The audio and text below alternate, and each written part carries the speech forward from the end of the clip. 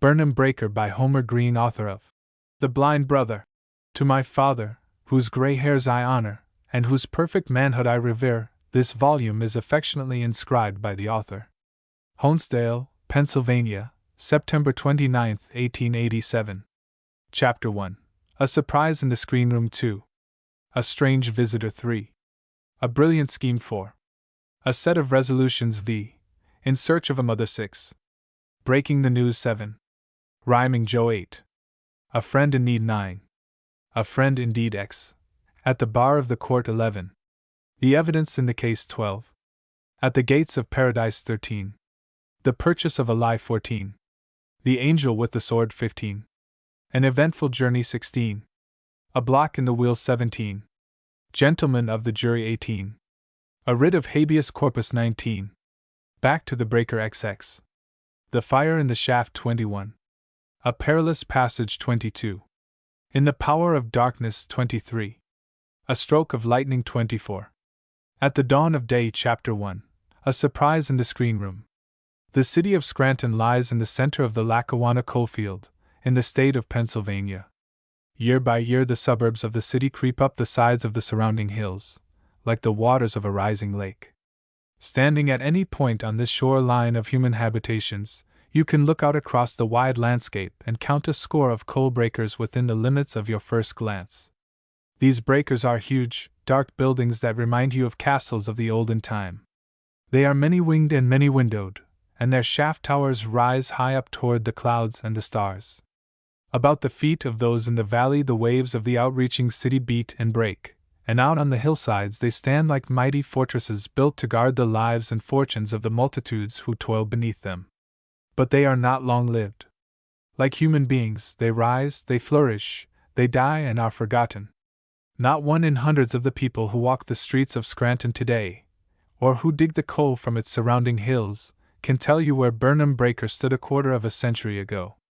Yet there are men still living, and boys who have grown to manhood, scores of them, who toiled for years in the black dust breathed out from its throats of iron, and listened to the thunder of its grinding jaws from dawn to dark of many and many a day. These will surely tell you where the breaker stood. They are proud to have labored there in other years. They will speak to you of that time with pleasant memories. It was thought to be a stroke of fortune to obtain work at Burnham Breaker. It was just beyond the suburbs of the city as they then were, and near to the homes of all the workmen. The vein of coal at this point was of more than ordinary thickness, and of excellent quality, and these were matters of much moment to the miners who worked there. Then, the wages were always paid according to the highest rate, promptly and in full. But there was something more, and more important than all this, to be considered. Robert Burnham, the chief power in the company, and the manager of its interests, was a man whose energetic business qualities and methods did not interfere with his concern for the welfare of his employees. He was not only just, but liberal and kind. He held not only the confidence but the goodwill, even the affection, of those who labored under him. There were never any strikes at the Burnham mines. The men would have considered it high treason in any one to advocate a strike against the interests of Robert Burnham. Yet it was no place for idling. There were no laggards there. Men had to work, and work hard too, for the wages that bought their daily bread. Even the boys in the screen room were held as closely to their tasks as care and vigilance could hold them. Theirs were no light tasks either.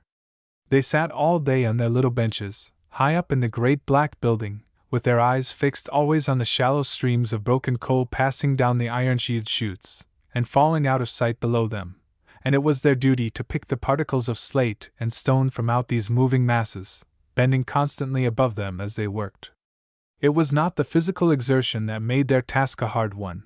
There was not much straining of the joints or muscles, not even in the constant bending of the body to that one position.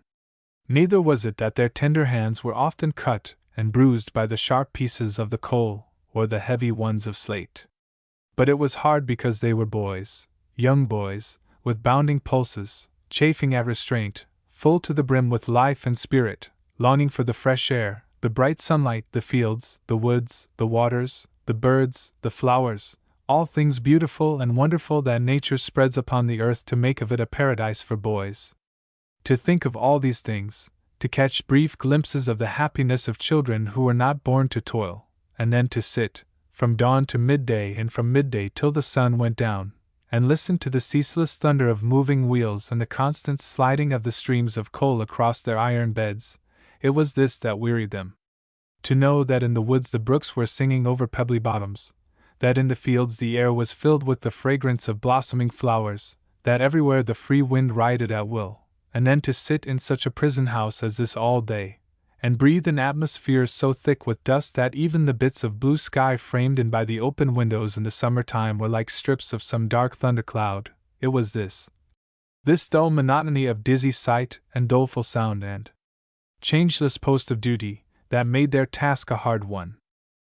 There came a certain summer day at Burnham Breaker when the labor and confinement fell with double weight upon the slate pickers in the screen room. It was circus day. The dead walls and billboards of the city had been gorgeous for weeks and weeks with pictures heralding the wonders of the coming show. By the turnpike road, not 40 rods from where the breaker stood, there was a wide barn the whole side of which had been covered with brightly colored prints of beasts and birds, of long processions, of men turning marvelous somersaults, of ladies riding, poised on one foot, on the backs of flying horses, of 100 other things to charm the eyes and rouse anticipation in the breasts of boys. Every day, when the whistle blew at noon, the boys ran, shouting, from the breaker, and hurried, with their dinner pails, to the roadside barn, to eat and gaze alternately, and discuss the pictured wonders. And now it was all here: beasts, birds, vaulting men, flying women, racing horses, and all. They had seen the great white tents gleaming in the sunlight up in the open fields, a mile away, and had heard the distant music of the band and caught glimpses of the long procession as it wound through the city streets below them. This was at the noon hour, while they were waiting for the signal that should call them back into the dust and din of the screen room, where they might dream, indeed, of circus joys while bending to their tasks, but that was all. There was much wishing and longing. There was some murmuring. There was even a rash suggestion from one boy that they should go, in spite of the breaker and the bosses, and revel for a good half-day in the pleasures of the show. But this treasonable proposition was frowned down without delay. These boys had caught the spirit of loyalty from the men who worked at Burnham Breaker, and not even so great a temptation as this could keep them from the path of duty. When the bell rang for them to return to work, not one was missing. Each bench had its accustomed occupant, and the coal that was poured into the cars at the loading place was never more free from slate and stone than it was that afternoon. But it was hot up in the screen room. The air was close and stifling, and heavy with the choking dust. The noise of the iron-teethed rollers crunching the lumps of coal, and the bang and rattle of ponderous machinery were never before so loud and discordant, and the black streams moving down their narrow channels never passed beneath these dizzy boys in monotony quite so dull and ceaseless as they were passing this day. Suddenly the machinery stopped. The grinding and the roaring ceased. The framework of the giant building was quiet from its trembling. The iron gates that held back the broken coal were quickly shut, and the long chutes were empty. The unexpected stillness was almost startling. The boys looked up in mute astonishment. Through the dust, in the doorway at the end of the room, they saw the breaker boss and the screen room boss talking with Robert Burnham. Then Mr. Burnham advanced a step or two and said, "Boys, Mr. Curtis tells me you are all here. I am pleased with your loyalty. I had rather have the goodwill and confidence of the boys who work for me than to have the money that they earn. Now I intend that you shall see the circus if you wish to, and you will be provided with the means of admission to it. Mr. Curtis will dismiss you for the rest of the day, and as you pass out you will each receive a silver quarter as a gift for good behavior." For a minute the boys were silent. It was too sudden a vision of happiness to be realized at once. Then one little fellow stood up on his bench and shouted, "Hooray for Mr. Burnham!" The next moment the air was filled with shouts and hurrahs so loud and vigorous that they went echoing through every dust-laden apartment of the huge building from head to loading place. Then the boys filed out. One by one they went through the doorway, each, as he passed, receiving from Mr. Burnham's own hand the shining piece of silver that should admit him to the wonders of the greatest show on earth. They spoke their thanks, rudely indeed, and in voices that were almost too much burdened with happiness for quiet speech. But their eyes were sparkling with anticipation, their lips were parted in smiles, their white teeth were gleaming from their dust-black faces, each look and action was eloquent with thoughts of coming pleasure. And the one who enjoyed it more than all the others was Robert Burnham. It is so old that it was trite and tiresome centuries ago, that saying about one finding one's greatest happiness in making others happy. But it has never ceased to be true. It never will cease to be true. It is one of those primal principles of humanity that no use nor law nor logic can ever hope to falsify. The last boy in the line differed apparently in no respect from those who had preceded him. The faces of all of them were black with coal dust, and their clothes were patched and soiled. But this one had just cut his hand, and, as he held it up to let the blood drip from it, you noticed that it was small and delicate in shape. "Why, my boy!" exclaimed Mr. Burnham. "You have cut your hand. Let me see." "'Tain't much, sir," the lad replied. "I often cut 'em a little." "You're apt to, handlin' the coal that way." The man had the little hand in his and bent to examine the wound. "That's quite a cut," he said, "as clean as though it had been made with a knife. Come, let's wash it off and fix it up a little." He led the way to the corner of the room, uncovered the water pail, dipped out a cup of water, and began to bathe the bleeding hand. "That shows it's good coal, sir," said the boy. "Poor coal wouldn't make such a clean cut as that. The better the coal, the sharper 'tis." "Thank you," said Mr. Burnham, smiling. "Taking the circumstances into consideration, I regard that as the best compliment for our coal that I have ever received." The hand had been washed off as well as water without soap could do it. "I guess that's as clean as it'll come," said the boy. "It's pretty hard work to get 'em real clean. The dirt gets into the corners so, and into the chaps and cuts, and you can't get it all out, not even for Sunday." The man was looking around for something to bind up the wound with. "Have you a handkerchief?" he asked. The boy drew from an inner pocket what had once been a red bandana handkerchief of the old style, but alas! It was sadly soiled, it was worn beyond repair and crumpled beyond belief. "'Tain't very clean," he said apologetically. "You can't keep a handkerchief very clean workin' in the breaker, it's so dusty here." "Oh, it's good enough," replied the man, noticing the boy's embarrassment, and trying to reassure him. "It's plenty good enough, but it's red, you see, and red won't do. Here, I have a white one. This is just the thing," he added, tearing his own handkerchief into strips and binding them carefully about the wounded hand. "There!" giving the bandage a final adjustment. "That will be better for it. Now then, you're off to the circus. Goodbye." The lad took a step or two forward, hesitated a moment, and then turned back. The breaker boss and the screenroom boss were already gone, and he was alone with Mr. Burnham. "Would it make any difference to you?" he asked, holding up the silver coin. "If I spent this money for something else, and didn't go to the circus with it?" "Why, no," said the man, wonderingly. "I suppose not. But I thought you boys would rather spend your money at the circus than to spend it in almost any other way." "Oh, I'd like to go well enough. I allies did like a circus, and I wanted to go to this one, 'cause it's a big one. But they's something else I want worse'n that, and I'm tryin' to save up a little money for it." Robert Burnham's curiosity was aroused. Here was a boy who was willing to forego the pleasures of the circus that he might gratify some greater desire, a strong and noble one, the man felt sure, to call for such a sacrifice. Visions of a worn-out mother, an invalid sister, a mortgaged home, passed through his mind as he said, "And what is it you are saving your money for, my boy, if I am at liberty to ask?" "To establish my identity, sir." "To do what?" "To establish my identity. That's what Uncle Billy calls it." "Why, what's the matter with your identity?" "I ain't got any. I'm a stranger. I don't know who my Lathians are." "Don't know who your relations are?" "Why, what's your name?" "Ralph, that's all. I ain't got any other name. They call me Ralph Buckley sometimes, 'cause I live with Uncle Billy, but he ain't my uncle, you know. I only call him Uncle Billy 'cause I live with him, and he's good to me, that's all." At the name, Ralph, Coming so suddenly from the lad's lips, the man had started, turned pale, and then his face flushed deeply. He drew the boy down tenderly on the bench beside him, and said, "Tell me about yourself, Ralph. Where do you say you live?" "With Uncle Billy, Bachelor Billy they call him. Him that dumps at the head, pushes the cars out from the carriage and dumps them. Don't you know Billy Buckley?" The man nodded assent and the boy went on. "He's been awful good to me, Uncle Billy has. You don't know how good he's been to me.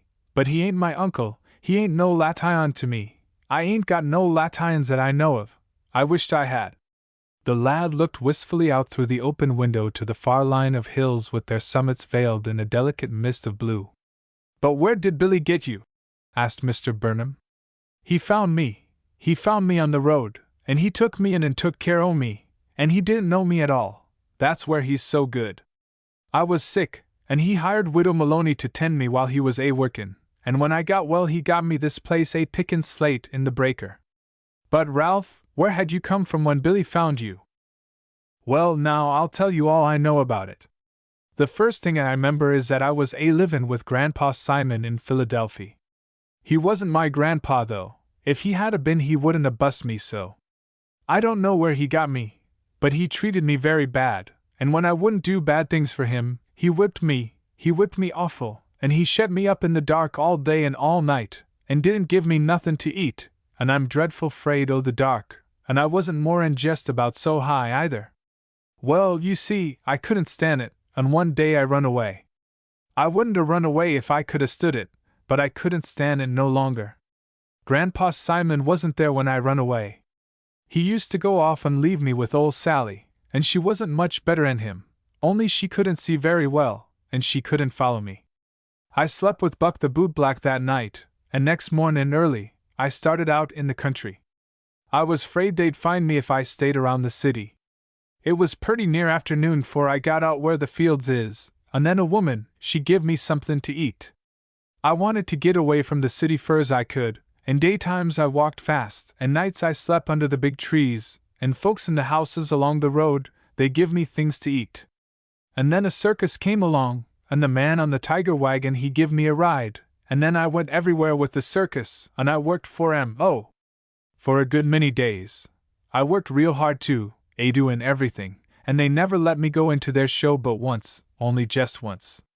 Well, when we got here to Scranton I got sick, and they wouldn't take me no further 'cause I wasn't any good to 'em, and they went off and left me, and next mornin' I laid down up there along the road cryin' and feelin' awful bad, and then Uncle Billy, he happened to come that way, and he found me and took me home with him. He lives in part o' Widow Maloney's house, you know, and he ain't got nobody but me, and I ain't got nobody but him, and we live together. That's why they call him Bachelor Billy, 'cause he ain't never got married. Oh, he's been awful good to me, Uncle Billy has, awful good." And the boy looked out again musingly into the blue distance. The man had not once stirred during this recital. His eyes had been fixed on the boy's face, and he had listened with intense interest. "Well, Ralph," he said, "that is indeed a strange story. And is that all you know about yourself? Have you no clue to your parentage or birthplace?" "No, sir, not any. That's what I want to find out when I get money enough." "How much money have you now?" "About $9, countin' what I'll save from next payday." "And how do you propose to proceed when you have money enough?" "Hire a lawyer to investigate. The lawyer he keeps half the money, and gives the other half of it to a detective, and then the detective, he finds out all about you. Uncle Billy says that's the way. He says if you get a good smart lawyer you can find out most anything. And suppose you should find your parents, and they should be rich and give you a great deal of money, how would you spend it?" "Well, I don't know. I'd give a lot of it to Uncle Billy, I guess, and some to Widow Maloney, and I'd go to the circus, but I wouldn't care so much about the money, sir, if I could have folks like other boys have. If I could only have a mother, that's what I want worst, a mother to kiss me every day, and be good to me that way, like mothers are, you know. If I could only just have that, I wouldn't want nothing else, not never any more." The man turned his face away. "And wouldn't you like to have a father too?" he asked. "Oh, yes, I would, but I could get along without a father, a real father." Uncle Billy's been a kind o' father to me, but I ain't never had no mother nor no sister, and that's what I want now, and I want 'em very bad. Seems, sometimes, jest as if I couldn't wait, jest as if I couldn't stand it no longer 'thout 'em. Don't you s'pose the things we can have is the things we want worst? Yes, my boy, yes. You've spoken a truth as old as the ages. That which I myself would give my fortune for I can never have. I mean my little boy who died. I cannot have him back. His name too was Ralph. For a few moments there was silence in the screen room. The child was awed by the man's effort to suppress his deep emotion. At last Ralph said, rising, "Well, I must go now and tell Uncle Billy." Mr. Burnham rose in his turn. "Yes," he said, "you'll be late for the circus if you don't hurry." "What? You're not going?" "Oh, yes, you must go. Here's a silver dollar to add to your identity fund. Now you can afford to spend the quarter." "Yes." As the boy hesitated to accept the proffered money. "Yes, you must take it. You can pay it back, you know, when you come to your own. And wait. I want to help you in that matter of establishing your identity. Come to my office, and we'll talk it over. Let me see, today is Tuesday. Friday we shall shut down the screens a half day for repairs.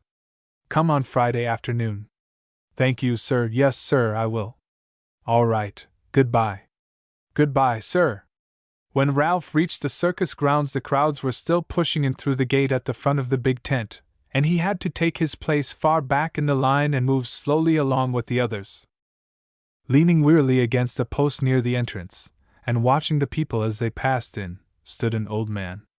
He was shabbily dressed, his clothes were very dusty, and an old felt hat was pulled low on his forehead.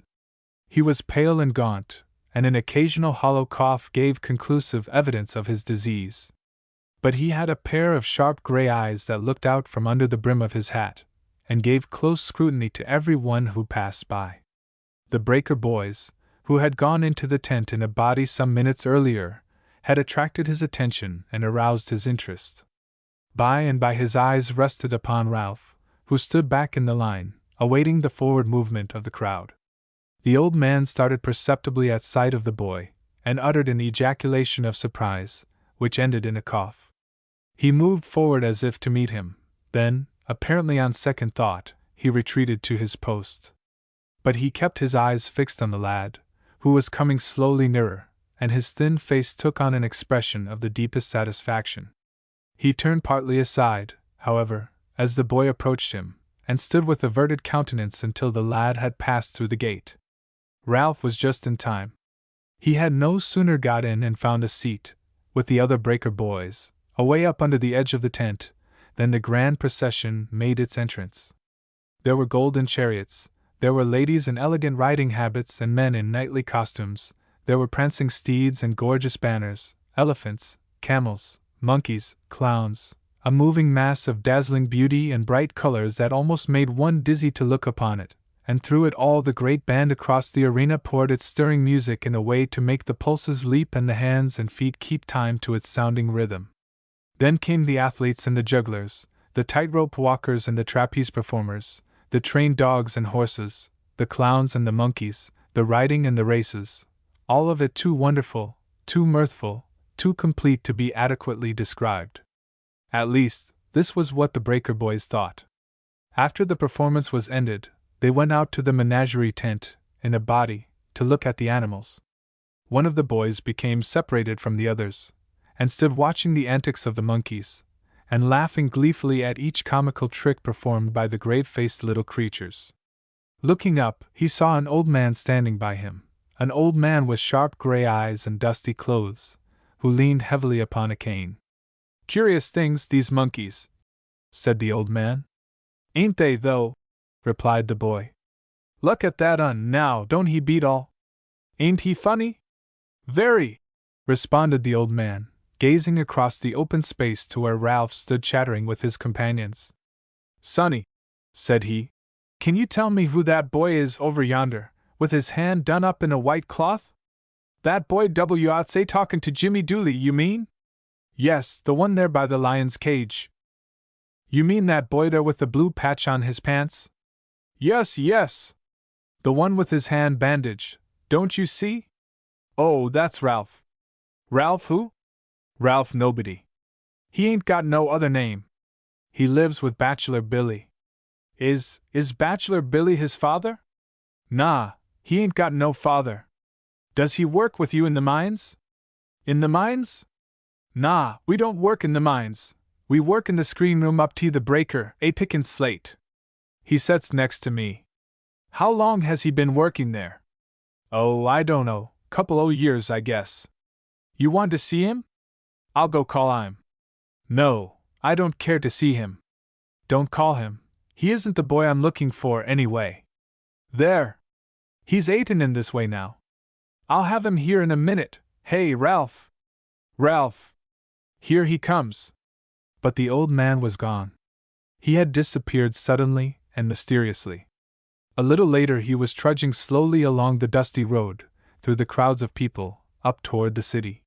He was smiling, and muttering to himself. Found him at last! He exclaimed in a whisper. Found him at last! It'll be all right now, only be cautious, Simon. Be cautious. Chapter 2. A Strange Visitor. It was the day after the circus.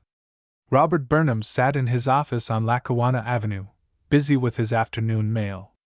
As he laid the last letter aside, the incidents of the previous day recurred to him, and he saw again, in imagination, the long line of breaker boys, with happy, dusty faces, filing slowly by him, grateful for his gifts, eager for the joys to come. The pleasure he had found in his generous deed stayed with him, as such pleasures always do, and was manifest even now in the light of his kindly face. He had pondered, too, upon the strange story of the boy Ralph. It had awakened his interest, and aroused his sympathy. He had spoken to his wife about the lad when he went home at night, and he had taken his little daughter on his knee and told to her the story of the boy who worked all day in the breaker, who had no father and no mother, and whose name was Ralph. Both wife and daughter had listened eagerly to the tale, and had made him promise to look carefully to the lad and help him to some better occupation than the drudgery of the screen room. But he had already resolved to do this, and more. The mystery surrounding the child's life should be unraveled. Obscure and humble though his origin might be, he should, at least, bear the name to which his parentage entitled him. The more he thought on this subject, the wider grew his intentions concerning the child.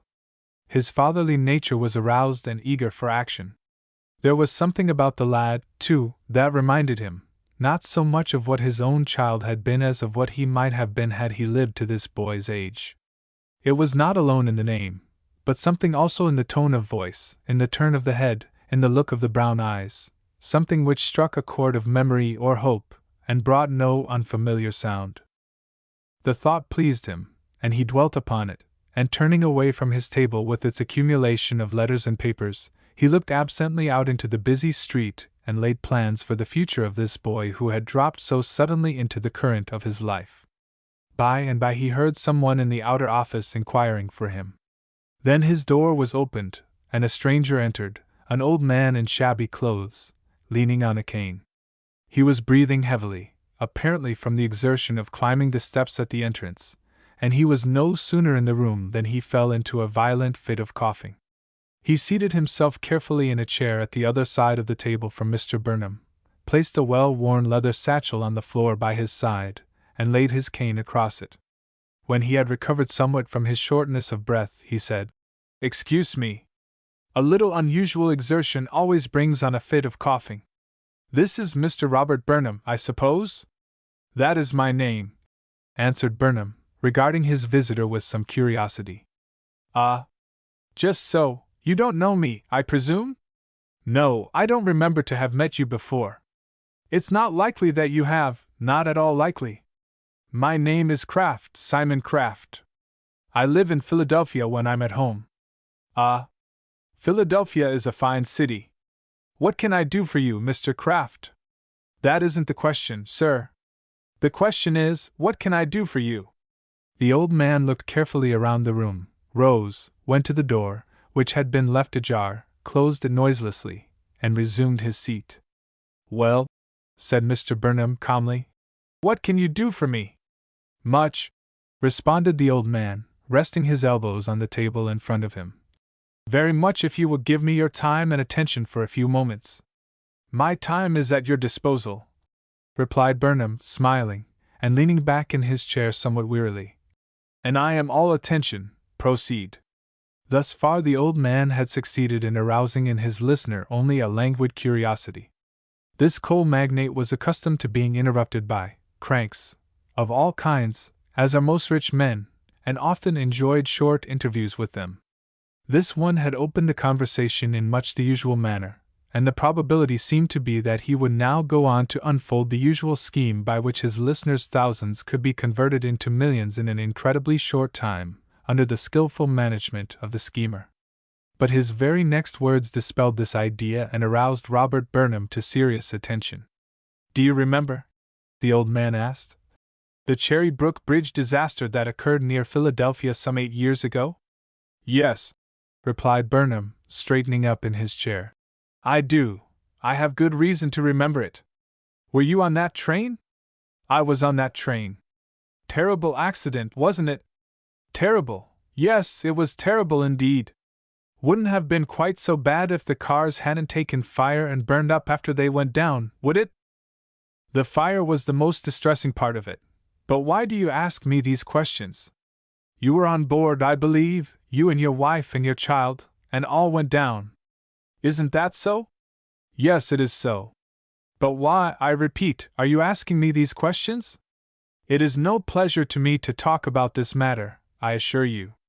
Kraft gave no heed to this protest, but kept on. "You and your wife were rescued in an unconscious state, were you not, just as the fire was creeping up to you?" The old man seemed to take delight in torturing his hearer by calling up painful memories. Receiving no answer to his question, he continued. "But the boy Ralph, he perished, didn't he? Was burned up in the wreck, wasn't he?" "Stop!" exclaimed Burnham. "You have said enough. If you have any object in repeating this harrowing story, let me know what it is at once. If not, I have no time to listen to you further." "I have an object," replied Kraft, deliberately. "A most important object, which I will disclose to you if you will be good enough to answer my question. Your boy Ralph was burned up in the wreck at Cherry Bridge, wasn't he?" "Yes, he was." "That is our firm belief. What then?" "Simply this, that you are mistaken." "What do you mean?" "Your boy is not dead." Burnham started to his feet, unable for the moment to speak. His face took on a sudden pallor, then a smile of incredulity settled on his lips. "You are wild," he said. "The child perished. We have abundant proof of it." "I say the child is not dead," persisted the old man. "I saw him, yesterday." "Then bring him to me." "Bring him to me and I will believe you." Burnham had settled down into his chair with a look of weary hopelessness on his face. "You have no faith in me," said Kraft. "Mere perversity might make you fail to recognize the child. Suppose I show you further proofs of the truth of what I say." "Very well, produce them." The old man bent down, took his leather handbag from the floor, and placed it on the table before him. The exertion brought on a spasm of coughing. When he had recovered from this, he drew an old wallet from his pocket and took from it a key, with which he unlocked the satchel. Then, drawing forth a package and untying and unrolling it, he shook it out and held it up for Robert Burnham to look at. It was a little flannel cloak. It had once been white, but it was sadly stained and soiled now. The delicate ribbons that had ornamented it were completely faded, and out of the front a great hole had been burned, the edges of which were still black and crumbling. "Do you recognize it?" asked the old man. Burnham seized it with both hands. "It is his!" he exclaimed. "It is Ralph's! He wore it that day. Where did you get it? Where did you get it, I say?" Kraft did not reply. He was searching in his handbag for something else. Finally he drew out a child's cap, a quaint little thing of velvet and lace, and laid it on the table. This, too, was grasped by Burnham with eager fingers, and looked upon with loving eyes. "Do you still think me wild?" said the old man. "Or do you believe now that I have some knowledge of what I am talking about?" His listener did not answer the question. His mind seemed to be far away.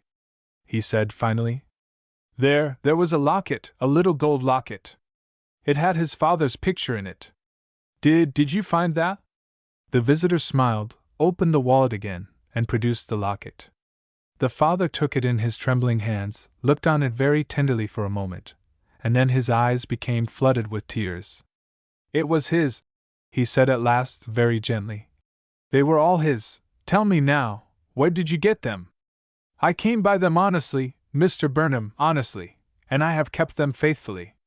But I will tell you the whole story. I think you are ready now to hear it with attention, and to consider it fairly. The old man pushed his satchel aside, pulled his chair closer to the table, cleared his throat, and began. It was May 13th, 1859. I'd been out in the country at my son's, and was riding into the city in the evening. I was in the smoking car. Along about 9 o'clock there was a sudden jerk, then half a dozen more jerks, and the train came to a dead stop. I got up and went out with the rest, and we then saw that the bridge had broken down, and the 3 cars behind the smoker had tumbled into the creek. I hurried down the bank and did what I could to help those in the wreck, but it was very dark and the cars were piled up in a heap, and it was hard to do anything. Then the fire broke out and we had to stand back. But I heard a child crying by a broken window, just where the middle car had struck across the rear one, and I climbed up there at the risk of my life and looked in.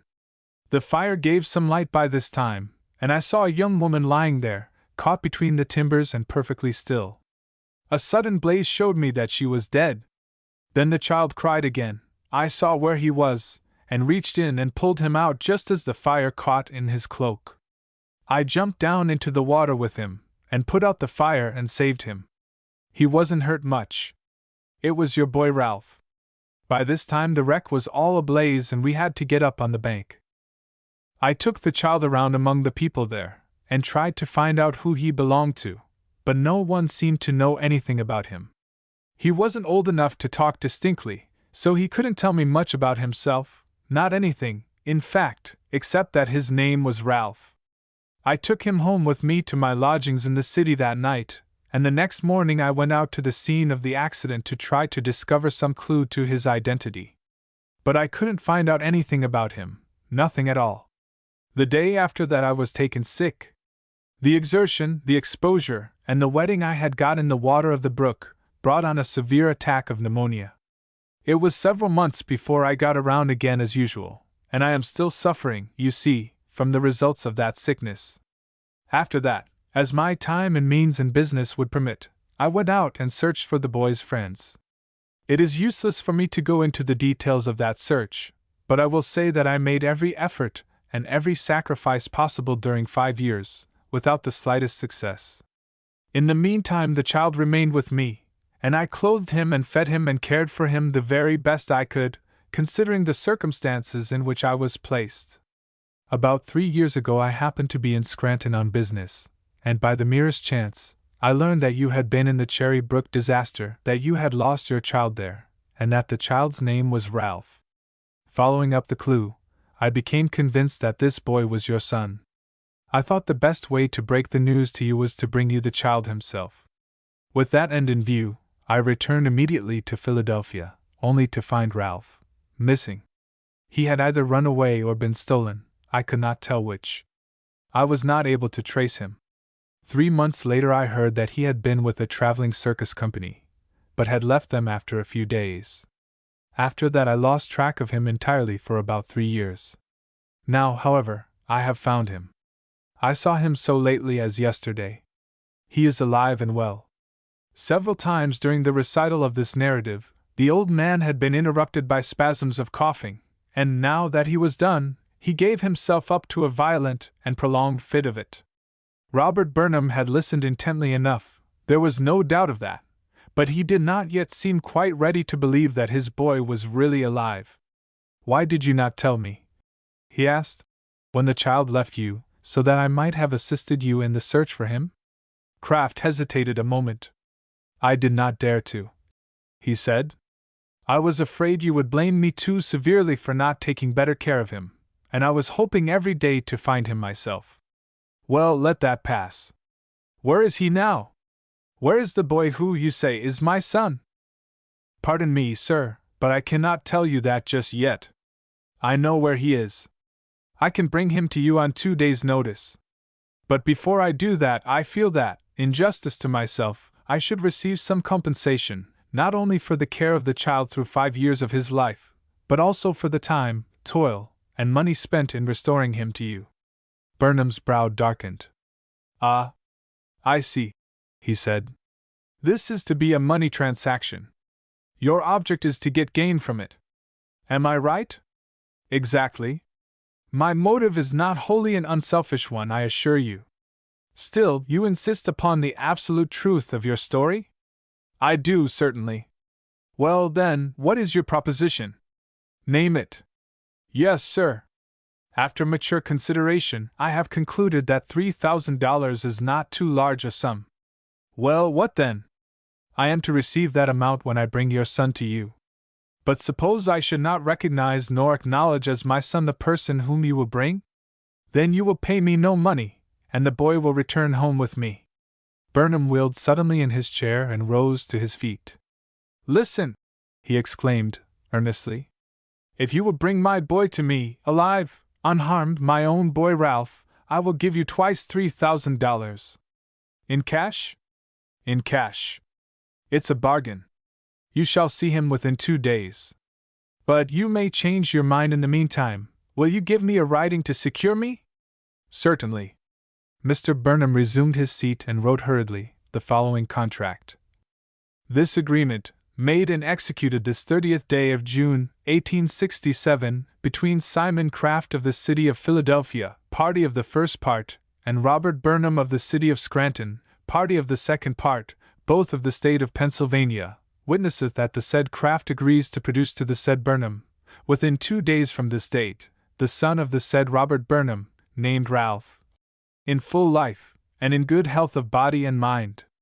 And thereupon the said Burnham, provided he recognizes as his said son Ralph the person so produced, agrees to pay to the said Craft, in cash, the sum of $6,000. Witness our hands and seals the day and year aforesaid. Robert Burnham. L.S. There, said Burnham, handing the paper to Craft. That will secure you in the payment of the money, provided you fulfill your agreement. But let me be plain with you. If you are deceiving me or trying to deceive me, or if you should practice fraud on me, or attempt to do so, you will surely regret it. And if that child be really in life, and you have been guilty of any cruelty toward him, of any kind whatever, you will look upon the world through prison bars, I promise you, in spite of the money you may obtain from me. Now you understand. Go bring the boy. The old man did not answer. He was holding the paper close to his eyes, and going over it word by word. Yes, he said finally. I suppose it's all right. I'm not very familiar with written contracts, but I'll venture it. Burnham had risen again from his chair, and was striding up and down the floor. When will you bring him? He asked. Tomorrow? My dear sir, do not be in too great haste. I am not gifted with miraculous powers. I will bring the boy here or take you to him within 2 days, as I have agreed. Well then, today is Tuesday. Will you have him here by Friday? Friday morning? By Friday afternoon, at any rate. The old man was carefully wrapping up the articles he had exhibited, and putting them back into his handbag. Finally, Burnham's attention was attracted to this proceeding. Why, he exclaimed, what are you doing? You have no right to those things. They are mine. Oh no! They are mine. They shall be given to you sometime perhaps, but for the present they are mine. Stop! You shall not have them. Those things are very precious to me. Put them down, I say, put them down! Very well. You may have these or your boy. If you force these things from me, you go without your child. Now take your choice. Old Simon was very calm and firm. He knew his ground, and knew that he could afford to be domineering. His long experience and sharp practice had not failed to teach him that the man who holds his temper, in a contest like this, always has the best of it. And he was too shrewd not to see that his listener was laboring under an excitement that was liable at any moment to break forth in passionate speech. He was, therefore, not surprised nor greatly disturbed when Burnham exclaimed, vehemently, "I'll have you arrested, sir! I'll force you to disclose your secret! I'll have you punished by the hand of the law! The hand of the law is not laid in punishment on people who are guilty of no crime," responded Kraft coolly. "And there is no criminal charge that you can fairly bring against me. Poverty is my worst crime. I have done nothing except for your benefit. Now, Mr. Burnham, you are excited. Calm yourself and listen to reason. Don't you see that if I were to give those things to you, I would be putting out of my hands the best evidence I have of the truth of my assertions? But I have seen you produce them. I will not deny that you gave them to me. Ah, very good, but you may die before night. What then? Die before night? Absurd. But keep the things, keep them. I can do without them if you will restore the child himself to me. When did you say you would bring him? Friday afternoon. Until Friday afternoon, then I wait. Very well, sir. Good day. Good day." The old man picked up his cane, rose slowly from his chair, and with his satchel in his hand, walked softly out, closing the door carefully behind him. Robert Burnham continued his walk up and down the room, his flushed face showing alternately the signs of the hope and the doubt that were striving for the mastery within him. For 8 years he had believed his boy to be dead. The terrible wreck at Cherry Brook had yielded up to him from its ashes only a few formless trinkets of all that had once been his child's, only a few unrecognizable bones, to be interred, long afterward, where flowers might bloom above them. The last search had been made, the last clue followed, the last resources of wealth and skill were at an end, and these bones and trinkets were all that could be found.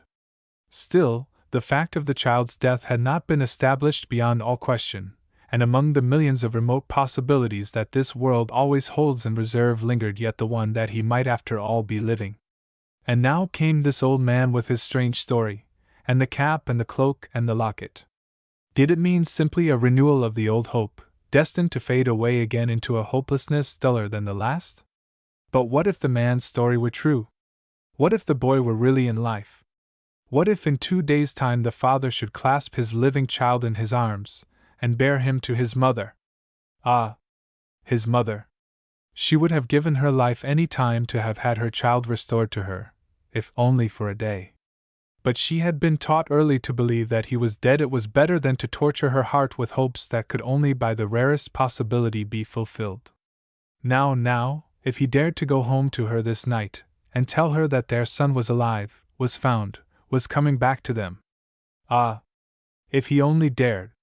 The sunlight, streaming through the western window, fell upon him as he walked.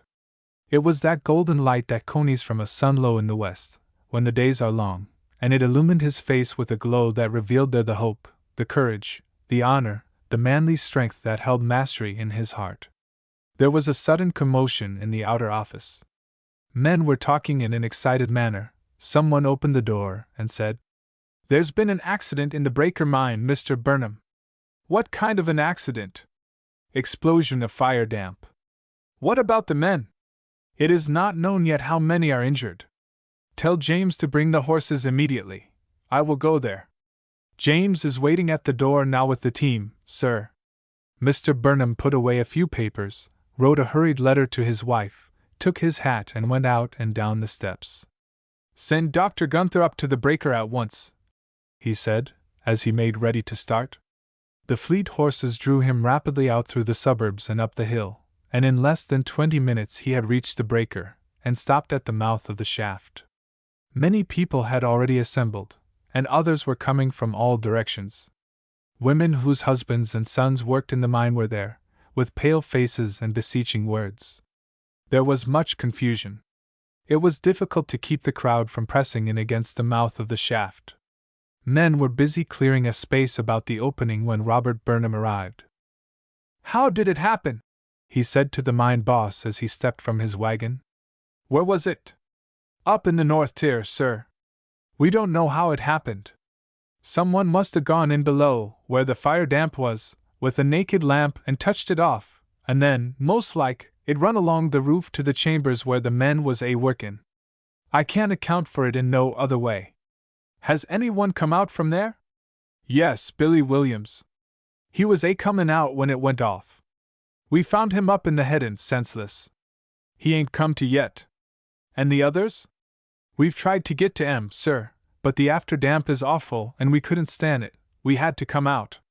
How many men are up there? 5, as we count 'em. The rest are all out. The carriage came up the shaft, and a half-dozen miners, with dull eyes and drawn faces, staggered from it, out into the sunlight. It was a rescuing party, just come from a vain attempt to save their unfortunate comrades. They were almost choked to death themselves, with the foul air of the mine. One of them recovered sufficiently to speak. We got Amos there, he gasped. We could hear him groanin', but the after-damp got so bad, He reeled and fell, speechless and exhausted. The crowd had surged up, trying to hear what the man was saying. People were getting dangerously near to the mouth of the shaft. Women whose husbands were below were wringing their hands and crying out desperately that someone should go down to the rescue. Stand back, my friends, said Burnham, facing the people. Stand back and give these men air, and leave us room to work. We shall do all in our power to help those who are below. If they can be saved, we shall save them. Trust us and give us opportunity to do it. Now, men, who will go down? I feel that we shall get to them this time and bring them out. Who volunteers? A dozen miners stepped forward from the crowd, sturdy, strong-limbed men, with courage stamped on their dust-soiled faces, and heroic resolution gleaming from their eyes. Good! We want but 8. Take the aprons of the women, give us the safety lamps, the oil, the brandy. There, ready, slack off. Burnham had stepped onto the carriage with the men who were going down. One of them cried out to him. Don't ye go, sir! Don't ye go! It'll be worth the life o' ye! I'll not ask men to go where I dare not go myself, he said. Slack off! For an instant the carriage trembled in the slight rise that preceded its descent, and in that instant a boy, a young slender boy, pushed his way through the encircling crowd, leaped in among the men of the rescuing party, and with them went speeding down into the blackness. It was Ralph. After the first moment of surprise his employer recognized him. Ralph! He exclaimed. Ralph, why have you done this?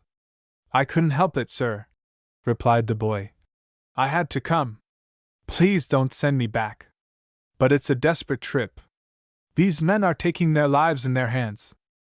I know it, sir, but they ain't one o' them whose life is worth so little as mine. They've all got folks to live and work for, and I ain't. I'll go where they don't dare. Please let me help. The men who were clustered on the carriage looked down on the boy in mute astonishment. His slight figure was drawn up to its full height. His little hands were tightly clenched. Out from his brown eyes shone the fire of resolution. Some latent spirit of true knighthood had risen in his breast, had quenched all the coward in his nature, and impelled him, in that one moment that called for sacrifice and courage, to a deed as daring and heroic as any that the knights of old were ever prompted to perform. To those who looked upon him thus, the dust and rags that covered him were blotted out, the marks of pain and poverty and all his childish weaknesses had disappeared, and it seemed to them almost as though a messenger from God were standing in their midst. But Robert Burnham saw something besides this in the child's face.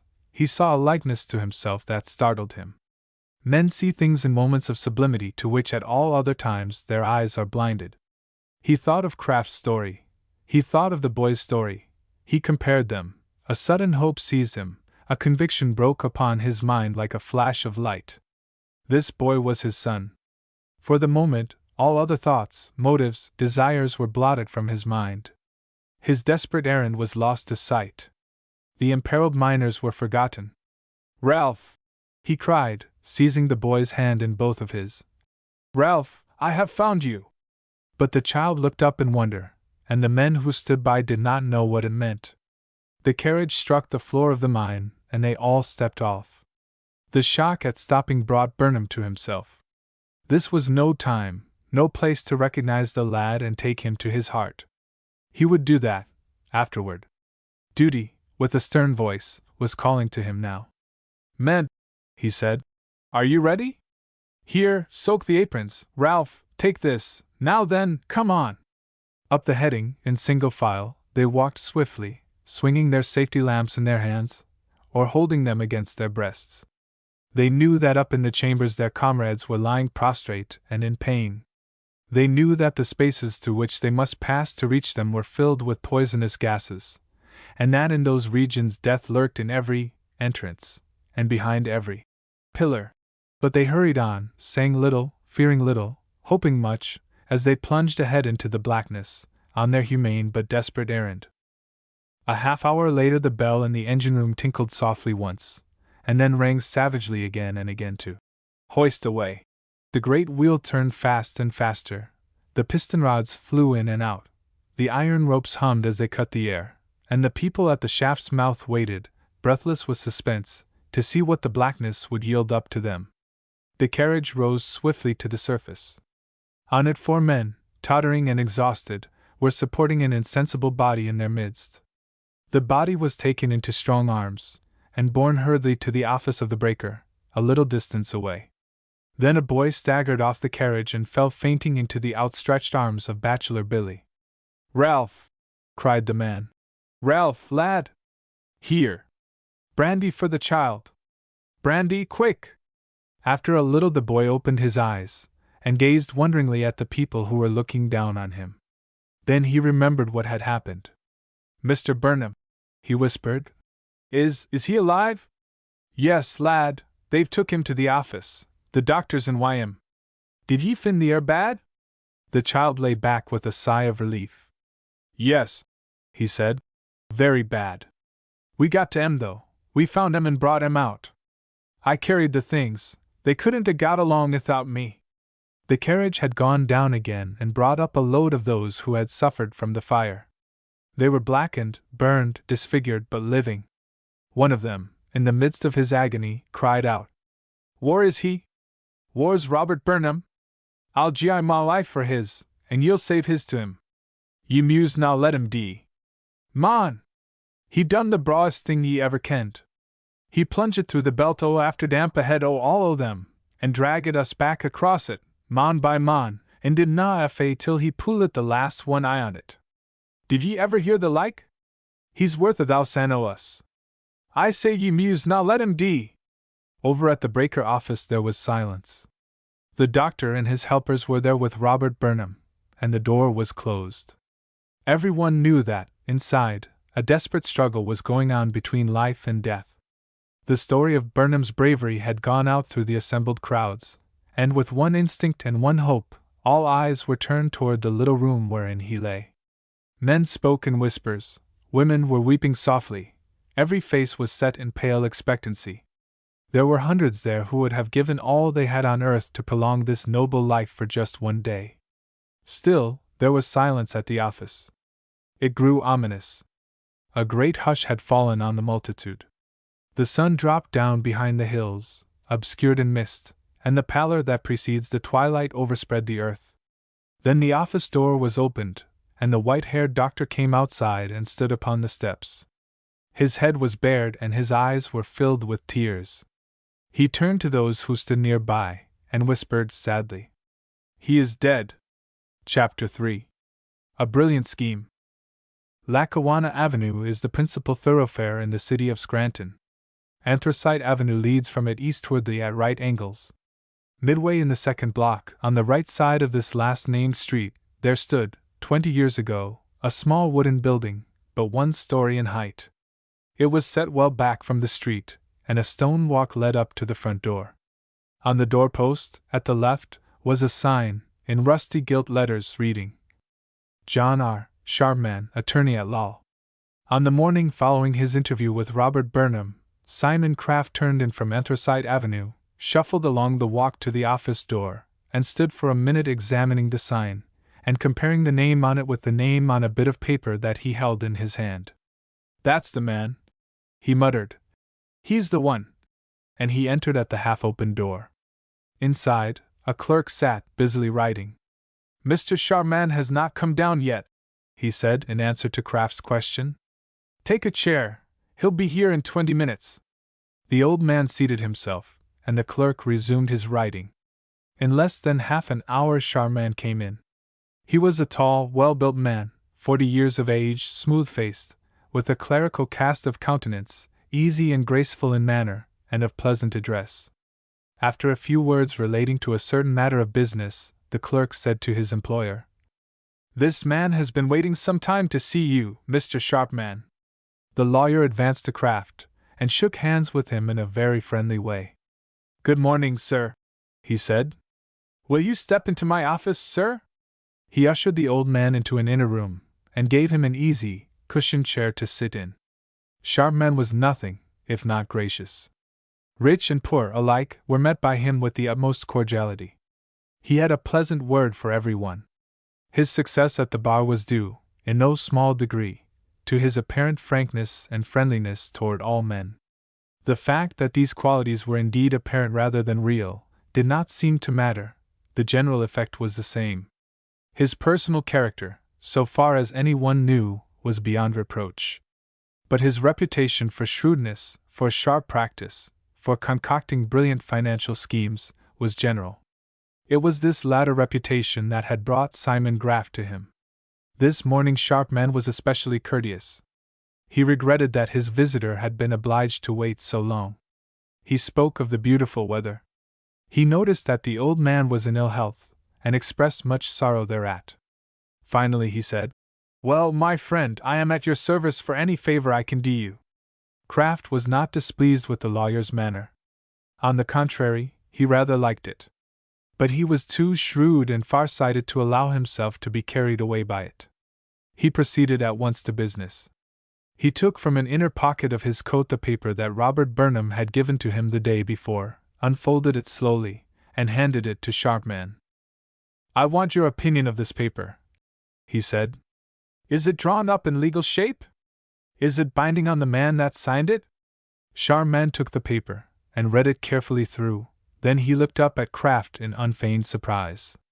"My dear sir," he said, "did you know that Robert Burnham died last night?" The old man started from his chair in sudden amazement. "Died!" he exclaimed. "Robert Burnham died!" "Yes, suffocated by foul air in his own mine. It was a dreadful thing." Kraft dropped into his chair again, his pale face growing each moment more pale and gaunt, and stared at the lawyer in silence. Finally he said, "There must be some mistake. I saw him only yesterday. He signed that paper in my presence as late as 4 o'clock. "Very likely," responded Sharpman. "He did not die until after 6. "Oh, no! There is no mistake. It was this Robert Burnham. I know his signature."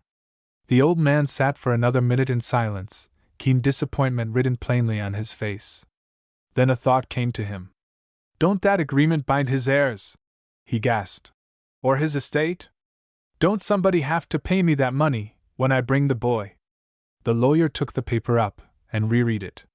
"No," he said. "The agreement was binding only on Burnham himself. It calls for the production of the boy to him personally. You can't produce anything to a dead man." Old Simon settled back in his chair, a perfect picture of gaunt despair. Sharpman continued, "This is a strange case, though. I thought that child of Burnham's was dead. Do you mean to say that the boy is still living?" "Yes, that's it. He wasn't even hurt. Of course he's alive." "I know it. Can you prove it?" "Certainly." The lawyer gazed at his visitor, apparently in doubt as to the man's veracity or sanity, and again there was silence. Finally Kraft spoke. Another thought had come to him. "The boy's mother, she's living, ain't she? Burnham's widow?" "Yes, she's living." "Then I'll go to her. I'll make a new contract with her. The money'll be hers now. I'll raise on my price. She'll pay it. I'll warrant she'll pay it. Maybe it's lucky for me, after all, that I've got her to deal with instead of her husband." Even Sharpman was amazed and disgusted at this exhibition of cruel greed in the face of death. "That's it," continued the old man in an exulting tone. "That's the plan. I'll go to her. I'll get my money, I'll get it in spite of death. He rose from his chair and grasped his cane to go, but the excitement had brought on a severe fit of coughing, and he was obliged to resume his seat until it was over. This delay gave Charmian time to think. Wait, he said, when the old man had finally recovered. Wait a little. I think I have a plan in mind that is better than yours, one that will bring you in more cash. More cash? Kraft was quiet and attentive in a moment. The word cash had a magical influence over him. Sharpman arose, closed the door between the two rooms tightly, and locked it. Someone might chance to intrude, he explained. Then he came back, sat down in front of his visitor, and assumed an attitude of confidence. Yes, he said. More cash, 10 times as much. Well, what's your plan? Asked the old man, somewhat incredulously. Let me tell you first what I know, replied the lawyer. I know that Mrs. Burnham believes this boy to be dead, believes it with her whole mind and heart. You would find it exceedingly difficult to convince her to the contrary. She would explain away your proofs, she would fail to recognize the child himself. Such an errand as you propose would be little better than useless. Sharpman paused. Well, what's your plan? Repeated Kraft, impatiently. The lawyer assumed a still more confidential attitude. Listen! Burnham died rich. His wealth will mount well up into the hundreds of thousands. He leaves a widow and one daughter, a little girl. This boy, if he is really Burnham's son, is entitled to 1/3 of the personal property absolutely, to 1/3 of the real estate at once, and to 1/4 of the remainder at his mother's death. Do you understand? Old Simon nodded. This was worth listening to. He began to think that this shrewd lawyer was going to put him in the way of making a fortune after all. Sharpman continued. Now, the boy is a minor. He must have a guardian. The mother would be the guardian preferred by law, but if, for any reason, she should fail to recognize the boy as her son, someone else must be appointed. It will be the duty of the guardian to establish his ward's identity in case it should be disputed, to sue for his portion of the estate, if necessary, and to receive and care for it till the boy reaches his majority. The usual guardian's commission is 5%, retainable out of the funds of the estate. Do you see how the management of such an estate would be a fortune to a guardian, acting within the strict letter of the law? Kraft nodded again, but this time with eagerness and excitement. He saw that a scheme was being opened up to him that outrivaled in splendid opportunities any he had ever thought of. After a pause, Sharpman asked, glancing furtively at his client. Do you think, Mr. Kraft, that you could take upon your shoulders the duties and responsibilities attendant upon such a trust? In short, could you act as this boy's guardian? Yes, no doubt of it, responded the old man eagerly. Why, I would be the very person. I am his nearest friend. Very well, that's my opinion too. Now then, as to the boy's identity. There must be no mistake in proving that. What proof have you? Tell me what you know about it. Thus requested, Kraft gave to the lawyer a detailed account of the disaster at the bridge, of the finding and keeping of Ralph, of his mysterious disappearance, and of the prolonged search for him. Day before yesterday, continued the old man, I was watching the crowds at the circus. I knew the boy was fond of circuses, and who should go by me into the tent but this same Ralph? I made sure he was the identical person, and yesterday I went to Robert Burnham, and got that paper. Indeed? Where does the boy live? What does he do? Why, it seems that he works at picking slate, in Burnham's own breaker, and lives with one bachelor Billy, a simple-minded old fellow, without a family, who took the boy in when he was abandoned by the circus.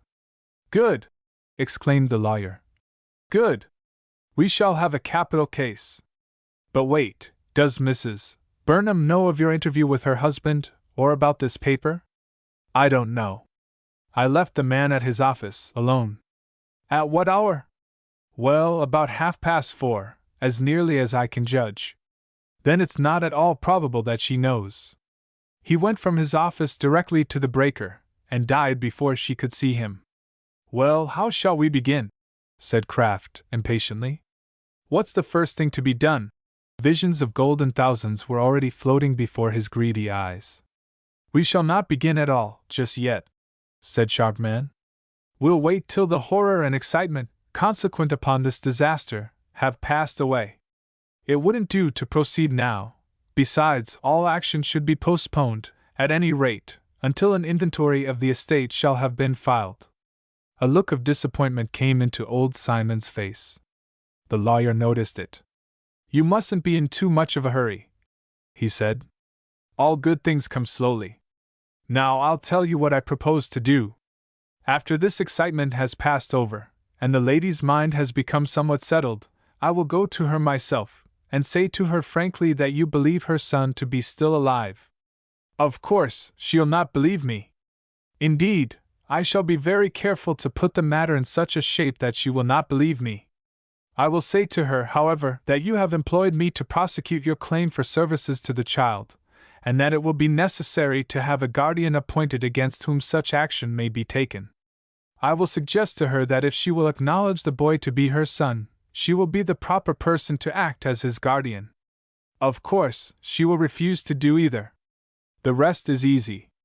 We will go into court with a petition setting forth the facts in the case, stating that the boy's mother has refused to act as his guardian, and asking for your appointment as such. Do you see? Oh, yes. That's good. That's very good indeed. But let me see, though, you'll have to give bonds. There's the trouble. Got any money or any rich friends? Neither. I'm very poor indeed, Mr. Sharpman. Ah. That's awkward. We can do nothing without bondsmen.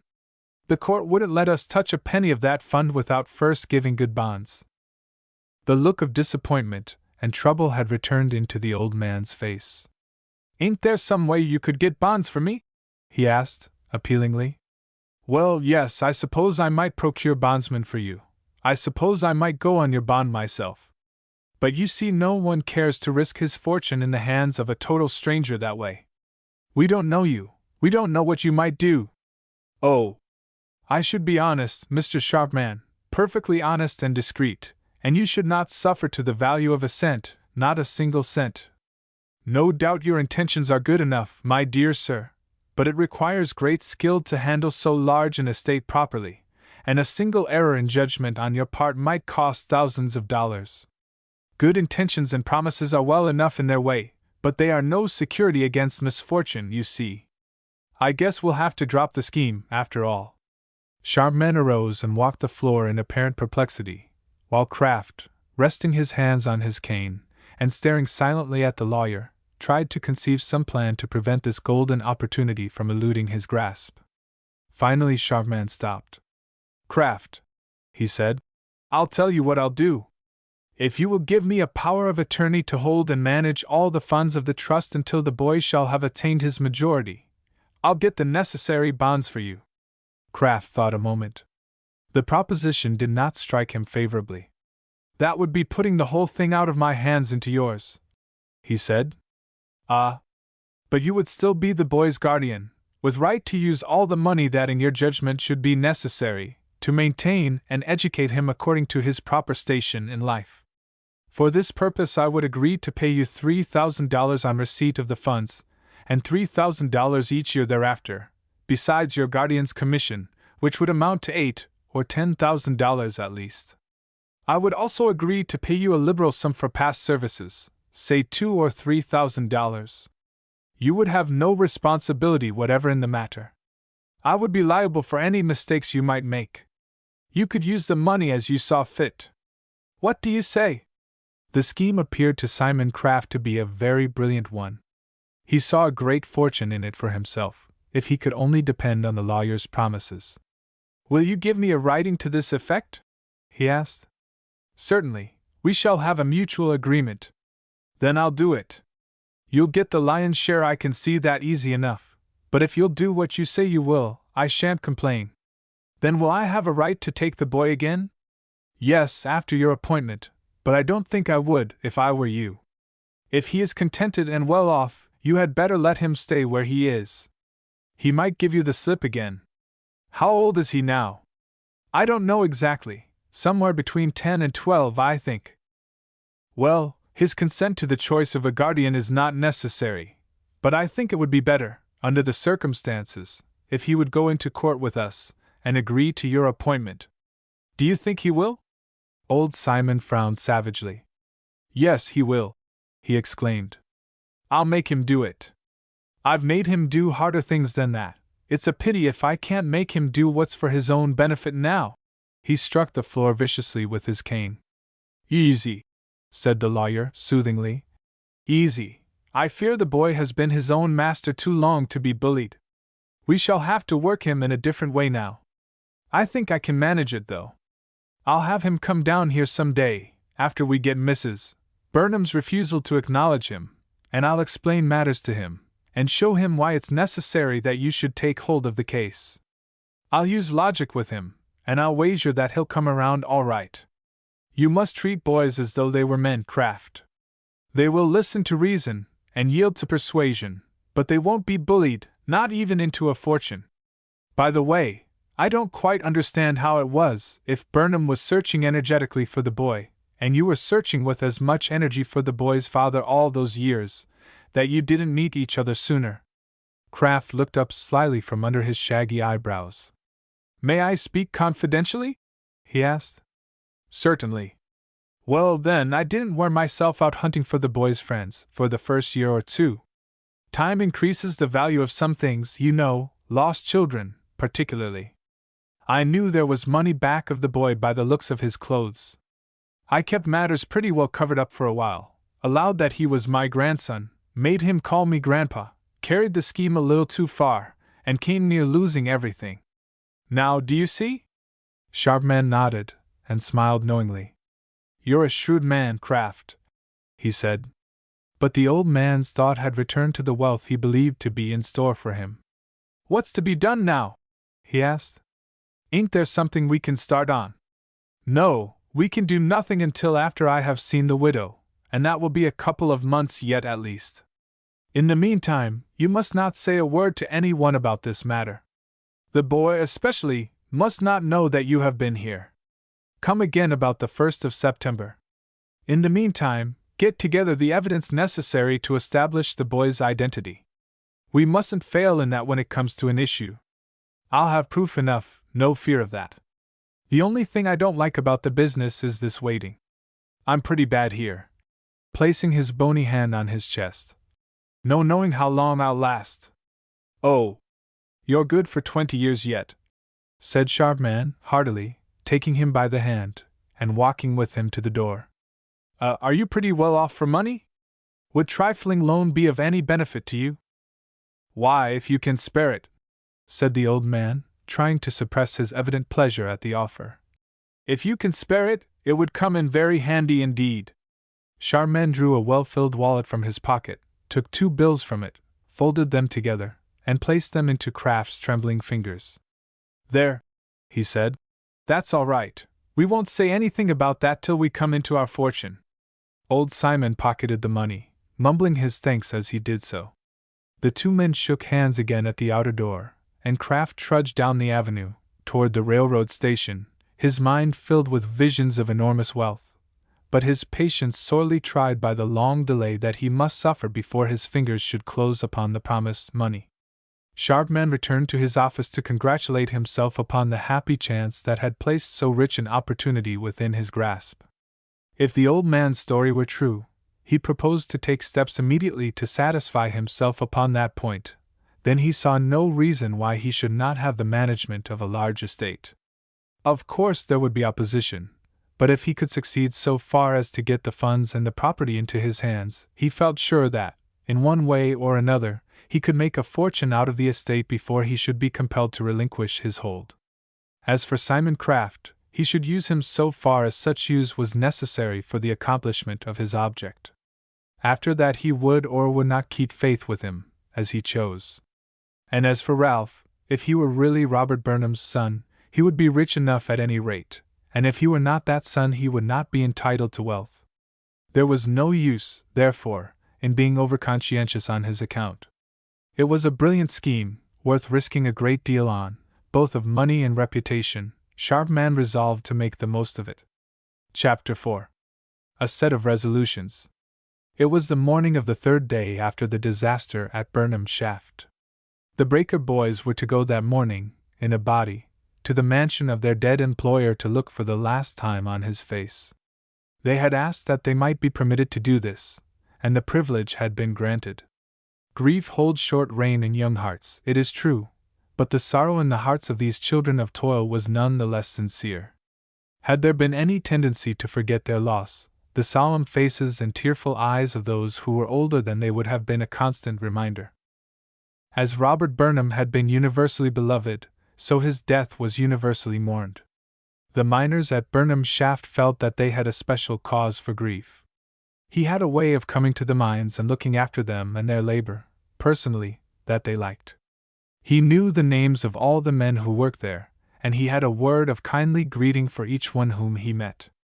When he came among them out of the darkness of heading or chamber, there seemed, somehow, to be more light in the mines, more light and better air, and a sense of cheeriness and comfort. And after he had gone, you could hear these men whistling and singing at their tasks for hours. The mere fact of his presence had so lightened their labors. The bosses caught this spirit of friendliness, and there was always harmony at Burnham Breaker, and in the Burnham mines, among all who labored there in any way whatever. But the screenroom boys had, somehow, come to look upon this man as their especial friend. He sympathized with them. He seemed to understand how hard it was for boys like they were to bend all day above those moving streams of coal. He always had kind words for them, and devised means to lessen, at times, the rigid monotony of their tasks. They regarded him with something of that affection which a child has for a firm, kind parent. Moreover, they looked upon him as a type of that perfect manhood toward which each, to the extent of his poor ability, should strive to climb. Even in his death he had set for them a shining mark of manly bravery. He had died to rescue others. If he had been a father to them before, he was a hero to them now. But he was dead. They had heard his gentle voice, and seen his kindly smile, and felt the searching tenderness of his brown eyes for the last time. They would see his face once more. It would not be like him as he was, but they would see it. They had gathered on the grass plot, on the hill east of the breaker, under the shadow of a great oak tree. There were 40 of them.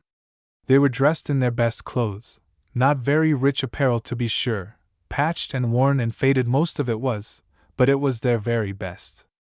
There was no loud talking among them. There were no tricks being played. There was no shouting, no laughter. They were all sober-faced, earnest, and sorrowful. One of the boys spoke up and said, "Tell you what I think, fellows.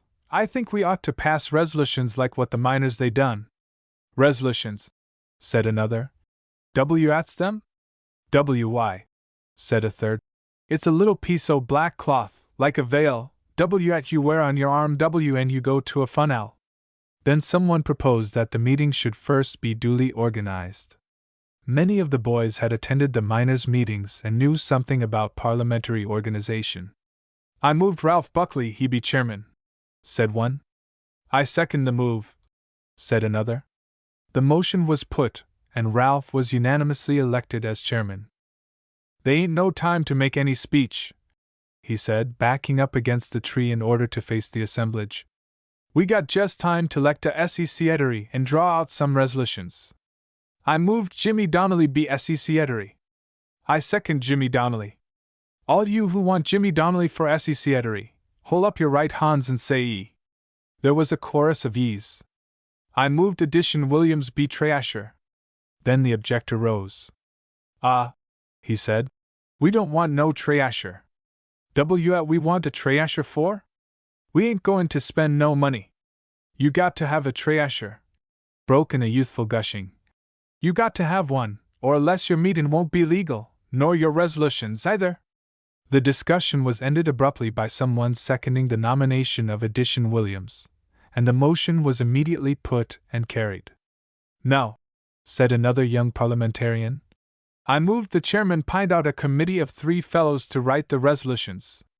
This motion was also seconded, put, and carried, and Ralph designated 3 boys in the company, one of whom, Joe Foster, had more than an ordinary reputation for learning, as a committee on resolutions, and while they went down to the Breaker office for pen, ink, and paper, the meeting took a recess. It was, indeed, a task for those three unlearned boys to express in writing their grief consequent upon the death of their employer, and their sympathy for his living loved ones, but they performed it. There was some discussion concerning a proper form for beginning. One thought they should begin by saying, "Know all men by these presents." "But we ain't got no presents to give 'em," said another. "And if we had, it ain't no time to give any presents." Joe Foster had attended the meeting at which the resolutions by the miners were adopted, and after recalling, as nearly as possible, the language in which they were drawn, it was decided to begin. "We, the Breaker boys of Burnham Breaker, in mass meeting met." After that, with the exception of an occasional dispute concerning the spelling of a word, they got on very well, and came, finally, to the end. "You two write your names onto it," said Jack Murphy. "I won't put mine down, two's enough." "Oh, we've all got to sign it," said Joe Foster. "A majority ain't enough to make a paper like this stand law." "Well, I don't believe I'll sign it," responded Jack. "I don't like the resolutions very well, anyway." "Why not?" "They're just as you wanted 'em." "Oh, I know. You can't write your name." "Well, I guess I could, maybe, if I wanted to, but I don't want to. I'm 'fraid I'd spile the looks o' the paper. Yous fellows go ahead and sign it." "I'll tell you what to do," said Joe. "I'll write your name just as good as I can, and then you can put your solemn cross on top of it, and that'll make it just as legal as it can be got."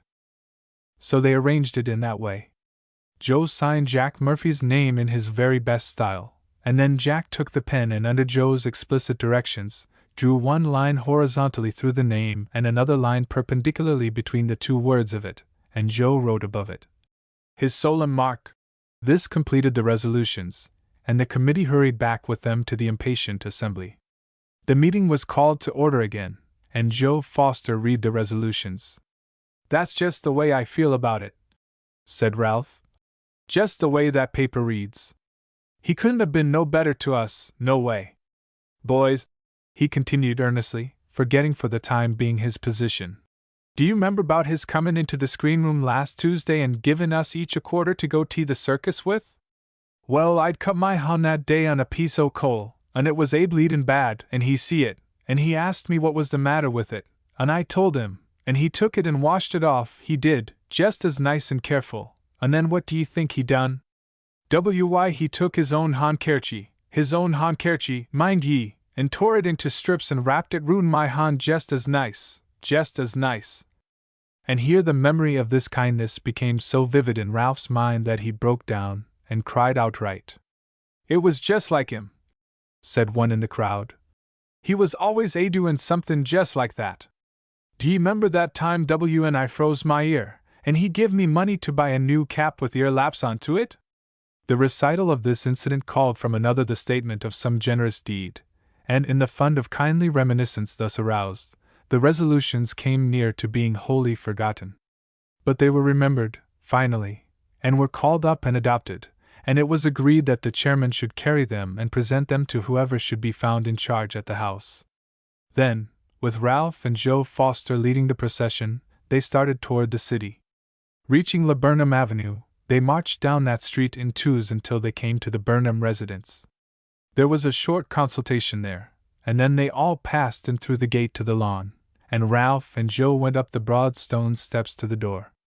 A kind-faced woman met them there, and Ralph said, "We've come, if you please, the Breaker boys have come too." The woman smiled sweetly and said, "Yes, we've been expecting you. Wait a moment, and I will see what arrangements have been made for you."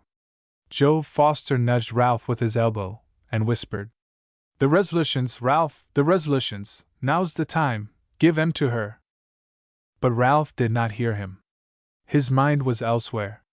As his eyes grew accustomed to the dim light in the hall, and he saw the winding staircase with its richly carved posts, the beauty of the stained glass windows, the graceful hangings, the broad doors, the pictures, and the flowers, there came upon him a sense of strange familiarity with the scene.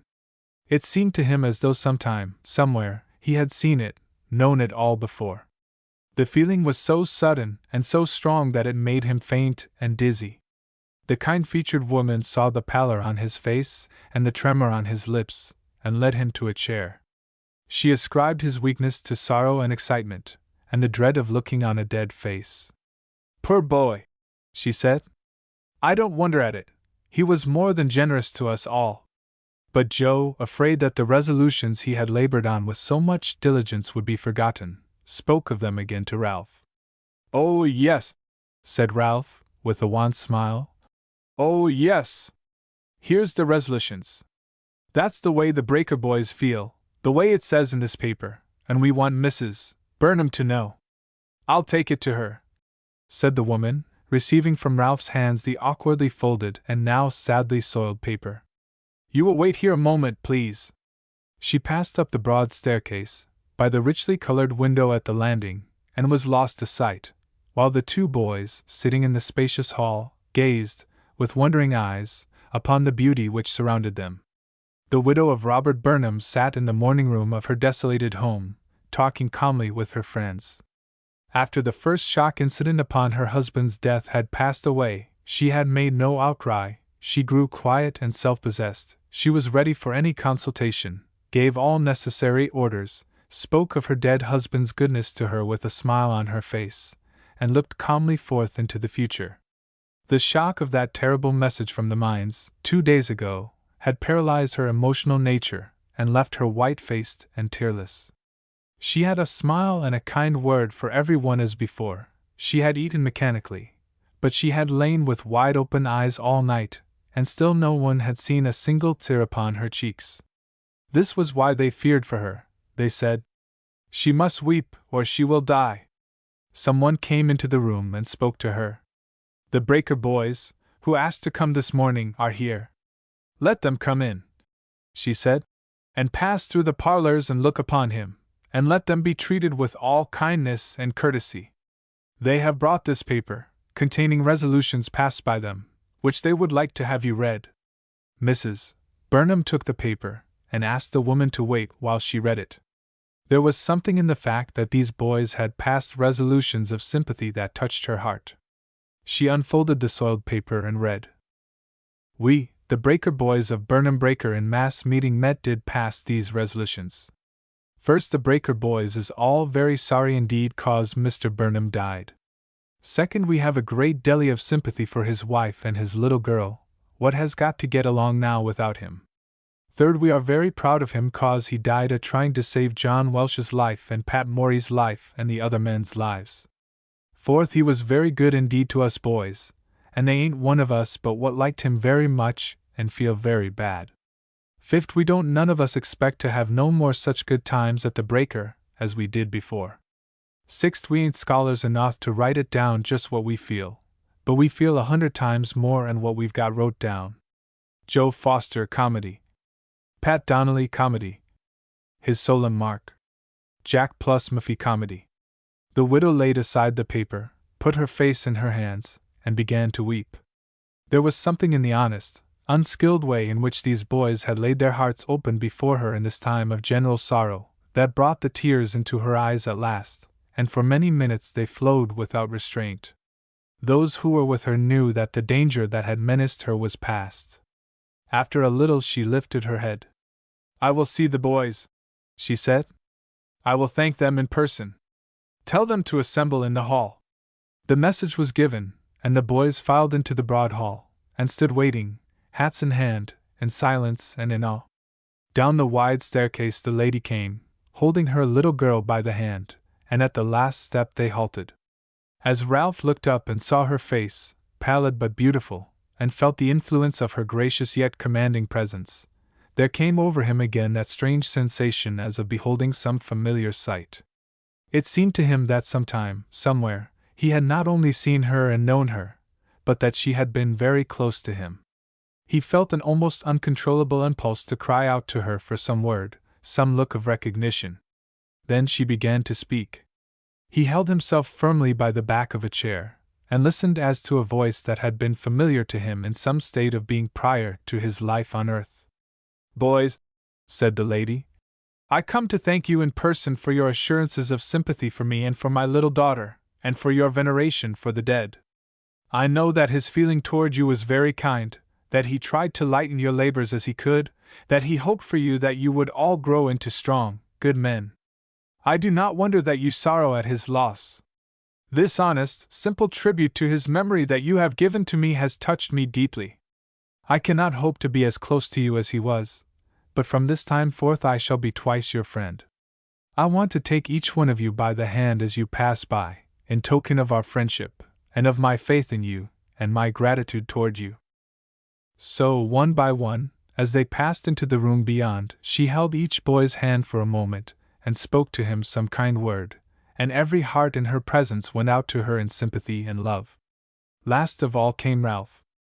As leader of the party, he had thought it proper to give precedence to the rest.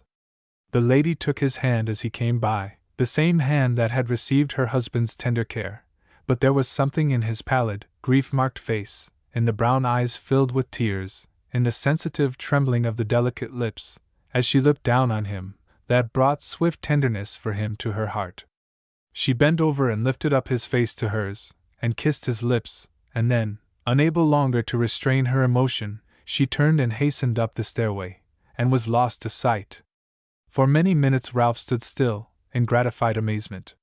It was the first time in all his life, so far as memory served him, that any one had kissed him. And that this grief-stricken lady should be the first, it was very strange, but very beautiful, indeed. He felt that by that kiss he had been lifted to a higher level, to a clearer, purer atmosphere, to a station where better things than he had ever done before would be expected of him now.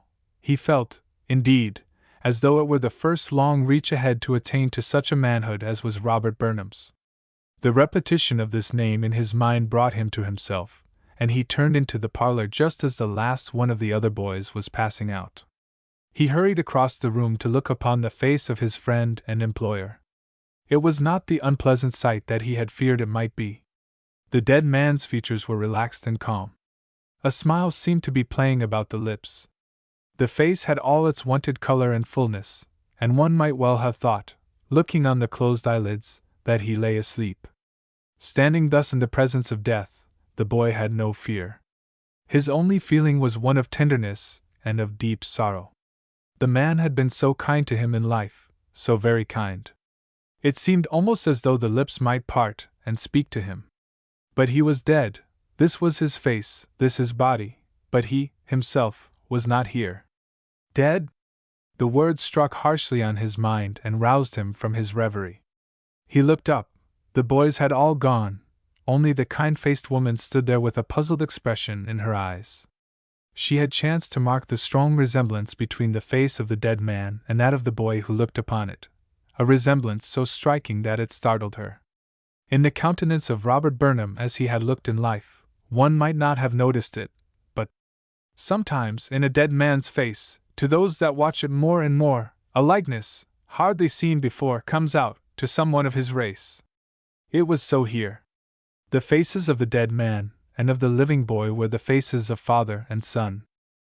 Ralph turned away, at last, from the lifeless presence before him, from the searching eyes of the woman, from the hall with its dim suggestions of something in the long ago, and went out into the street, into the sunlight, into the busy world around him. But from that time forth a shadow rested on his young life that had never darkened it before, a shadow whose cause he could not fathom and whose gloom he could not dispel. Chapter 5. In Search of a Mother.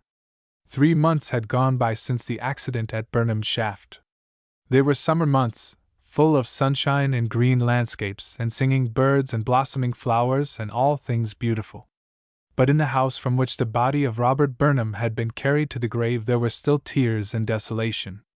Not, indeed, as an outward show. Margaret Burnham was very brave, and hid her grief under a calm exterior, but there were times, in the quiet of her own chamber, when loneliness and sorrow came down upon her as a burden too great for her woman's heart to bear.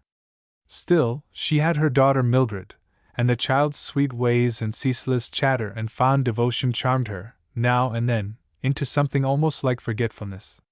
She often sighed, and said, "If only Ralph had lived, that I might have both my children with me now." One morning, toward the middle of September, lawyer John H. Sharpman rang the bell at the door of the Burnham mansion, sent his card up to Mrs. Burnham, and seated himself gracefully in an easy-chair by the parlor window to wait for her appearance. She came soon and greeted him with gracious dignity. He was very courteous to her. He apologized for coming, in this way, without previous announcement, but said that the nature of his errand seemed to render it necessary. "I am sure no apology is required," she replied. "I shall be pleased to listen to you. Then I will proceed directly to the matter in hand. You remember, of course, the Cherry Brook disaster and what occurred there." "I shall never forget it," she said. "I have a strange thing to tell you about that, an almost incredible thing.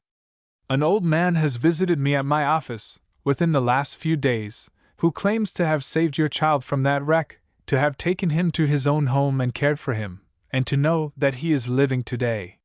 The woman rose from her chair, with a sudden pallor on her face, too greatly startled, for the moment, to reply. "I beg you to be calm, madam," the lawyer said. "I will try to speak of the matter as gently as possible." "Ralph!" she exclaimed. "My Ralph! Did you say that he is living?" "So this old man says. I am simply telling you his story.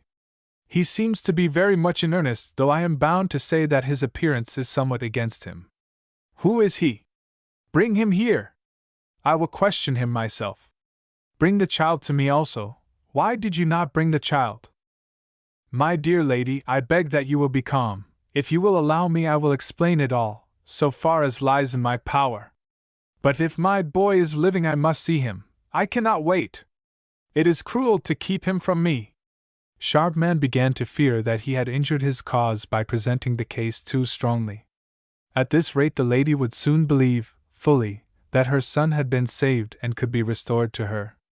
With such a belief in her mind, the success of his scheme would be impossible. It would never do to let her go on in this way. He began to remonstrate. "But, madam, I am telling to you only what this man has told to me. I have no means of proving his veracity, and his appearance, as I have said, is against him. I have agreed to assist him only in case he is able to establish, beyond question, the boy's identity. Thus far his statements have not been wholly satisfactory." Mrs. Burnham had grown more calm. The startling suddenness of the proposition that Ralph was living had, for the time being, overmastered her. Now she sank back into her chair, with pale face, controlling her emotion with an effort, trying to give way to reason. "What does he say?" she asked. "What is this old man's story?" Sharpman repeated, in substance, old Simon's account of the rescue, giving to it, however, an air of lightness and improbability that it had not had before. "It is possible," he added, "that the evidence you have of the child's death is sufficient to refute this man's story completely. On what facts do you rest your belief, if I am at liberty to ask?" "The proofs," she replied, "have seemed to us to be abundant. Neither Mr. Burnham nor myself were in a condition to make personal investigation until some days had elapsed from the time of the accident, and then the wreck had been cleared away. But we learned beyond doubt that there was but one other child in the car, a bright, pretty boy of Ralph's age, traveling with his grandfather, and that this child was saved. No one had seen Ralph after the crash.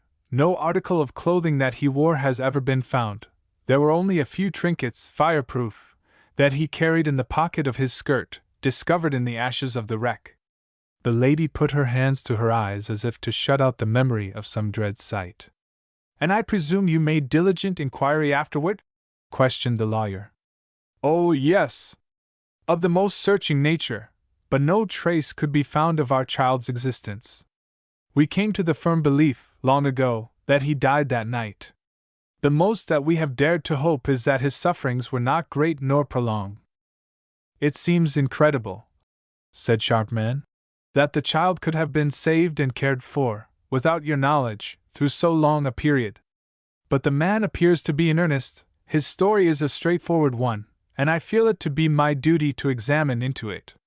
Of course, his object is to get gain. He wants compensation for his services in the matter of rescuing and caring for the child. He seems also to be very desirous that the boy's rights should be established and maintained, and has asked me to take the matter in hand in that respect as well. Are you prepared to say, definitely, that no evidence would induce you to believe your child to be living? Oh, no! Not that. But I should want something very strong in the way of proof. Let this man come and relate his story to me. If it is false, I think I should be able to detect it. I advised him to do so, but aside from his appearance, which is hardly in harmony with these surroundings, I think he would prefer not to hold a personal conference with the boy's friends. I may as well give you my reason for that belief. The old man says that the boy ran away from him 2 or 3 years ago, and I have inferred that the flight was due, partially, at least, to unkind treatment on Kraft's part. I believe he is now afraid to talk the matter over with you personally, lest you should rebuke him too severely for his conduct toward the child and his failure to take proper care of him. He is anxious that all negotiations should be conducted through his attorney. Rather sensitive, he is, for a man of his general stamp. And did the child return to him? Asked the lady anxiously, not heeding the lawyer's last remark. Oh, no! The old man searched the country over for him. He did not find him until this summer. And where was he found? Here in Scranton. In Scranton? That is strange. Is the boy here still? He is. Where does he live? Who cares for him? Sharpman had not intended to give quite so much information, but he could not well evade these questions and at the same time appear to be perfectly honest in the matter, so he answered her frankly. He lives with one William Buckley, better known as Bachelor Billy. He works in the screen room at Burnham Breaker. Indeed! By what name is he known? By your son's name, Ralph. Ralph, the slate picker. Do you mean that boy? It was Sharpman's turn to be surprised. Do you know him? He asked quickly. I do, she replied. My husband first told me of him. I have seen him frequently. I have talked with him so lately as yesterday. Ah, indeed. I am very glad you know the boy. We can talk more intelligently concerning him. Do I understand you, then, to claim that Ralph, the slate picker, is my son? This boy and no other? That is my client's statement, madam. The lady leaned back wearily in her chair. Then I fear you have come upon a futile errand, Mr. Sharpman, she said. But from the lawyer's standpoint, it began to look as if the errand was to be successful. He felt that he could speak a little more strongly now of Ralph's identity with Mrs. Burnham's son without endangering his cause. Can you remember, he said, nothing about the lad's appearance that impressed you, now that you know the claim set up for high, that impressed you with a sense of his relationship to you? Nothing, sir, nothing whatever. The boy is a bright, frank, manly fellow. I have taken much interest in him from the first. His sorrow at the time of my husband's death touched me very deeply. I have been several times since then to look after his comfort and happiness. I saw and talked with him yesterday, as I have already told you. But he is not my son, sir, he is not my son. Pardon me, madam. But you must remember that time works wonders in a child's appearance. From 3 to 11 is a long stretch. I appreciate that fact, but I recall no resemblance whatever. My baby had light, curling hair, large eyes, full round cheeks and chin, a glow of health and happiness in his face. This lad is different, very different. There could not have been so great a change. Oh, no, sir! Your client is mistaken. The boy is not my son. I am sure he is not. Sharpman was rejoiced.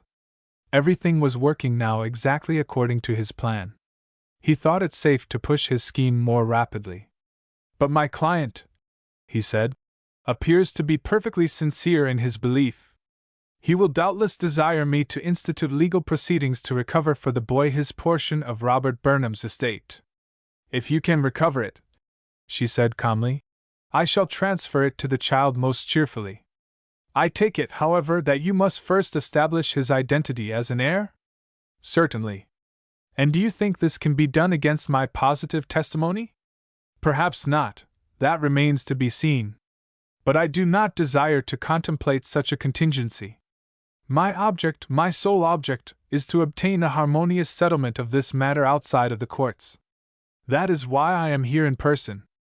I had hoped that I might induce you to acknowledge the boy as your son, to agree to set off his interest in his father's estate, and to reimburse my client, to some extent, for his care and services.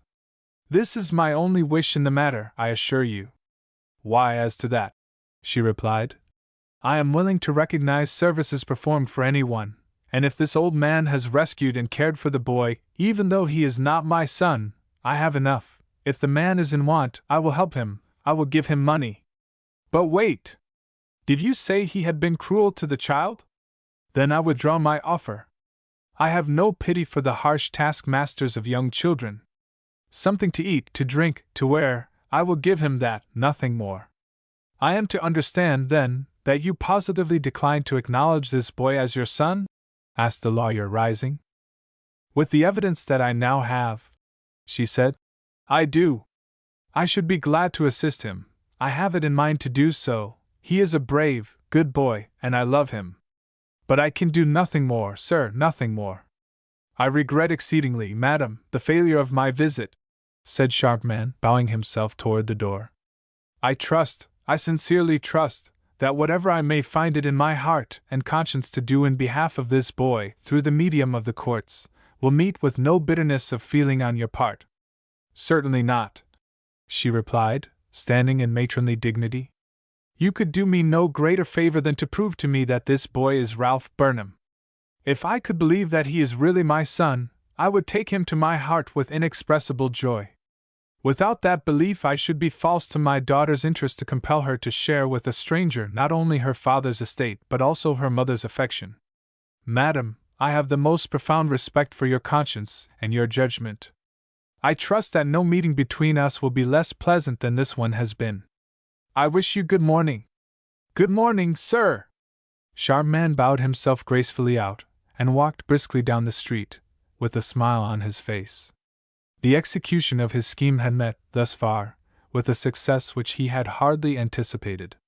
Every one about Burnham Breaker knew Bachelor Billy. No one ever knew any ill of him.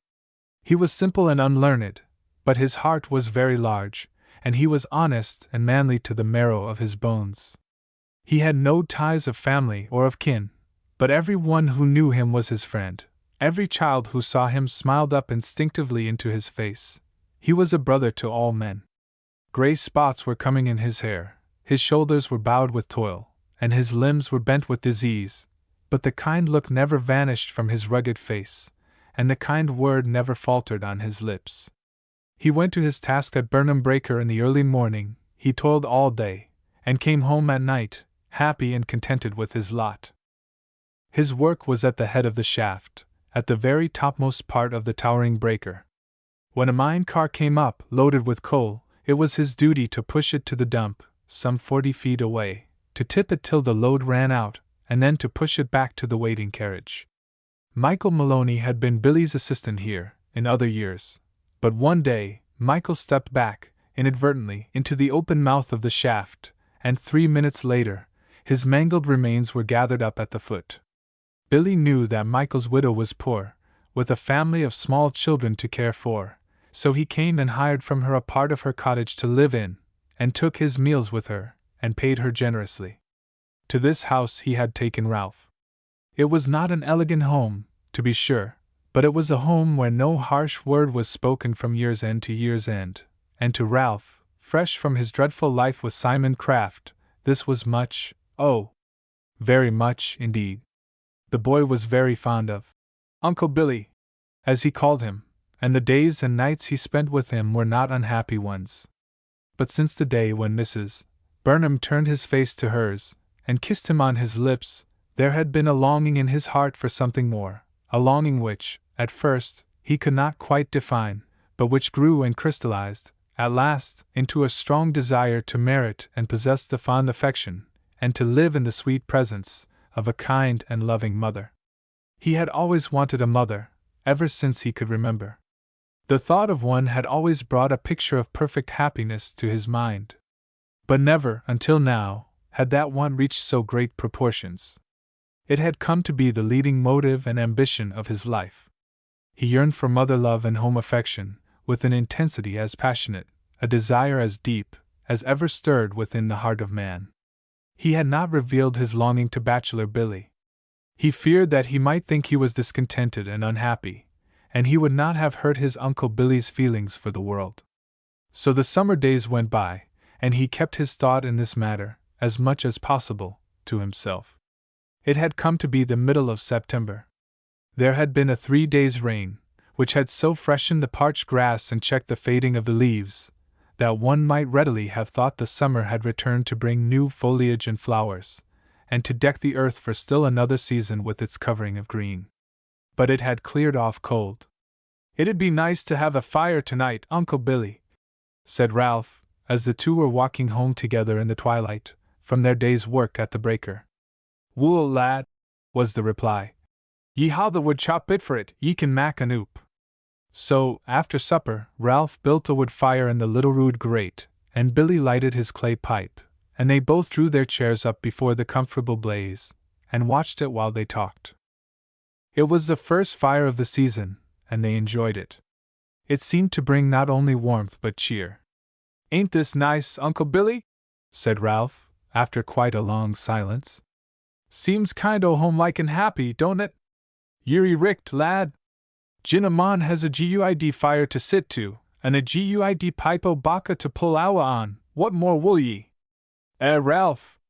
A comfortable room like this to stay in, Uncle Billy," replied the boy, looking around on the 4 bare walls, the uncarpeted floor, and the rude furniture of the room, all bright and glowing now in the light of the cheerful fire. "Oh, the room's guid anook," responded the man, without removing the pipe from his mouth. "And a nice bed, like ours, to sleep in. True for ye, lad, tired bones rest well in a soft bed. And plenty to eat, too, Uncle Billy, that's a good thing to have." "Richt again, Ralph! Richt again!" exclaimed Billy, enthusiastically, pushing the burning tobacco down in the bowl of his pipe. "And the widow Maloney, she do gie us maize and proper food, now, don't she? D'ye min that apple pie we had for supper, lad?" "Yes, that was good," said Ralph, gazing absently into the fire. "They's only one thing more we need, Uncle Billy, and that's somebody to love us. Not but what you and me cares a good deal for each other," added Ralph, apprehensively, as the man puffed vigorously away at his pipe. "But that ain't it. I mean somebody, some woman, you know, 'at'd kiss us and comfort us and be nice to us that way." Billy turned and gazed contemplatively at Ralph. "Been readin' some more o' them love stories?" he asked, smiling behind a cloud of smoke. "No, I ain't, and I don't mean that kind. I mean your mother or your sister or your wife. It'd be just like as though you had a wife, you know, Uncle Billy." Again, the man puffed savagely at his pipe before replying. "Wool," he said at last. "Na dude it'd be comfortin' to have a guid wife to care for ye. But they're an awfu' trouble, Ralph, women is, an awfu' trouble. But you don't know, Uncle Billy, you ain't had no experience. No more am I like to have. I'm a gittin' too old now. I could not get me a wife and I wanted one. Hoot, lad! Think o' your Uncle Billy why a wife to look after, it's no sensiba, no sensiba." And the man took his pipe from his mouth and indulged in a hearty burst of laughter at the mental vision of himself in matrimonial chains. "But then," persisted Ralph, "you'd have such a nice home, you know, and somebody to look glad and smile and say nice things to you and you come home from work o' nights. Uncle Billy, I'd give a good deal if I had it, just to have a home like other boys has, and mothers and fathers and sisters and all that. Wool, lad, I've done the best I could for ye, "Oh, Uncle Billy!" interrupted the boy, rising and laying his hand on the man's shoulder affectionately. "You know I don't mean that.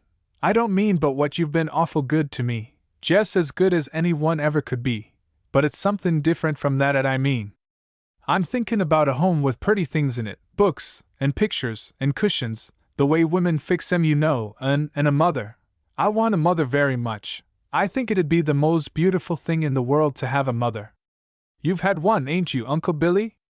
The man's face had taken on a pleased expression when Ralph began with his expostulation, but, as the boy continued, the look changed into one of sadness. Yes, lad, he said. And a good mither she war too. She died and went to heaven it's mony a year sin, but I still min the sweet way she had why me. Yeri richt, laddie, there's naught like a blessed mither to care for ye, and ye never had the good o' one yoursel. Turning and looking at the boy, with an expression of wondering pity on his face, as though that thought had occurred to him now for the first time. No, I never had, you know, that's the worst of it. If I could only remember just the least bit about my mother, it wouldn't seem so bad, but I can't remember nothing, not nothing. Poor lad! Poor lad! I had na thought o' that afore. But patience, Ralph, patience.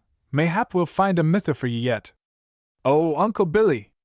If we could, if we only could. Do you know, sometimes W and I go downtown, and walk along the street, and see the ladies there. I look at every one I meet, and W and a real nice beautiful one comes along, I say to myself, I wish that lady was my mother, and W and some other one goes by, I say, I wonder if that ain't my mother. It don't do no good, you know, but it's kind o' comfort and dot. Poor lad! Repeated Billy, putting his arm around the boy and drawing him up closer to his chair. Poor lad! You 'member that night I come home a-cryin', and I couldn't tell W at the matter was? Well, it wasn't nothin' but that. I come by a house down there in the city, where they had it all lighted up, and they wasn't no curtains across the windows, and you could look right in. They was a-havin' a little party there. They was a father and a mother and sisters and brothers and all, and they was all a-login' and a-playin' and jest as happy as they could be. And they was a boy there 'at wasn't no bigger'n me, and his mother come and put her arms around his neck and kissed him. It didn't seem as though I could stand it, Uncle Billy. I wanted to go and so bad and be one of 'em. And then it begun to rain, and I had to come away, and I walked up here in the dark all alone, and W and I got here they wasn't nothin' but just one room, and nobody but you a-waitin' for me, and, no! Now, Uncle Billy, don't! I don't mean nothin' like that. You've been just as good to me as you could be. You've been awful good to me, allies. But it ain't like you know, it ain't like havin' a home with your own mother.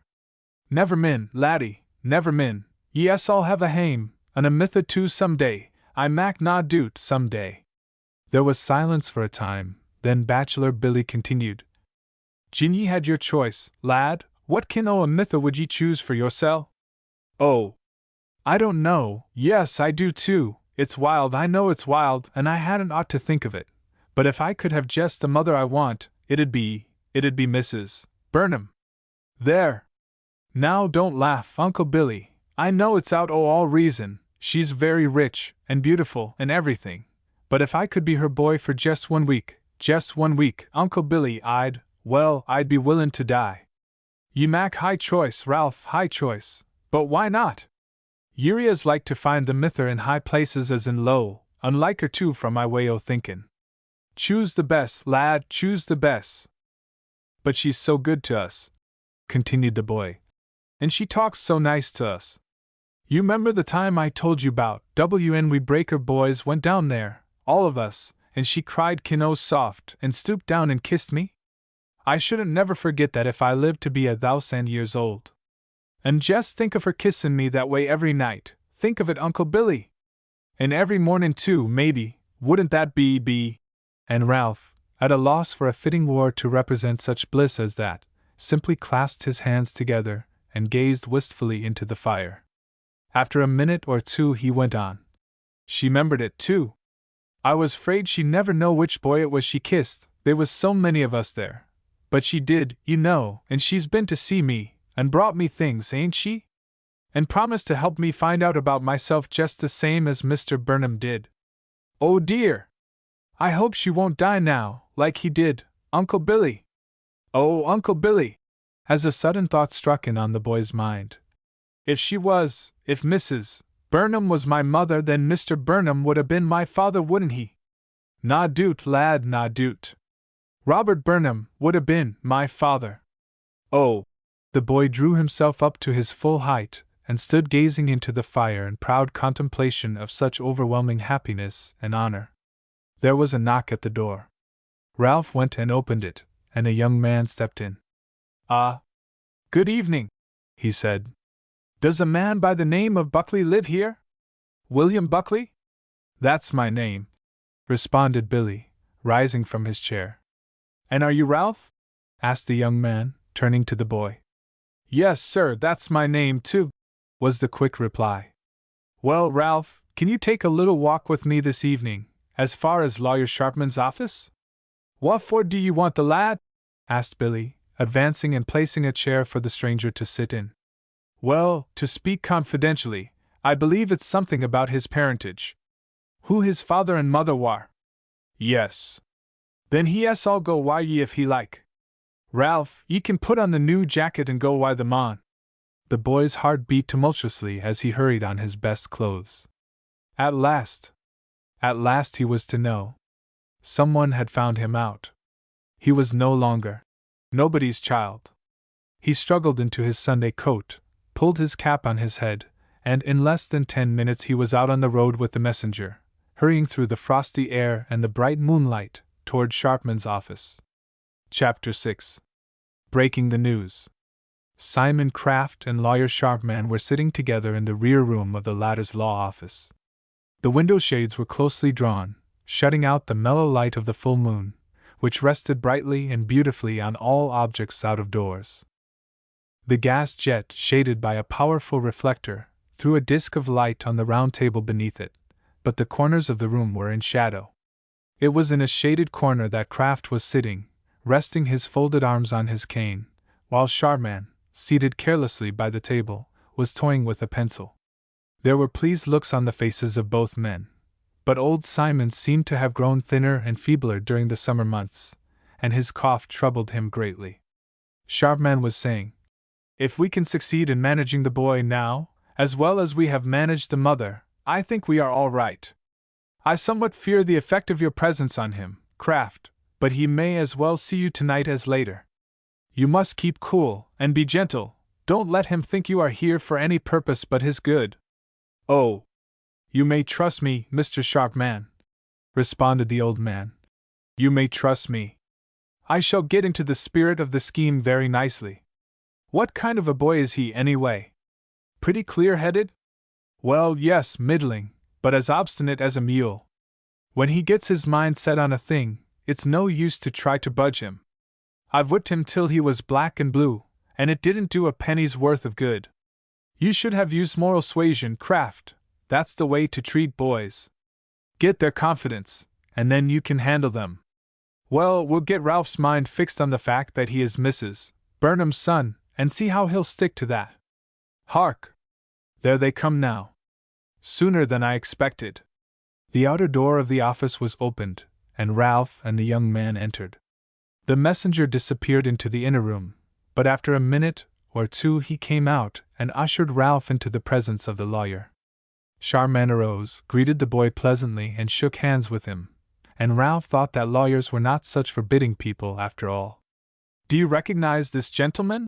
Said Sharpman, turning, with a wave of his hand, toward old Simon. The old man was sitting there with his hands crossed on his cane, and with a grim smile on his gaunt face. Ralph looked intently, for a moment, into the shadow, and then, with an exclamation of surprise and fear on his lips, he stepped back toward the door. I won't go! He cried. Don't make me go back with him, sir! Turning his distressed face to the lawyer, as he spoke. Sharpman advanced and took the boy by the hand and led him to a chair. Don't be afraid, he said gently. There's no cause for alarm. You shall not go back with him. He is not here to take you back, but to establish your identity. Then a new fear dawned upon Ralph's mind. He ain't my grandfather, he exclaimed. Simon Kraft ain't my grandfather. He wouldn't never whip me the way he done if he'd been truly my grandfather. Kraft looked up at Sharpman with a little nod. The boy had identified him pretty plainly, and proved the truth of his story to that extent at least. Oh no, said the lawyer. Oh no! Mr. Kraft is not your grandfather. He doesn't claim to be. He has come here only to do you good. Now be calm and reasonable, and listen to what we have to tell you, and my word for it, you will go back to Billy Buckley's tonight with a heart as light as a feather. Now you'll take my advice and do that much, won't you? Yes, I will, said Ralph, settling himself into his chair. I will, if I can only find out about my father and mother. But I won't go back to live with him. I won't never go back there. Oh, no, replied Sharpman. We'll find a better home for you than Mr. Kraft could ever give you. Now, if you will sit still and listen to us, and take our advice, we will tell you more things about yourself than you have ever thought of knowing. You want to hear them, don't you?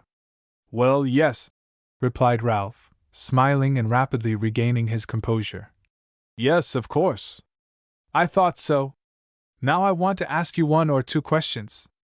In the first place, what do you remember about yourself before you went to live with Mr. Kraft? I don't remember anything, sir, not anything. Haven't you a faint recollection of having been in a big accident sometime? Say, for instance, a railroad disaster? No, I don't think I have. I think I must have dreamed something like that once, but I guess it never happened to me, or I'd remember more about it. Well, Ralph, it did happen to you. You were riding in a railroad car with your father and mother, and the train went through a bridge. A good many people were killed, and a good many more were wounded, but you were saved. Do you know how? Ralph did not answer the question. His face had suddenly paled. Were my father and mother killed? He exclaimed. No, Ralph, they were not killed. They were injured, but they recovered in good time. Are they alive now? Where are they? Asked the boy, rising suddenly from his chair. Be patient, Ralph. Be patient. We will get to that in time. Be seated and answer my question. Do you know how you were saved? No, sir, I don't. Well, my boy, said the lawyer, impressively, pointing his finger toward Kraft. There is the man who saved you. He was on the train. He rushed into the wreck at the risk of his life, and drew you from the car window. In another minute it would have been too late. He fell back into the river holding you in his arms, but he saved you from both fire and water. The effort and exposure of that night brought on the illness that has resulted in the permanent loss of his health, and left him in the condition in which you now see him. Ralph looked earnestly at old Simon, who still sat, quiet and speechless, chuckling to himself, and wishing, in his heart, that he could tell a story as smoothly and impressively as Lawyer Sharpman. And do I owe my life to him? Asked the boy. Wouldn't I have been saved if he hadn't saved me? It is not at all probable, replied Sharpman. The flames had already reached you, and your clothing was on fire when you were drawn from the car. It was hard for Ralph to believe in any heroic or unselfish conduct on the part of Simon Kraft, but as he felt the force of the story, and thought of the horrors of a death by fire, he began to relent toward the old man, and was ready to condone the harsh treatment that he had suffered at his hands. I'm sure I'm much obliged to him, he said. I'm much obliged to him, even if he did use me very bad afterwards. But you must remember, Ralph, that Mr. Kraft was very poor, and he was ill and irritable, and your high temper and stubborn ways annoyed him greatly. But he never ceased to have your best interests at heart, and he was in constant search of your parents, in order to restore you to them. Do you remember that he used often to be away from home? Yes, sir, he used to go and leave me with old Sally. Well, he was away searching for your friends. He continued the search for 5 years, and at last he found your father and mother. He hurried back to Philadelphia to get you and bring you to your parents, as the best means of breaking to them the glad news, and when he reached his home, what do you suppose he found? Ralph smiled sheepishly and said, I s'pect maybe I'd run away. Yes, my boy, you had. You had left his sheltering roof and his fostering care, without his knowledge or consent. Most men would have left you, then, to struggle on by yourself, as best you could, and would have rewarded your ingratitude by forgetfulness. Not so with Mr. Kraft. He swallowed his pain and disappointment, and went out to search for you. He had your welfare too deeply at heart to neglect you, even then. His mind had been too long set on restoring you to loving parents and a happy home. After years of unremitting toil he found you, and is here tonight to act as your best and nearest friend. Ralph had sat during this recital, with astonishment plainly depicted on his face. He could scarcely believe what he heard. The idea that Simon Kraft could be kind or good to any one had never occurred to him before. I hope, he said slowly, I hope you'll forgive me, Grandpa Simon, if I've thought wrong of you. I didn't know what you was doing all that for me, and I thought I was having a pretty hard time with you. Well, said Kraft, speaking for the first time since Ralph's entrance. Well, we won't say anything more about your bad behavior. It's all past and gone now, and I'm here to help you, not to scold you.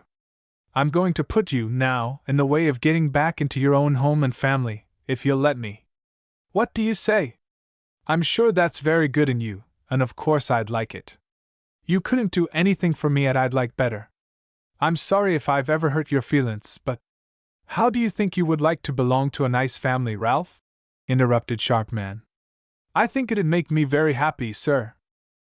And have a home, a beautiful home, with books, pictures, horses, fine clothes, everything that wealth could furnish? That'd be lovely, very lovely, but I don't quite expect that, and what I want most is a good mother, a real, nice, good mother. Haven't you got one for me? Say, haven't you got one? The boy had risen to his feet and stood with clasped hands, gazing anxiously at Sharpman. Yes, my boy, yes, said the lawyer. We've found a good mother for you, the best in the city of Scranton, and the sweetest little sister you ever saw. Now what do you think? I think at its most too good to be true. But you wouldn't tell me a lie about it, would you? You wouldn't do that, would you? Oh, no! Ralph, good lawyers never lie, and I'm a good lawyer. And when can I see M? Can I go to M tonight? I don't believe I can wait, I don't believe I can. Ralph! You promised to be quiet and reasonable. There, be seated and wait till you hear us through. There is something better yet for you to know. Now, who do you suppose your mother is? She lives in Scranton. Ralph sat for a moment, in stupid wonder, staring at Sharpman. Then a brilliant thought, borne on by instinct, impulse, strong desire, flashed like a ray of sunlight into his mind, and he started to his feet again, exclaiming, Mrs. Burnham! It can't be! Oh, it can't be! Tell me, is it Mrs. Burnham? Kraft and Sharpman exchanged quick glances of amazement, and the latter said, impressively, Yes, Ralph, Mrs. Burnham is your mother. The boy stood for another moment, as if lost in thought, then he cried out, suddenly, And Mr. Burnham, he was my father! And he sank back into his chair, with a sudden weakness in his limbs, and a mist before his eyes. For many minutes no one spoke. Then Ralph asked quietly, Does she know? Now, Ralph, said Sharpman, now comes the strangest part of the story. Your mother believes you to be dead. She believes that you perished in the accident at Cherry Brook, and has mourned for you ever since the time of that disaster. Am I the boy, am I the Ralph she lost? The very one, but we cannot make her think so. I went to her myself, this morning, and told her that you are alive. I told her who you are, and all about you. She knows you, but she will not believe that you are her son. She wants better evidence than we can give to her, outside of the courts. And won't she never believe it? Won't she never take me? The boy's voice and look revealed the sudden clashing of his hope. Oh, yes, Ralph! In time, I do not doubt that in good time she will recognize you and take you to her home. She has so long believed you to be dead that it is hard for her to overcome the prejudice of that belief. Then another fear came into the lad's mind. Are you sure, he cried out, that I am her boy? Are you sure I'm the right one? Oh, yes, said the lawyer assuringly. Oh, yes. There's no mistake about that, there isn't the shadow of a doubt about that. We shall establish your identity beyond question, but we shall have to do it in the courts. When it is once done, no one can prevent you from taking the name and the property to which you are entitled, and using them as you see fit. But my mother, said Ralph, anxiously. My mother, she's all I care about. I don't want the property if I can have her. And you shall have her, my boy. Mrs. Burnham said to me this morning that, until your claim was duly proved in a court of law, she would have no legal right to accept you as her son, but that, when your identity is once established in that way, she will receive you into her home and her heart with much joy. Ralph looked up with brightening eyes. Did she say that? He exclaimed. And will she do it? I have no doubt of it, none whatever. Then let's get at it right away, said the boy impatiently. It won't take very long, will it? Oh, some little time, several months, maybe longer. Ralph's face fell again. I can't wait that long, he exclaimed. I'll go to her myself, I'll tell her everything, I'll beg her to take me. Do you think she would? Do you? Oh, Ralph! Now be reasonable. That would never do. In the first place, it would be useless. She has seen you, she knows you, she says you are not her son, you can't prove it to her. Besides that, she has no legal right to take you as her son until the courts have passed upon the question of your identity. If she should attempt to do so, the other heirs of Robert Burnham would come in and contest your claim, and you would be in a far worse position to maintain your rights than you are now. Oh! Far worse. No, you must not go to Mrs. Burnham, you must not go to her at all, until your sonship is fully established. You must keep cool, and wait patiently, or you will destroy every chance you have. Well then, I'll try to wait and do what you tell me to. What shall I do first? The first thing to be done, Ralph, is to have the court appoint a guardian for you. You can't do anything for yourself, legally you know, till you are 21 years old, and whatever action is taken in your behalf must be taken by a guardian. It will be his place to establish your identity, to restore you to your mother, and to take care of your property. Now, who would you prefer to have act in that capacity? Well, I don't know. There's Uncle Billy, he's the best friend I've got. Wouldn't he do? Do you mean William Buckley, with whom you are living? Yes, sir. Why, he would do if he were rich, or had rich friends who would go on his bond. You see, the guardian would have to give a bond to the extent of a great many $1,000s for the faithful performance of his duties. Could Buckley do that? I'm afraid not, sir. He ain't rich himself, and I never heard of his having any rich friends. Whom else can you think of? Won't Mrs. Burnham do? Oh, no! It might be necessary for the guardian to bring suit against her. There ain't anybody else that I can think of, said Ralph, despairingly, after a moment's pause. Well, then, I don't know what we shall do. If you can't find someone who is able to qualify for this trust, we may as well stop right here.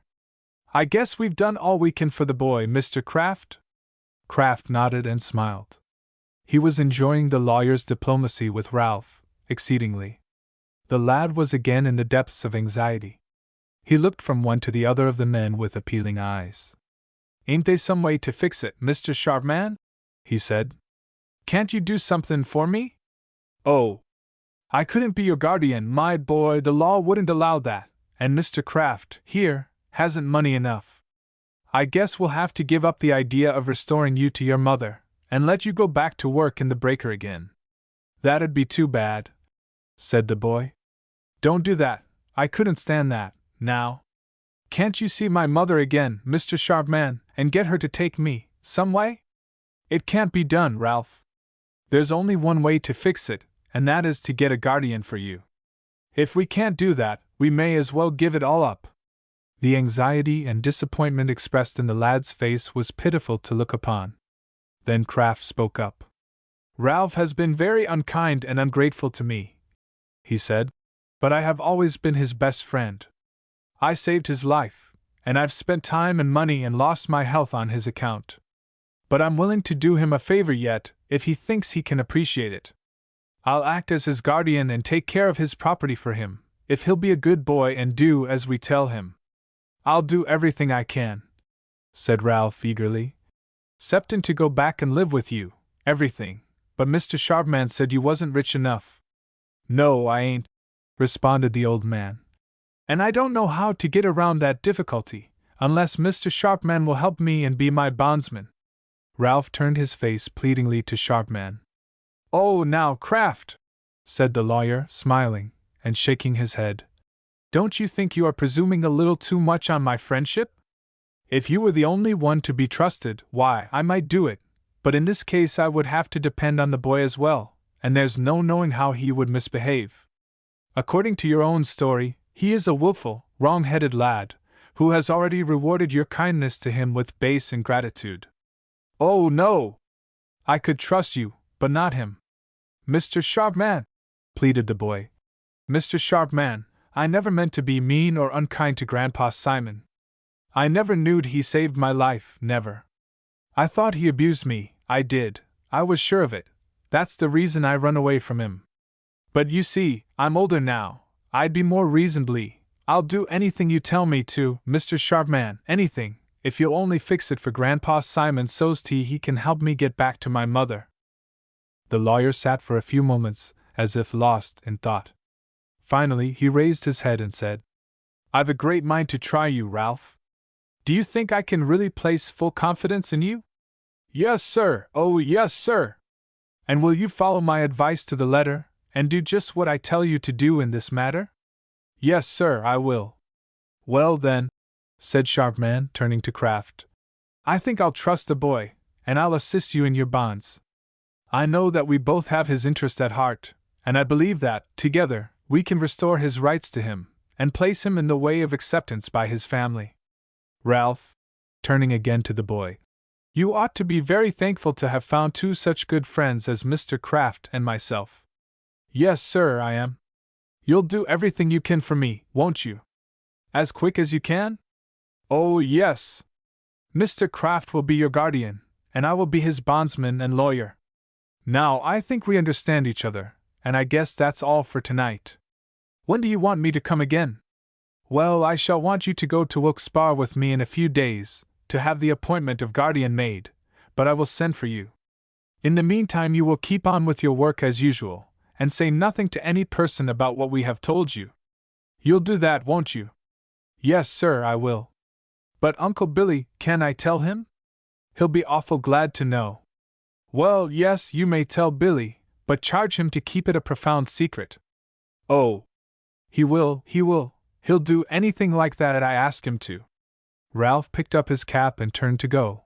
He hesitated a moment, then he crossed the room to where old Simon still sat, and standing before him, he said, I'm sorry you're sick, Grandpa Simon. I never meant to do wrong by you. I'll try to do what's right, after this, anyway. The old man, taken by surprise, had no answer ready, and Sharpman, seeing that the situation was likely to become awkward, stepped forward and said, Oh, I've no doubt he'll be all we can desire now. He took the boy's hand, and led him toward the door. I see my clerk has gone, he said. Are you afraid to go home alone? Oh, no. It's moonlight, and besides, I've gone home alone lots o' nights. Well, good luck to you. Good night. Good night. The office door closed behind the boy, and he went out into the street and turned toward home. The moon was bright and full, and a delicate mist hung close to the earth. It was a very beautiful night. Ralph thought he had never seen so beautiful a night before. His own footsteps had a musical sound in his ears, as he hurried along, impatient to reach Bachelor Billy, and to tell to him the wonderful news so wonderful that he could scarcely realize or comprehend it. Mr. Sharpman said he would be going back home tonight with a heart as light as a feather. And so he was he not? He asked his heart the question, but somehow it would not say yes. There was a vague uneasiness within him that he could not quite define. It was not because he doubted that he was Mrs. Burnham's son. He believed that fact implicitly. It was not so much, either, that he could not go to her at once. He could wait for that if the end would only surely bring it. But it seemed to him that he was being set up in a kind of opposition to her, that he was being placed in a position which might lead to an estrangement between them, and that would be a very sad result, indeed, of this effort to establish his identity. But Mr. Sharpman had assured him that Mrs. Burnham approved of the action that was about to be taken in his behalf. Why, then, should he fear? Was it not absurd to cloud his happiness with the dread of something which would never come? Away with doubts. Away with fears. He would revel, for tonight at least, in the joy of his new knowledge. Mrs. Burnham was his mother. Was not that beautiful? Could he, in his wildest flight of fancy or desire, have ever hoped for more than that? But there was something more, and that something was that Robert Burnham was his father. Ah! That was, beyond all question, the highest honor that could ever rest upon a boy, to be the son of a hero. Ralph threw back his head and shoulders with instinctive, honest pride as this thought filled his mind and heart, and his quick step grew more elastic and more firm as he hurried on along the moonlit path. He was out beyond the city limits now, climbing the long hill toward home. He could see Burnham Breaker, standing out in majestic proportions, black and clear-cut against the moon-illumined sky. By and by the little mining village came into view, and the row of cottages, in one of which the widow Maloney lived, and finally the light in Bachelor Billy's window. When Ralph saw this he broke into a run, and sped swiftly along the deserted street, with the whole glad story of his parentage and his prospects crowding to his tongue. Billy was still sitting by the fire when the boy burst into the room, but he had fallen asleep, and his clay pipe had dropped from his fingers and lay broken on the hearth. "Uncle Billy! Oh, Uncle Billy! What do you think? Why, Ralph, lad, is that yo? I knew's a been asleep. Where ye been, eh? Why don't you 'member? I went to Lawyer Sharpman's office." "True for ye, so ye did. I forgot, and did ye? Oh, Uncle Billy! What do you think? Guess who I am, guess. Why, lad, don't frighten 'em on like that. Ye'll wake the neighborhood. Who be ye, then? Guess. Guess. Oh, you never guess. I'm Ralph Burnham. I'm Mrs. Burnham's son." Bachelor Billy's hands dropped lifelessly to his knees, his mouth and eyes came wide open with unfeigned astonishment, and for the moment he was speechless.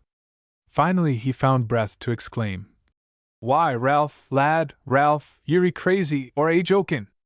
Don't joke why I'm on that way, Ralph, it ain't richt." "No, but, Uncle Billy, it's true, it's all true. Ain't it splendid? Be ye sure o' that, Ralph? Be ye sure o' it?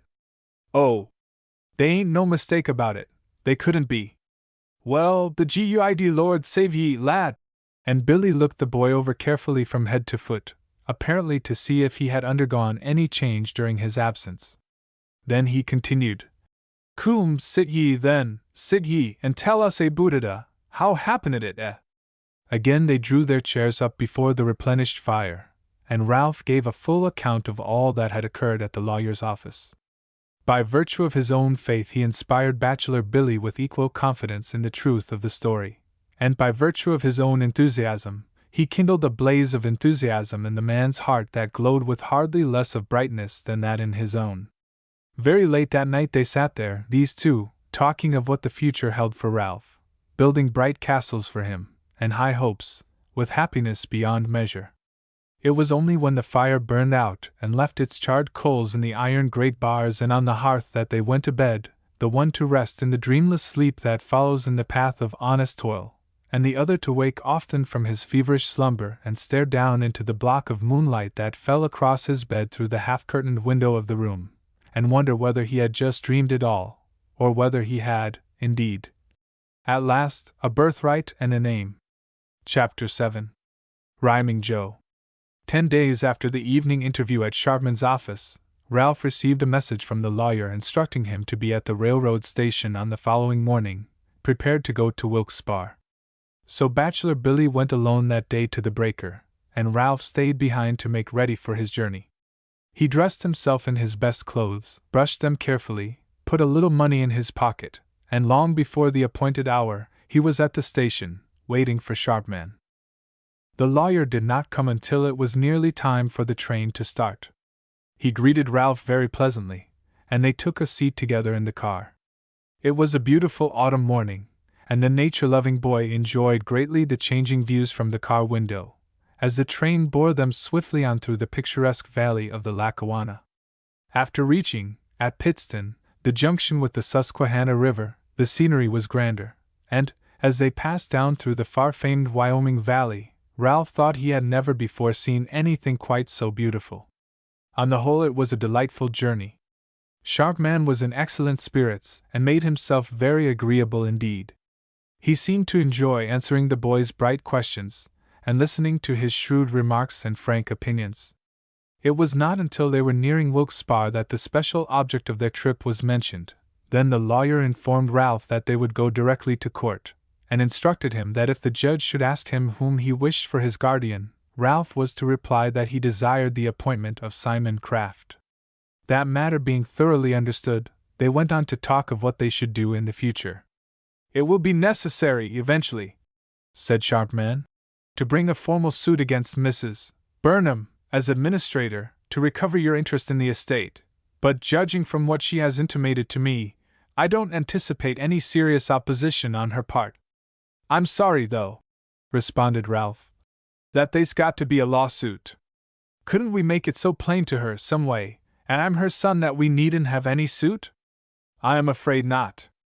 Even though she, herself, were convinced, she would have no right to distribute a portion of the estate to you against the objection of her daughter's guardian. There is no way but to get a judgment of the court in the matter." "Well, why couldn't she just take my part and give it to her daughter's guardian, and then take me home to live with her without any property? Wouldn't that do? I'd a good deal ruther do that than have a lawsuit. A man hates to go to law with his own mother, you know." Sharpman smiled and replied, "That would be a very generous offer, indeed, but I am afraid even that would not do. You would have no right to make such an agreement before you are 21 years old." "Oh, no! We must have a lawsuit, there is no other way, but it will be a mere matter of form. You need have no fear concerning it." The train reached Wilkes-Barre, and Ralph and the lawyer went directly from the station to the courthouse.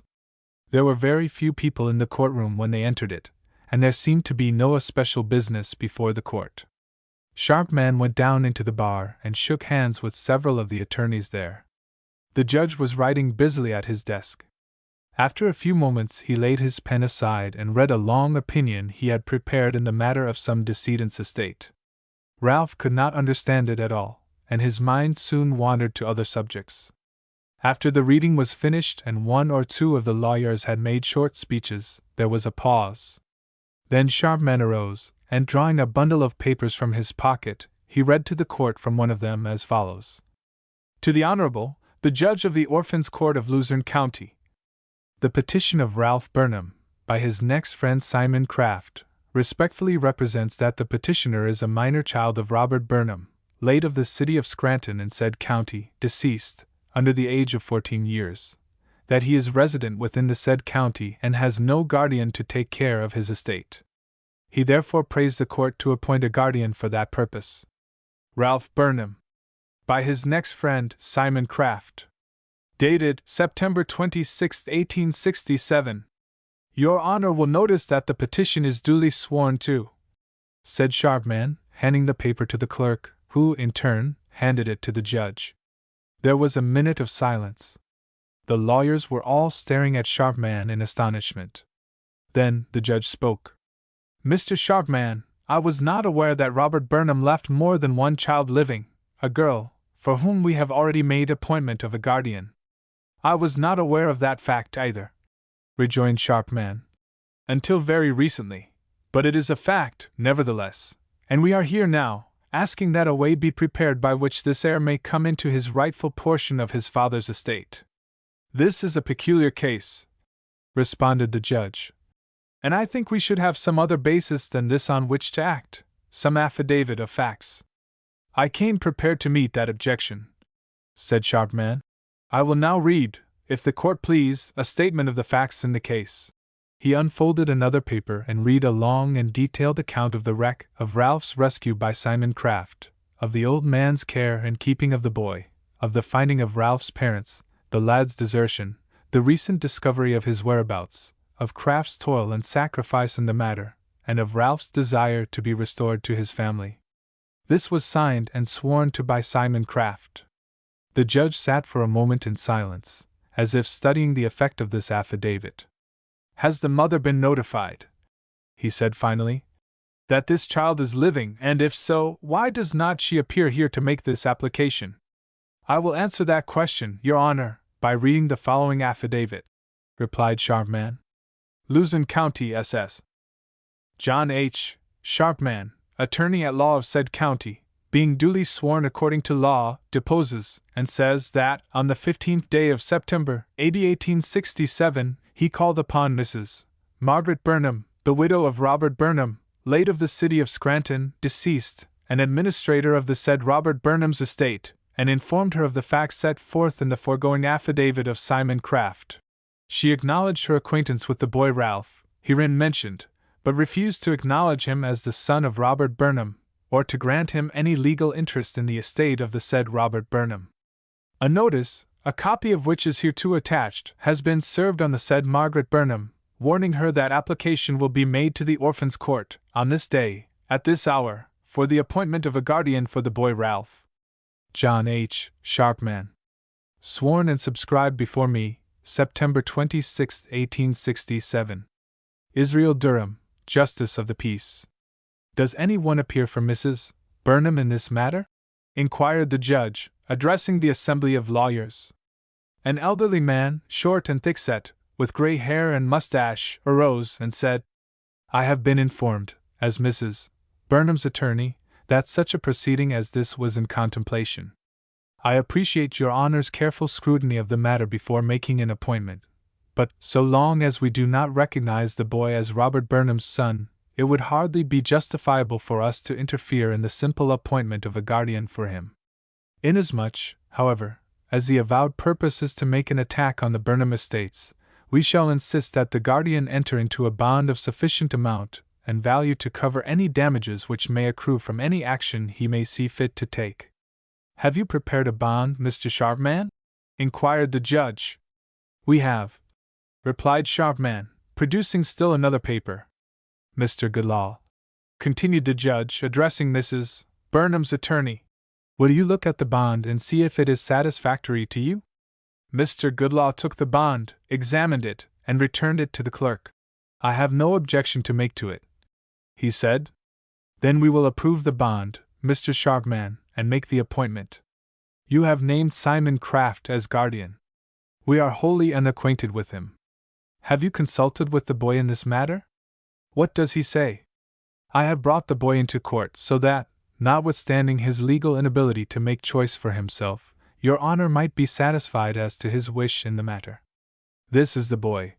As Ralph, obedient to the lawyer's summons, came into the bar and stood beside him, the judge scrutinized the lad closely, and the lawyers leaned forward in their chairs, or came nearer for the purpose of better observation. Ralph felt somewhat embarrassed, standing there to be stared at so, but the voice of the judge soon reassured him. Ralph, he said, is this application for a guardian made according to your desire? Yes, sir, replied the boy. Mr. Sharpman says I ought to have one. And whom do you choose for your guardian? Grandpa Simon, sir. Sharpman looked annoyed, and whispered something to Ralph. I mean Simon Craft, said the boy, correcting himself. Is Simon Craft your grandfather? Asked the judge sternly. Oh, no! I guess not. He made me call on that. I never had no grandfather, but Mr. Sharpman says that Robert Burnham was my father, and he's dead. The judge looked down at the lad somewhat uncertainly, then he said, Well, Ralph, that will do, we'll make the appointment, but, turning to Sharpman, we shall watch this matter closely. We shall see that justice is done to the child in any event. It is my earnest wish, responded Sharpman, that your Honor shall do so. My only object in the matter is to see that this boy, whom I firmly believe to be Robert Burnham's son, is restored to his family and estates, and that this old man, who has saved the lad's life, and has spent and endured much for him through many years, is adequately rewarded in his old age. The judge endorsed the papers and handed them to the clerk, and Sharpman walked up the aisle with Ralph to the door of the courtroom. I have business, said the lawyer, which will keep me here the rest of the day. Can you find your way back to the station? Oh, yes. Here is something to pay your fare with, offering a piece of money to the boy. I've got enough, said Ralph, declining to accept it. Plenty. I'll get home all right. Well, the train will leave at noon. I'll send for you when we want you again. Goodbye. Goodbye. Ralph went down the steps, out at the door, and across the courthouse yard. He was not sure that he struck into the right street to go to the station. There were so many streets radiating from the courthouse square. But it did not much matter. There was plenty of time before the train would start, and he thought he would like to walk about a little and see something of the city. He felt like walking off, too, a feeling of dissatisfaction concerning what had just been done in court. It was too much in the nature of an adverse proceeding to seem quite right to him. He was fearful that, somehow, it would estrange his mother from him. He thought there ought to be some simpler way to restore him to his family, some way in which he and his mother could act jointly, and in undoubted harmony. He hoped it would all come out right, though. He did not know what better he could do, at any rate, than to follow the advice of his lawyer, and besides that, he had promised to obey him implicitly in this matter, and he must keep his promise. He had no thought that he was being used merely as an instrument in the hands of designing men. It was with this vague feeling of unrest at his heart, and with his mind occupied by uneasy thought, that he walked leisurely down the street of this strange city, paying little attention to his course, or to what was going on around him. Finally, he thought it was time he should have reached the station, or at least made some attempt to find it, so he quickened his steps a little, and looked out ahead of him. There was a man standing on the next corner, and Ralph stopped and asked him if he was on the right road to get to the station. The man laughed good-naturedly, and told him he was on the right road to get away from it, and advised him to retrace his steps for 4 blocks, then to go 2 blocks to the left, and there he would find a street running diagonally across the town, which, if he would follow it, would take him very near to the station. He would have to hurry, too, the man said, if he wanted to catch the noon train. So Ralph turned back, counting the blocks as he went, turning at the right place, and coming, at last, to the street described. But instead of one street running diagonally from this point there were 2 or 3, and Ralph did not know which one to follow. He asked a boy, who was passing by with a basket on his shoulder, where the station was, and the boy, bending his neck and looking at him, said, "I guess this is the way you want to go, sonny," pointing down one of the streets, as he spoke, and then whistling a merry tune as he trudged on with his burden. Ralph turned into the street designated, and hurried down it block after block, but he did not reach the station, nor did he see any place that looked like it. He seemed to be in the suburbs, too, in a locality the surroundings of which impressed him unpleasantly. The buildings were small and dilapidated, there was a good deal of rubbish on the sidewalks and in the streets, a few ragged children were playing in the gutter near by, shivering with cold as they ran about in bare, dirty feet, and a drunken man, leaning against a post on the opposite corner, was talking affectionately to some imaginary person in the vicinity. Ralph thought that this, certainly, was not where he ought to be. He walked more slowly, trying to find someone who would give him reliable directions. At the corner of the block there was a house that looked somewhat better than its neighbors. It had a show window projecting a few inches into the street, and in the window was a display of wine bottles, and a very dirty placard announcing that oysters would be served to customers, in every style. On the ground glass comprising the upper part of the door, the words, "Sample Room," were elaborately lettered. Ralph heard someone talking inside, and, after a moment of hesitation, concluded to go in there and make his inquiry, as the need of finding his way had come to be very pressing. Coming in, as he did, from the street, the room was quite dark to his eyes, and he could not well make out, at first, who were in it. But he soon discovered a man standing, in his shirt sleeves, behind a bar, and he went up to him and said, "Will you please tell me, sir, which is the nearest way to the railroad station?" "Which station do you want to go to, bub?" inquired the man, leaning over the bar to look at him. "The one you take the train for Scranton from." "Which train for Scranton do you want to take?" "The one leaves at noon." "Why, that train goes in just 5 minutes. You couldn't catch that train now, my little Cupid, if you should spread your wings and fly to the station." It was not the bartender who spoke this time. It was a young man who had left his chair by the stove and had come up closer to get a better look at the boy. He was just slipping a silver watch back into his vest pocket. It was a black silk vest, dotted with little red figures.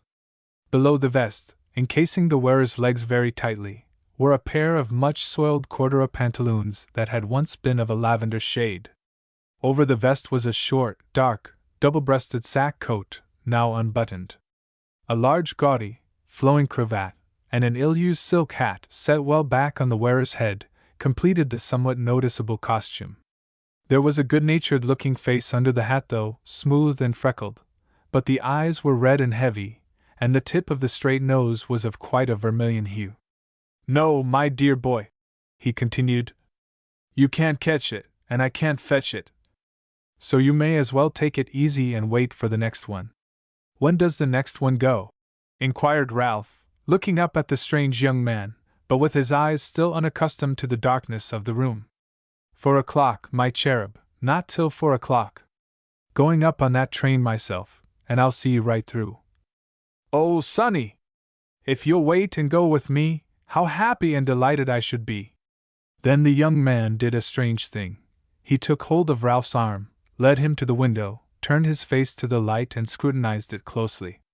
"Well, I'll be kicked to death by grasshoppers!" he exclaimed at last. "Have I found, do I behold, is this indeed the long-lost Ralph?" The boy had broken away from him, and stood with frightened, wondering face, gazing steadily on the young man, as if trying to call something to memory. Then a light of recognition came into his eyes, and a smile to his lips. "Why," he exclaimed, "it's Joe, it's Ryman Joe!" "A happy meeting," said the young man, "and a mutual remembrance. Heart speaks to heart. The hand of friendship, ever true, brings you to me and me to you. Mr. Bummerton," turning to the bartender, "allow me to introduce my esteemed young friend, Mr. Ralph Kraft, the worthy grandson of an old acquaintance." Mr. Bummerton reached a burly hand over the bar and shook hands cordially with Ralph. "Glad to meet your young friend," he said. "Well," continued Rhyming Joe, "isn't it strange how and under what circumstances old cronies sometimes meet? I cast my eyes on you and I said to myself, that young man has a familiar look to me. I listened to your voice and I remarked to my inner consciousness, that voice lingers somewhere in the depths of memory. I turned your face to the light, and lo and behold! I revealed to my astonished gaze the features of my old friend, Ralph. No tongue can tell my great delight at seeing you again tonight. Of course it isn't night yet, you know, but the pressing exigencies of rhyme often demand the elimination, as it were, of a small portion of time." Ralph was glancing uneasily about the room. "Grandpa Simon ain't anywheres around, is he?" he asked, letting his eyes rest, with careful scrutiny, on a drunken man asleep in a chair in a dark corner. "No, my boy," answered Joe. "He isn't. I haven't seen the dear old saint for, lo, these many moons. Ah, let me see. Did you not leave the patriarch's sweet home circle, somewhat prematurely, eh? Gave the good old man the slip ere the cup could touch the lip?" "Yes," said Ralph. "I did. I run away. He didn't use me right." "No, he didn't, that's so. Come, be seated, tell me about it." "Oh, you needn't fear. I'll not give it away. Your affectionate grandpa and I are not on speaking terms. The unpleasant bitterness of our estrangement is sapping the juices of my young life and dragging the roses from my cheeks. How sad when lack of faith doth part the tender from the toughened heart!" Rhyming Joe had drawn 2 chairs near to the stove, and had playfully forced Ralph into one of them, while he, himself, took the other. The bartender came out from behind his bar and approached the couple. "Oh, by the way," he asked, "did ye have a ticket for your passage up, or was ye goin' to pay your fare?" "Oh, no," said Ralph. "I ain't got any ticket. Mr. Sharpman paid my fare down, but I was going to pay it back myself." The man stood, for a few minutes, listening to the reminiscences of their Philadelphia life which Ralph and Joe were recalling, then he interrupted again. "How'd you like to have some dinner, me boy? Ain't ye gettin' a little hungry? It's afternoon now." "Well, I am a bit hungry," responded Ralph. "That's a fact. Do you get dinners here for people?" "Oh, certainly. Just as good a dinner as you'll get anywhere. Don't charge ye for nothing more and ye actually eat, either. Have some?" "Well, yes," said the boy. "I guess so. I won't have no better chance to get any for I get home." "I think," said Rhyming Joe, as the man shuffled away. "That my young friend would like a dish of soup, then a bit of tenderloin, and a little chicken salad, and some quail on toast, with the vegetables and accessories. For dessert we will have some ices, a few chocolate eclairs and ladyfingers, and a cup of black coffee. You had better bring the iced champagne with the dinner, and don't forget the finger bowls." Before the last words were out of the speaker's mouth, the bartender had disappeared through a door behind the bar, with a wicked smile on his face. It seemed a long time, to Ralph, before the man came back, but when he did come, he carried in his hands a tray, on which were bowls of oyster soup, very thin, a few crackers, and 2 little plates of dirty butter.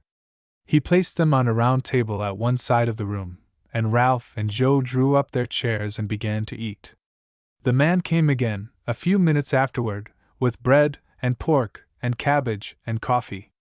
On the whole, it was much better than no dinner, and Ralph's hunger prevented him from being very critical. The warm food seemed to have the effect of making him more communicative, and he was allowing his companion to draw out from him, little by little, as they sat and ate, the whole story of his life since leaving Simon Craft. Rhyming Joe appeared to be deeply interested and very sympathetic. "Well, you did have a hard time, my dear lad," he said, "out on the road with that circus company. I traveled with a circus company once, myself, in the capacity of special entertainer of country people and inspector of watches and jewelry, but it brings tears to my eyes now, to remember how ungratefully they treated me." "That's just like they did me," said Ralph. "W and I got sick up there at Scranton, they hadn't no further use for me, and they went away and left me there alone. That was a sad plight to be in." "How did you meet that emergency?" "I didn't meet it at all. Bachelor Billy, he met it. He found me, and cured me, and I live with him now, and work in the Breaker." "Ah, indeed! At work. Laborarium est honorarium, as the Latin poet has it. How often have I wished that it were possible for me to earn my bread by the sweat of my brow, but alas!" "Ain't it?" interrupted Ralph. "No, my dear boy, it isn't. I have been afflicted, from my youth up, with a chronic disease which the best physicians of both continents have pronounced imminently dangerous to both life and happiness, if physical exercise be immoderately indulged in." "What is it?" asked Ralph, innocently. "Indolentia, my dear boy, indolentia, a terrible affliction. But how about Grandpa Simon? Has he discovered your retreat? Has the bald, bad eagle of the plains swooped down upon his prey again?" "Well, not hardly that," responded Ralph. "But he's found me." "Indeed? And what is his state of mind concerning you now?" "He ain't my grandfather," said the boy abruptly. "Ain't your grandfather? You startle me. No, he ain't no relation to me. You take my breath away. Who are you, then?" "I'm Ralph Burnham. I'm Robert Burnham's son." Ralph had not meant to disclose so much, in this place, to this fellow, but the words came out before he thought. It did not matter much anyway, everyone would soon know it. "Robert Burnham's son? You don't mean the rich coal proprietor who died at his mine in Scranton last spring?" "Yes, he's the one I mean. I'm his son." Rhyming Joe leaned across the table, lifted up the boy's chin, and looked into his eyes. "My dear young friend," he said, "I fear you have fallen into evil ways since you passed out of the range of my beneficent influence. But you should not try to impose so glittering a romance on the verdant credulity of an old acquaintance at the first meeting in many weary years. To your faithful friend and true, tell the truth, whatever you do." "'Tis true," asserted Ralph, stoutly. "Grandpa Simon says so, and Lawyer Sharpman says so, and Mrs. Burnham, she almost believes it, too, I guess." The bartender approached again and asked what else they would have. "A little something to wash the dinner down with, Bummerton," said Joe, turning again quickly to Ralph. "Then why don't you live in the Burnham mansion?" he asked, "and leave rude toil for others? 'Cause my mother ain't able to recognize me yet. She can't do it till the suit's ended. They's other heirs, you know." "Suit? What suit? Are you going to have a suit over it?" The bartender brought a bottle, a pitcher of water, 2 glasses, and a bowl of sugar. "Yes," replied the boy sadly. I suppose we've got to. Grandpa Simon, he's been pointed my garden. He ain't so bad a man as he used to be, Grandpa Simon ain't. He's been sick a good deal lately, I guess. Rhyming Joe paid no attention to these last remarks, but he seemed to be deeply interested in the lawsuit mentioned. He took time to pour some of the contents of the bottle into each glass, then he filled the glasses up with water and stirred a goodly quantity of sugar into the one he pushed toward Ralph. "What is it?" asked the boy. "Uncle Billy and me's temperance. We don't drink nothin' much but water." "Oh," responded Joe. "This is purely a temperance drink. It's made up from wheat, just the same as you get in your white bread. They have to drink it here in Wilkes-Barre, the water is so bad. When man and water both are ill, a little wheat juice fills the bill. Try some, you'll find it good." Ralph was thirsty, and he sipped a little of the mixture, but he did not like it very well, and he drank no more of it. "Who is going to carry on the suit for you?" continued Rhyming Joe. "Have you got a lawyer?" "Oh, yes. Lawyer Sharpman, he's very smart, too. He's going to manage it." "And when will the trial come off?" "Perhaps I may be of some assistance to you and to my quondam friend, your sometime grandfather. I would drop all bitterness of feeling, all vain enmity, if I might do the revered patriarch a favor. My motto has been, and my motto is yet, that it frequently pays to forgive and forget." "Oh, I don't know," Ralph replied. "It'll be 2 or 3 months yet, anyway, I guess." Rhyming Joe gazed thoughtfully at the stove. Bummerton came and began to take away the dishes. "What's your bill, landlord?" inquired Joe. "Do you want the bill for both of ye?" "Certainly. My young friend here, if I remember rightly, invited me to dine with him. I am his guest, and he foots the bills. See?" Ralph did not remember to have asked Rhyming Joe to dine with him, but he did not want to appear mean, so he said, "Yes, I'll foot the bill. How much is it?" taking out his little leather wallet as he spoke. "It'll be $3, said Bummerton. $1.25 apiece for the dinner, and $1.25 apiece for the drinks." Ralph looked up in amazement. He had never before heard of a dinner being worth so much money. "Oh, it's all right," said Joe. "This is rather a high-priced hotel, but they get up everything in first-class style, do you see? If in style you drink and eat, lofty bills you'll have to meet." "But I ain't got that much money," said Ralph, unstrapping his wallet. "How much have you got?" inquired the bartender. "I've only got $1.82. "Well, you see, sonny," said Bummerton, "that ain't more'n half enough. You shouldn't order such a fancy dinner unless you've got money to pay for it." "But I didn't know it was going to cost so much," protested Ralph. "Uncle Billy and me got just as good a dinner last 4th o' July at a place in Scranton, and it didn't cost both of us but 70 cents. Besides, I don't believe—" "Look here, Bummerton," said Joe, rising and leading the bartender aside. They whispered together for a few moments and then returned. "It's all right," said Joe. "You're to pay him what money you have, and he's to charge the remainder on my bill. I'll stand the rest of it for you. I'll be that precious friend in need, who proves himself a friend indeed." "Then," said Ralph, "I won't have any money left to pay my fare back home." "Oh, I'll see to that," exclaimed Joe. "I invited you to ride up with me, didn't I? And of course I'll pay your fare, das Versteck sich, that goes without saying. I'll never desert you, oh, never." He spake, "We'll stand by each other, asleep or awake." It was not without much misgiving that Ralph gave the $1.82 to the bartender, and returned the empty wallet to his pocket. But Rhyming Joe soon engaged him again in conversation. The young man seemed to be deeply interested in the movement to restore the boy to his family rights and possessions. He asked many questions about it, about Kraft, about Sharpman, about Ralph's knowledge of himself. The whole ground, indeed, was gone over carefully from the beginning to the present. Even the probabilities of the future were fully discussed. In the meantime, the liquor in the bottle was steadily diminishing in quantity, as a result of Rhyming Joe's constant attention to it, and Ralph thought he began to detect evidences of intoxication in the speech and conduct of his friend. His nose appeared to be getting redder, his eyelids were drooping, he was sinking lower into his chair, his utterance was growing thick, and his voice had a sleepy tone. Ralph, too, felt sleepy.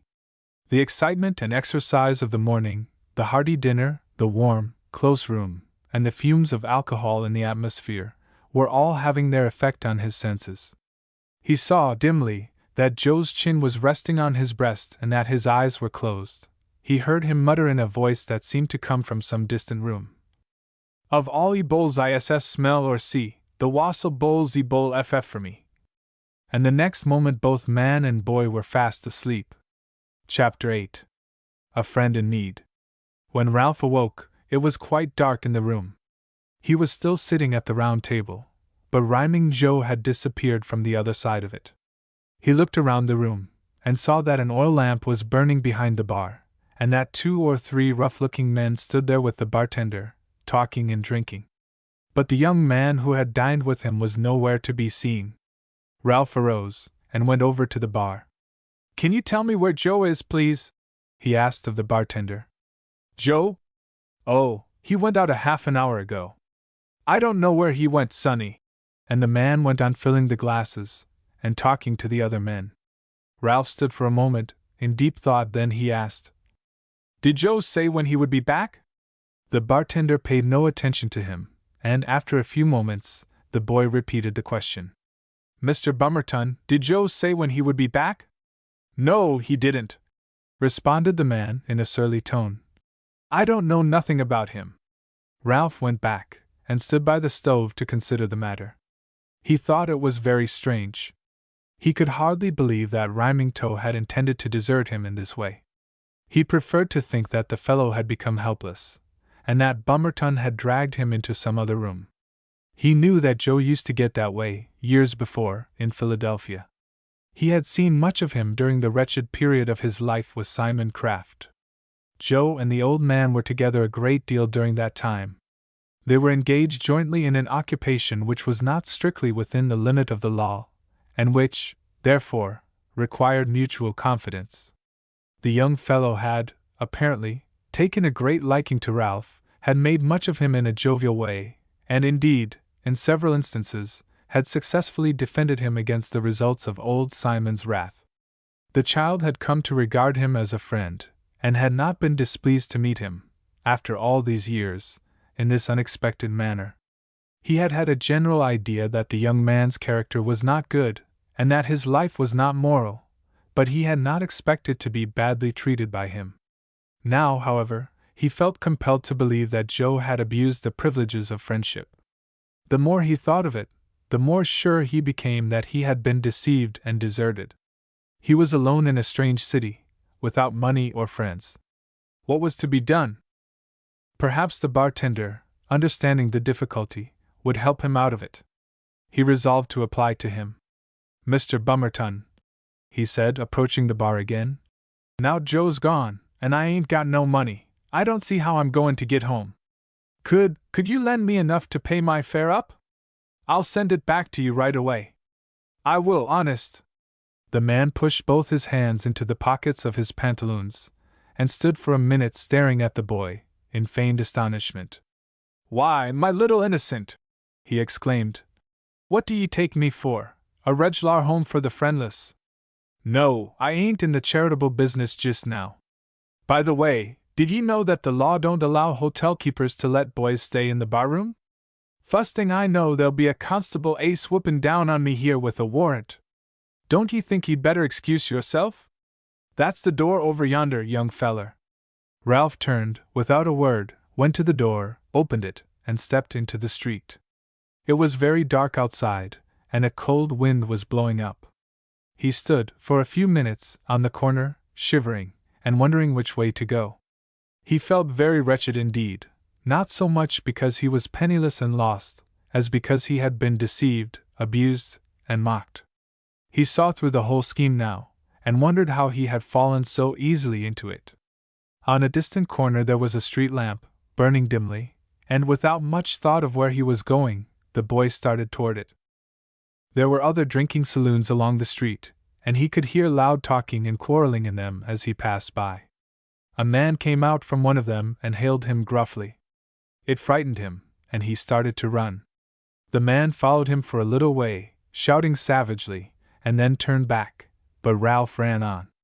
He stumbled, finally, on the uneven pavement, and fell headlong, bruising his side and hurting his wrist. His cap had rolled off, and it took him a long time to find it. Then he crossed the street to avoid a party of drunken revelers, and limped along until he came to the lamp that he had seen from the distance. Down another street there were a number of lights, and it looked more inviting, so he turned in that way. After he had gone 2 or 3 blocks in this direction, avoiding carefully the few persons whom he met, he turned again. The streets were growing lighter and wider now, and there were more people on them, and that was something to be thankful for. Finally he reached a busy, well-lighted thoroughfare, and turned into it, with a sigh of relief. He had not walked very far along it before he saw, over to the right, surrounded by lights, a long, low building, in the middle of an open square. It occurred to him, suddenly, that this was the railroad station, and he hurried toward it. When he reached the door he remembered that he was without money, but he thought he would go in at any rate. He was very tired, and he knew of no better place in which to stop and rest. So he went into the waiting room, and sat down on a bench, and looked around him. There were not many people there, but they began to come very soon, and kept coming until the room was nearly full. Finally, there was a puffing of a locomotive out on the track, and a ringing of an engine bell, and the doorkeeper called out, "All aboard for Pittston, Scranton, and Carbondale!" The people crowded toward the door, and just then a carriage drove up to the other side of the station, and a gentleman and a lady and a little girl came into the waiting room from the street entrance. The lady was in deep mourning, but, as she threw aside her veil for a moment, Ralph recognized her as Mrs. Burnham, and the little girl as her child. His heart gave a great throb, and he started to his feet. The gentleman was saying, "I trust you will reach home safely and comfortably." And Mrs. Burnham replied, "Oh, there is no doubt of it, Mr. Goodlaw. I have telegraphed to James to meet us at the station. We shall be there before 9 o'clock.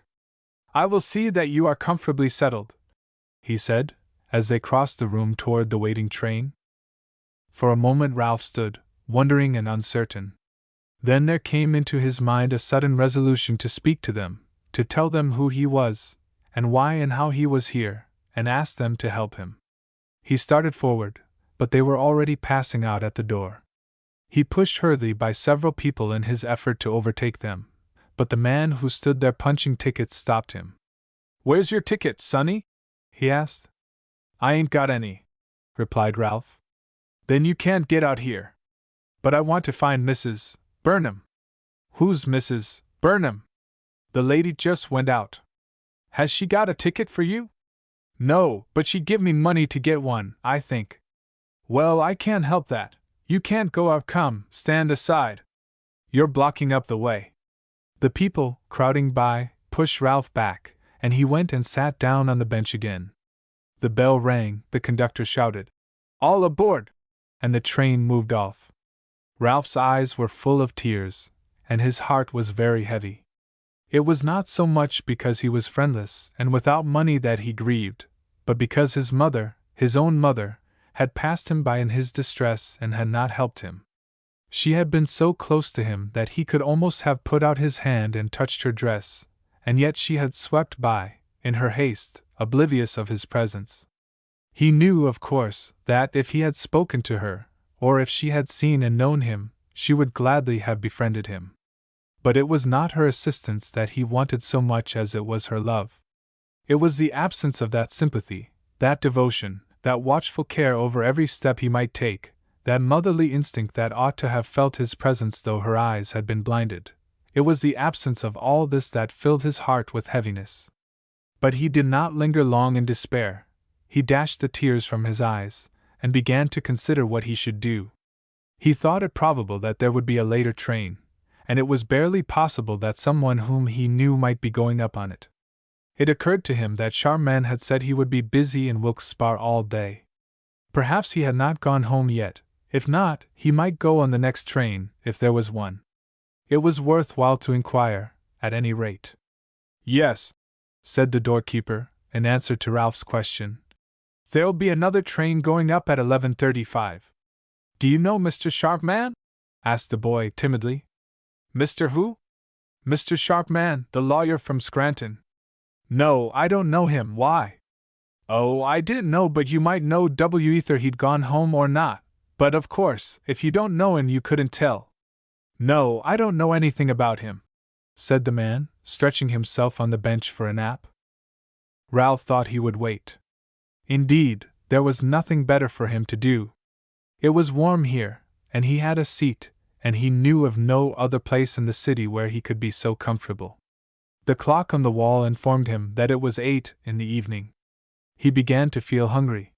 He could see, through a half-open door, the tempting array of food on the lunch counter in another room, but he knew that he could get none, and he tried not to think of eating.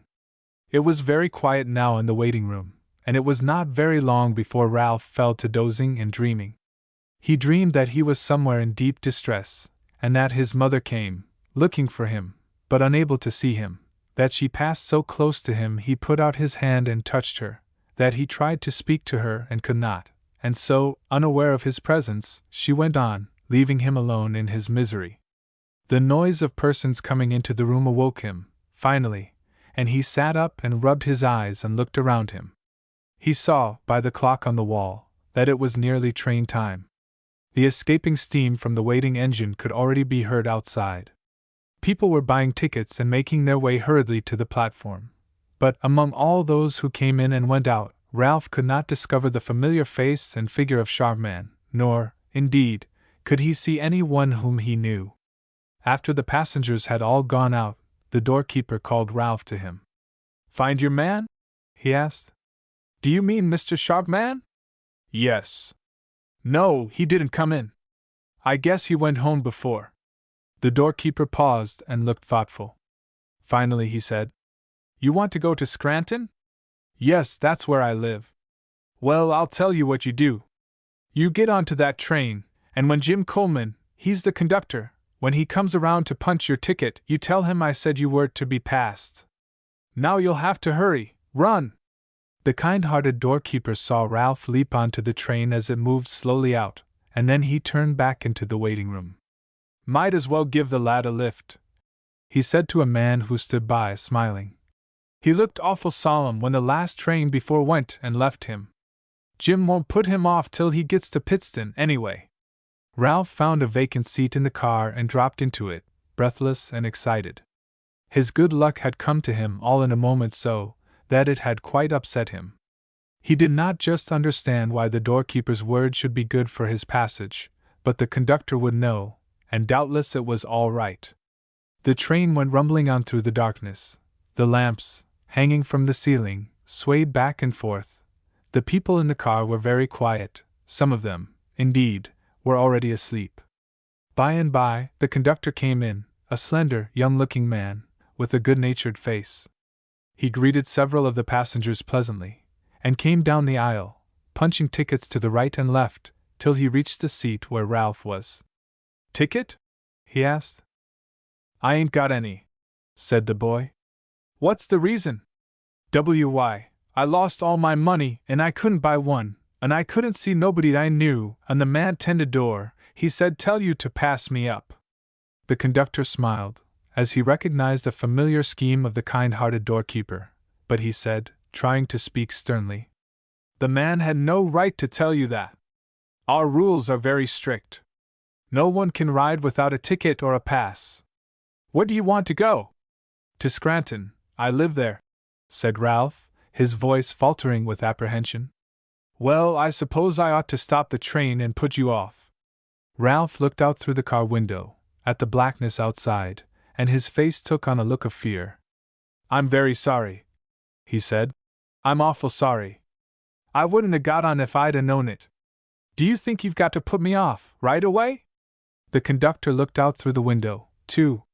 "Well," he said, "it's pretty dark, and I hate to stop the train between stations. I guess I'll have to let you ride to Pittston anyway. You'll get out there, won't you? It's the first stop." "Oh, yes. I'll get out there," said Ralph, much relieved, settling back into his seat as the conductor left. The train dashed on through the night, rumbling, rocking, waking the echoes now and then with its screaming whistle, and finally it pulled into the station at Pittston. True to his bargain, Ralph stepped from the train. 2 or 3 other people left it at the same time and hurried away up the street. Then the puffing engine pulled the cars out again into the darkness. The boy stood, for a moment or two, wondering what he should do now. The chill night air made him shiver, and he turned toward the waiting room. But the lights were already out there, and the station master had locked himself into his office. Off to the left he saw the street lamps of West Pittston, dotting the blackness here and there like dim, round stars, and between them and him the dark water of the river reflected the few lights that shone on it. Finally, Ralph walked down the length of the platform and turned up the street at the end of it. In a minute or two he had reached Main Street, and stood looking up and down it, trying to decide which way to go. On the other side, and a little to the right, he saw a man standing on the corner, under a street lamp, and looking at him. He was an honest-looking man, Ralph thought. Maybe he would tell him what to do. He crossed over and went down to where the man stood. "Please, mister," he said, "I'd like to find a place to stay all night." The man looked down on him wonderingly, but not unkindly. "Is it a hotel you're after?" he asked. "Well, not hardly. I ain't got any money. I only want a place to stay where I won't be in the dark and cold alone all night." "D'ye belong in Pittston, I don't know?" "No, I live in Scranton." "Sure, the train just went for there. Why didn't ye go with it?" "Well, you see, I didn't have any ticket, and the conductor, he told me to. He asked me if I wouldn't just as leave get off here." The man gave a low whistle. "Come along with me," he said. "It's little I can do for yez, but it's better nor the straight." He led the way up the pavement of the side street a few steps, unlocked a door, and entered a building, and Ralph followed him. They seemed to be in a sort of retiring room for the use of the adjoining offices. A gas light was burning dimly. There was a table in the room, and there were some chairs. Some engineering tools stood in one corner, some mining tools in another, caps were hanging on the wall, and odds and ends of many kinds were scattered about. The man took down a heavy overcoat, and spread it on the table. "There," he said. "Ye can slape on that." "That'll be very nice," said Ralph. "It'll be a sight better'n stayin' out in the street all night." "Right ye are, me lad. Compose yourself now. Good night, and swate drams to yez.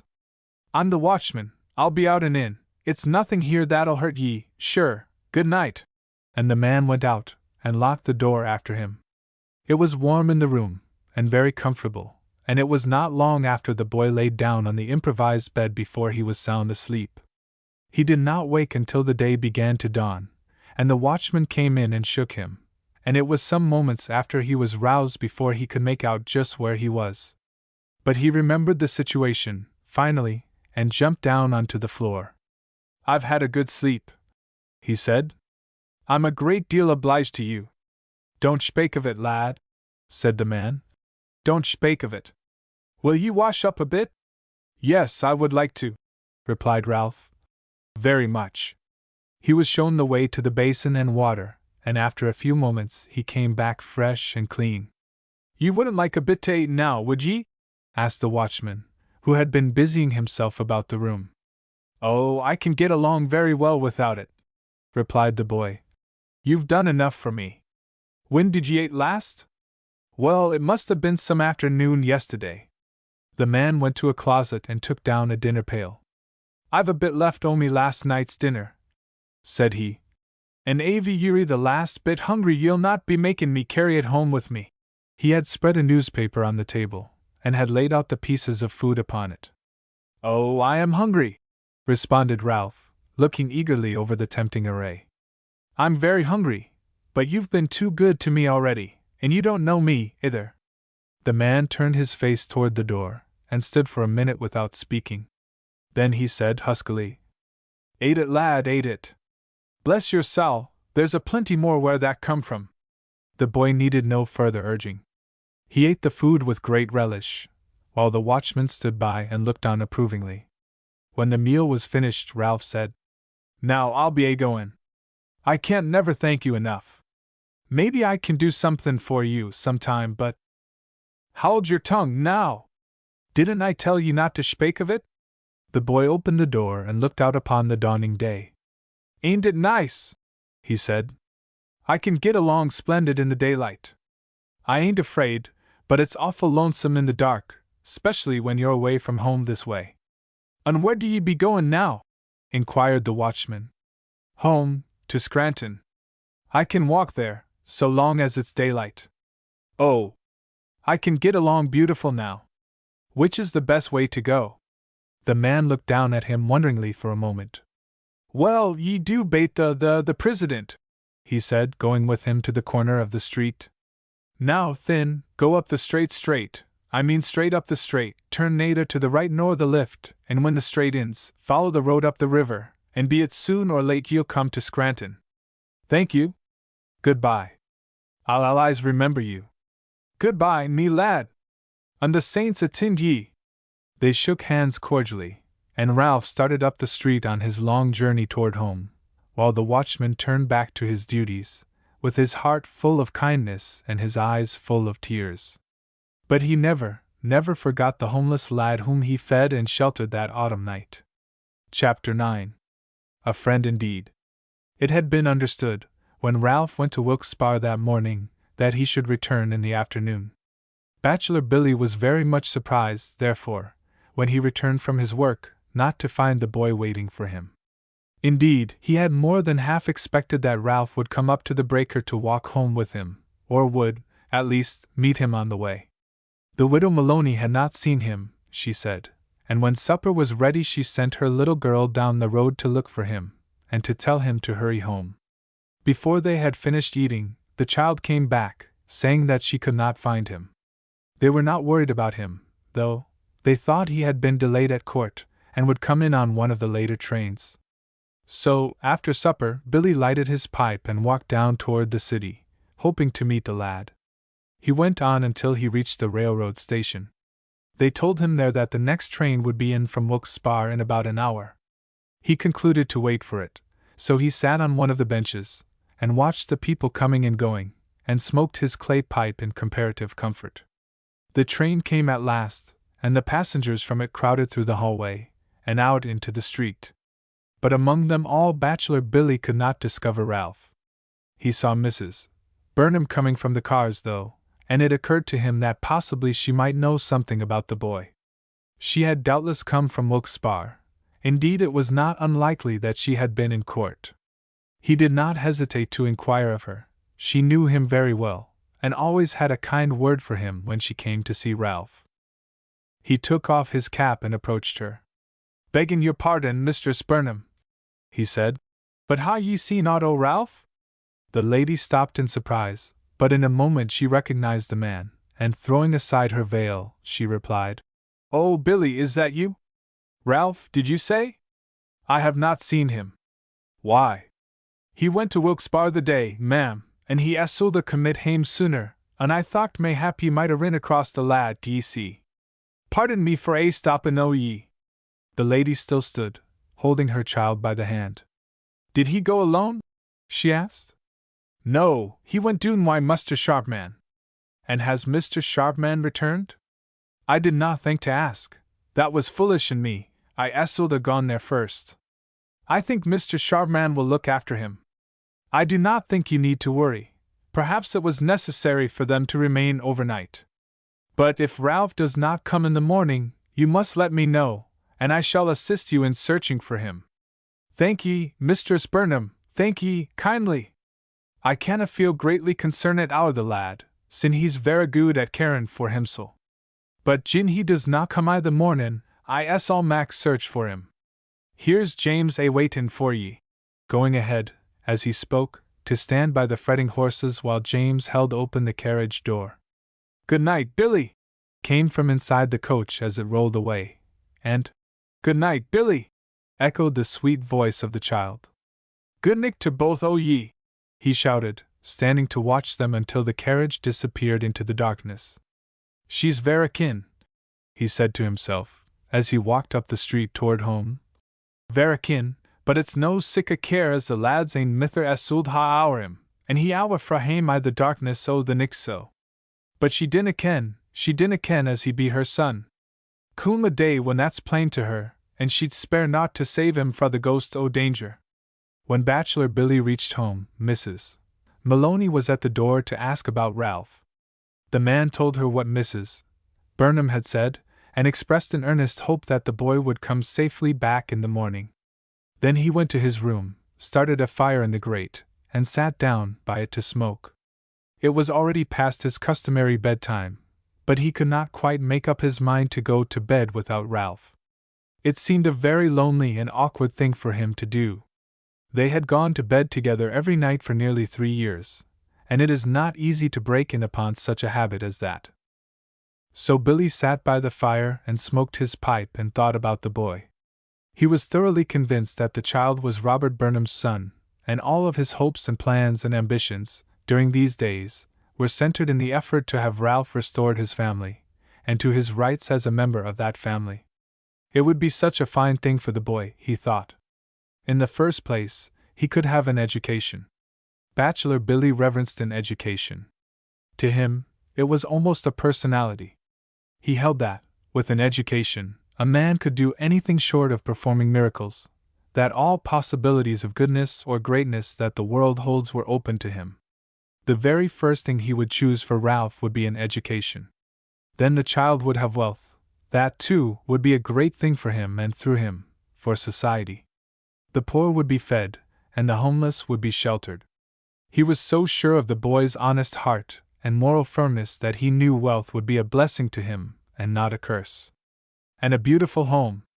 Once he had been in Robert Burnham's house, and for days thereafter, its richness and beauty and its homelike air had haunted him wherever he went.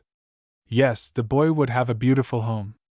He looked around on the bare walls and scanty furniture of his own poor dwelling place, as if comparing them with the comforts and luxuries of the Burnham mansion. The contrast was a sharp one, the change would be great. But Ralph was so delicate in taste and fancy, so high-minded, so pure-souled, that nothing would be too beautiful for him, no luxury would seem strange, no life would be so exalted that he could not hold himself at its level. The home that had haunted Bachelor Billy's fancy was the home for Ralph, and there he should dwell. But then, and the thought came suddenly and for the first time into the man's mind, when the boy went there to live, he, Billy, would be alone.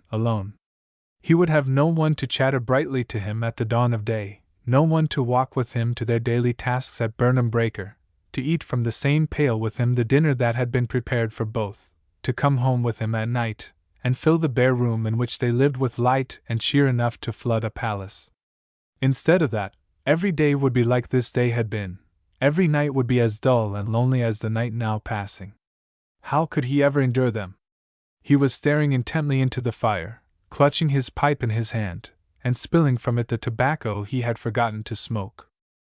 The lad would have a mother, too, a kind, good, beautiful mother to love him, to caress him, to do a million more things for him than his Uncle Billy had ever done or ever could do. And the boy would love his mother, he would love her very tenderly. He ought to. It was right that he should. But in the beauty and sweetness of such a life as that would Ralph remember him? How could he hope it? Yet how could he bear to be forgotten by the child?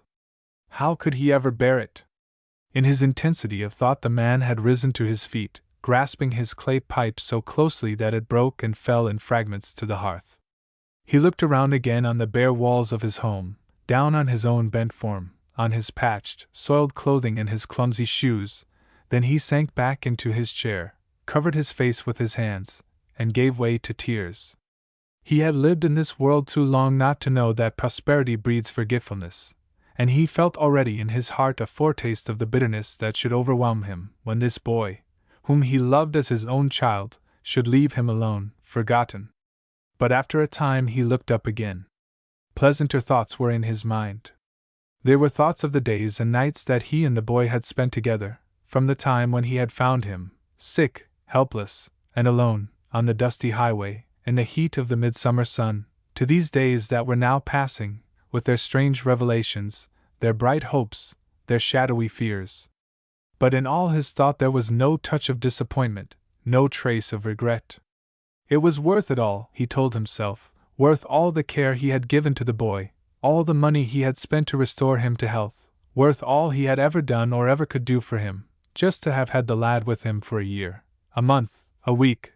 Why, it was worth it all and more, yes, vastly more, just to have felt the small hand laid once on his arm, to have seen the loving eyes look up once into his, and to have heard the clear voice say, "Dear Uncle Billy," in the confiding way he knew so well. It was nearly midnight when Bachelor Billy went to bed, and long after that hour before he fell asleep. He awoke several times during the night with a sense of loneliness and desolation pressing down upon him, and he arose early to prepare for his day's work. It was arranged at the breakfast table that Mrs. Maloney's oldest girl should go down to Lawyer Sharpman's office to inquire about Ralph, and Billy was to come home at noon, contrary to his custom, to hear her report. Daylight is a great promoter of natural cheer, and the man went away to his work with a strong hope in his heart of Ralph's speedy return, and when the long morning had passed and he hurried back to his home, he half expected that the boy would meet him on the way. But he was disappointed. Even Mrs. Maloney's girl had no news for him. She had been to Sharpman's office twice, she said, and had not found him in, though the clerk had told her that Mr. Sharpman had returned from Wilkes-Barre the day before. Billy decided then that it was time to make active search for the boy, and when he had finished a hurried dinner, he put on his best clothes and started for the city. He thought it would be wise for him to go first to Sharpman's office and learn what he could there. The lawyer had not yet returned from lunch, but the clerk said he would positively be in at 1:30, so Billy took the proffered chair and waited. Sharpman came promptly at the time, greeted his visitor cordially, and took him into his private office. "Well, my friend, what can I do for you?" he asked. "I came to see about Ralph, sir, Ralph as lives why me." "Oh, are you Buckley? William Buckley?" "I am, sir." "I want to know when saw ye the lad last?" "Why, about 11 o'clock yesterday." "He came up on the noon train, didn't he?" "I ha' no seen him." "Haven't seen him!" exclaimed Sharpman, in a voice expressive of much alarm. "Haven't seen him since when, man?" "Not sin' yestermornin', when I said good-bye till the lad, and went to the breaker. I got scared aboot him, and cam to look him oop." Bachelor Billy had become infected with Sharpman's alarm. "Well, we must look him up," said the lawyer, putting on his hat, which he had just laid aside, and taking up a light overcoat. "Come, we'll go down to the station and see if we can learn anything of him there." Sharpman was really very anxious about the boy. It would interfere sadly with his scheme to have Ralph disappear again, now. The two men went out from the door together and down the street at a rapid pace. But they had not taken 2 steps around the corner into Lackawanna Avenue when they came face to face with the missing boy. He was a sorry sight, limping slowly along, covered with dust, exhausted from his journey.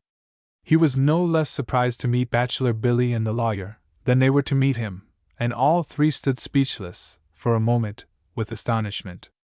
"Why, Ralph!" exclaimed Billy. "Ralph, lad, where ye been?" But Ralph did not know what to say. An overwhelming sense of shame at his unfortunate adventure and at his wretched condition had come suddenly to him, and the lawyer's sharp eyes, fixed steadily upon him, increased his embarrassment not a little. "Why don't ye speak, lad? Tell Uncle Billy what's happened to ye, coon no!" And the man took the child's hands affectionately into his. Then Ralph spoke. From a full heart, poor lad, he made his confession. "Well, Uncle Billy, I got lost in Wilkes-Barre. I wasn't used to it, and I went into a saloon there, and they got all my money, and I got onto the train without a ticket, and the conductor put me off, and I had to walk the rest o' the way home, and I'm pretty tired and dirty and shamed." Sharpman laughed aloud. "Ah, that's Wilkes-Barre charity," he said. "You were a stranger, and they took you in. But come, let's go back to my office and talk it over." Secluded in the lawyer's private room, Ralph told the whole story of his adventures from the time he left Sharpman at the courthouse door. When he had finished, Bachelor Billy said, "Poor lad!" Then, turning to Sharpman, "It was no his fault, think ye?" "Oh, no," said the lawyer, smiling. Anyone might have met with the same fate. Dreadful town. Wilkes-Barre is dreadful. Have you had any dinner, Ralph? No, sir, said Ralph. I haven't. Well, come into my washroom and brighten yourself up a little. You're somewhat travel-stained, as it were. In 10 minutes Ralph reappeared, looking clean and comparatively fresh. Now, said Sharpman, you don't resemble quite so strongly the man who went down from Jerusalem to Jericho. Here, take this, reaching out some money, and go down to the restaurant on the corner and surprise yourself with the best dinner you can buy. Oh, you can pay it back, as the boy hesitated about accepting the money. We'll call it a loan if you like. Come, you agreed to obey my instructions, you know. Buckley will wait here for you till you get back. Now, don't hurry, he said as Ralph passed out at the door. There's plenty of time. For some minutes after the boy's departure, Sharpman and Bachelor Billy sat talking over Ralph's recent adventure. Then the conversation turned to the prospect for the future, and they agreed that it was very bright. Finally, the lawyer said, He was pretty sick when you first found him, wasn't he? He was that, vera bad indeed. Called a doctor for him, didn't you? Oh, yes. Dr. Gunther. He comed every day for a fortnight, and often he comed twice the same day. He was awful sick, the Chio was. Footed the doctor's bill, I suppose, didn't you?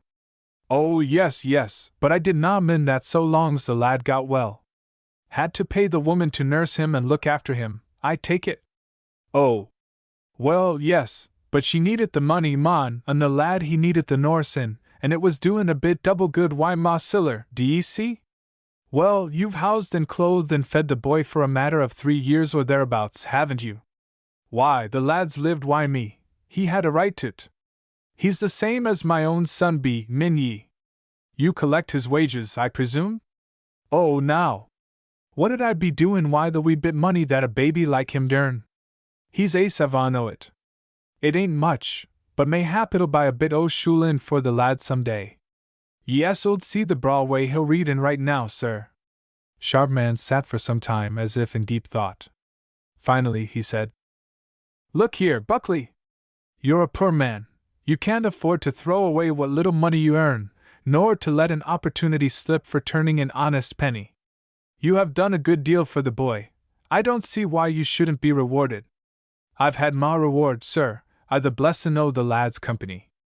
Yes, that's all very true, but a man must not rob himself. It's not right. You are getting along in years. You should have a little something to lay by for old age. We are sure to establish Ralph's identity, and to recover his interest in his father's estate. I know that the boy would be delighted to have you paid out of the funds that would come into our hands, and I am very certain that Mrs. Burnham would be proud to have your services acknowledged in that way. The basis of compensation would not be so much the time, labor, and money actually expended by you, as it would be the value of the property rescued and cared for. That would figure into a very nice sum. I think you had better let me manage it, and secure for you something to lay by for a rainy day, or for old age that is sure to fall on you. What do you say? But Bachelor Billy had risen to his feet, excited, and in earnest. I'm a poor mon, Muster Sharpman, he said, and money's worth a deal to me, but I could not tak it for doin' what I ha for Ralph. Why, I am sure your services have been of infinite value, both to the boy and to his mother. Mayhap. That's no for me to say. But I canna do it. I could not look ony mon I the eye why a send o' the lad's money I ma purse. It'd seem as though I'd been doin' for him these years why a purpose to get it back in siller some day, and I never did. I never thocht o' it, sir. The chield's been as free and welcome as the sunshine, why me. The bit money I ha spent, the bit care I ha had, why him, why that was paid back, why double interest the first week he could sit up by the bed and talk. It's a blessin' to hear the lad talk to ye. Na. Do what ye can for Ralph. Spare not to get his right for dues, but me, there's not a penny comin' to me. I've had ma pay, and that lang sin, do ye mind? The lawyer waved his hand, as much as to say, Very well, you're a fool, but it's not my fault. I have placed the opportunity within your reach. If you do not choose to grasp it, you're the loser, not I. But Sharpman felt that he was the loser, nevertheless. He knew that his shrewd scheme to use this honest man as a tool for the furtherance of his own ends had fallen through, and that the modest sum which he had expected to gain for himself in this way would never be his. He was not quite so cordial when Ralph returned from his dinner, and, after a few words of admonition to the boy, he dismissed the pair, and set himself diligently to the task of preparing a new scheme to take the place of the one that had just vanished. Chapter 10. At the Bar of the Court. When Ralph went to his work at the Breaker on the morning after his return from Wilkes Barre, he was met with curious glances from the men, and wondering looks and abrupt questions from the boys. It had become generally known that he claimed to be Robert Burnham's son, and that he was about to institute proceedings, through his guardian, to recover possession of his share of the estate. There was but little opportunity to interrogate him through the morning hours. The flow of coal through the chutes was too rapid and constant, and the grinding and crunching of the rollers, and the rumbling and hammering of the machinery, were too loud and incessant. Ralph worked very diligently too. He was in the mood for work. He was glad to be at home again and able to work.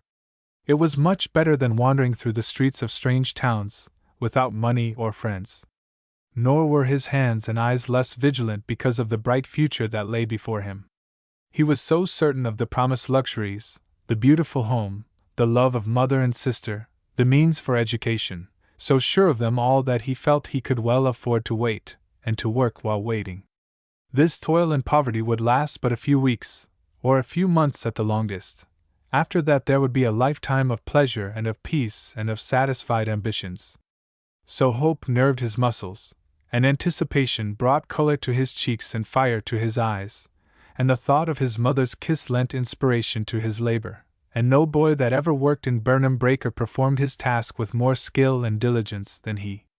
When the noon hour came, the boys took their dinner pails and ran down out of the building and over on the hillside, where they could lie on the clean grass in the warm September sunshine, and eat and talk until the bell should call them again to work. Here, before the recess was over, Ralph joined them, feeling very conscious, indeed, of his embarrassing position, but determined to brave it out. Joe Foster set the ball rolling by asking Ralph how much he had to pay his lawyer. Someone else followed it up with a question relating to his expectations for the future, and in a very few minutes the boy was the object of a perfect broadside of interrogations. "Will you have a house of your own?" asked Patsy Welch. "I don't know," was the reply. "That depends on what my mother'll think." "Oh, she'll give you one if you want him, Mrs. Burnham will," said another boy. "She'll give you everything you want. She's terribly good that way, they say." "Will you own the Breaker and boss us boys?" came a query from another quarter. Before Ralph could reply to this startling and embarrassing question, someone else asked, "How'd you find out who you was, anyway?" "Why, my lawyer told me," was the reply. "How'd he find out?" "Well, a man told him." "What man?" "Now, look here, fellows," said Ralph. "I ain't going to tell you everything. It'd prejudice my case too much. I can't do it, I got no right to." Then a doubting Thomas arose. "I ain't got nothin' agin him," he began, referring to Ralph. "He's a good enough feller, for a slate picker, for what I know, but that's all he is. He ain't a Burnham, no more'n I'd be. If he was, he wouldn't be a-workin' here in the dirt. It ain't reasonably." Before Ralph could reply, someone took up the cudgel for him. "Yes, he is too, a Burnham. My father says he is, and Lawyer Sharpman says he is, and you don't know nothin' about it."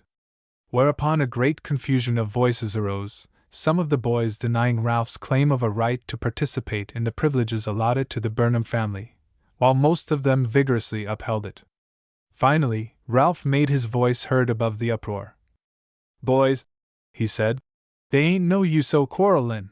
We'll all find out the truth about it 'fore very long.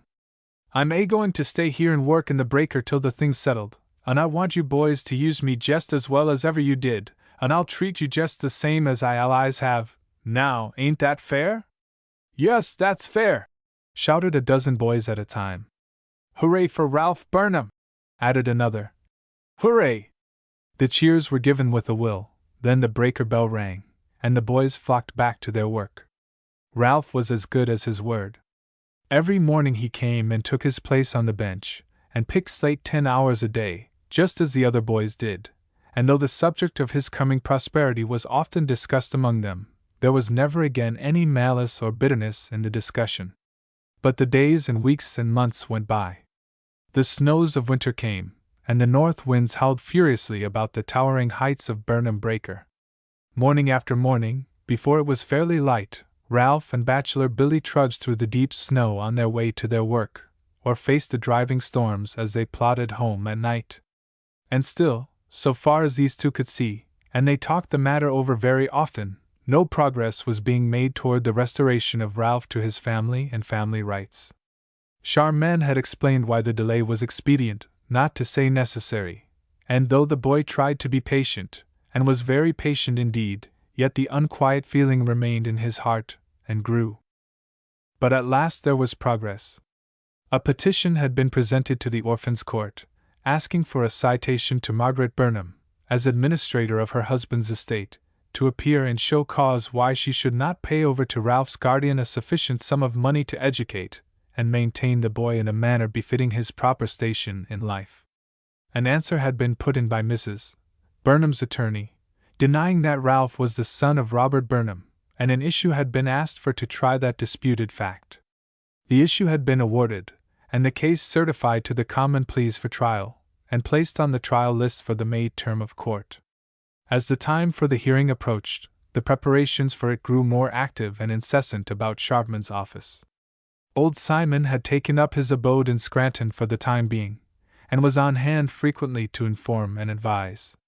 Witnesses from distant points had been subpoenaed, and Ralph, himself, had been called on several occasions to the lawyer's office to be interrogated about matters lying within his knowledge or memory. The question of the boy's identity had become one of the general topics of conversation in the city, and, as the time for the trial approached, public interest in the matter ran high. In those days the courts were held at Wilkes-Barre for the entire district. Lackawanna County had not yet been erected out of the northern part of Luzerne, with Scranton as its county seat. There were several suits on the list for the May term that were to be tried before the Burnham case would come on, so that Ralph did not find it necessary to go to Wilkes-Barre until Thursday of the first week of court. Bachelor Billy accompanied him. He had been subpoenaed as a witness, and he was glad to be able to go and to have an opportunity to care for the boy during the time of the trial. Spring comes early in the valley of the Susquehanna, and, as the train dashed along, Ralph, looking from the open window of the car, saw the whole country white with the blossoms of fruit-bearing trees. The rains had been frequent and warm, and the springing vegetation, rich and abundant, reflected its bright green in the waters of the river along all the miles of their journey. The spring air was warm and sweet, white clouds were floating in the sky, birds were darting here and there among the branches of the trees, wild flowers were unfolding their modest beauty in the very shadow of the iron rails. Ralph saw and felt it all, his spirit rose into accord with nature, and hope filled his heart more abundantly than it ever had before. When he and Bachelor Billy went into the courtroom that afternoon, Sharpman met them and told them that their case would probably not be reached that day, the one immediately preceding it having already taken much more time in the trial than had been expected. But he advised them not to leave the city. So they went out and walked about the streets a little, then they wandered down along the river bank, and sat there looking out upon the water and discussing the method and probable outcome of the trial. When supper time came, they went to their boarding house, a cottage in the suburbs, kept by a man who had formerly known Bachelor Billy in Scranton. The next morning when they went into court the lawyers were making their addresses to the jury in the case that had been heard on the previous day, and Ralph and Billy listened to the speeches with much interest. The judge's charge was a long one, and before it was concluded the noon hour had come. But it was known, when court adjourned, that the Burnham case would be taken up at 2 o'clock. Long before that time, however, the benches in the courtroom were filled with people, and even the precincts of the bar were invaded. The suit had aroused so much interest and excitement that hundreds of people came simply to see the parties and hear the evidence in the case. At 2 o'clock Mr. Goodlaw entered, accompanied by Mrs. Burnham and her little daughter, and all three took seats by a table inside the bar. Sharpman came in a few minutes later, and Simon Kraft arose from his place near the railing and went with him to another table. Ralph, who was with Bachelor Billy down on a front bench, scarcely recognized the old man at first, there was so marked a change in his appearance. He had on a clean new suit of black broadcloth, his linen was white and well arranged, and he had been freshly shaven. Probably he had not presented so attractive an appearance before in many years. It was all due to Sharpman's money and wit. He knew how much it is worth to have a client look well in the eyes of a jury, and he had acted according to his knowledge. So old Simon had a very grandfatherly air as he took his seat by the side of his counsel and laid his cane on the floor beside him. After arranging his papers on the table, Sharpman arose and looked back over the crowded courtroom. Finally, catching sight of Ralph, he motioned to him to come inside the bar. The boy obeyed, but not without embarrassment. He saw that the eyes of all the people in the room were fixed on him as he crossed the open space and dropped into a chair by the side of Kraft. But he had passed Mrs. Burnham on his way, and she had reached out her gloved hand and grasped his little one and held him by her for a moment to look searchingly and longingly into his face, and she had said to him some kind words to put him at his ease, so that the situation was not so very trying, after all. The clerk began to call a jury into the box. One by one they answered to their names, and were scrutinized closely by the lawyers as they took their places. Then Sharpman examined carefully the list of jurors that was handed to him, and drew his pen through one of the names. It was that of a man who had once suffered by reason of the lawyer's shrewdness, and he thought it best to challenge him. "Call another juror," he said, passing the list to Goodlaw, who also struck a name from it, added a new one, and passed it back. The jury was finally settled, the challenged men were excused, and the remaining 12 were duly sworn. Then Sharpman arose to open his case. With rapid detail he went over the history of Ralph's life from the time of the railroad accident to the day of the trial. He dwelt upon Simon Kraft's kindness to the child, upon his energetic search for the unknown parents, and later, for the boy himself, of his final success, of his constant effort in Ralph's behalf, and his great desire, now, to help him into the family and fortune to which his birth entitled him.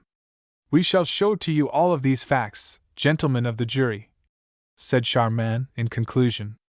"We shall prove to you, beyond the shadow of a doubt, that this boy is Margaret Burnham's son and an heir to Robert Burnham's estates, and having done so, we shall expect a verdict at your hands." The lawyer resumed his seat, spent a few moments looking over his papers, and then said, in a tone of mingled respect and firmness, "We desire, if your honor please, to call Mrs. Burnham for the purpose of cross-examination." "That is your privilege under the law," said the judge. "Mrs. Burnham," continued Sharpman, "will you kindly take the stand?" "Certainly," replied the lady.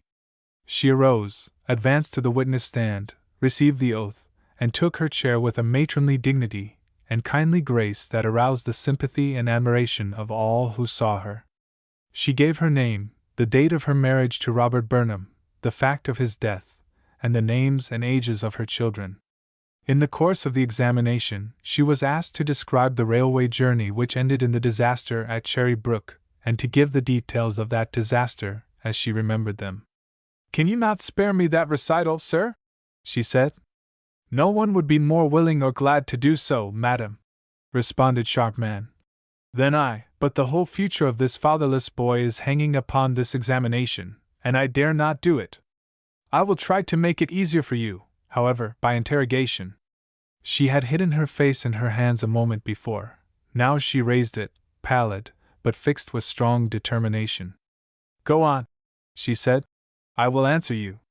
Sharpman stood for a moment as if collecting his thoughts, then he asked, "Did you and your husband, accompanied by your child Ralph and his nurse, leave your home in Scranton on the 13th day of May, 1859, to go by rail to the city of Philadelphia?" "We did." "Was the car in which you were riding well filled?" "It was not, no, sir." "How many children were in that car besides your son?" "Only one." "A boy?" "Yes, sir." "About how old?" About Ralph's age, I should think. With whom was he traveling? With an elderly gentleman whom he called Grandpa. Before you reached Philadelphia, did the bridge over Cherry Creek give way and precipitate the car in which you were riding into the bed of the stream? It did, yes, sir. Immediately before that occurred, where was your child? He was sitting with his nurse in the second seat ahead of us. And the other child, where was he? Just across the aisle. Did you see that other child after the accident? I did not. I only know that he survived it. How do you know it? We learned, on inquiry, that the same old gentleman and little child went on to the city in the train which carried the rescued passengers. You and your husband were both injured in the disaster, were you not? We were. And the nurse lost her life? Yes, sir. How long was it after the accident before you began the search for your child? It was nearly 3 days afterward before we were sufficiently recovered to be able to do anything. Did you find any trace of him? None whatever. Any clothing or jewelry? Only a few trinkets in the ashes of the wreck. Is it your belief that Ralph perished in that disaster? It is, yes, sir. Would it take strong evidence to convince you to the contrary? I think it would. Ralph, said Sharpman, turning to the boy. Stand up. The lad arose. Have you seen this boy before? Continued the lawyer, addressing the witness again. I have, she replied. On several occasions. Are you familiar with his face, his expression, his manner? To a great extent, yes, sir. Do you recognize him as your son Ralph? She looked down, long and searchingly, into the boy's face, and then replied, deliberately. No, sir, I do not. That is all, Mrs. Burnham. Ralph was surprised and disappointed. He had not quite expected this. He had thought she would say, perhaps, that she would receive him as her son when his claim was duly proven. He would not have wondered at that, but that she should positively, under oath, deny their relationship to each other, had not been to him, before, within the range of possibility. His brightness and enthusiasm were quenched in a moment, and a chill crept up to his heart, as he saw the lady come down from the witness stand, throw her widow's veil across her face, and resume her seat at the table. The case had taken on a new, strange, harsh aspect in his sight. It seemed to him that a barrier had been suddenly erected between him and the lady whom he had learned to love as his mother, a barrier which no verdict of the jury or judgment of the court, even though he should receive them, would help him to surmount. Of what use were these things, if motherly recognition was to be denied him? He began to feel that it would be almost better to go back at once to the not unpleasant home with bachelor Billy, than to try to grasp something which, it now seemed, was lying beyond his reach. He was just considering the advisability of crossing over to Sharpman and suggesting to him that he was willing to drop the proceedings, when that person called another witness to the stand. This was a heavily built man, with close-cropped beard, bronzed face, and one sleeve empty of its arm. He gave his name as William B. Merrick, and said that he was conductor of the train that broke through the Cherry Brook Bridge, on the night of May 13, 1859. Did you see, on your train that night? Asked Sharpman. The witness who has just left the stand. I cannot be positive, the man replied. But to the best of my recollection, the lady was a passenger in the rear car. With whom was she traveling? With a gentleman whom I afterward learned was her husband, a little boy some 2 or 3 years of age, and the child's nurse. Were there any other children on the train? Yes, one, a boy of about the same age, riding in the same car in company with an elderly gentleman. Did you see either of these children after the disaster? I saw one of them. Which one? I supposed, at the time, that it was the one who accompanied the old gentleman. Why did you suppose so? Because I saw a child who bore marks of having been in the wreck riding in the car which carried the rescued passengers to the city, and he was in company with an elderly man. Was he the same elderly man whom you saw with the child before the accident? I cannot say. My attention was not particularly called to him before the accident, but I supposed he was the one, from the fact of his having the child with him. Could you, at this time, recognize the man whom you saw with the child after the accident? I think so. I took a special notice of him then. "Look at this old gentleman, sitting by me," said Sharpman, waving his hand toward Kraft, "and tell me whether he is the one." The man turned his eyes on old Simon, and looked at him closely for a full minute. "Yes," he replied, "I believe he is the one. He has grown older and thinner, but I do not think I am mistaken." Kraft nodded his head mildly in assent, and Sharpman continued, "Did you take particular notice of the child's clothing as you saw it after the accident? Could you recognize, at this time, the principal articles of outside wear that he had on?" "I think I could." Sharpman paused as if in thought. After he had whispered for a moment with Kraft, he said to the witness, "That is all, for the present, Mr. Merrick." Then he turned to the opposing counsel and said, "Mr. Goodlaw, you may take the witness." Goodlaw fixed his glasses more firmly on his nose, consulted briefly with his client, and then began his cross-examination. After drawing out much of the personal history of the witness, he went with him into the details of the Cherry Brook disaster. Finally he asked, "Did you know Robert Burnham in his lifetime? A gentleman by that name called on me a week after the accident to make inquiries about his son. Did you say to him, at that time, that the child must have perished in the wreck?" "I think I did, yes, sir." "On what did you base your opinion?" "On several circumstances. The nurse with whom he was sitting was killed outright. It would seem to have been impossible for any one occupying that seat to have escaped instant death, since the other car struck and rested at just that point. Again, there were but 2 children on the train. It took it for granted that the old man and child whom I saw together after the accident were the same ones whom I had seen together before it occurred." "Did you tell Mr. Burnham of seeing this old man and child after the accident?" "I did, yes, sir." "Did you not say to him positively, at that time, that they were the same persons who were sitting together across the aisle from him before the crash came?" "It may be that I did." "And did you not assure him that the child who went to the city, on the train that night after the accident, was not his son?" "I may have done so. I felt quite positive of it at that time." "Has your opinion in that matter changed since then?" "Not as to the facts, no, sir. But I feel that I may have taken too much for granted at that time, and have given Mr. Burnham a wrong impression." "At which time, sir, would you be better able to form an opinion, 1 week after this accident occurred, or 10 years afterward?" "My opinion is formed on the facts, and I assure you that they were not weighted with such light consequences for me that I have easily forgotten them. If there were any tendency to do so, I have here a constant reminder," holding up his empty sleeve as he spoke.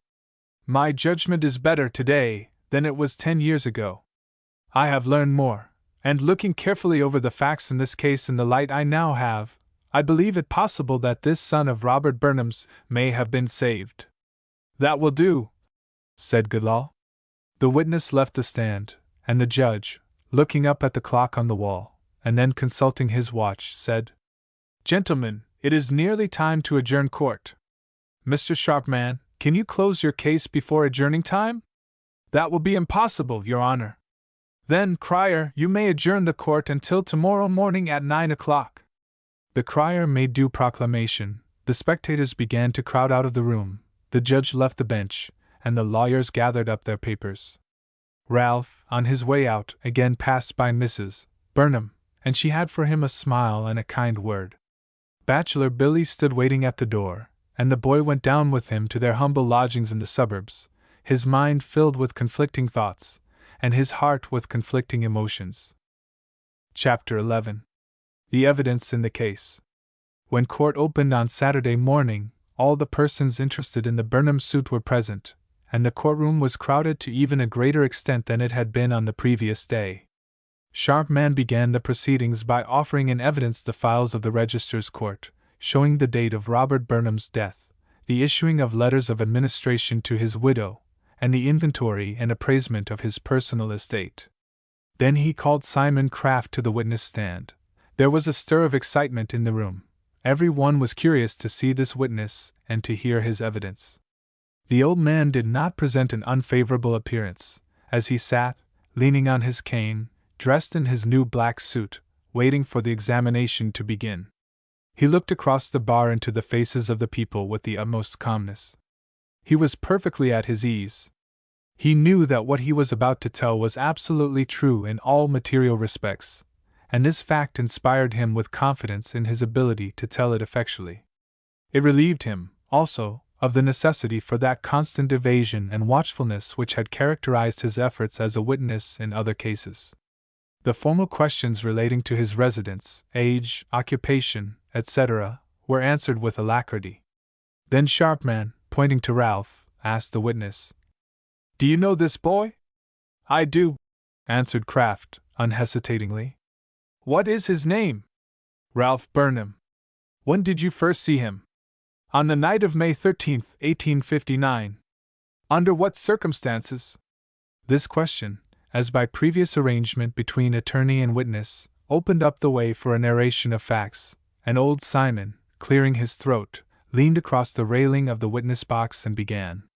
He related in detail, and with much dramatic effect, the scenes at the accident, his rescue of the boy, his effort at the time to find someone to whom he belonged, and the ride into the city afterward. He corroborated Conductor Merrick's story of the meeting on the train which carried the rescued passengers, and related the conversation which passed between them, as nearly as he could remember it. He told of his attempts to find the child's friends during the few days that followed, then of the long and desperate illness from which he suffered as a result of his exertion and exposure on the night of the accident. From that point, he went on with an account of his continued care for the child, of his incessant search for clues to the lad's identity, of his final success, of Ralph's unaccountable disappearance, and of his own regret and disappointment thereat. He said that the lad had grown into his affections to so great an extent, and his sympathy for the child's parents was such, that he could not let him go in that way, and so he started out to find him. He told how he traced him from one point to another, until he was taken up by the circus wagon, how the scent was then lost, and how the boy's whereabouts remained a mystery to him, until the happy discovery at the tent in Scranton. "Well," said Sharpman, "when you had found the boy, what did you do?" "I went, the very next day," was the reply, "to Robert Burnham to tell him that his son was living." "What conversation did you have with him?" "I object," interposed Goodlaw, "to evidence of any alleged conversation between this witness and Robert Burnham. Counsel should know better than to ask for it." "The question is not a proper one," said the judge. "Well," continued Sharpman, "as a result of that meeting, what were you to do?" "I was to bring his son to him the following day." "Did you bring him?" "I did not." "Why not?" "Mr. Burnham died that night." "What did you do then?" "I went to you for advice." "In pursuance of that advice, did you have an interview with the boy Ralph?" "I did." "Where?" "At your office." "Did you explain to him the facts concerning his parentage and history?" "They were explained to him." "What did he say he wished you to do for him?" Goodlaw interrupted again, to object to the testimony offered as incompetent, and thereupon ensued an argument between counsel, which was cut short by the judge ordering the testimony to be excluded, and directing a bill of exceptions to be sealed for the plaintiff. The hour for the noon recess had now come, and court was adjourned to meet again at 2 o'clock. When the afternoon session was called, Sharpman announced that he was through with the direct examination of Kraft. Then Goodlaw took the witness in hand. He asked many questions about Kraft's personal history, about the wreck, and about the rescue of the child. He demanded a full account of the way in which Robert Burnham had been discovered by the witness and found to be Ralph's father. He called for the explicit reason for every opinion given, but old Simon was on safe ground, and his testimony remained unshaken. Finally Goodlaw asked, "What is your occupation, Mr. Kraft?" And Kraft answered, "I have no occupation at present, except to see that this boy gets his rights." "What was your occupation during the time that this boy lived with you?" "I was a traveling salesman." "What did you sell?" "Jewelry, mostly." "For whom did you sell the jewelry?" "For myself, and others who employed me." "Where did you obtain the goods you sold?" "Some of it I bought, some of it I sold on commission." "Of whom did you buy it?" "Sometimes I bought it at auction, or at sheriff's sales, sometimes of private parties, sometimes of manufacturers and wholesalers." Goodlaw rose to his feet. "Now, as a matter of fact, sir," he said sternly. Did not you retail goods through the country that had been furnished to you by your confederates in crime? And was not your house in the city a place for the reception of stolen wares? Kraft's cane came to the floor with a sharp rap. No, sir, he replied, with much indignation. I have never harbored thieves, nor sold stolen goods to my knowledge. You insult me, sir. Goodlaw resumed his seat, looked at some notes in pencil on a slip of paper, and then resumed the examination. Did you send this boy out on the streets to beg? He asked. Well, you see, we had pretty hard work sometimes to get along and get enough to eat, and… I say, did you send this boy out on the streets to beg? Well, I'm telling you that sometimes we had either to beg or to starve. Then the boy went out and asked aid from wealthy people. Did you send him? Yes, I did, but not against his will.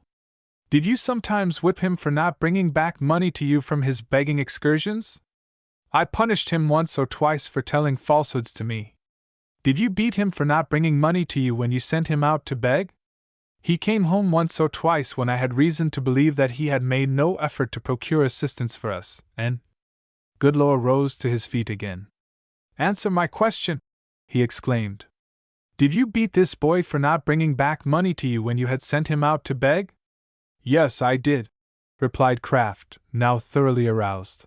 And I'd do it again, too, under the same circumstances. Then he was seized with a fit of coughing that racked his feeble body from head to foot. A tipstaff brought him a glass of water, and he finally recovered. Goodlaw continued sarcastically. When you found it necessary to correct this boy by the gentle persuasion of force, what kind of a weapon did you use?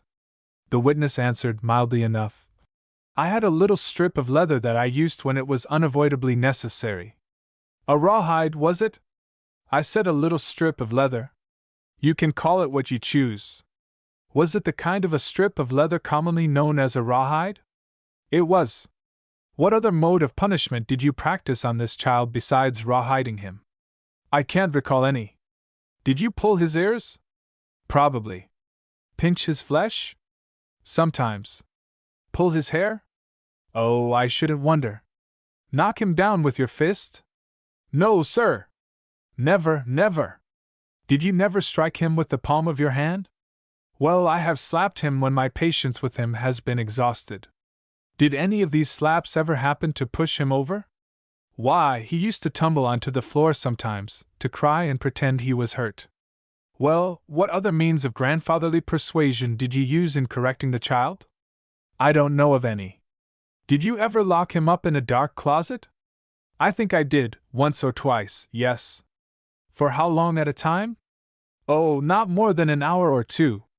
Now, didn't you lock him up that way once, and keep him locked up all day and all night? I think not so long as that. He was unusually stubborn. I told him he could come out as soon as he would promise obedience. He remained in there of his own accord. Appeared to like it, did he? I can't say as to that. For how long a time did you say he stayed there? Oh, I think from one afternoon till the next. Did he have anything to eat during that time? I promised him abundance if he would do as I told him. Did he have anything to eat? Emphatically. No, just as emphatically. What was it he refused to do? Simply to go on a little errand for me. Where? To the house of a friend. For what purpose? To get some jewelry. Was the jewelry yours? I expected to purchase it. Had it been stolen? Not to my knowledge. Did the boy think it had been stolen? He pretended to. Was that the reason he would not go? It was the reason he gave. Have the city police found stolen goods on your premises? They have confiscated goods that were innocently purchased by me.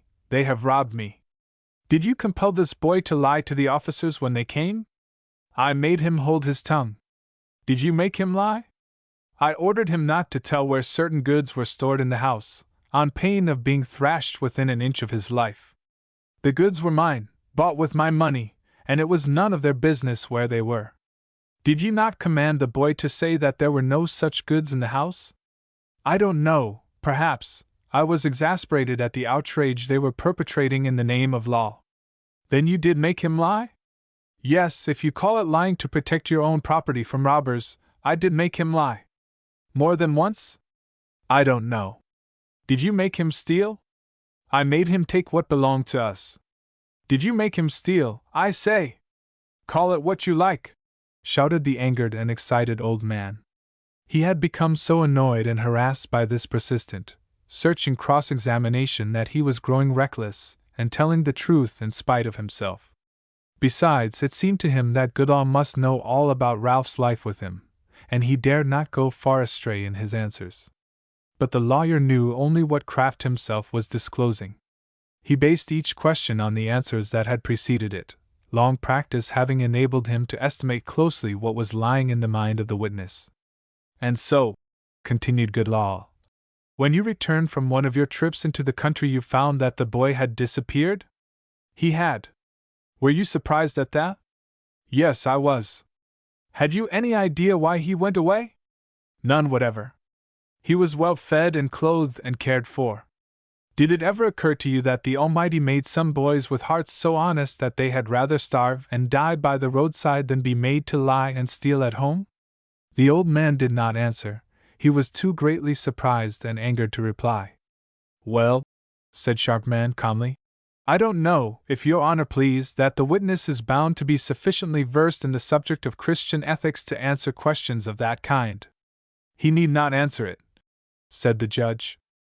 Then Sharpman continued more vehemently. The cross-examination, as conducted by the eminent counsel, has, thus far, been simply an outrage on professional courtesy. I ask now that the gentleman be confined to questions which are germane to the issue and decently put. I have but a few more questions to ask, said Goodall. Turning to the witness again, he continued. If you succeed in establishing this boy's identity, you will have a bill to present for care and monies expended and services performed on his account, will you not? I expect so, yes, sir.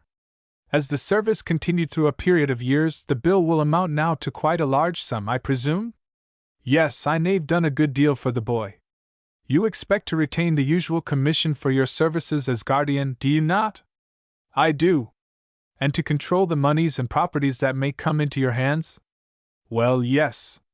About how much money, altogether, do you expect to make out of this estate? I do not look on it in that light, sir. I am taking these proceedings simply to compel you and your client to give that boy his rights.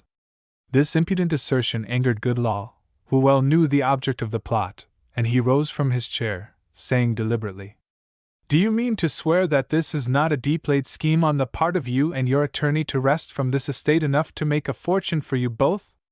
Do you mean to say, Matt, you care as much for this boy's rights as you do for the dust in your path? Kraft's face paled, and Sharpman started to his feet, red with passion. This is the last straw, he exclaimed hoarsely. Now I intend. But the judge, fearing an uncontrollable outbreak of temper, interrupted him, saying, Your witness need not answer the question in that form, Mr. Sharpman. Mr. Goodall, do you desire to cross-examine the witness further? Goodall had resumed his seat and was turning over his papers. I do not care to take up the time of the court any longer, he said, with this witness. Then, Mr. Sharpman, you may proceed with further evidence. But Sharpman was still smarting from the blow inflicted by his opponent. I desire, first, he said, that the court shall take measures to protect me and my client from the unfounded and insulting charges of counsel for the defense. We will see, said the judge, that no harm comes to you or to your cause from irrelevant matter interjected by counsel. But let us get on with the case. We are taking too much time. Sharpman turned again to his papers and called the name of Anthony Henderson. An old man arose in the audience, and made his way feebly to the witness stand, which had just been vacated by Kraft. After he had been sworn, he said, in reply to questions by Sharpman, that he was a resident of St. Louis, that in May, 1859, he was on his way east with his little grandson, and went down with the train that broke through the bridge at Cherry Brook. He said that before the crash came he had noticed a lady and gentleman sitting across the aisle from him, and a nurse and child a few seats further ahead, that his attention had been called to the child particularly, because he was a boy and about the age of his own little grandson. He said he was on the train that carried the rescued passengers to Philadelphia after the accident, and that, passing through the car, he had seen the same child who had been with the nurse now sitting with an old man. He was sure the child was the same, as he stopped and looked at him closely. The features of the old man he could not remember. For 2 days he searched for his grandson, but being met, on every hand, by indisputable proof that the child had perished in the wreck, he then started on his return journey to St. Louis, and had not since been east until the week before the trial. "How did the plaintiff in this case find you out?" asked Goodlaw, on cross-examination. "I found him out," replied the witness. "I learned, from the newspapers, that the trial was to take place, and seeing that it related to the Cherry Brook disaster, I came here to learn what little else I might in connection with my grandchild's death. I went, first, to see the counsel for the plaintiff and his client." "Have you learned anything new about your grandson?" "No, sir, nothing." "Have you heard from him since the accident?" "I have not." "Are you sure he is dead?" "I have no doubt of it." "Can you recognize this boy," pointing to Ralph, "as the one whom you saw with the nurse and afterward with the old man on the night of the accident?" "Oh, no! He was a mere baby at that time." "Are you positive that the boy in court is not your grandson?" "Perfectly positive. There is not the slightest resemblance." "That will do." The cross-examination had done little more than to strengthen the direct testimony. Mrs. Burnham had thrown aside her veil and gazed intently at the witness from the moment he went on the stand. She recognized him as the man who sat across the aisle from her, with his grandchild, on the night of the disaster, and she knew that he was telling the truth. There seemed to be no escape from the conclusion that it was her child who went down to the city that night with Simon Craft. Was it her child who escaped from him, and wandered, sick and destitute, almost to her own door? Her thought was interrupted by the voice of Sharpman, who had faced the crowded courtroom and was calling the name of another witness. "Richard Lyon!" A young man in short jacket and plaid trousers took the witness stand. "What is your occupation?" asked Sharpman, after the man had given his name and residence. "I'm a driver for Farnham and Ferguson." "Who are Farnham and Ferguson?" "They run the great European circus and menagerie." "Have you ever seen this boy before?" pointing to Ralph. "Yes, sir." "When?" 3 years ago this summer." "Where?" "Down in Pennsylvania. It was after we left Bloomsburg, I think. I picked him up along the road and give him a ride on the Tiger wagon." "How long did he stay with you?" "Oh, I don't remember. 4 or 5 days, maybe." "What did he do?" "Well, not much, chored around a little." "Did he tell you where he came from?" "No, nor he wouldn't tell his name. Seemed to be afraid somebody'd catch him. I couldn't make out who. He talked about someone he called Grandpa Kraft 2 or 3 times and he was off his guard, and I reckon from what he said that he come from Philadelphia." "Where did he leave you?" "Didn't leave us at all. We left him, played the desertion act on him." "Where?" "At Scranton." "Why?" "Well, he wasn't much use to us, and he got sick and couldn't do anything, and the boss wouldn't let us take him no further, so we left him there." "Are you sure this is the boy?" "Oh, yes. Positive. He's bigger, and looks better now, but he's the same boy, I know he is." Cross-examine. This last remark was addressed to the defendant's attorney. "I have no questions to ask," said Goodall. "I have no doubt the witness tells the truth." "That's all," said Sharpman quickly, then, turning again toward the courtroom, he called, "William Buckley!"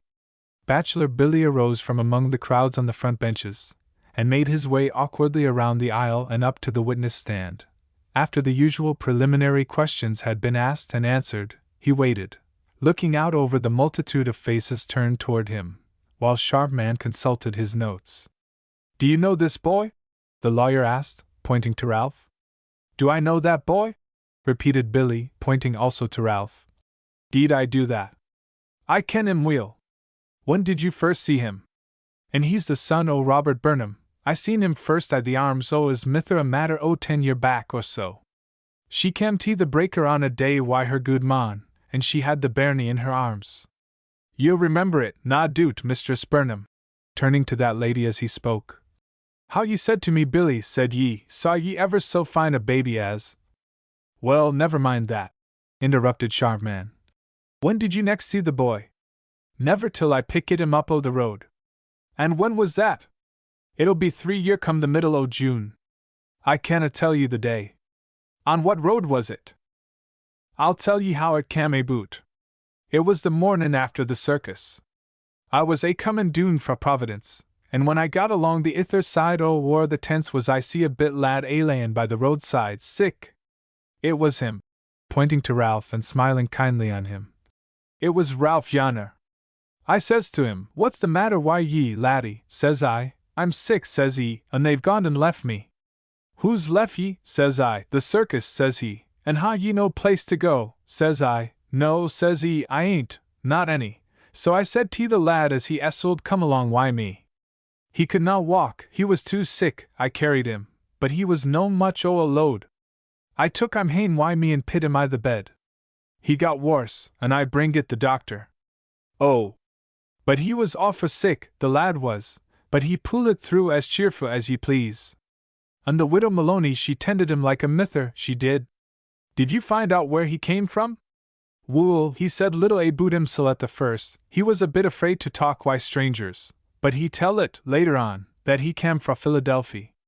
He tell it me, in fact, said Billy in a burst of confidence, that he rin awa fra th old man, Simon Craft, him that's said in yonner.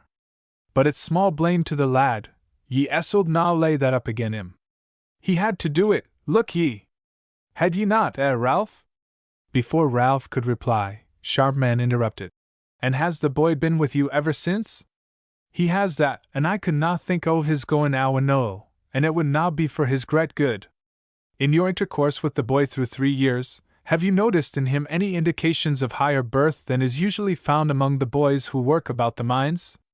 I mean, do his manners, modes of thought, impulses, expressions, indicate, to your mind, better blood than ordinary? Why, yes, replied the witness, slowly grasping the idea. Yes. He has a way why the lad has, that ye'd think he did na belong amang such as we. He's as gentle as a lass, and that lovin', why, he's that lovin' that ye could na speak sharp till him and ye had need to. But ye'll no need to, Mistress Burnham, ye'll no need to. The lady was sitting with her veil across her face, smiling now and then, wiping away a tear or two, listening carefully to catch every word. Then the witness was turned over to the counsel for the defense, for cross-examination. What else has the boy done or said to make you think he is of gentler birth than his companions in the Breaker? Asked Goodlaw, somewhat sarcastically. Why, the lad does na swear nor say bad words. What else? He's tidy wi' the clothes, and he will be clean. What else? What else?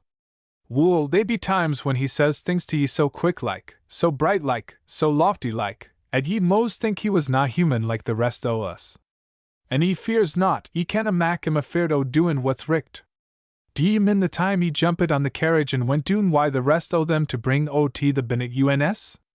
And cam up alive when Robert Burnham met his death? Ah, mon! No coward shield thee a done like that. Might not a child of very lowly birth do all the things you speak of under proper training and certain influences? Mayhap, but it's no likely, no likely. Hold! Wait a bit. I dinna mean but that a poor man's childer can be bright, braw, guid boys and girls. They be, I ken mony o' them missile. But gin the father and the mither think high and act gentle and do noble, ye'll fin it I the blood and bone o' the childer, sure as they're born. Now look ye! I kenned Robert Burnham, I kenned him weel. He was kind and gentle and braw, thinkin' bright things and doin' great deeds. The lad's like I'm, mind ye, he thinks like him, he says like him, he does like him.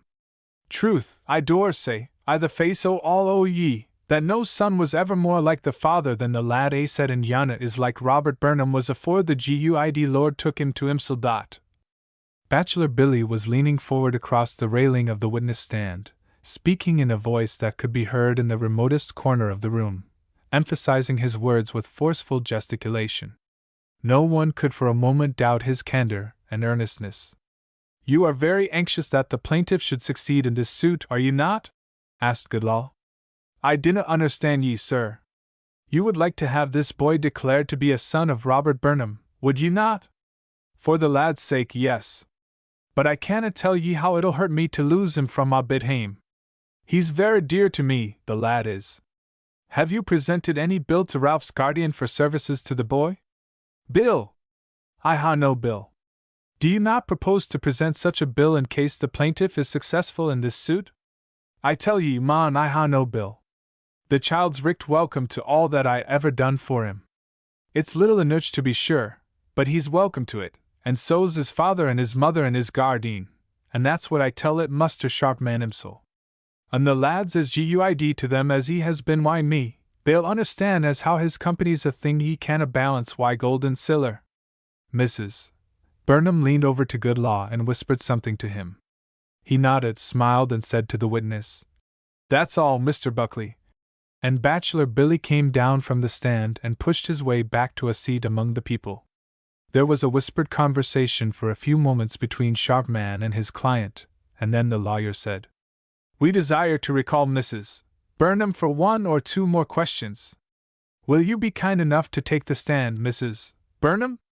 The lady arose and went again to the witness stand. Kraft was busy with his leather handbag. He had taken a parcel therefrom, unwrapped it, and laid it on the table. It was the cloak that old Simon had shown to Robert Burnham on the day of the mine disaster. Sharpman took it up, shook it out, carried it to Mrs. Burnham, and placed it in her hands. "Do you recognize this cloak?" he asked. A sudden pallor overspread her face. She could not speak. She was holding the cloak up before her eyes, gazing on it in mute astonishment. "Do you recognize it, madam?" repeated Sharpman. "Why, sir," she said at last, it was Ralph's. He wore it the night of the disaster." She was caressing the faded ribbons with her hand. The color was returning to her face. "And this, Mrs. Burnham, do you recognize this?" inquired the lawyer, advancing with the cap. "It was Ralph's!" she exclaimed, holding out her hands eagerly to grasp it. "It was his cap. May I have it, sir? May I have them both? I have nothing, you know, that he wore that night." She was bending forward, looking eagerly at Sharpman, with flushed face and eyes swimming in tears. "Perhaps so, madam," he said. "Perhaps they go with the boy. If we succeed in restoring your son to you, we shall give you these things also. What else have you that he wore?" she asked, impatiently. "Oh! Did you find the locket, a little gold locket? He wore it with a chain round his neck. It had his father's portrait in it." Without a word, Sharpman placed the locket in her hands. Her fingers trembled so that she could hardly open it. Then the gold covers parted and revealed to her the pictured face of her dead husband. The eyes looked up at her kindly, gently, lovingly, as they had always looked on her in life. After a moment her lips trembled, her eyes filled with tears, she drew the veil across her face, and her frame grew tremulous with deep emotion. "I do not think it is necessary," said Sharpman courteously, "to pain the witness with other questions. I regard the identification of these articles, by her, as sufficiently complete. We will excuse her from further examination." The lady left the stand with bowed head and veiled face, and Conductor Merrick was recalled. "Look at that cloak and the cap," said Sharpman, "and tell me if they are the articles worn by the child who was going to the city with this old man after the accident." "To the best of my recollection," said the witness, "they are the same. I noticed the cloak particularly on account of the hole burned out of the front of it. I considered it an indication of a very narrow escape." The witness was turned over to the defense for cross-examination. "No questions," said Goodlaw shortly, gathering up his papers as if his defeat was already an accomplished fact. "Mr. Kraft," said Sharpman, "stand up right where you are. I want to ask you one question. Did the child whom you rescued from the wreck have on, when you found him, this cap, cloak, and locket?" "He did." "And is the child whom you rescued that night from the burning car this boy who is sitting beside you here today?" "They are one and the same." Mrs. Burnham threw back her veil, looked steadily across at Ralph, then started to her feet, and moved slightly toward him as if to clasp him in her arms. For a moment it seemed as though there was to be a scene. The people in the audience bent forward eagerly to look into the bar, those in the rear of the room rising to their feet. The noise seemed to startle her, and she sank back into her chair and sat there white and motionless during the remainder of the session. Sharpman arose. "I believe that is our case," he said. "Then you rest here?" asked the judge. "We rest." His Honor continued. "It is now adjourning time and Saturday night. I think it would be impossible to conclude this case, even by holding an evening session, but perhaps we can get through with the testimony so that witnesses may be excused. What do you say, Mr. Goodlaw?" Goodlaw arose. "It may have been apparent to the court," he said, "that the only effort being put forth by the defense in this case is an effort to learn as much of the truth as possible. We have called no witnesses to contradict the testimony offered, and we expect to call none. But lest something should occur of which we might wish to take advantage, we ask that the evidence be not closed until the meeting of court on Monday next." "Is that agreeable to you, Mr. Sharpman?" inquired the judge. "Perfectly," replied that lawyer, his face beaming with good nature. He knew that Goodlaw had given up the case, and that his path was now clear. "Then, Crier," said the judge, "you may adjourn the court until Monday next, at 2 o'clock in the afternoon." Chapter 12. At the Gates of Paradise. The result of the trial seemed to be a foregone conclusion. Everyone said there was no doubt, now, that Ralph was really Robert Burnham's son. People even wondered why Mrs. Burnham did not end the matter by acknowledging the boy and taking him to her home. And indeed, this was her impulse and inclination, but Goodlaw, in whose wisdom she put much confidence, had advised her not to be in haste. They had had a long consultation after the adjournment of court on Saturday evening, and had agreed that the evidence pointed, almost conclusively, to the fact that Ralph was Mrs. Burnham's son. But the lawyer said that the only safe way was to wait until the verdict of the jury should fix the status of the boy beyond question. It would be but a day or two at the most. Then Ralph might be taken by his mother, and proceedings could be at once begun to have Simon Craft dismissed from the post of guardian. Indeed, it had been with this end in view that Goodlaw had made his cross-examination of Craft so thorough and severe. He had shown, as he intended to, from the man's own lips that he was unfit to have possession either of the child or of his property. This danger was now making itself more and more apparent to Sharpman. In the excitement of the trial, he had not fully realized the probable effect which the testimony elicited from his client by the opposing counsel might have. Now he saw what it could lead to, but he had sufficient confidence in himself to believe that, in the time before action in that phase of the case should become necessary, he could perfect a plan by which to avert disaster. The first and best thing to be done, however, under any circumstances, was to keep the confidence and friendship of Ralph. With this thought in mind, he occupied a seat with the boy as they rode up from Wilkes-Barre on the train that night, and kept him interested and amused until they reached the station at Scranton. He said to him that he, Sharpman, should go down to Wilkes-Barre early on Monday morning, and that, as it might be necessary to see Ralph before going, the boy had better call at his office for a few moments on Sunday evening. Ralph promised to do so, and with a cordial handshake, the lawyer hurried away. It is seldom that the probable outcome of a suit at law gives so great satisfaction to all the parties concerned in it as this had done. Simon Craft was jubilant. At last his watching and waiting, his hoping and scheming, were about to be rewarded. It came in the evening of his life, to be sure, but better late than never. He had remained in Wilkes-Barre Saturday night. He thought it useless to go up to Scranton simply to come back again on Monday morning. He spent the entire day on Sunday planning for the investment of the money he should receive, counting it over and over again in anticipation, chuckling with true miserly glee at the prospect of coming wealth. But Ralph was the happiest one of all. He knew that on the coming Monday the jury would declare him to be Robert Burnham's son. After that, there would be nothing to prevent his mother from taking him to her home, and that she would do so there was no longer any doubt. When he awoke Sunday morning and thought it all over, it seemed to him that he had never been so near to perfect happiness in all his life before. The little birds that came and sang in the elm tree by his window repeated in their songs the story of his fortune. The kind old sun beamed in upon him with warmest greeting and heartiest approval. Out of doors, the very atmosphere of the May day was redolent with all good cheer, and Ralph took great draughts of it into his lungs as he walked with Bachelor Billy to the little chapel at the foot of the hill, where they were used to going to attend the Sunday morning service. In the afternoon they went, these two, out by the long way to the breaker.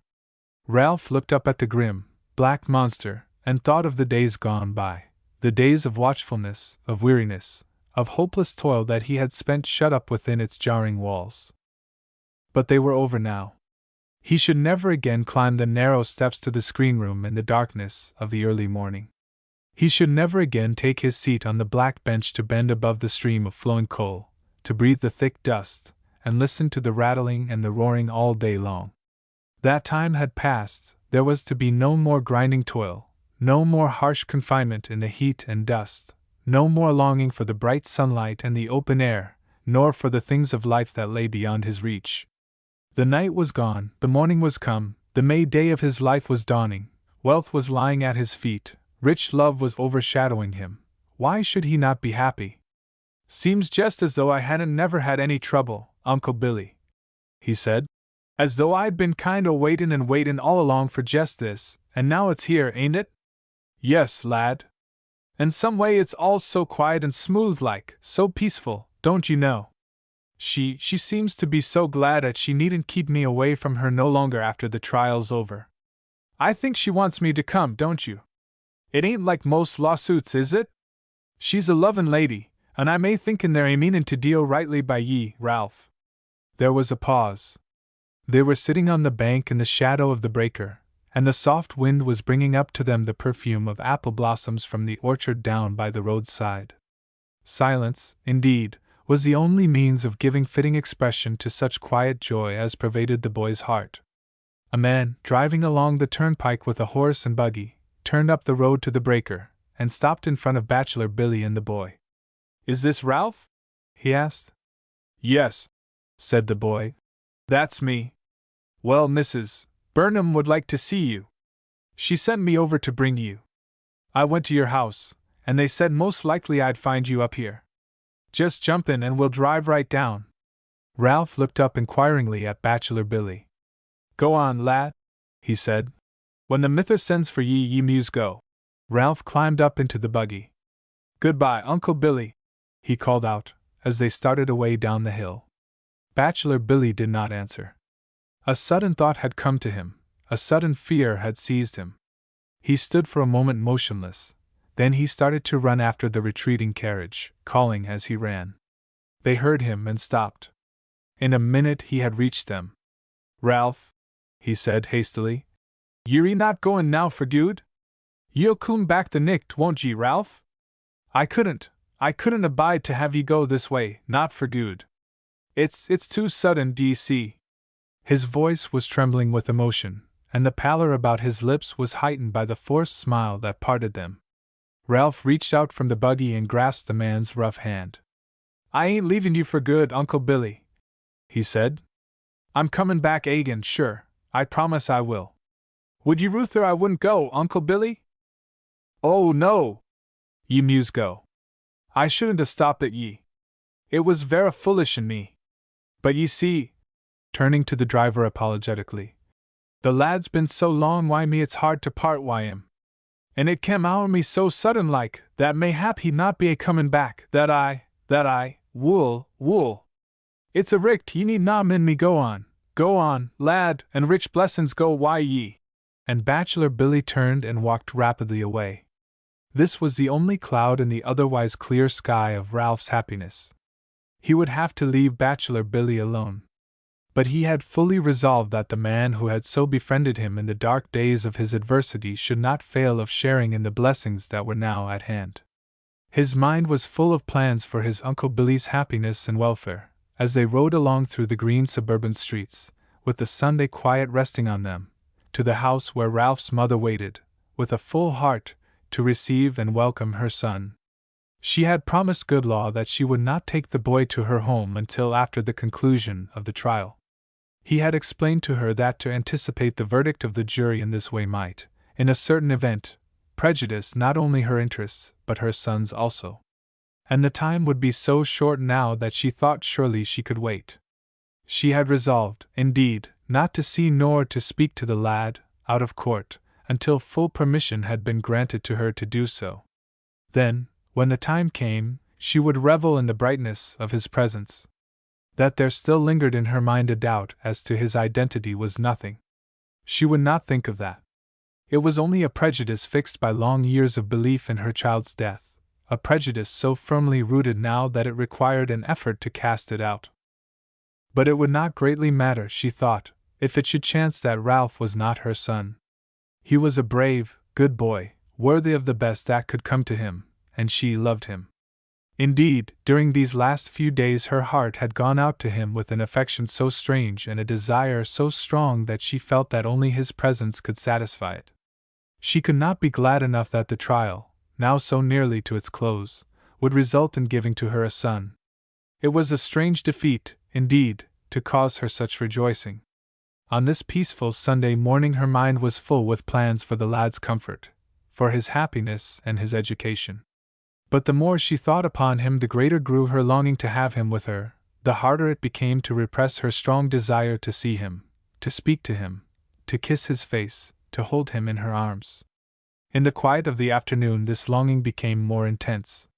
She tried to put it away from her, but it would not go. She tried to reason it down, but the boy's face, rising always in her thought, refuted all her logic. She felt that he must come to her, that she must see him, if only long enough to look into his eyes, to touch his hand, to welcome him and say good-bye. She called the coachman then, and sent him for the boy, and waited at the window to catch the first glimpse of him when he should appear. He came at last, and she met him in the hall.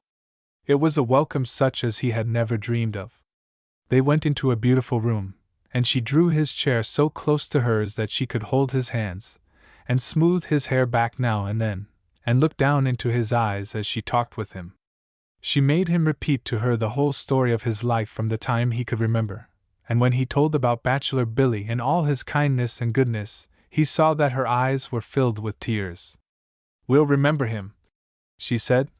"We'll be very good to him always." "Mrs. Burnham," asked Ralph, "do you really and truly believe that I'm your son?" She evaded the question skillfully. "I'm not Mrs. Burnham to you any more," she said. "You are my little boy now, and I am your mother." "But wait!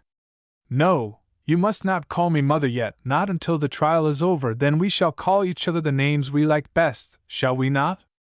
"Yes, and will the trial be over tomorrow, do you think?" "I hope so. I shall be glad to have it done, shall not you?" "Oh, yes, but so long as it's comin' out so nice, I don't care so very much. It's all so good now that it couldn't be much better. I could stand it another day or two, I guess." "Well, my dear, we will be patient. It cannot but come out right. Are you glad you are coming here to live with me, Ralph?" "Yes, ma'am, I am. I'm very much delighted. I've always wanted a mother. You don't know how much I've wanted a mother, but I never expected, not till Grandpa Simon come, I never expected to get such a lovely one. You don't know. I wished I could tell you. I wished I could do something so that you'd know how glad I am." She leaned over and kissed him. "There's only one thing you can do, Ralph, to show me that. You can come back here when the trial is over and be my boy and live with me always." "Oh, I'll come. And then we'll see what you shall do. Would you like to go to school and study?" "Oh, may I?" "Certainly. What would you like to study?" "Readin'. If I could only study readin' so as to learn to read real good. I can read some now, but you know they's such lots o' things to read 'at I can't do it fast enough." "Yes, you shall learn to read fast, and you shall read to me. You shall read books to me." "What? Whole books through?" "Yes, would you like that?" "Oh!" And the boy clasped his hands together in unspeakable delight. "Yes, and you shall read stories to Mildred, your little sister. I wonder where she is. Wouldn't you like to see her?" "Yes, ma'am, I would very much. I'll send for her. You'll have books of your own, you know," continued the lady, as she returned across the room. "And playthings of your own, and a room of your own, near mine, and every night you'll kiss me good night, will you not? And every morning you will kiss me good morning? Oh, indeed I will. Indeed. And through the curtained doorway came little Mildred, her blonde curls tossing about her face, her cheeks rosy with health, her eyes sparkling with anticipation. She had seen Ralph and knew him, but as yet she had not understood that he was her brother. She could not comprehend it at once. There were many explanations to be made, and Ralph's story was retold. But when the fact of his relation to her became fixed in her mind, it was to her a truth that could never afterward be shaken. "And will you come to live with us?" she asked him. "Yes," said Ralph. "I expect to." "And will you play with me?" "Well, I don't know how to play girls' plays, but I guess I can learn," he said, looking inquiringly up into his mother's face. "You shall both learn whatever you like that is innocent and healthful and pretty to play, my children." The housemaid, at the door, announced dinner. "Come," said the lady, placing an arm about each child. "Come, let us eat together and see how it seems." She drew them gently to the dining room and placed them at the table, and sat where she could look from one to the other and drink in the joy of their presence. But Ralph had grown more quiet. It was all so new and strange to him, and so very beautiful that he could do little more than eat his food, and answer questions, and look about him in admiring wonder. When dinner was finished, the afternoon had grown late, and Ralph, remembering Bachelor Billy's fear, said that he ought to go. They did not try to detain him, but, with many kind words and good wishes and bright hopes for the morrow, they kissed him good night, and he went his way. The sky was still cloudless. The cool of the coming evening refreshed the air. The birds that sing at twilight were already breaking forth into melody, as if impatient for the night, and Ralph walked out through it all like one in a dream. It was so much sweeter than anything he had ever heard of or thought of, this taste of home, so much, so very much. His heart was like a thistle bloom floating in the air, his feet seemed not to touch the ground. He was walking as a spirit might have walked, buoyed up by thoughts of all things beautiful. He reached the cottage that for years had been his home, and entered it with a cry of gladness on his lips. "Oh, Uncle Billy! It was just like heaven!" He had thrown himself upon a stool at the man's feet, and sat looking up into the kindly face. Bachelor Billy did not answer. He only placed his hand tenderly on the boy's head, and they both sat, in silence, looking out through the open door, until the pink clouds in the western sky had faded into gray, and the deepening twilight wrapped the landscape, fold on fold, in an ever-thickening veil. By and by Ralph's tongue was loosened, and he told the story of his visit to Mrs. Burnham. He gave it with all fullness. He dwelt long and lovingly on his mother's beauty and affection, on his sister's pretty ways, on the splendors of their home, on the plans marked out for him. "And just to think of it," he exclaimed. "After tomorrow, I'll be there every day, every day. It's too beautiful to think of, Uncle Billy. I can't help looking at myself and wondering if it's me. It's vera fine, but ye've a richt to it, lad, and ye desarve it, and it's a blessin' to all o' ye." Again they fell into silence. The blue smoke from Billy's pipe went floating into the darkness, and up to their ears came the sound of distant church bells ringing out their music to the night. Finally, Ralph thought of the appointed meeting at Sharpman's office, and started to his feet. "I muse hurry now," he said, "or he'll think I ain't a comin' dot." The proposed visit seemed to worry Bachelor Billy somewhat. He did not like Sharpman. He had not had full confidence in him from the beginning. And since the interview on the day of Ralph's return from Wilkes-Barre, his faith in the pureness of the lawyer's motives had been greatly shaken. He had watched the proceedings in Ralph's case as well as his limited knowledge of the law would allow, and though he had discovered nothing, thus far, that would injure or compromise the boy, he was in constant fear lest some plan should be developed by which Ralph would be wronged, either in reputation or estate. He hesitated, therefore, to have the lad fulfill this appointment. "I guess I'd better go wi' ye," he said. "Mayhappen ye'll be afeard a comin' hame by the dark." "Oh, no, Uncle Billy!" exclaimed the boy. "They ain't no use in your walkin' way down there. I ain't a bit afraid, and I'll get home early. Mr. Sharpman said maybe it wouldn't be any use for me to go to Wilkes-Barre tomorrow at all, and he'd let me know tonight." "No, don't you go!" I'm a-goin' to run down the hill so's to get there quicker. Goodbye. The boy started off at a rapid pace, and broke into a run as he reached the brow of the hill, while Bachelor Billy unwillingly resumed his seat, and watched the retreating form of the lad until it was swallowed up in the darkness. Ralph thought that the night air was very sweet, and he slackened his pace at the foot of the hill, in order to enjoy breathing it. He was passing along a street lined with pretty, suburban dwellings. Out from one yard floated the rich perfume of some early flowering shrub. The delicious odor lingered in the air along the whole length of the block, and Ralph pleased his fancy by saying that it was following him. Farther on there was a little family group gathered on the porch, parents and children, talking and laughing, but gently as became the day. Very happy they seemed, very peaceful, untroubled and content. It was beautiful, Ralph thought, very beautiful, this picture of home, but he was no longer envious. His heart did not now grow bitter nor his eyes fill full with tears. His own exceeding hope was too great for that tonight, his own home joys too near and dear. Still farther on there was music. He could look into the lighted parlor, and see the peaceful faces of those who stood or sat there. A girl was at the piano playing, a young, fair girl with a face like the faces of the pictured angels. They were all singing, a familiar sacred song, and the words came floating out so sweetly to the boy's ears that he stopped to listen. O Paradise! O Paradise! Who doth not crave for rest? Who would not seek the happy land, where they that loved are blessed, where loyal hearts and true stand ever in the light, all rapture through and through, in God's most holy sight? Oh, it was all so beautiful, so peaceful, so calm and holy. Ralph tried to think, as he started on, whether there was anything that he could have, or see, or do, that would increase his happiness. But there was nothing in the whole world now, nothing more, he said to himself, that he could think to ask for. Where loyal hearts and true stand ever in the light. The words came faintly from the distance to his ears as the music died away. The gentle wind brought perfumed air from out the shadows of the night to touch his face.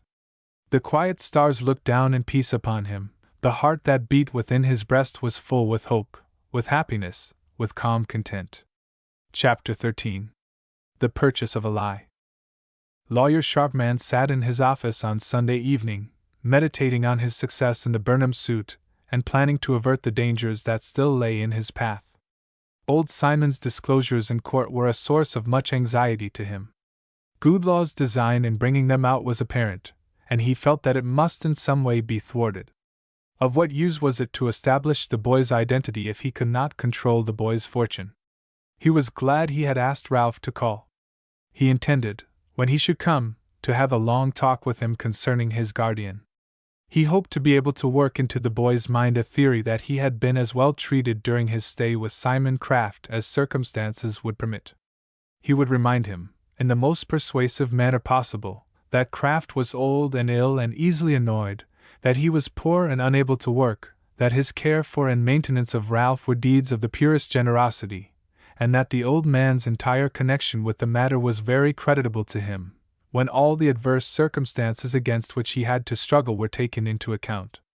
If he could impress this view of the case strongly enough upon Ralph's mind, he should not greatly fear the result of possible proceedings for the dismissal of the guardian. This, at any rate, was the first thing to be done, and tonight was the time to do it. He had been lying back in his chair, with his hands locked behind his head. He now straightened himself, drew closer to the table, turned up the gas, looked over some notes of evidence, and began to mark out a plan for his address to the jury on the morrow. He was sitting in the inner room, the door between that and the outer room being open, but the street door closed. After a little he heard someone enter and walk across the floor. He thought it must be Ralph, and he looked up to welcome him. But it was dark in the outer office, and he could not see who came, until his visitor was fairly standing in the doorway of his room. It was not Ralph. It was a young man, a stranger. He wore a pair of light corduroy pantaloons, a checked vest, a double-breasted sack coat, and a flowing red cravat. He bowed low and said, "Have I the honor of addressing Mr. Sharpman, attorney at law?" "That is my name," said the lawyer, regarding his visitor with some curiosity. "Will you walk in?" With pleasure, sir. The young man entered the room, removed his high silk hat from his head, and laid it on the table, top down. Then he drew a card case from an inner pocket, and produced and handed to the lawyer a soiled card on which was printed in elaborate letters the following name and address: L. Joseph Cheekerton, Philadelphia. Rhyming Joe. While Sharpman was examining the card, his visitor was forming in his mind a plan of procedure.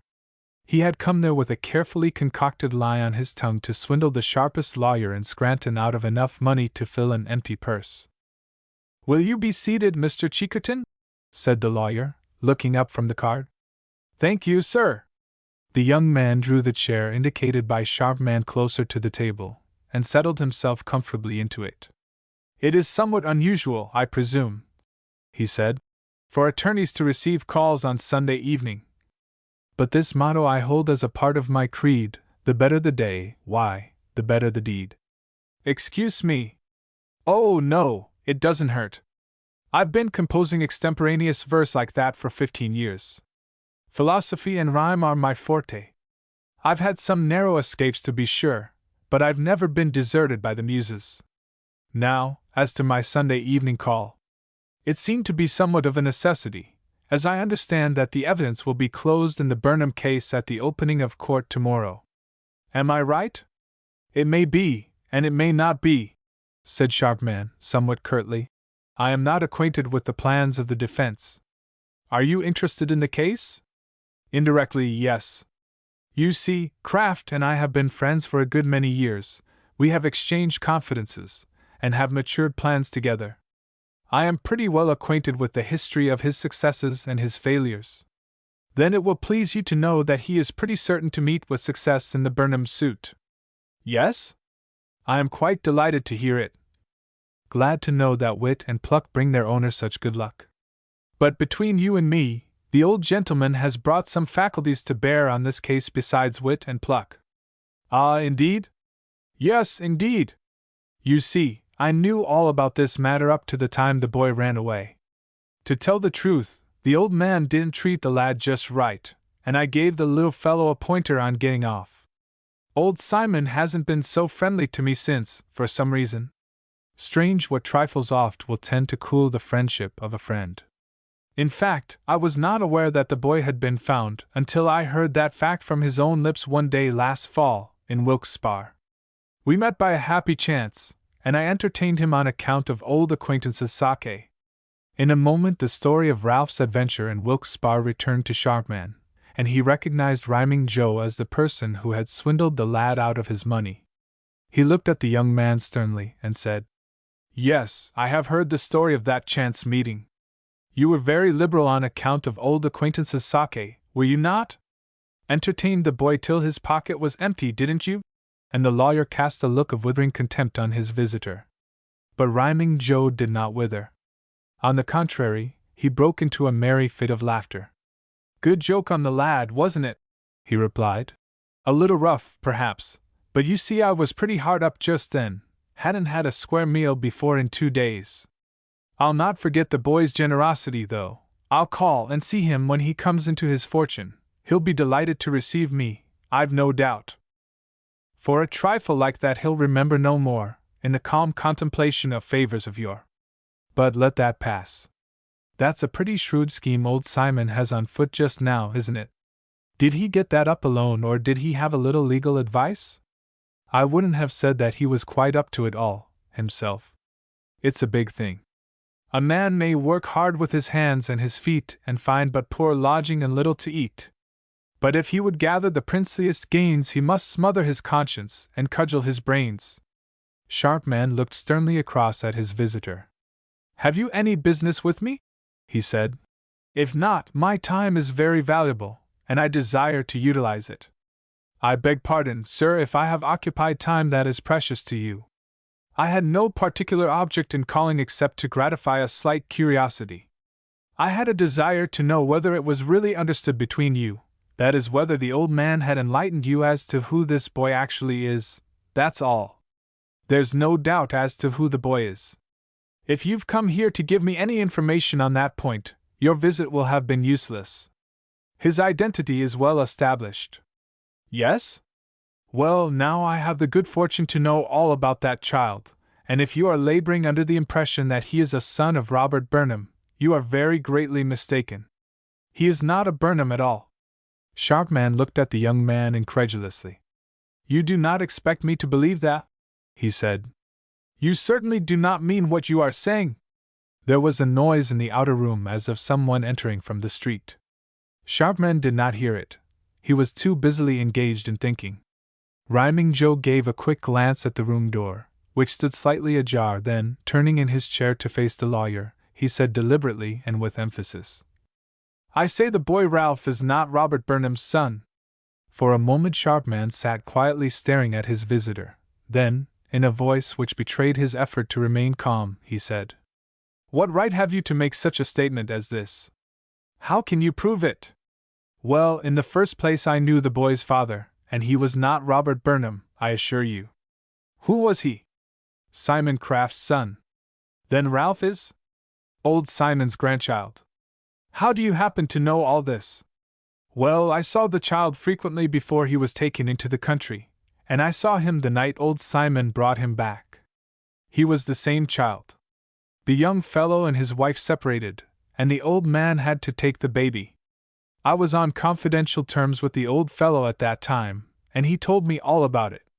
Then he probably deceived you. The evidence concerning the railroad disaster and the rescue of Robert Burnham's child from the wreck is too well established by the testimony to be upset now by such a story as yours. Let me explain that matter to you. The train that went through the bridge was the express. The local was 20 minutes behind it. Old Simon and his grandchild were on the local to the bridge. An hour later they came down to the city on the train which brought the wounded passengers. I had this that night from the old man's own lips. I repeat to you, sir, the boy Ralph is Simon Craft's grandson, and I know it.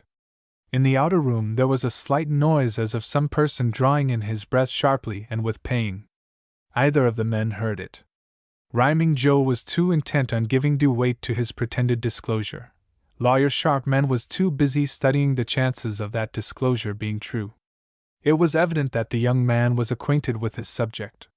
If his story were false, he had it too well learned to admit of successful contradiction. It was therefore of no use to argue with him, but Sharpman thought he would see what was lying back of this. Well, he said calmly, I don't see how this affects our case. Suppose you can prove your story to be true, what then? The young man did not answer immediately. He took a package of cigarettes from his pocket and offered one to Sharpman. It was declined. He lighted one for himself, leaned back in his chair, crossed his legs, and began to study the ceiling through the rings of blue smoke which came curling from his nostrils. Finally he said, What would you consider my silence on this subject worth, for a period of say 24 hours? I do not know that your silence will be of material benefit to us. Well, perhaps not. My knowledge, however, may be of material injury to you. In what way? By the disclosure of it to your opponent. What would he do with it? Use it as evidence in this case. Well, had you not better go to him? Rhyming Joe laid his cigarette aside, straightened up in his chair, and again faced the lawyer squarely. Look here, Mr. Sharpman, he said. You know, as well as I do, that the knowledge I hold is extremely dangerous to you. I can back up my assertion by any amount of corroborative detail. I am thoroughly familiar with the facts, and if I were to go on the witness stand tomorrow for the defendant in this suit, your hopes and schemes would vanish into thin air. Now, I have no great desire to do this. I have still a friendly feeling left for old Simon, and as for the boy, he is a nice fellow, and I would like to see him prosper. But in my circumstances, as they are at present, I do not feel that I can afford to let slip an opportunity to turn an honest penny. If a penny saved is a penny earned, then a penny found is a penny turned. Sharpman was still looking calmly at his visitor. Well? He said inquiringly. Well, to make a long story short, if I get $200 tonight, I keep my knowledge of Simon Craft and his grandson to myself. If I don't get $200 tonight, I go to good law the first thing tomorrow morning and offer my services to the defense. I propose to make the amount of a witness fee out of this case, at any rate. You are attempting a game that will hardly work here, said Sharpman, severely. You will find yourself earning $200 for the state in the penitentiary of your native city if you persist in that course. Very well, sir, you have heard my story, you have my ultimatum. You are at liberty to act or not to act as you see fit. If you do not choose to act, it will be unnecessary for me to prolong my visit. I will have to rise early in the morning, in order to get the first Wilkes-Barre train, and I must retire without delay. The adage of the early bird, my soul from infancy has stirred, and since the worm I sorely need I'll practice, now, that thrifty creed. Rhyming Joe reached for his hat. Sharpman was growing anxious. There was no doubt that the fellow might hurt them greatly if he chose to do so. His story was not an improbable one.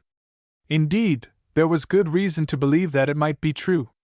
His manner tended to impress one with its truth.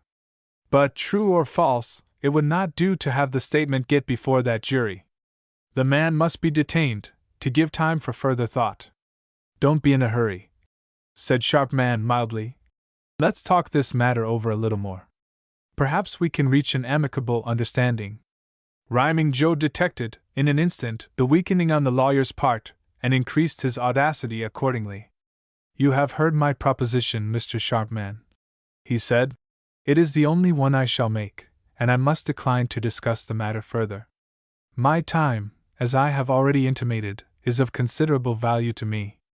But how can you expect me to decide on your proposition without first consulting my client? He is in Wilkes-Barre. Give us time. Wait until morning. I'll go down on the first train with you. No, I don't care to have old Simon consulted in this matter. If I had cared to, I should have consulted him myself. I know where he is. Besides, his interest in the case is very small compared with yours. You are to get the lion's share, that is apparent, and you, of course, are the one to pay the cost. It is necessary that I should have the money tonight. After tonight it will be too late. Sharpman arose and began pacing up and down the room. He was inclined to yield to the man's demand. The Burnham suit was drawing rapidly to a successful close. If this fellow should go on the witness stand and tell his plausible story, the entire scheme might be wrecked beyond retrieval. But it was very annoying to be bulldozed into a thing in this way. The lawyer's stubborn nature rebelled against it powerfully. It would be a great pleasure, he thought, to defy the fellow and turn him into the street. Then a new fear came to him. What would be the effect of this man's story, with its air of genuineness, on the mind of so conscientious a boy as Ralph? He surely could not afford to have Ralph's faith interfered with. That would be certain to bring disaster. He made up his mind at once. Turning quickly on his heel to face his visitor, he said, I want you to understand that I'm not afraid of you nor of your story, but I don't want to be bothered with you. Now I'll tell you what I'll do. I'll give you $100 in cash tonight, on condition that you will leave this town by the first train in the morning, that you'll not go to Wilkes-Barre, that you'll not come back here inside of a year, and that you'll not mention a word of this matter to any one so long as you shall live. The lawyer spoke with determined earnestness. Rhyming Joe looked up at the ceiling as if in doubt. Finally he said, Split the difference and call it even, 150, and I'll be leavin' dot. Sharpman was whirling the knob of his safe back and forth. At last he flung open the safe door. I don't care, he said, looking around at his visitor, whether your story is true or false. We'll call it true if that will please you. But if I ever hear of your lisping it again to any living person, I give you my word for it you shall be sorry. I pay you your own price for your silence. Now I want you to understand that I bought it, and it's mine. He had taken a package of banknotes from a drawer in his safe, had counted out a portion of them, and now handed them to Rhyming Joe. Certainly, said the young man. Certainly, no one can say that I have ever failed to keep an honest obligation, and between you and me there shall be the utmost confidence and good faith. Though woman's vain, and man deceives, there's always honor among gentlemen. I beg your pardon. It's the first time in 15 years that I have failed to find an appropriate rhyming word, but the exigencies of a moment, you will understand, may destroy both rhyme and reason. He was folding the bills carefully, and placing them in a shabby purse while Sharpman looked down on him with undisguised ill will. "Now," said the lawyer, "I expect that you will leave the city on the first train in the morning, and that you will not stop until you have gone at least 100 miles. Here's enough more money to pay your fare that far, and buy your dinner." And he held out, scornfully, toward the young man, another bank bill. Rhyming Joe declined it with a courteous wave of his hand, and rising, began, with much dignity, to button his coat. "I have already received," he said, "the quid pro quo of the bargain. I do not sue for charity nor accept it. Reserve your financial favors for the poor and needy. Go find the beggar crawling in the sun, or him that's worse, but don't inflict your charity on one with well-filled purse." Sharpman looked amused and put the money back into his pocket. Then a bit of his customary politeness returned to him. "I shall not expect to see you in Scranton again for some time, Mr. Cheekerton," he said, "but when you do come this way, I trust you will honor me with a visit." "Thank you, sir. When I return I shall expect to find that your brilliant scheme has met with deserved success, that old Kraft has chuckled himself to death over his riches, and that my young friend Ralph is happy in his new home, and contented with such slight remnant of his fortune as may be left to him after you two are through with it. By the way, let me ask just one favor of you on leaving, and that is that the boy may never know what a narrow escape he has had tonight, and may never know that he is not really the son of Robert Burnham. It would be an awful blow to him to know that old Simon is actually his grandfather, and there's no need, now, to tell him. Where ignorance is bliss, you know the rest, and a still tongue is generally the best." "Oh, no, indeed! The boy shall hear nothing of the kind from me. I am very much obliged to you, however, for the true story of the matter." Under the circumstances Sharpman was outdoing himself in politeness, but he could not well outdo Rhyming Joe. The young man extended his hand to the lawyer with a respectful bow. "I shall long remember your extreme kindness and courtesy," he said. "Henceforth the spider of a friendship true shall weave its silken web twixt me and you. My dear sir, I wish you a very good night." "Good night." The young man placed his silk hat jauntily on his head, and passed through the outer office, whistling a low tune, out at the street door and down the walk, out into the gay world of dissipation, down into the treacherous depths of crime, one more of the many who have chained bright intellects to the chariot wheels of vice, and have been dragged through dust and mire to final and to irretrievable disaster. A moment later a boy arose from a chair in the outer office and staggered out into the street. It was Ralph. He had heard it all. Chapter 14. The Angel with the Sword. Ralph had entered the office just as Rhyming Joe reached the point of his disclosure. He had heard him declare, in emphatic tones, "I say the boy Ralph is not Robert Burnham's son." It was as though someone had struck him. He dropped into a chair and sat as if under a spell, listening to every word that was uttered. He was powerless to move or to speak until the man who had told the cruel story had passed by him in the dark and gone down the walk into the street. Then he arose and followed him. He did not know just why, but it seemed as if he must see him, if only to beg him to declare that the story he had just heard him tell was all a lie. And yet Ralph believed that Rhyming Joe had told the truth. Why should he not believe him when Sharpman himself had put such faith in the tale as to purchase the man's silence with money? But if the story were true, if it were true, then it should be known. Mrs. Burnham should know it, Mr. Goodlaw should know it, Mr. Sharpman should not conceal it. Rhyming Joe must not be allowed to depart until he had told it on the witness stand, in open court. He must see him, Ralph thought. He must find him. He must, in some way, compel him to remain. The sound of the man's footsteps had not yet died away as the boy ran after him along the street, but halfway down the block his breath grew short, his heart began to pound against his breast, he pressed his hand to his side as if in pain, and staggered up to a lamp-post for support. When he recovered sufficiently to start on, Rhyming Joe had passed out of both sight and hearing. Ralph hurried down the street until he reached Lackawanna Avenue, and there he stopped, wondering which way to turn.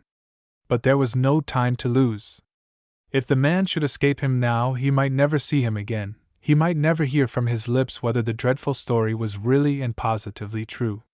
He felt that Rhyming Joe would not lie to him tonight, nor deceive him, nor deny his request to make the truth known to those who ought to know it, if he could only find him and speak to him, and if the man could only see how utterly miserable he was.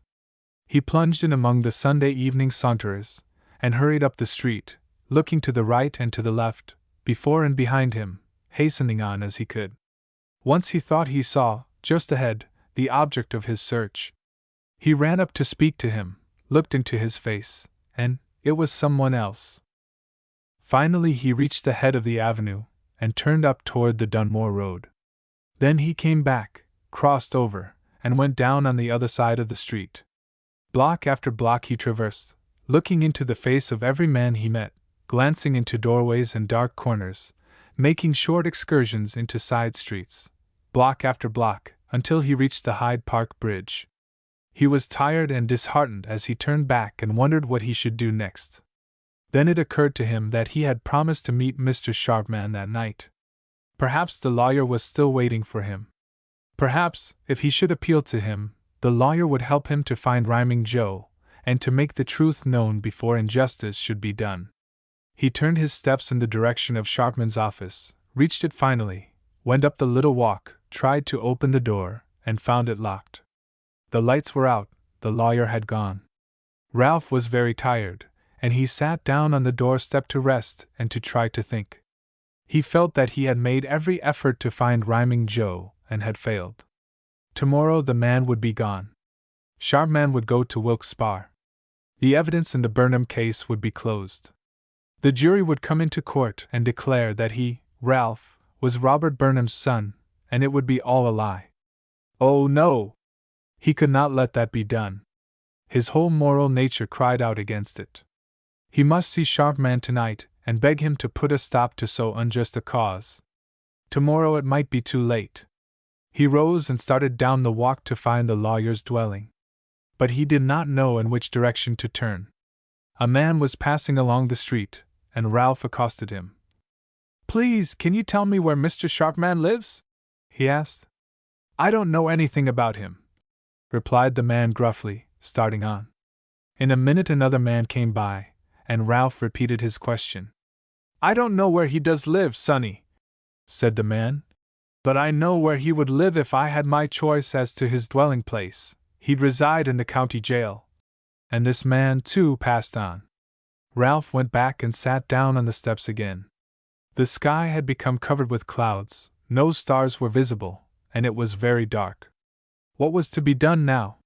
He had failed to find Rhyming Joe, he had failed to find Lawyer Sharpman. The early morning train would carry both of them beyond his reach. Suppose it should? Suppose the case at Wilkes-Barre should go on to its predicted end, and the jury should bring in their expected verdict, what then? Why, then the law would declare him to be Robert Burnham's son, the title, the position, the fortune would all be his. Mrs. Burnham would take him to her home, and lavish love and care upon him, all this unless he should tell what he had heard. Ah! There was a thought. Suppose he should not tell, suppose he should let the case go on just as though he had not known the truth, just as though he had stayed at home that night instead of coming to the city. Who would ever be the wiser? Who would ever suspect him of knowing that the verdict was unjust? He might yet have it all, if only he would hold his tongue. His heart beat wildly with the thought, his breath came in gasps, something in his throat seemed choking him. But that would be wrong, he knew it would be wrong, and wicked. A sense of shame came over him, and he cast the tempting thought aside. No, there was but one thing for him, as an honest boy, to do, and that was to tell what he had heard. If he could tell it soon enough to hold the verdict back, so much the better. If he could not, still he had no right to keep his knowledge to himself. The story must be known. And then farewell to all his hopes, his plans, his high ambition. No beautiful home for him now, no loving mother nor winsome sister nor taste of any joy that he had thought to know. It was hard to give them up, it was terrible, but it must be done. He fell to thinking of his visit to his mother. It seemed to him as though it were something that had taken place very long ago. It was like a sweet dream that he had dreamed as a little boy. He wondered if it was indeed only that afternoon that it had all occurred. It had been so beautiful, so very beautiful, and now? Could it be that this boy, sitting weak, wretched, disconsolate, on the steps of this deserted office, in the night time, was the same boy whose feet had scarcely touched the ground that afternoon for buoyant happiness? Oh, it was dreadful! Dreadful! He began to wonder why he did not cry. He put up his hands to see if there were any tears on his cheeks, but he found none. Did only people cry who had some gentler cause for tears? But the thought of what would happen if he should keep his knowledge to himself came back again into his mind. He drove it out, but it returned. It had a fascination about it that was difficult to resist. It would be so easy simply to say nothing. And who would ever know that he was not Mrs. Burnham's son? Why, old Simon would know, but he would not dare to tell. Lawyer Sharpman would know, but he would not dare to tell. Rhyming Joe would know, but he would not dare to tell, at least, not for a long time. And suppose it should be known after a year, after 2 years or longer, who would blame him? He would be supposed to have been ignorant of it all. He would be so established by that time in his new home that he would not have to leave it. They might take his property, his money, all things else, but he knew that if he could but live with Mrs. Burnham for a year she would never let him leave her, and that was all he cared for at any rate. But then, he himself would know that he had no right there. He would have to live with this knowledge always with him. He would have to walk about with an ever-present lie on his mind and in his heart. He could not do that, he would not do it. He must disclose his knowledge, and make some effort to see that justice was not mocked. But it was too late to do anything tonight. He wondered how late it was. He thought of bachelor Billy waiting for him at home. He feared that the good man would be worried on account of his long absence. A clock in a church tower not far away struck 10. Ralph started to his feet, went out into the street again, and up toward home. But Uncle Billy! What would Uncle Billy say when he should tell him what he had heard? Would he counsel him to hold his tongue? Ah, no! The boy knew well the course that Uncle Billy would mark out for him. But it would be a great blow to the man. He would grieve much on account of the lad's misfortune. He would feel the pangs of disappointment as deeply as did Ralph himself. Ought he not to be spared this pain? And then, a person holding the position of Robert Burnham's son could give much comfort to the man who had been his dearest friend, could place him beyond the reach of possible want, could provide well for the old age that was rapidly approaching, could make happy and peaceful the remnant of his days. Was it not the duty of a boy to do it? But, he would not have the good man look into his heart, and see the lie there, not for worlds. Ralph was passing along the same streets that he had traversed in coming to the city 2 hours before. But now the doors of the houses were closed, the curtains were drawn, the lights were out, there was no longer any sound of sweet voices at the steps, nor any laughter, nor any music in the air. A rising wind was stirring the foliage of the trees into a noise like the subdued sobbing of many people. The streets were deserted. A fine rain had begun to fall, and out on the road, after the lad had left the suburbs, it was very dark. Indeed, it was only by reason of long familiarity with the route that he could find his way at all. But the storm and darkness outside were not to be compared with the tempest in his heart. That was terrible. He had about made up his mind to tell bachelor Billy everything and to follow his advice when he chanced to think of Mrs. Burnham, and how great her pain and disappointment would be when she should know the truth. He knew that she believed him now to be her son, that she was ready to take him to her home, that she counted very greatly on his coming, and was impatient to bestow on him all the care and devotion that her mother's heart could conceive. It would be a bitter blow to her, oh, a very bitter blow. It would be like raising her son from the dead only to lay him back into his grave after the first day. What right had he to inflict such torture as this on a lady who had been so kind to him? What right? Did not her love for him and his love for her demand that he should keep silence? But oh! To hear the sound of loving words from her lips and know that he did not deserve them, to feel her mother's kisses on his cheek and know that his heart was dark with deep deceit. Could he endure that? Could he? As Ralph turned the corner of the village street, he saw the light from Bachelor Billy's window shining out into the darkness. There were no other lights to be seen. People went early to bed there, they must rise early in the morning. The boy knew that his Uncle Billy was waiting for him, doubtless with much anxiety, but, now that he had reached the cottage, he stood motionless by the door.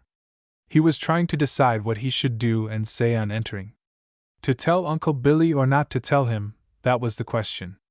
He had never kept anything from him before. This would be the first secret he had not shared with him. And Uncle Billy had been so good to him, too, so very good. Yes, he thought he had better tell him. He would do it now, before his resolution failed. He raised his hand to lift the latch. Again he hesitated. If he should tell him, that would end it all. The good man would never allow him to act a falsehood. He would have to bid farewell to all his sweet dreams of home, and his high plans for life, and step back into the old routine of helpless poverty and hopeless toil. He felt that he was not quite ready to do that yet. Heart, mind, body, all rebelled against it. He would wait and hope for some way out, without the sacrifice of all that he had longed for. His hand fell nerveless to his side. He still stood waiting on the step in the beating rain. But then, it was wrong to keep silent, wrong. Wrong. Wrong. The word went echoing through his mind like the stern sentence of some high court. Conscience again pushed her way to the front, and the struggle in the boy's heart went on with a fierceness that was terrible. Suddenly the door was opened from the inside, and Bachelor Billy stood there, shading his eyes with his hand and peering out into the darkness. "Ralph," he said, "is that yo a standin' there i' the rain? Coom in, lad, coom in, why ye?" "Why?" he exclaimed, as the boy entered the room. "Ye're a drippin' wet." "Yes, Uncle Billy, it's a rainin' purty hard. I believe I did get wet."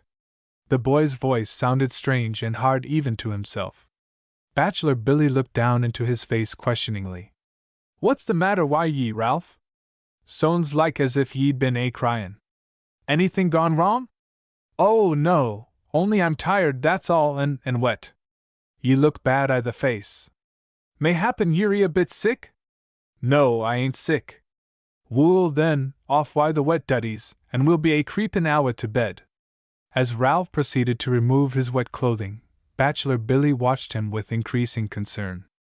The boy's face was white and haggard, there were dark crescents under his eyes, his movements were heavy and confused, he seemed hardly to know what he was about. "Has the lawyer set out to mak' ye unhappy, Ralph?" inquired Billy at last. "No, I ain't seen Mr. Sharpman. He wasn't in. He was in when I first went there, but somebody else was there a-talkin' to him, and I went out to wait, and when I got back again the office was locked, so I didn't see him." "Ye've been a lang time gone, lad?" "Yes, I waited around, thinkin' maybe he'd come back, but he didn't. I didn't get started for home till just before it begun to rain." "Mayhap he got a bit frightened a-comin' up by the dark?" "No, well, I did get just a little scared a-comin' by old number 10 shaft. I thought I heard a funny noise in there." "Yes'll not be ot so late alone. Next time I'll go why ye missile."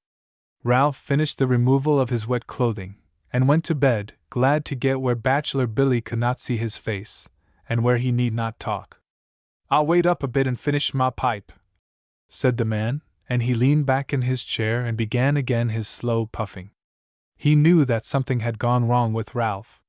He feared that he was either sick or in deep trouble. He did not like to question him too closely, but he thought he would wait a little before going to bed and see if there were any further developments. Ralph could not sleep, but he tried to lie very still. A half-hour went by, and then Bachelor Billy stole softly to the bed and looked down into the lad's face. He was still awake. "Have you got your pipe smoked out, Uncle Billy?" he asked. "Yes, lad, I ha' just finished it." "Then are you comin' to bed now?" "I thought to. Do you want for anything?" "Oh, no. I'm all right." The man began to prepare for bed. After a while Ralph spoke. "Uncle Billy." "What is it, lad?" "I've been thinkin', s'pose this suit should go against us, do you believe Mrs. Burnham would do anything more for me?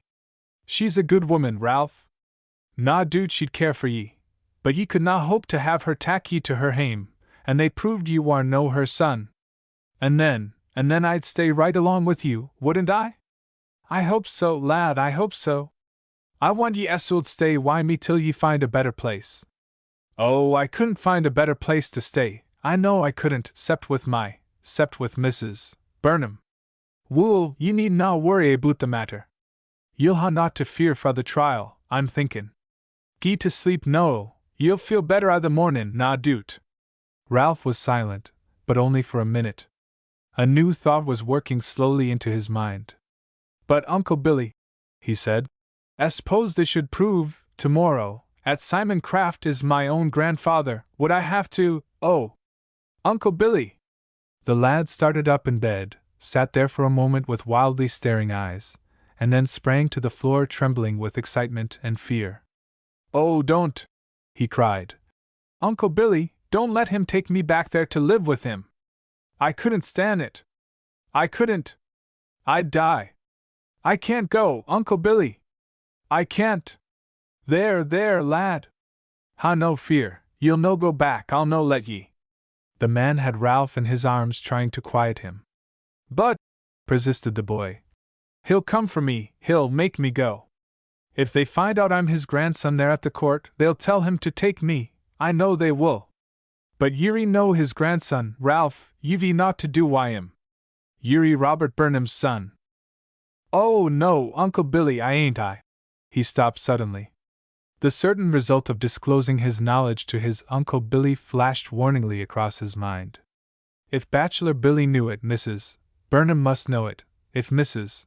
Burnham knew it, Goodlaw and the court must know it. The verdict would be against him. Simon Craft would come to take him back to the terrors of his wretched home, and he would have to go. The law that would deny his claim as Robert Burnham's son would stamp him as the grandson of Simon Craft, and place him again in his cruel keeping. Oh no! He must not tell. If there were reasons for keeping silence before, they were increased 100-fold by the shadow of this last danger. He felt that he had rather die than go back to live with Simon Craft. Bachelor Billy was rocking the boy in his arms as he would have rocked a baby. There, no, quiet yoursel', he said, and his voice was very soothing. Quiet yoursel', ye've naught to dread, it'll a coom o' te richt. What's happened to ye, Ralph, that ye es'uld be so fearfew? And nothin', I'm tired, that's all. I guess I'll go to bed again. He went back to bed, but not to sleep. Hot and feverish, and with his mind in a tumult, he tossed about, restlessly, through the long hours of the night. He had decided at last that he could not tell what he had heard at Sharpman's office. The thought of having to return to Simon Craft had settled the matter in his mind. The other reasons for his silence he had lost sight of now. This last one outweighed them all, and placed a seal upon his tongue that he felt must not be broken. Toward morning he fell into a troubled sleep and dreamed that old Simon was holding him over the mouth of Burnham's shaft, threatening to drop him down into it, while Sharpman stood by, with his hands in his pockets, laughing heartily at his terror. He managed to cry out, and awoke both himself and Bachelor Billy. He started up in bed, clutching at the coverings in an attempt to save himself from apparent disaster, trembling from head to foot, moaning hoarsely in his fright. What is it, Ralph, lad, what's ailing ye? Oh, don't let him throw me, Uncle Billy, is that you? It's me, Ralph. Were ye dreamin'? There, never mind, no one s'all harm ye, ye're safe i' the bed at hame. Gee to sleep, lad, gee to sleep. I thought they was goin' to throw me down the shaft. I must have been dreamin' dot. Yes, you are dreamin'. Gee to sleep. But Ralph did not go to sleep again that night, and when the first gray light of the dawning day came in at the cottage window he arose. Bachelor Billy was still wrapped in heavy slumber, and the boy moved about cautiously so as not to waken him. When he was dressed he went out and sat on a bench by the door. The storm of the night before had left the air cool and sweet, and it refreshed him to sit there and breathe it, and watch the sun as it came up from behind the long slanting roof of Burnham Breaker. But he was very miserable indeed. It was not so much the sense of fear, of pain, of disappointment that disturbed him now. It was the misery of a fettered conscience, the shadow of an ever-present shame. Finally the door was opened and Bachelor Billy stepped out. "Good mornin', Uncle Billy," said the boy, trying to speak cheerfully. "Good mornin' till ye, Ralph. Ye're up early the mornin'. I'm act free to say ye're a feelin' better." "Yes, I am. I didn't sleep very well, but I'm better this mornin'. I wished it was all over with, the trial I mean. You see it's a makin' me kind o' nervous and tired.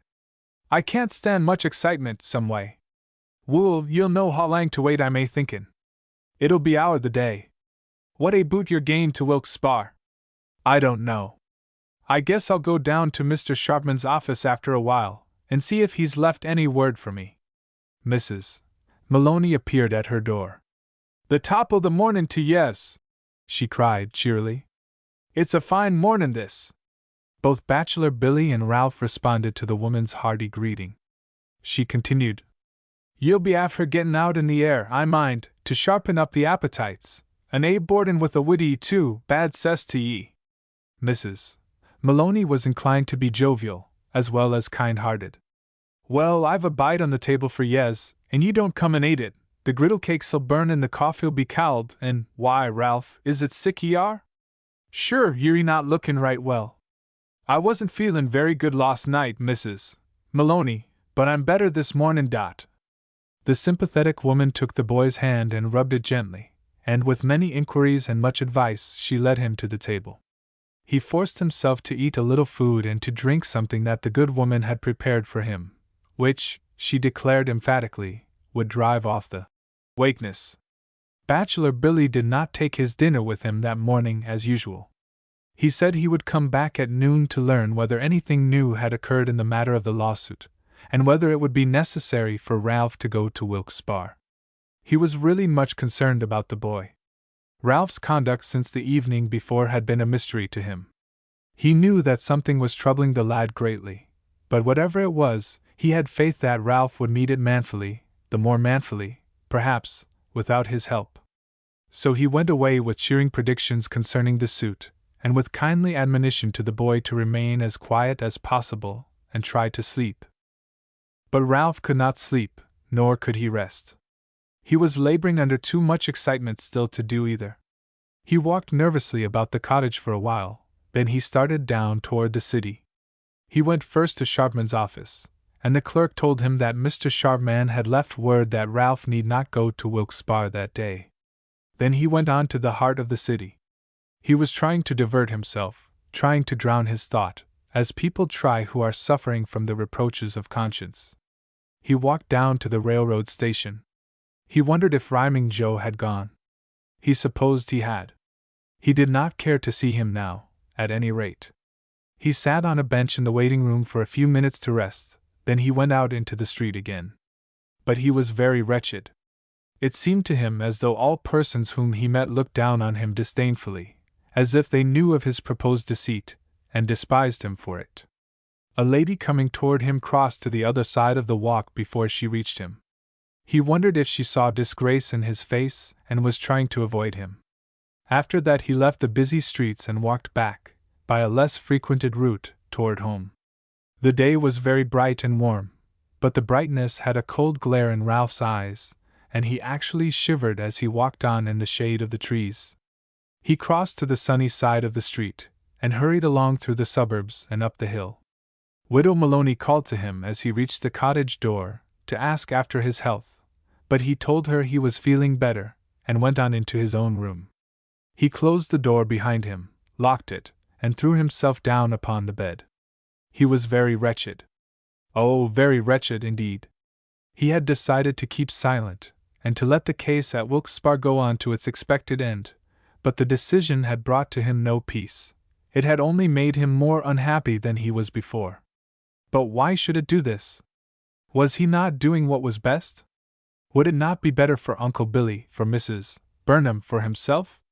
Must he, for the sake of some far-fetched moral principle, throw himself into the merciless clutch of Simon Craft? Thus the fight began again, and the battle in the boy's heart went on with renewed earnestness.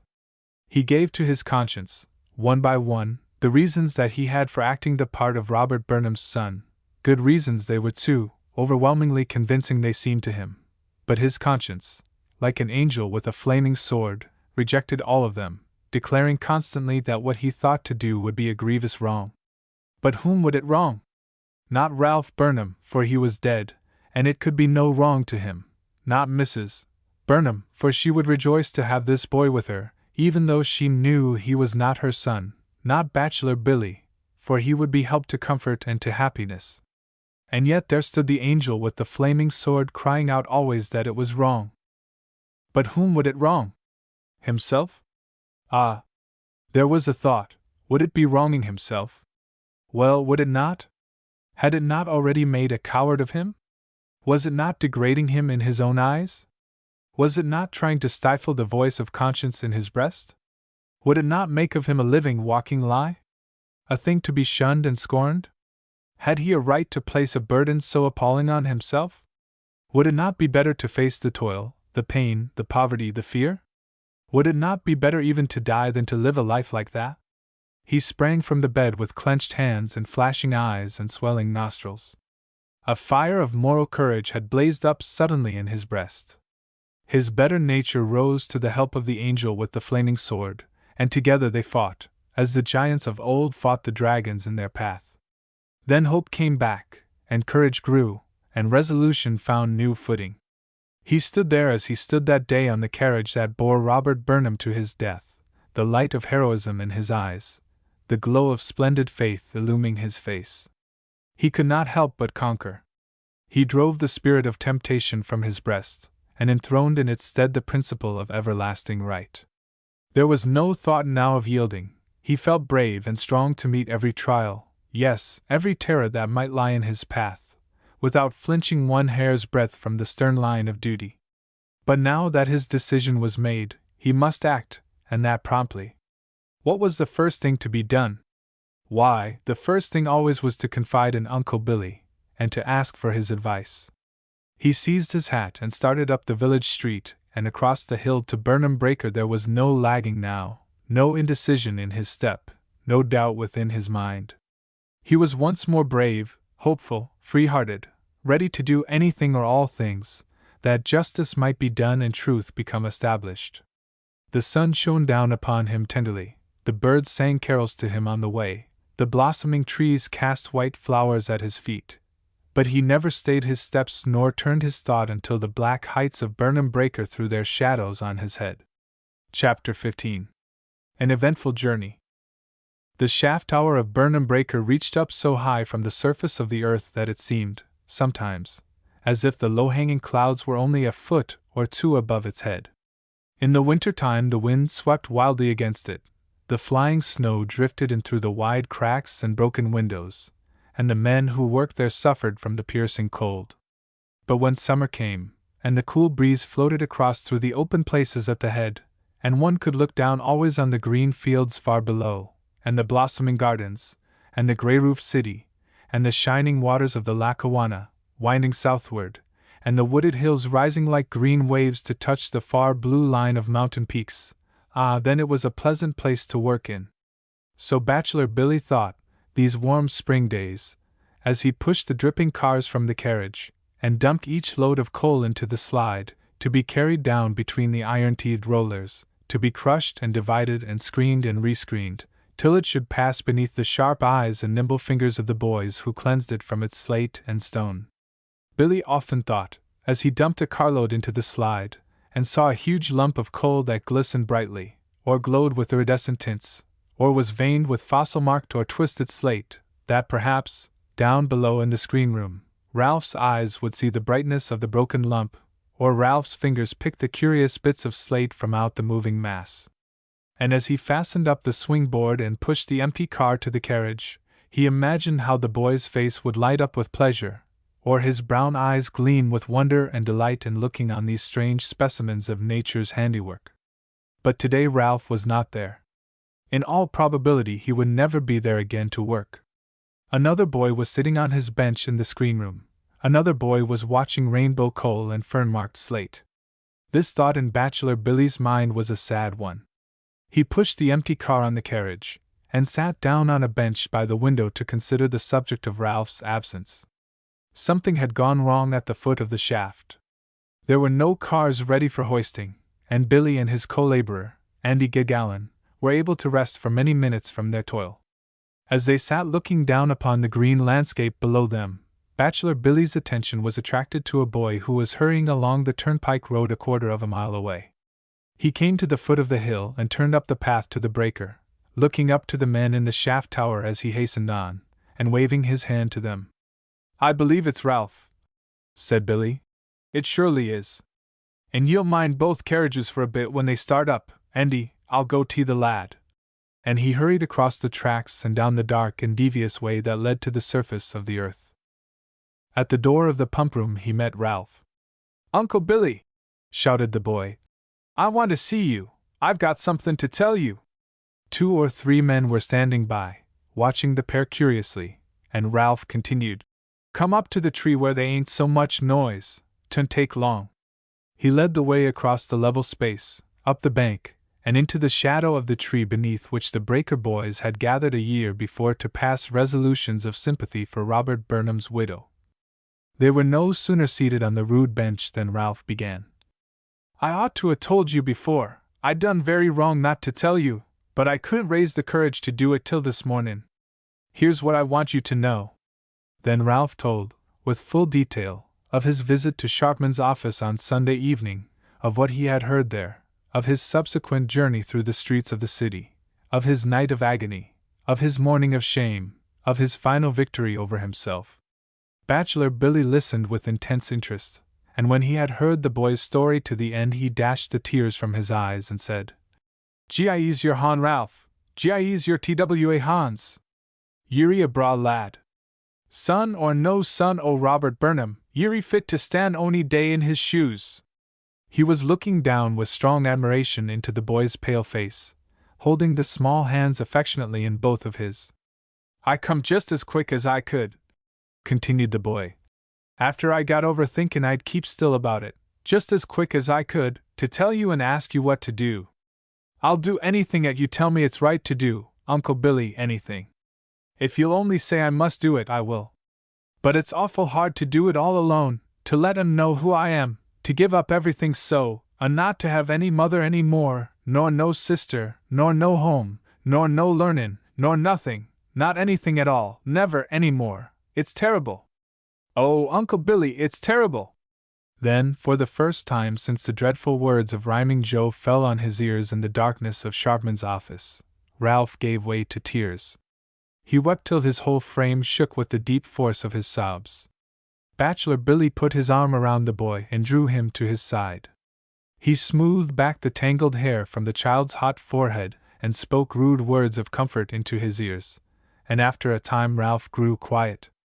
"Do you think, Uncle Billy," asked Ralph, "'at Rhymin' Joe was tellin' the truth?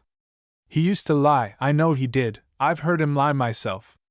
It looks vera like, Ralph, as though he might have been tellin' o' the truth. He must have been knowin' to it all, or he could not tell it so plain." "Oh, he knew all about it. I remember him about the first thing. He was there most all the time. But I didn't know but he might just have been lyin' to get that money. It's no unlikely. But atween the TWA, I'd sooner think it was the auld mon was tellin' o' the lee. He has more to make out o' it, d'ye see? Well, there's the evidence in court." "True, but Lawyer Sharpman kens the worth o' that as well as ony o' us. And he was na fearfew that the truth would o'erbalance it. He wadna gie a mon $150 to hold his tongue. I'm doubtful for ye, Ralph, I'm vera doubtful dat." Ralph had believed Rhyming Joe's story from the beginning, but he felt that this belief must be confirmed by Uncle Billy in order to put it beyond question. Now he was satisfied. It only remained to act. "It's all true," he said. "I know it's all true, and something's got to be done. What shall I do, Uncle Billy?" The troubled look deepened on the man's face. "Whether it's false or true," he replied, "ye'll not keep it to yoursel. She ought to know. It's only fair to go and tell the tale to her and let her do what she thinks best. Must I tell Mrs. Burnham? Must I go and tell her 'at I ain't her son, and 'at I can't live with her, and 'at we can't never be happy together the way we talked?" "Oh, Uncle Billy, I can't do that, I can't." He looked up beseechingly into the man's face. Something that he saw there, pain, disappointment, affection, something, inspired him with fresh courage, and he started to his feet and dashed the tears from his eyes. "Yes, I can do it too!" he exclaimed. "I can do anything that's right, and that's right. I won't wait, I'll go now." "Don't haste, lad, wait a bit, listen. If the lady should be gone to court, ye muse gie there too. If ye canna find her, ye muse find her lawyer. One or the ither ye as'll tell, afore the verdict comes, afterwards it might be too late. Yes, I'll do it just like that. Mo's like ye'll have to go to Wilkes-Barre. And ye do, I'll go missile. But dinna wait for me. I'll come when I can get awa. Ye as'll go on the first train that leaves." "Yes, I understand. I'll go now." "Wait a bit. Keep up your courage, Ralph. Ye've done a braw thing, and ye're through the worst o' it, but ye'll find a hard path yet, and ye'll need a stout hurt. Ralph." He had taken both the boy's hands into his again, and was looking tenderly into his haggard face and bloodshot eyes. The traces of the struggle were so very plain. "Ralph, I fear I'd cry ower ye a bit, and we had the time, ye've suffered so. And it's good for ye, I'm thinking, that ye muse go quick. I'd make ye weak, and ye need to be strang. I canna fear for ye, laddie, ye ken the right and ye'll do it. Goodbye till ye, it'll not be lang till I'll go to ye, goodbye." He bent down and kissed the boy's forehead and turned him to face toward the city, and when Ralph had disappeared below the brow of the hill, the rough-handed, warm-hearted twaller of the breaker's head wiped the tears from his face, and climbed back up the steep steps, and the long walks of cleated plank, to engage in his accustomed task. There was no shrinking on Ralph's part now. He was on fire with the determination to do the duty that lay so plainly in his sight. He did not stop to argue with himself, he scarcely saw a person or a thing along his path. He never rested from his rapid journey till he reached the door of Mrs. Burnham's house. A servant came in answer to his ring at the bell, and gave him pleasant greeting. She said that Mrs. Burnham had gone to Wilkes-Barre, that she had started an hour before, that she had said she would come back in the early evening and would doubtless bring her son with her. Ralph looked up into the woman's face, and his eyes grew dim. "Thank you," he said, repressing a sob, and he went down the steps with a choking in his throat and a pain at his heart. He turned at the gate, and looked back through the half-open door into the rich shadows that lay beyond it, with a ray of crimson light from the stained glass window cleaving them across, and then his eyes were blinded with tears, and he could see no more. The gates of his Eden were closed behind him. He felt that he should never enter them again. But this was no time for sorrow and regret. He wiped the tears from his eyes and turned his face resolutely toward the heart of the city. At the railroad station he was told that the next train would leave for Wilkes-Barre at 12 o'clock. It lacked half an hour of that time now. There was nothing to do but to wait. He began to mark out in his mind the course he should pursue on reaching Wilkes-Barre. He thought he would inquire the way to Mr. Goodlaw's office, and go directly to it and tell the whole story to him. Perhaps Mrs. Burnham would be there too, that would be better yet, more painful but better. Then he should follow their advice as to the course to be pursued. It was more than likely that they would want him to testify as a witness. That would be strange, too, that he should give such evidence voluntarily as would deprive him of a beautiful home, of a loving mother, and of an honored name. But he was ready to do it. He was ready to do anything now that seemed right and best, anything that would meet the approval of his Uncle Billy and of his own conscience. When the train was ready he found a seat in the cars and waited impatiently for them to start. For some reason they were late in getting away, but once started, they seemed to be going fast enough to make up for lost time. In the seats behind Ralph was a merry party of young girls. Their incessant chatter and musical laughter came to his ears as from a long distance. At any former time he would have listened to them with great pleasure. Such sounds had an unspeakable charm for him. But today his brain was busied with weightier matters. He looked from the car window and saw the river glancing in the sunlight, winding under shaded banks, rippling over stony bottoms. He saw the wooded hillsides, with the delicate green of spring upon them fast deepening into the darker tints of summer. He saw the giant breakers looming up, black and massive, in the foreground of almost every scene. And yet it was all scarcely more to him than a shadowy dream. The strong reality in his mind was the trying task that lay before him yet, and the bitter outcome, so soon to be, of all his hopes and fancies. At Pittston Junction there was another long delay. Ralph grew very nervous and impatient.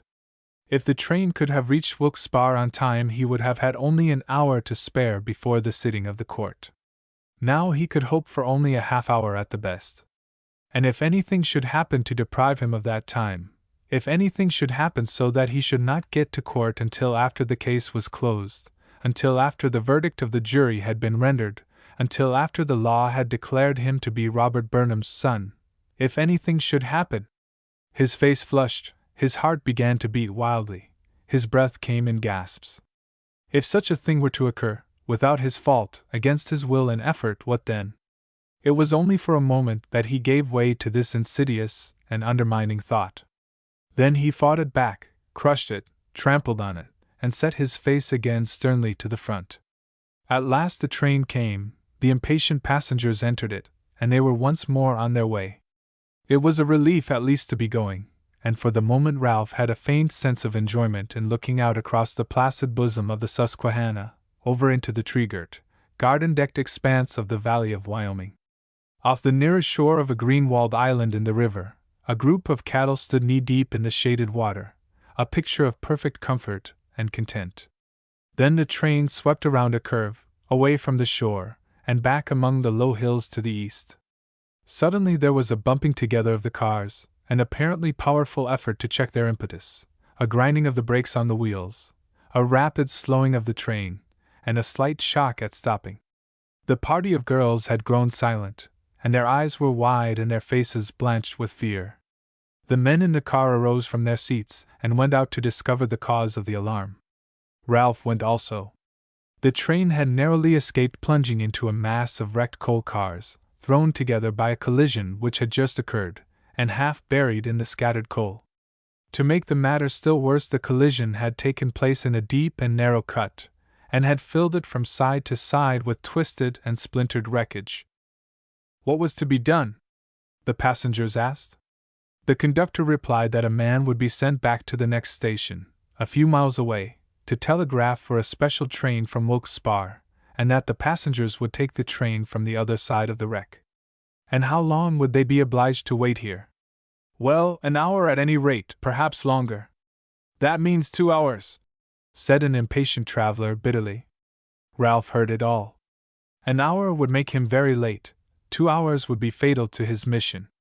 He went up to the conductor and asked, "How long did it take to walk to Wilkes-Barre?" "That depends on how fast you can walk, sonny. Some men might do it in half or 3/4 of an hour, you couldn't." And the man looked down, slightingly, on the boyish figure beside him. Ralph turned away in deep thought. If he could walk it in 3/4 of an hour, he might yet be in time to do something at least. Should he try? But this accident, this delay, might it not be providential? Must he always be striving against fate? Against every circumstance that would tend to relieve him? Against every obstacle thrown into his path to prevent him from bringing calamity on his own head? Must he? But the query went no further. The angel with the flaming sword came back to guard the gates of thought, and conscience still was king.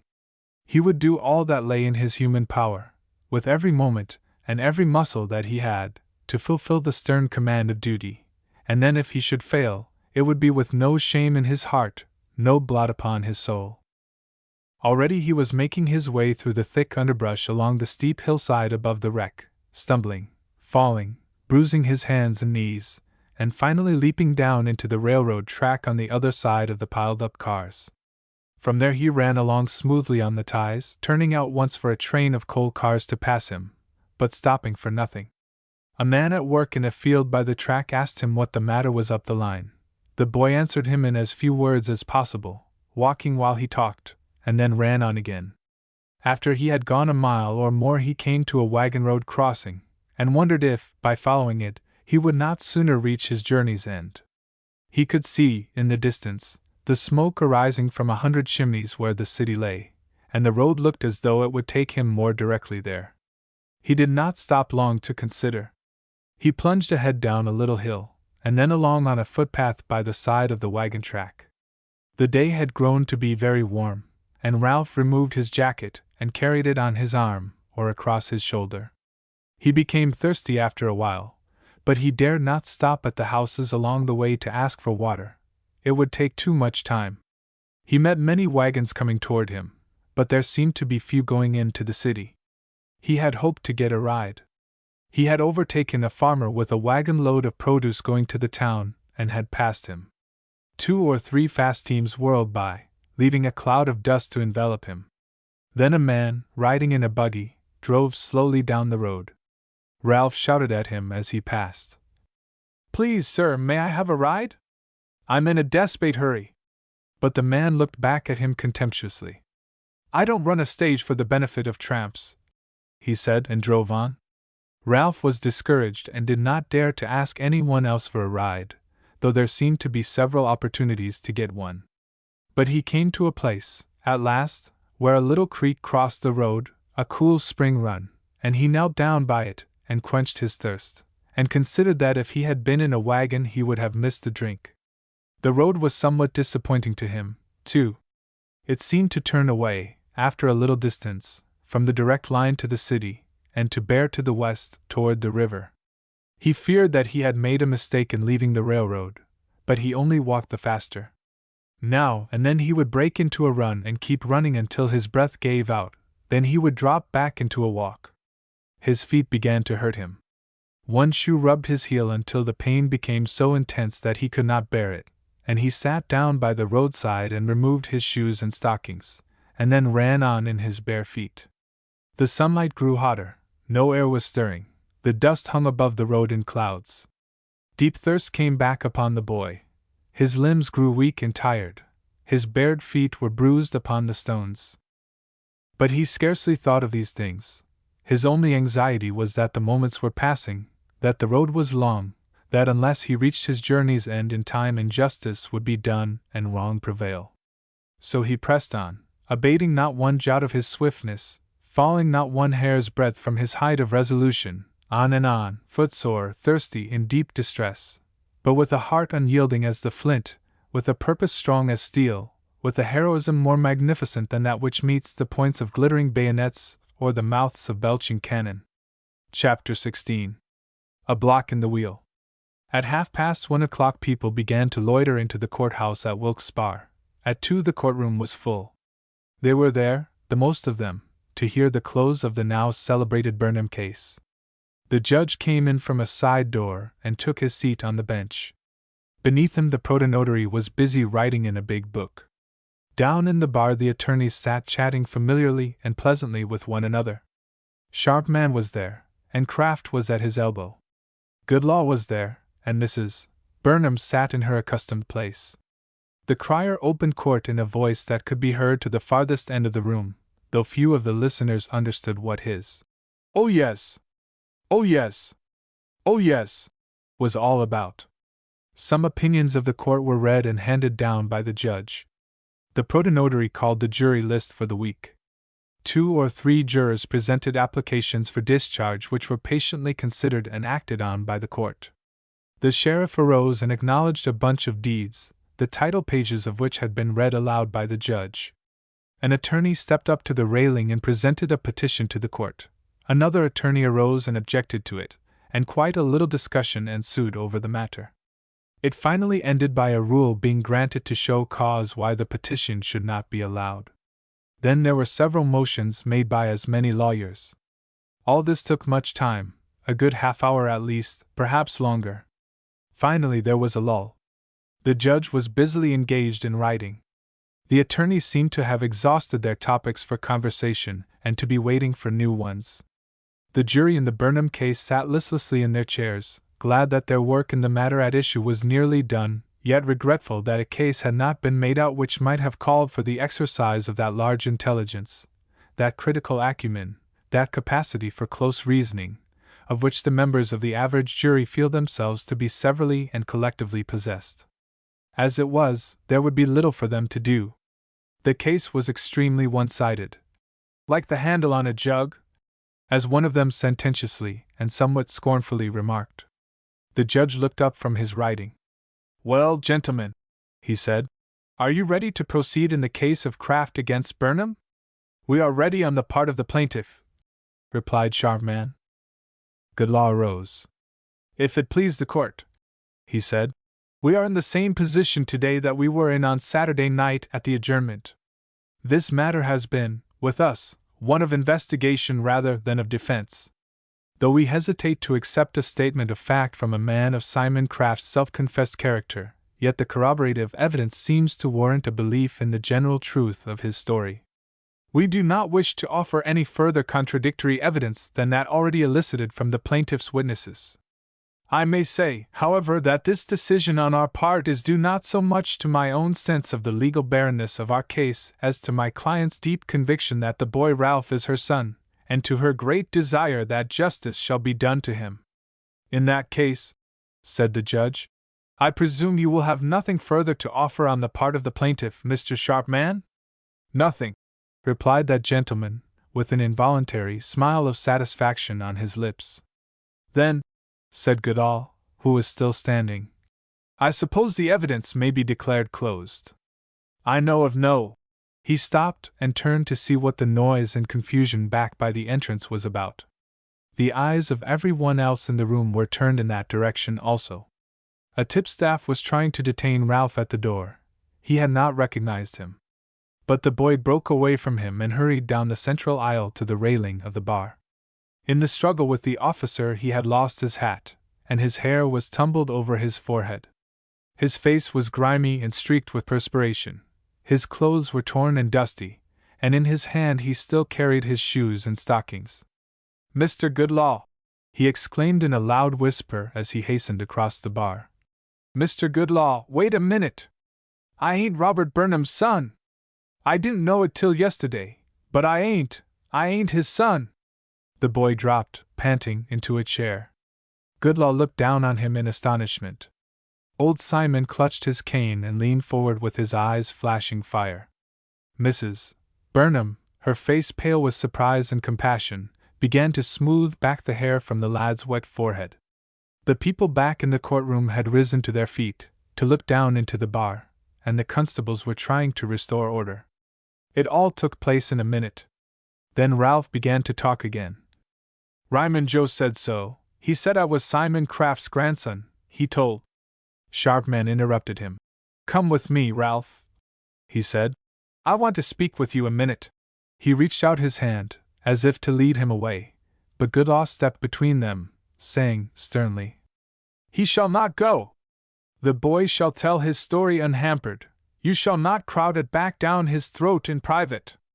"I say the boy shall go," replied Sharpman angrily. "He is my client, and I have a right to consult with him." This was true. For a moment Goodlaw was at his wits' end. Then, a bright idea came to him. "Ralph," he said, "take the witness stand." Sharpman saw that he was foiled. He turned to the court, white with passion. "I protest," he exclaimed, "against this proceeding. It is contrary to both law and courtesy. I demand the privilege of consulting with my client."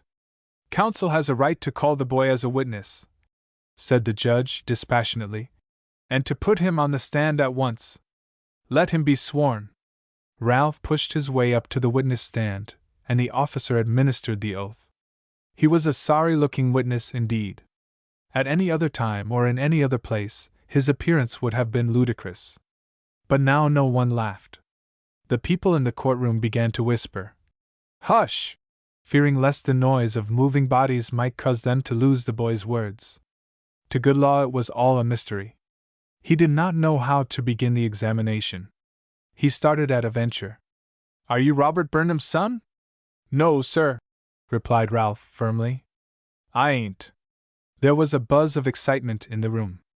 Old Simon sat staring at the boy incredulously. His anger had changed for the moment into wonder. He could not understand the cause of Ralph's action.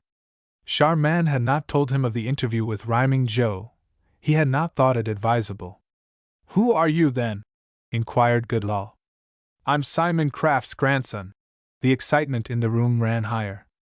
Craft raised himself on his cane to lean toward Sharpman. "He lies!" whispered the old man, hoarsely. "The boy lies!" Sharpman paid no attention to him. "When did you first learn that you are Mr. Craft's grandson?" continued the counsel for the defense. "Last night," responded Ralph. "Where?" "At Mr. Sharpman's office." The blood rushed suddenly into Sharpman's face. He understood it all now. Ralph had overheard. "Who told you?" asked Goodlaw. "No one told me. I heard Ryman Joe." Sharpman interrupted him. "I don't know," he said, "if the court please, what this boy is trying to tell, nor what wild idea has found lodgment in his brain, but I certainly object to the introduction of such hearsay evidence as counsel seems trying to bring out. Let us at least know whether the responsible plaintiff in this case was present or was a party to this alleged conversation." "Was Mr. Craft present?" asked Goodlaw of the witness. "No, sir, I guess not. I didn't hear him anyway." "Did you see him?" "No, sir, I didn't see him." "I didn't see either of 'em." "Where were you?" "In the room next to the street." "Where did this conversation take place?" "In the back room." "Was the door open?" "Just a little." "Who were in the back room?" "Mr. Sharman and Ryman Joe." "Who is Ryman Joe?" "He's a man I used to know in Philadelphia." "When you lived with Craft?" "Yes, sir." "What was his business?" "I don't know as anything. He used to bring things to the house sometimes, watches and things." "How long have you known Ryman Joe?" "Ever since I can remember." "Was he at Craft's house frequently?" "Yes, sir, most all the time." An idea of the true situation of affairs was dawning upon Goodlaw's mind. That Ralph had overheard Ryman Joe say to Sharpman that the boy was Simon Craft's grandson was evident. But how to get that fact before the jury in the face of the rules of evidence? That was the question. It seemed to him that there should be some way to do it, and he kept on with the examination in order to gain time for thought and to lead up to the point. "Did Mr. Sharpman know that you were in his office when this conversation took place?" "No, sir, I guess not." "Did Ryman Joe know you were there?" "No, sir, I don't believe he did." "From the conversation overheard by you, have you reason to believe that Ryman Joe is acquainted with the facts relating to your parentage?" "Yes, sir, he must know." "And from hearing that conversation, did you become convinced that you are Simon Craft's grandson and not Robert Burnham's son?" "Yes, sir, I did. Ryman Joe said so, and he knows." "Did you see Ryman Joe last night?" "No, sir. Only as he passed by me in the dark." "Have you seen him today?" "No, sir. He promised to go away this morning. To whom did he make that promise?" Sharpman was on his feet in an instant, calling on Ralph to stop, and appealing to the court to have the counsel and witness restricted to a line of evidence that was legal and proper. He saw open before him the pit of bribery, and this fearless boy was pushing him dangerously close to the brink of it. The judge admonished the defendant's attorney to hold the witness within proper bounds and to proceed with the examination. In the meantime, Goodall had been thinking. He felt that it was of the highest importance that this occurrence in Sharpman's office should be made known to the court and the jury, and that without delay. There was but one theory, however, on which he could hope to introduce evidence of all that had taken place there, and he feared that that was not a sound one. But he determined to put on a bold face and make the effort. "Ralph," he said calmly, "you may go on now and give the entire conversation as you heard it last night between Mr. Sharpman and Ryman Joe." The very boldness of the question brought a smile to Sharpman's face as he arose and objected to the legality of the evidence asked for. "We contend," said Goodlaw in support of his offer, "that neither the trustee plaintiff nor his attorney are persons whom the law recognizes as having any vital interest in this suit. The witness on the stand is the real plaintiff here, his are the interests that are at stake, and if he chooses to give evidence adverse to those interests, evidence relevant to the matter at issue, although it may be hearsay evidence, he has a perfect right to do so. His privilege as a witness is as high as that of any other plaintiff." But Sharpman was on the alert. He arose to reply. Counsel forgets, he said, or else is ignorant of the fact that the very object of the appointment of a guardian is because the law considers that a minor is incapable of acting for himself. He has no discretionary power in connection with his estate. He has no more right to go on the witness stand and give voluntary hearsay evidence which shall be adverse to his own interests than he has to give away any part of his estate which may be under the control of his trustee. A guardian who will allow him to do either of these things without objection will be liable for damages at the hands of his ward when that ward shall have reached his majority. We insist on the rejection of the offer. The judge sat for a minute in silence, as if weighing the matter carefully. Finally he said, We do not think the testimony is competent, Mr. Goodlaw. Although the point is a new one to us, we are inclined to look upon the law of the case as Mr. Sharpman looks on it. We shall be obliged to refuse your offer. We will seal you a bill of exceptions. Goodlaw had hardly dared to expect anything else. There was nothing for him to do but to acquiesce in the ruling of the court. Ralph turned to face him with a question on his lips. Mr. Goodlaw, he said, ain't they going to let me tell what I heard Ryman Joe say? I am afraid not, Ralph. The court has ruled that conversation out. But they won't never know the right of it unless I tell that. I've got to tell it. That's what I come here for. The judge turned to the witness and spoke to him, not unkindly. Ralph, suppose you refrain from interrogating your counsel, and let him ask questions of you. That is the way we do here. Yes, sir, I will, said the boy innocently. Only it seems too bad that I can't tell what Ryman Joe said. The lawyers in the bar were smiling. Sharpman had recovered his apparent good nature, and Goodlaw began again to interrogate the witness. Are you aware, Ralph, he asked, that your testimony here today may have the effect of excluding you from all rights in the estate of Robert Burnham? Yes, sir, I know it. And do you know that you are probably denying yourself the right to bear one of the most honored names, and to live in one of the most beautiful homes in this community? Yes, sir, I know it all. I wouldn't mind all that so much, though, if it wasn't for my mother. I've got to give her up now, that's the worst of it. I don't know how I'm going to stand that. Mrs. Burnham, sitting by her counsel, bent her head above the table and wept silently. Was your decision to disclose your knowledge reached with a fair understanding of the probable result of such a disclosure? Yes, sir, it was. I knew what the end of it'd be, and I had a pretty hard time to bring myself to it, but I done it, and I'm glad now that I did. Did you reach this decision alone, or did someone help you to it?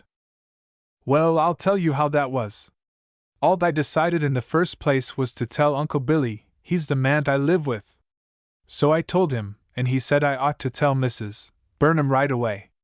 But she wasn't home when I got to her house, so I started right down here, and they was an accident up on the road, and the train couldn't go no further, and so I walked in.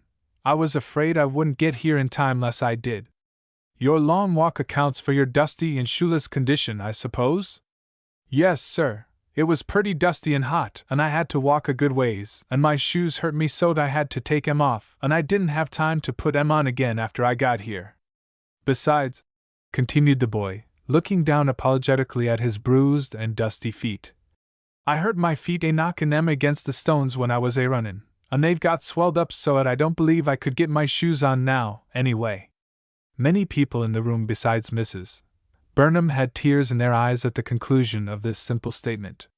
Then Ralph grew white about the lips and looked around him uneasily. The judge saw that the lad was faint, and ordered a tipstaff to bring him a glass of water. Ralph drank the water, and it refreshed him. You may cross-examine the witness, said Goodlaw to the plaintiff's attorney. Sharpman hardly knew how to begin. But he felt that he must make an effort to break in some way the force of Ralph's testimony. He knew that from a strictly legal point of view, the evidence was of little value, but he feared that the boy's apparent honesty, coupled with his dramatic entrance, would create an impression on the minds of the jury which might carry them to a disastrous verdict. He leaned back in his chair with an assumed calmness, placed the tips of his fingers against each other, and cast his eyes toward the ceiling. Ralph, he said, you considered up to yesterday that Mr. Kraft and I were acting in your interest in this case, did you not? Yes, sir, I thought so. And you have consulted with us and followed our advice until yesterday, have you not? Yes, sir. And last night you came to the conclusion that we were deceiving you? Yes, sir, I did. Have you any reason for this opinion aside from the conversation you allege that you heard? I don't know as I have. At what hour did you reach my office last evening? I don't know, I guess it must have been after 8 o'clock. Was it dark? It was just dark. Was there a light in the office when you came in? They was in the back room where you and Ryman Joe were. Did you think that I knew when you came into the office? I don't believe you did. Why did you not make your presence known? Well, I. Come, out with it. If you had any reason for playing the spy, let's hear what it was. I didn't play the spy. I didn't think it'll be mean that way, but when I heard Ryman Joe tell you that I wasn't Robert Burnham's son, I was so surprised and scared like that I couldn't speak. This was a little more than Sharpman wanted, but he kept on. How long were you under the control of this spirit of muteness? Sir? How long was it before the power to speak returned to you? Oh, not till Ryman Joe went out, I guess. I felt so bad I didn't want to speak to anybody. Did you see this person whom you call Ryman Joe? Only in the dark. Not so as to recognize him by sight? No, sir. How did you know it was he? By the way he talked. How long is it since you have been accustomed to hearing him talk? About 3 years. Did you see me last night? I caught a glimpse of you just once. When? When you went across the room and gave Ryman Joe the money. Sharpman flushed angrily. He felt that he was treading on dangerous ground in this line of examination. He went on more cautiously. At what time did you leave my office last night? Right after Ryman Joe did. I went out to find him. Then you went away without letting me know of your presence there, did you? Yes, sir. Did you find this Ryman Joe? No, sir, I couldn't find him. Now, Ralph, when you left me at the Scranton station on Saturday night, did you go straight home? Yes, sir. Did you see anyone to talk with except Bachelor Billy that night after you left me? No, sir. Where did you go on Sunday morning? Uncle Billy and me went down to the chapel to meet in Dot. From there, where did you go? Back home. And had your dinner? Yes, sir. What did you do after that? Me and Uncle Billy went up to the breaker. What breaker? Burnham Breaker. Why did you go there? Just for a walk and to see how it looked. How long did you stay there? Oh, we hadn't been there more'n 15 or 20 minutes for Mrs. Burnham's man came for me and took me to her house. Sharpman straightened up in his chair. His dragnet had brought up something at last. It might be of value to him, and it might not be. Ah, he said. So you spent a portion of yesterday afternoon at Mrs. Burnham's house, did you? Yes, sir, I did. How long did you stay there? Oh, I shouldn't wonder if it was 2 or 3 hours. Did you see Mrs. Burnham alone? Yes, sir. Have a long talk together? Yes, sir, a very nice long talk. Sharpman thought that if he could only lead the jury, by inference, to the presumption that what had taken place today was understood between Ralph and Mrs. Burnham yesterday, it would be a strong point, but he knew that he must go cautiously. She was very kind to you, wasn't she? Yes, sir, she was lovely. I never had so good a time before in all my life. You took dinner with her, I suppose? Yes, sir. Have a good dinner? It was splendid. Did you eat a good deal? Yes, sir, I think I eat a great deal. Had a good many things that were new to you, I presume? Yes, sir, quite a good many. Did you think you would like to go there to live? Oh, yes. I did. It's beautiful there, it's very beautiful. You don't know how lovely it is till you get there. I couldn't help being happy in a home like that, and they couldn't be no nicer mother and Mrs. Burnham is, nor no purtier little sister. And everybody was just as good to me there. Why, you don't know what a... The glow suddenly left the boy's face, and the rapture fled from his eyes. In the enthusiasm of his description he had forgotten, for the moment, that it was not all to be his, and when the memory of his loss came back to him, it was like a plunge into outer darkness. He stopped so unexpectedly, and in such apparent mental distress that people stared at him in astonishment, wondering what had happened. After a moment of silence, he spoke again. "But it ain't mine any longer. I can't have any of it now. I've got no right to go there at all anymore." The sadness in his broken voice was pitiful. Those who were looking on him saw his under lip tremble and his eyes fill with tears. But it was only for a moment. Then he drew himself up until he sat rigidly in his chair. His little hands were tightly clenched, his lips were set in desperate firmness. Every muscle of his face grew tense and hard with sudden resolution. It was a magnificently successful effort of the will to hold back almost overpowering emotion, and to keep both mind and body strong and steady for any ordeal through which he might have yet to pass. It came upon those who saw it like an electric flash, and in another moment the crowded room was ringing with applause. Chapter 17. Gentlemen of the Jury. Sharpman had not seen Ralph's expression, and did not know what the noise was all about. He looked around at the audience uneasily, whispered to Kraft for a moment, and then announced that he was done with the witness. He was really afraid to carry the examination further. There were too many pitfalls along the way. Goodlaw, too, was wise enough to ask no additional questions. He did not care to lay grounds for the possible reversal of a judgment in favor of the defendant, by introducing questionable evidence. But he felt that the case, in its present aspect, needed farther investigation, and he moved for a continuance of the cause for 2 days. He desired, he said, to find the person known as Rhyming Joe, and to produce such other evidence as this new and startling turn of affairs might make necessary. Kraft whispered to Sharpman that the request should be agreed to, saying that he could bring plenty of witnesses to prove that Rhyming Joe was a worthless adventurer, notorious for his habits of lying, and stoutly asserting that the boy was positively Ralph Burnham. But Sharpman's great fear was that if Rhyming Joe should be brought back, the story of the bribery could no longer be hushed, and he therefore opposed the application for a continuance with all his energy. The court ruled that the reasons presented were not sufficient to warrant the holding of a jury at this stage of the case for so long a time, but intimated that in the event of a verdict for the plaintiff a motion for a new trial might be favorably considered by the court. "Then we have nothing further to offer," said Goodlaw. Sharpman resumed his seat with an air of satisfaction, and sat for full 5 minutes, with his face in his hand, in deep thought. "I think," he said finally, looking up, "that we shall present nothing in rebuttal. The case, as it now stands, doesn't seem to call for it." He had been considering whether it would be safe and wise for him to go on the witness stand and deny any portion of Ralph's story. He had reached the conclusion that it would not. The risk was too great. "Very well," said the judge, taking up his pen. "Then the evidence is closed. Mr. Goodlaw, are you ready to go to the jury?"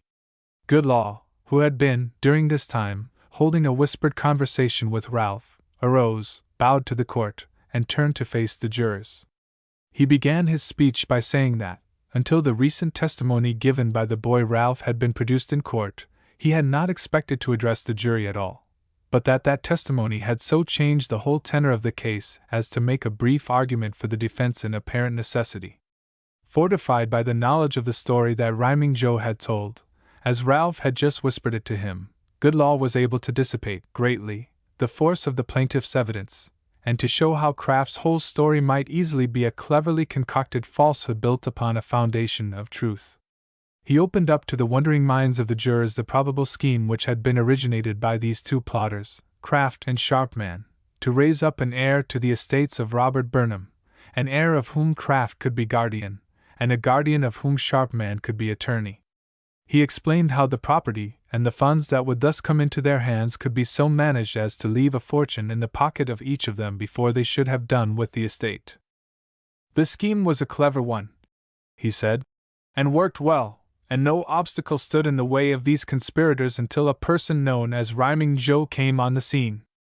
This person knew the history of Ralph's parentage and saw through Kraft's duplicity, and, in an unguarded moment, the attorney for the plaintiff closed this man's mouth by means which we can only guess at, and sent him forth to hide among the moral and the social wrecks that constitute the flotsam and the jetsam of society. But his words, declaring Simon Kraft's bold scheme a fabric built upon a lie, had already struck upon the ears and pierced into the heart of one whose tender conscience would not let him rest with the burden of this knowledge weighing down upon it. What was it that he heard, gentlemen? We can only conjecture.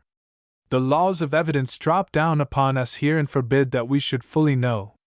But that it was a tale that brought conviction to the mind of this brave boy you cannot doubt. It is for no light cause that he comes here to publicly renounce his right and title to the name, the wealth, the high maternal love that yesterday was lying at his feet and smiling in his face. The counsel for the plaintiff tries to throw upon him the mantle of the eavesdropper, but the breath of this boy's lightest word lifts such a covering from him, and reveals his purity of purpose and his agony of mind in listening to the revelation that was made. I do not wonder that he should lose the power to move on hearing it. I do not wonder that he should be compelled, as if by some strange force, to sit and listen quietly to every piercing word. I can well conceive how terrible the shock would be to one who came, as he did, fresh from a home where love had made the hours so sweet to him that he thought them fairer than any he had ever known before. I can well conceive what bitter disappointment, and what deep emotion filled his breast. But the struggle that began there then between his boyish sense of honor and his desire for home, for wealth, for fond affection, I cannot fathom that. It is too deep, too high, too terrible for me to fully understand. I only know that honor was triumphant, that he bade farewell to love, to hope, to home, to the brightest, sweetest things in all this world of beauty, and turned his face manfully, steadfastly, unflinchingly to the right. With the help and counsel of one honest man, he set about to check the progress of a mighty wrong. No disappointment discouraged him, no fear found place in his heart, no distance was too great for him to traverse. He knew that here, today, without his presence, injustice would be done, dishonesty would be rewarded, and shameless fraud prevail. It was for him, and him alone, to stop it, and he set out upon his journey hither. The powers of darkness were arrayed against him, fate scowled savagely upon him, disaster blocked his path, the iron horse refused to draw him, but he remained undaunted and determined. He had no time to lose. He left the conquered power of steam behind him, and started out alone through heat and dust to reach the place of justice. With bared, bruised feet and aching limbs and parched tongue he hurried on, walking, running, as he could, dragging himself at last into the presence of the court at the very moment when the scales of justice were trembling for the downward plunge, and spoke the words that checked the course of legal crime, that placed the chains of hopeless toil upon his own weak limbs, but that gave the world another hero. Gentlemen of the jury, I have labored at the bar of this court for more than 30 years, but I never saw before a specimen of moral courage fit to bear comparison with this. I never in my life before saw such a lofty deed of heroism so magnificently done. And do you think that such a boy as this would lie? Do you think that such a boy as this would say to you one word that did not rise from the deep conviction of an honest heart? I leave the case in your hands, gentlemen. You are to choose between selfish greed and honest sacrifice, between the force of cunning craft and the mighty power of truth. See to it that you choose rightly and well. The rumble of applause from the courtroom as Goodlaw resumed his seat was quickly suppressed by the officers, and Sharpman arose to speak. He was calm and courteous, and seemed sanguine of success. But his mind was filled with the darkness of disappointment and the dread of disaster, and his heart was heavy with its bitterness toward those who had blocked his path. He knew that Ralph's testimony ought to bear but lightly on the case, but he feared that it would weigh heavily with the jury, and that his own character would not come out stainless. He hardly hoped to save both case and character, but he determined to make the strongest effort of which he was capable. He reviewed the testimony given by Mrs. Burnham concerning her child and his supposed tragic death. He recalled all the circumstances connected with the railroad accident, and repeated the statements of the witnesses concerning the old man and the child. He gave again the history of Ralph's life, and of Simon Craft's searching and failures and success. He contended, with all the powers of logic and oratory at his command, that Ralph Burnham was saved from the wreck at Cherry Brook, and was that moment sitting by his mother before the faces and eyes of the court and jury. Until today, he said, every one who has heard this evidence, and taken interest in this case, has believed, as I do, that this boy is Robert Burnham's son. The boy's mother believed it, the counsel for the defense believed it, the lad himself believed it, His Honor on the bench, and you, gentlemen in the jury box, I doubt not, all believed it. Indeed, it was agreed by all parties that nothing remained to be done but to take your verdict for the plaintiff. But lo!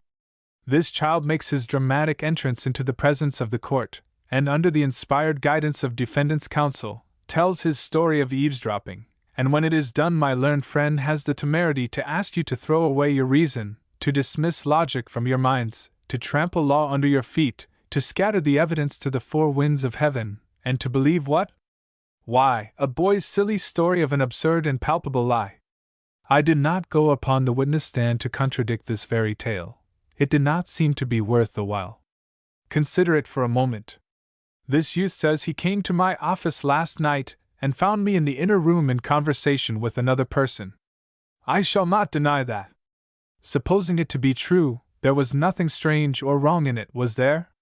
But what does this boy whom my learned friend has lauded to the skies for his manliness and honor do next? Why, according to his own story, he steals into the darkness of the outer office and seats himself to listen to the conversation in the inner room, and hears, what? No good of himself, certainly. Eavesdroppers never do hear good of themselves. But he thinks he hears the voice of a person whom no one in this courtroom ever heard of or thought of before, nor has seen or heard of since, a person who, I dare say, has existence only in this child's imagination. He thinks he hears this person declare that he, Ralph, is not Robert Burnham's son, and by way of embellishing his tale, he adds statements which are still more absurd. Statements on the strength of which my learned friend hopes to darken in your eyes the character of the counsel. For the plaintiff. I trust, gentlemen, that I am too well known at the bar of this court and in this community to have my moral standing swept away by such a flimsy falsehood as you see this to be. And so, today, this child comes into court and declares, with solemn asseveration, that the evidence fixing his identity beyond dispute or question is all a lie. And what is this declaration worth? His Honor will tell you, in his charge I have no doubt, that this boy's statement, founded, as he himself says, on hearsay, is valueless in law, and should have no weight in your minds. But I do not ask you to base your judgment on technicalities of law. I ask you to base it simply on the reasonable evidence in this case. What explanation there can be of this lad's conduct, I have not, as yet, been able, fully, to determine. I have tried, in my own mind, to throw the mantle of charity across him.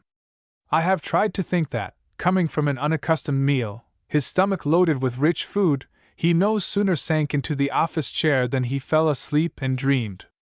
It is not improbable. The power of dreams is great on children's minds, as all of you may know. But in the face of these developments I can hardly bring myself to accept this theory. There is too much method in the child's madness. It looks more like the outcome of some desperate move on the part of this defense to win the gain which they have seen slipping from their control. It looks like a deep-laid plan to rob my aged and honored client of the credit to which he is entitled for rescuing this boy at the risk of his life, for caring for him through poverty and disease, for finding him when his own mother had given him up for dead, and restoring him to the bosom of his family. It looks as though they feared that this old man, already trembling on the brink of the grave, would snatch some comfort for his remaining days out of the pittance that he might hope to collect from this vast estate for services that ought to be beyond price. It looks as though hatred and jealousy were combined in a desperate effort to crush the counsel for the plaintiff. The counsel for the plaintiff can afford to laugh at their animosity toward himself, but he cannot help his indignation at their plot. Now let us see. It is acknowledged that the boy Ralph spent the larger part of yesterday afternoon at the house of this defendant, and was fed and flattered till he nearly lost his head in telling of it. That is a strange circumstance, to begin with. How many private consultations he has had with counsel for defense, I know not. Neither do I know what tempting inducements have been held out to him to turn traitor to those who have been his truest friends. These things I can only imagine. But that fine promises have been made to him, that pictures of plenty have been unfolded to his gaze, that the glitter of gold and the sheen of silver have dazzled his young eyes, there can be little doubt. So he has seen visions and dreamed dreams, at will, He has endured terrible temptations, and fought great moral battles, by special request, and has come off more than victor, in the council's mind. Today everything is ready for the carrying out of their skillful scheme. At the right moment the council gives the signal, and the boy darts in, hatless, shoeless, ragged, and dusty, for the occasion, and tragic to the council's heart's content, and is put at once upon the stand to tell his made-up tale, and Sharpman heard a slight noise behind him, and someone exclaimed, "He has fainted." The lawyer stopped in his harangue and turned in time to see Ralph lying in a heap on the floor, just as he had slipped that moment from his chair. The boy had listened to Goodlaw's praises of his conduct with a vague feeling that he was undeserving of so much credit for it. But when Sharpman, advancing in his speech, charged him with having dreamed his story, he was astounded. He thought it was the strangest thing he had ever heard of. For was not Mr. Sharpman there himself? And did not he know that it was all real and true? He could not understand the lawyer's allegation. Later on, when Sharpman declared boldly that Ralph's statement on the witness stand was a carefully concocted falsehood, the bluntness of the charge was like a cruel blow, and the boy's sensitive nerves shrank and quivered beneath it. Then his lips grew pale, his breath came in gasps, the room went swimming round him, darkness came before his eyes, and his weak body, enfeebled by prolonged fasting and excitement, slipped down to the floor. The people in the courtroom scrambled to their feet again to look over into the bar. A man who had entered the room in time to hear Sharpman's brutal speech pushed his way through the crowd, and hurried down to the place where Ralph was lying. It was Bachelor Billy. In a moment he was down on his knees by the boy's side, chafing the small cold hands and wrists, while Mrs. Burnham, kneeling on the other side, was dipping her handkerchief into a glass of water, and bathing the lad's face. Bachelor Billy turned on his knees and looked up angrily at Sharpman. "Mayhappen ye've killed him," he said. "Why you're trayish in your lees." Then he rose to his feet and continued. "Can ye no tell when a lad speaks the truth? Mon! He's as honest as the day is lang. But what's the use o' tellin' ye? Ye ken it yoursel. You will be fause to him." His lips were white with passion as he knelt again by the side of the unconscious boy. "Ye're vera good to the lad, ma'am," he said to Mrs. Burnham, who had raised Ralph's head in her arms and was pressing her wet handkerchief against it. "Ye're vera good, but my mind is to tak him hame and tend till him missile. He was our tired, d'ye see, why the trouble and the toil, and no I fear me and they broke the hurt o' him." Then Bachelor Billy, lifting the boy up in his arms, set his face toward the door. The people pressed back and made way for him as he passed up the aisle holding the drooping body very tenderly, looking down at times with great compassion into the white face that lay against his breast, and the eyes that watched his sturdy back until it disappeared from view were wet with sympathetic tears. When the doors had closed behind him, Sharpman turned again to the jury, with a bitterly sarcastic smile upon his face. "Another chapter in the made-up tragedy," he said, "performed with marvelous skill as you can see. My learned friend has drilled his people well. He has made consummate actors of them all. And yet he would have you think that one is but an honest fool, and that the other is as innocent as a babe in arms." Up among the people someone hissed, then someone else joined in, and before the judge and officers could restore order in the room, the indignant crowd had greeted Sharpman's words with a perfect torrent of groans and hisses. Then the wily lawyer realized that he was making a mistake. He knew that he could not afford to gain the ill will of the populace, and accordingly he changed the tenor of his speech. He spoke generally of law and justice, and particularly of the weight of evidence in the case at bar. He dwelt with much emphasis on Simon Craft's bravery, self-sacrifice, poverty, toil, and suffering, and with a burst of oratory that made the walls re-echo with the sound of his resonant voice, he closed his address and resumed his seat. Then the judge delivered the charge in a calm, dispassionate way. He reviewed the evidence very briefly, warning the jury to reject from their minds all improper declarations of any witness or other person, and directing them to rest their decision only on the legal evidence in the case. He instructed them that although the boy Ralph's declaration that he was not Robert Burnham's son might be regarded by them, yet they must also take into consideration the fact that his opinion was founded partly, if not wholly, on hearsay, and for that reason would be of little value to them in making up their decision. Any evidence of the alleged conversation at Mr. Sharpman's office, he said, must be rejected wholly. He warned them to dismiss from their minds all prejudice or sympathy that might have been aroused by the speeches of counsel, or the appearance of witnesses in court, and to take into consideration and decide upon but one question, namely, whether the boy Ralph is or is not the son of the late Robert Burnham, that, laying aside all other questions, matters, and things, they must decide that and that alone, according to the law and the evidence. When the judge had finished his charge, a constable was sworn, and, followed by the 12 jurors, he marched from the courtroom. It was already after 6 o'clock, so the crier was directed to adjourn the court, and a few minutes later the judge, the lawyers, the witnesses, and the spectators had all disappeared, and the room was empty. Chapter 18. A writ of habeas corpus. Everyone expected that the jury would come into court with a verdict at the opening of the session on Tuesday morning.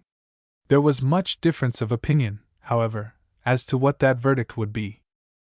But the morning hours went by and the jury still remained in their room. The constable who watched at the door shook his head and smiled when asked about the probability of an early agreement. No one seemed to know just how the jury stood. Sharpman and his client had been greatly disheartened on Monday night, and had confessed as much to each other, but the longer the jury remained out the more hope they gathered. It was apparent that the verdict would not be rendered under the impulses of the moment, and that the jury were applying the principles of cold law and stern logic to the case. There seemed to be little doubt. But, as a matter of fact, the jury were doing no such thing. They believed, to a man, that Ralph had told the truth, and that such an event as he had described had actually taken place in Sharpman's office, and, notwithstanding the judge's charge, they were trying to harmonize Ralph's statement with the evidence of the witnesses who had corroborated Simon Craft's story. This led them into so many difficulties that they finally abandoned the effort, and the questions before them were gradually reduced to just one.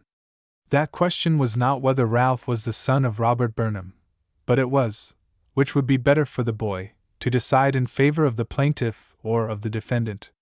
If they found for the plaintiff, they would throw the boy's fortune into the hands of Craft and Sharpman, where they feared the greater part of it would finally remain. If they found for the defendant, they would practically consign the lad to a life of homelessness and toil. It was to discuss and settle this question, therefore, that the jury remained locked up in their room through so many hours. The day wore on and no verdict was rendered. Sharpman's spirits continued to rise, and Goodlaw feared that his case was lost. At 4 o'clock the jury sent in word that they had agreed, and a few minutes later they filed into the courtroom. When their verdict had been inspected by the judge, it was given to the protonotary to read. He faced the jury, saying, "Gentlemen of the jury, listen to your verdict as the court has it recorded. In the case wherein Simon Craft, guardian of the estate of Ralph Burnham, a minor, is plaintiff, and Margaret Burnham, administrator of the estate of Robert Burnham, deceased, is defendant, you say you find for the defendant, and that the boy Ralph is not the son of Robert Burnham. So say you all?" The jury nodded assent, and the verdict was filed. That settled it. Craft and Sharpman were beaten. It was very strange that a solid truth, backed up by abundant and irreproachable evidence, presented under the strict rules of law and the solemn sanction of an oath, should be upset and shattered by a flimsy falsehood told by an unknown adventurer, heard unawares by a listening child, and denied a proper entrance into court. It was strange, but it was very true. Yet in that ruin was involved one of the boldest schemes for legal plunder that was ever carried into the courts of Luzerne County. Sharpman felt that a fortune had slipped from his grasp, and that he had lost it by reason of his own credulity and fear. He saw now the mistake he had made in not defying Rhyming Joe. He knew now that the fellow never would have dared to appear in court as a witness. He felt that he had not only lost his money, but that he had come dangerously near to losing what character he had, also. He knew that it was all due to his own fault, and he was humiliated and angry with himself, and bitter toward every one who had sided with the defendant. But if Sharpman's disappointment was great, that of his client was tenfold greater. Simon Craft was in a most unenviable mood. At times, indeed, he grew fairly desperate. The golden bubble that he had been chasing for 8 years had burst and vanished. He had told the truth, he had been honest in his statements, he had sought to do the boy and the boy's mother a great favor, and they had turned against him, and the verdict of the jury had placed upon him the stigma of perjury. This was the burden of his complaint. But aside from this, he was filled with bitter regret. If he had only closed his bargain with Robert Burnham on the day it had been made, if he had only made his proposition to Mrs. Burnham as he had intended doing, instead of going into this wild scheme with this visionary lawyer. This was his silent sorrow. His misery was deep and apparent. He had grown to be 10 years older in a day. This misfortune, he said bitterly, was the result of trying to be honest and to do good. This was the reward of virtue, these the wages of charity. Tired, at last, of railing at abstract principles of right, he turned his attention to those who had been instrumental in his downfall. The judge, the jury, and the attorney for the defense all came in for a share of his malignant hatred and abuse. For Mrs. Burnham he had only silent contempt. Her honest desire to have right done had been too apparent from the start. The only fault he had to find with her was that she did not come to his rescue when the tide was turning against him. But against Ralph the old man's wrath and indignation were intense. Had he not saved the child from death? Had he not fed and clothed and cared for him during 5 years? Had he not rescued him from oblivion, and made every effort to endow him with wealth and position and an honored name? And then, to think that in the very moment when these efforts were about to meet with just success, this boy had turned against him, and brought ruin and disgrace upon him. Oh, it was too much, too much. If he could only have the lad in his possession for a week, he thought, for a day, for an hour even, he would teach him the cost of turning traitor to his friends. Oh, he would teach him. Then it occurred to him that perhaps he might get possession of the boy, and permanent possession at that. Had not Ralph sworn that he was Simon Craft's grandson? Had not the jury accepted Ralph's testimony as true? And had not the court ordered judgment to be entered on the jury's verdict? Well, if the court had declared the boy to be his grandson, he was entitled to him, was he not? If the boy was able to earn anything, he was entitled to his earnings, was he not? If he was the child's grandfather, then he had authority to take him, to govern him, to punish him for disobedience. Was not that true? Old Simon rose from his chair and began to walk up and down the room, hammering his cane upon the floor at every step. The idea was a good one, a very good one, and he resolved to act upon it without delay. He would go the very next day and get the boy and take him to Philadelphia.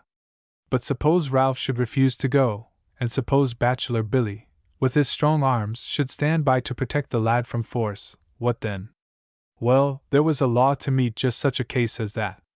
He knew of an instance where a child had been taken by its grandfather by virtue of a writ of habeas corpus.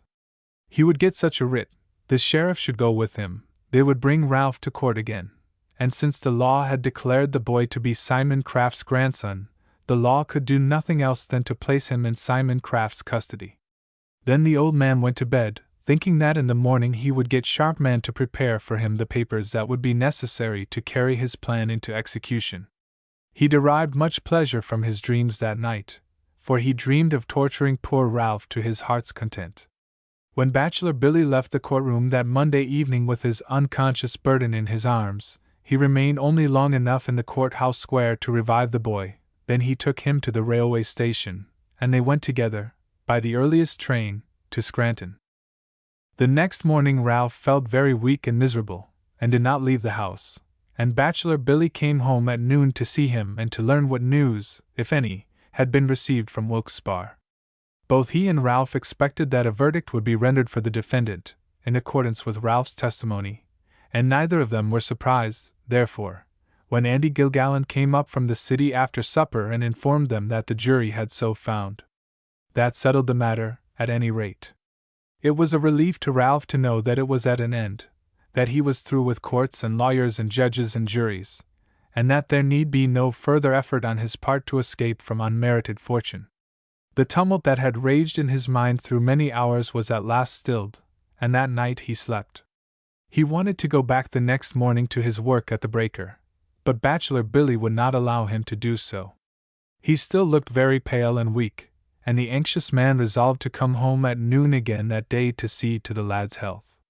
Indeed, as the morning wore on, Ralph acknowledged to himself that he did not feel so well. His head was very heavy, and there was a bruised feeling over the entire surface of his body. It was a dull day, too. It rained a little now and then, and was cloudy all the morning. He sat indoors the most of the time, reading a little, sleeping a little, and thinking a great deal. The sense of his loss was coming back upon him very strongly. It was not so much the loss of wealth, or of name, or of the power to do other and better things than he had ever done before that grieved him now. But it was that the dear and gentle lady who was to have been his mother, who had verily been a mother to him for one sweet day, was a mother to him no longer. To feel that he was nothing to her now, no more, indeed, than any other ragged, dust-black boy in Burnham Breaker, this was what brought pain and sorrow to his heart, and made the hot tears come into his eyes in spite of his determined effort to hold them back. He was sitting in his accustomed chair, facing the dying embers of a little wood fire that he had built, for the morning was a chilly one. Behind him the door was opened and someone entered the room from the street. He thought it was Bachelor Billy, just come from work, and he straightened up in his chair and tried to wipe away the traces of tears from his face before he should turn to give him greeting. "Is that you, Uncle Billy?" he said. "Ain't you home early?" He was still rubbing industriously at his eyes. Receiving no answer, he looked around. It was not Uncle Billy. It was Simon Kraft. Ralph uttered a cry of surprise and terror, and retreated into a corner of the room. Old Simon, looking at him maliciously from under his bushy brows, gradually extended his thin lips into a wicked smile. "What?" he exclaimed. "Is it possible that you are afraid of your affectionate old grandfather? Why, I thought you desired nothing so much as to go and live with him and be his pet." The boy's worst fears were realized. Old Simon had come for him. "I won't go back with you!" he cried. "I won't! I won't!" Then, changing his tone to one of appealing, he continued, "You didn't come for me, did you, Grandpa? You won't make me go back with you, will you?" "I'm afraid I can't do without you any longer," said Kraft, coming nearer and looking Ralph over carefully. "I'm getting old and sick, and your presence will be a great comfort to me in my declining years. Besides, my affection for you is so great that I feel that I couldn't do without you. Oh, I couldn't possibly." And the old man actually chuckled himself into a fit of coughing at his grim sarcasm. "But I don't want to go," persisted the boy. "I'm very happy here. Uncle Billy's very good to me, and I'd ruther stay, a good deal ruther." At the mention of Uncle Billy's name, old Simon's smile vanished, and he advanced threateningly toward the boy, striking his cane repeatedly on the floor. "It don't matter what you want," he said harshly. "You were crazy to be my grandson, now the law says you are, and the law gives me the right to take you and do what I choose with you. Oh, you've got to go. So get your hat and come along, and don't let's have any more nonsense about it." "Grandpa Simon!" exclaimed the terrified boy, shrinking still farther away. "I can't go back to Philadelphia, I can't. I couldn't live, I'd die if I went back there. Kraft interrupted him. "Well, if you do die, it won't be because you're killed with kindness, I warrant you. You've cheated me out of a living and yourself out of a fortune, you've made your own bed, now you've got to lie in it. Come on, I say! Get your hat and come along!" The old man was working himself into a passion. There was danger in his eyes. Ralph knew it, too, but the thought of going back to live with Simon Kraft was such a dreadful one to him that he could not refrain from further pleading. "I know I belong to you, Grandpa Simon," he said, "and I know I've got to mind you, but please don't make me go back to live with you, please don't. I'll do anything else in the world you want me to. I'll give you every dollar I earn if you'll let me stay here, every dollar, and I'll work hard, too, every day. I'll give you. Well, what'll you give me? Out with it." It was a desperate chance, it called for sacrifice, but Ralph felt that he would offer it gladly if he could thereby be saved. "I'll give you," he said. All the money I've got saved up. How much money have you got saved up? The light of hatred in the man's eyes gave place, for the time being, to the light of greed. About $32. Well, give it to me, then, and be quick about it. Ralph went to a small closet built into the wall over the chimney, and took from it a little box. That box contained his accumulated savings. With a large portion of the money he had thought to buy new clothing for himself. He had determined that he would not go to live with Mrs. Burnham, dressed like a beggar. He would have clothes befitting his station in life. Indeed, he and Uncle Billy were to have gone out the day before to make the necessary purchases, but since the change came the matter had not been thought of. Now he should pay it to Simon Craft as the price of his freedom.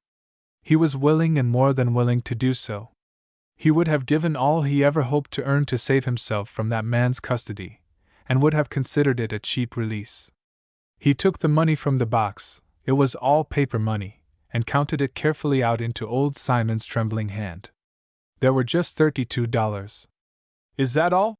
Said Kraft, folding the bills and putting them into an inside pocket as he spoke. Yes, that's all. You haven't got any more hidden around the house anywhere, have you? Don't lie to me, now. Oh, no! I've given you every cent I had, every single cent. Well, then, get your hat and come along. What? Ralph was staring at the man in astonishment. He thought he had just bought his freedom, and that he need not go. Get your hat and come along, I say, and be quick about it. I can't wait here all day. Where to? Why, home with me, of course.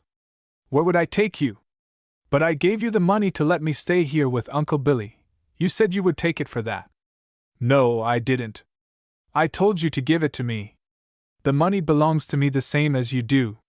Now, are you coming, or do you want me to help you? Ralph's face was white with indignation. He had been willing to do what was right. He thought he had made a fair bargain, but now, this was an outrage. His spirit rose against it. The old sense of fearlessness took possession of him. He looked the man squarely in the eyes. His voice was firm and his hands were clenched with resolution. I will not go with you, he said. What's that? Kraft looked down on the boy in astonishment. I say I will not go with you, repeated Ralph. That's all, I won't go. Then the old man's wrath was let loose. You beggar! He shouted. How dare you disobey me? I'll teach you. He raised his cane threateningly as he spoke. Hit me, said Ralph.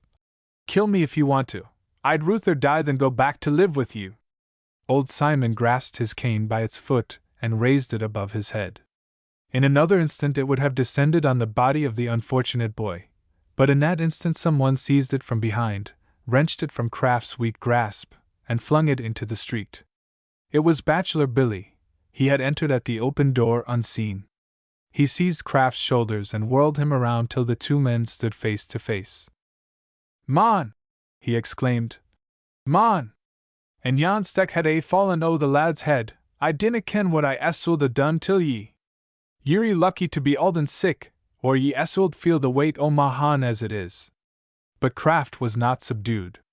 On the contrary, his rage grew more fierce. "What's the boy to you?" he shouted, savagely. "You leave us alone. He belongs to me, he shall go with me." It was a full half-minute before Bachelor Billy's dull mind grasped the situation. Meanwhile he was looking down into Ralph's white face. Then he turned again to Kraft. "Never!" he said solemnly. "Yes, I'll never tak him. I'll see the lad in his grave first." After a moment he continued, "It's no safe for ye to stay longer wi' us. It's better ye esuld go." Then another man entered at the open door. It was the sheriff of Luzerne County. He held the writ of habeas corpus in his hand. "Why didn't you wait for me?" he said, turning angrily to Kraft. "Instead of coming here to pick a quarrel with these people?" "That's none of your business," replied the old man. "You've got your writ, now do your duty or I'll—" A fit of coughing attacked him, and he dropped into a chair to give way to it. The sheriff looked at him contemptuously for a moment, then he turned to Bachelor Billy. "This miserable old man," he said, has had a writ of habeas corpus issued, commanding you to produce immediately before the judge at Wilkes-Barre the body of the boy Ralph. It is my place to see that the writ is properly executed. There's no help for it, so I think you had better get ready, and we will go as soon as possible. And he handed to Bachelor Billy a copy of the writ. I ha' no time to read it, said Billy, but if the judge says as the lad es'll gie to court again, he es'll gie. We muse obey the law. And I es'll gie wy him. War the lad gies I es'll gie. I es'll stay by him night and day. If the law says he muse live wy Simon Craft, then I es'll live wy Simon Craft also. I ha' nursed him too long, unloved him too will to turn him alone into the wolf's den no. In a minute or two Craft recovered, but the coughing had left him very weak. He rose unsteadily to his feet and looked around for his cane. He had grown calm. He thought that the game was his at any rate, and that it was of no use for him to lose strength over it. You'll walk faster than I, he said, so I'll be going. If I miss this train I can't get started to Philadelphia with the boy before tomorrow. He tottered out into the road, picked up his cane, and trudged on down the hill toward the city. It was not long before the two men and the boy were ready to go also. Keep up your courage, my son, said the sheriff kindly, for the sight of Ralph's face aroused his sympathy. Keep up your courage. The court has got to pass on this matter yet. You don't have to go with the old man till the judge says so. Tak heart, added Bachelor Billy. Tak heart, laddie. It's not all our wy us yet. I canna think as any law'd put a lamb i' the wolf's teeth. I don't know, said the sheriff, as they stood on the step for a moment before leaving the house. I don't know how you'll make it. I suppose, as far as the law's concerned, the old man's on the right track. As near as I can make out, the way the lawsuit turned, he has a legal right to the custody of the child and to his earnings. But if I was the lad, he'd no sooner get me to Philadelphia than I'd give him the slip. You've done it once, Ralph, you can do it again, can't you? I don't know, answered the boy weakly. I don't believe I'd try. If I have to go back with him I wouldn't live very long anyway, and it wouldn't pay to run away again. It don't make much difference. I ain't got anybody left now but Uncle Billy, and if he goes with me, I guess I can stand it till it's through with. It was the first time in his life that Ralph had ever spoken in so despondent a way, and Bachelor Billy was alarmed. Bear up, lad, he said. Bear up. We'll mak the best o' it, and they canna do much harm till you wy Uncle Billy a standin' by. Mrs. Maloney had come to her door and stood there, looking at the trio in sorrowful surprise. Goodbye, Mrs. Maloney, said Ralph going up to her. It ain't likely I'll ever come back here any more, and you've been very good to me, Mrs. Maloney, very good indeed, and goodbye. And where do ye be goin', Ralphie? Back to Grandpa Simon's, I suppose. He's come for me, and he's got a right to take me. The sheriff was looking uneasily at his watch. Come, he said. We'll have to hurry to catch the train. The good woman bent down and kissed the boy tenderly. Goodbye to ye, darlin', she said, and the saints protect ye. Then she burst into tears, and throwing her apron up before her face, she held it against her eyes and went backward into the house. Ralph laid hold of Bachelor Billy's rough hand affectionately, and they walked rapidly away. At the bend in the street, the boy turned to look back for the last time upon the cottage which had been his home. A happy home it had been to him, a very happy home indeed. He never knew before how dear the old place was to him. The brow of the hill which they were now descending hid the house at last from sight, and with tear-blinded eyes, Ralph turned his face again toward the city, toward the misery of the courtroom, toward the desolate and dreadful prospect of a life with Simon Craft. Chapter 19. Back to the Breaker. It was a dull day in the courtroom at Wilkes-Barre. The jury trials had all been disposed of, and for the last hour or more the court had been listening to an argument on a rule for a new trial in an ejectment case. It was a very uninteresting matter. Every one had left the courtroom with the exception of the court officers, a few lawyers, and a half-dozen spectators who seemed to be there for the purpose of resting on the benches rather than with any desire to hear the proceedings before the court. The lawyers on both sides had concluded their arguments, and the judge was bundling together the papers in the case and trying to encircle the bulky package with a heavy rubber band. Then the courtroom door was opened, and the sheriff came down the aisle, accompanied by Ralph and Bachelor Billy. A moment later, Simon Kraft followed them to the bar. Sharpman, who was sitting inside the railing by a table, looked up with disgust plainly marked on his face as the old man entered and sat down beside him. He had prepared the petition for a writ of habeas corpus, at Kraft's request, and had agreed to appear in his behalf when the writ should be returned. He shared, in some small degree, the old man's desire for revenge on those who had been instrumental in destroying their scheme. But as the day wore on, the matter took on a slightly different aspect in his mind. In the first place, he doubted whether the court would order Ralph to be returned into Kraft's custody. In the next place, he had no love for his client.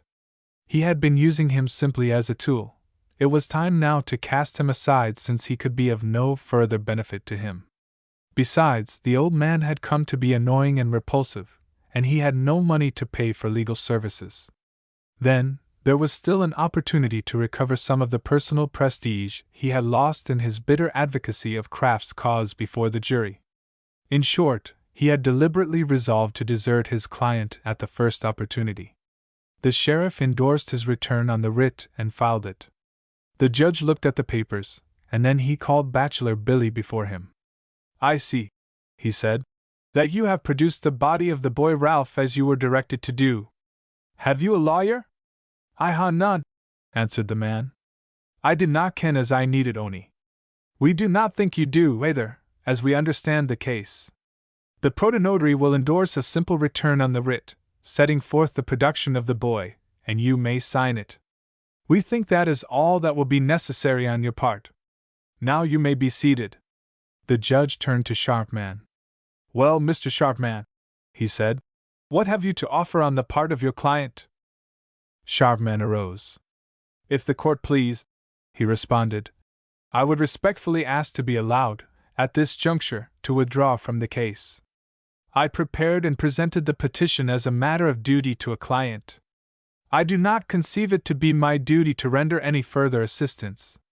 That client, either through ignorance or deception, has been the means of placing me in a false and unenviable light before the court and before this community, in the suit which has just closed.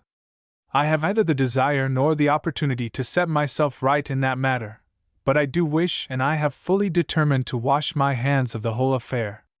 From this time forth I shall have nothing to do with it." Sharpman resumed his seat, while Kraft stared at him in astonishment, and with growing anger. He could hardly believe that the man who had led him into this scheme, and whose unpardonable blunder had brought disaster on them both, was now not only deserting him, but heaping ignominy on his head. Every moment was adding to his bitterness and rage.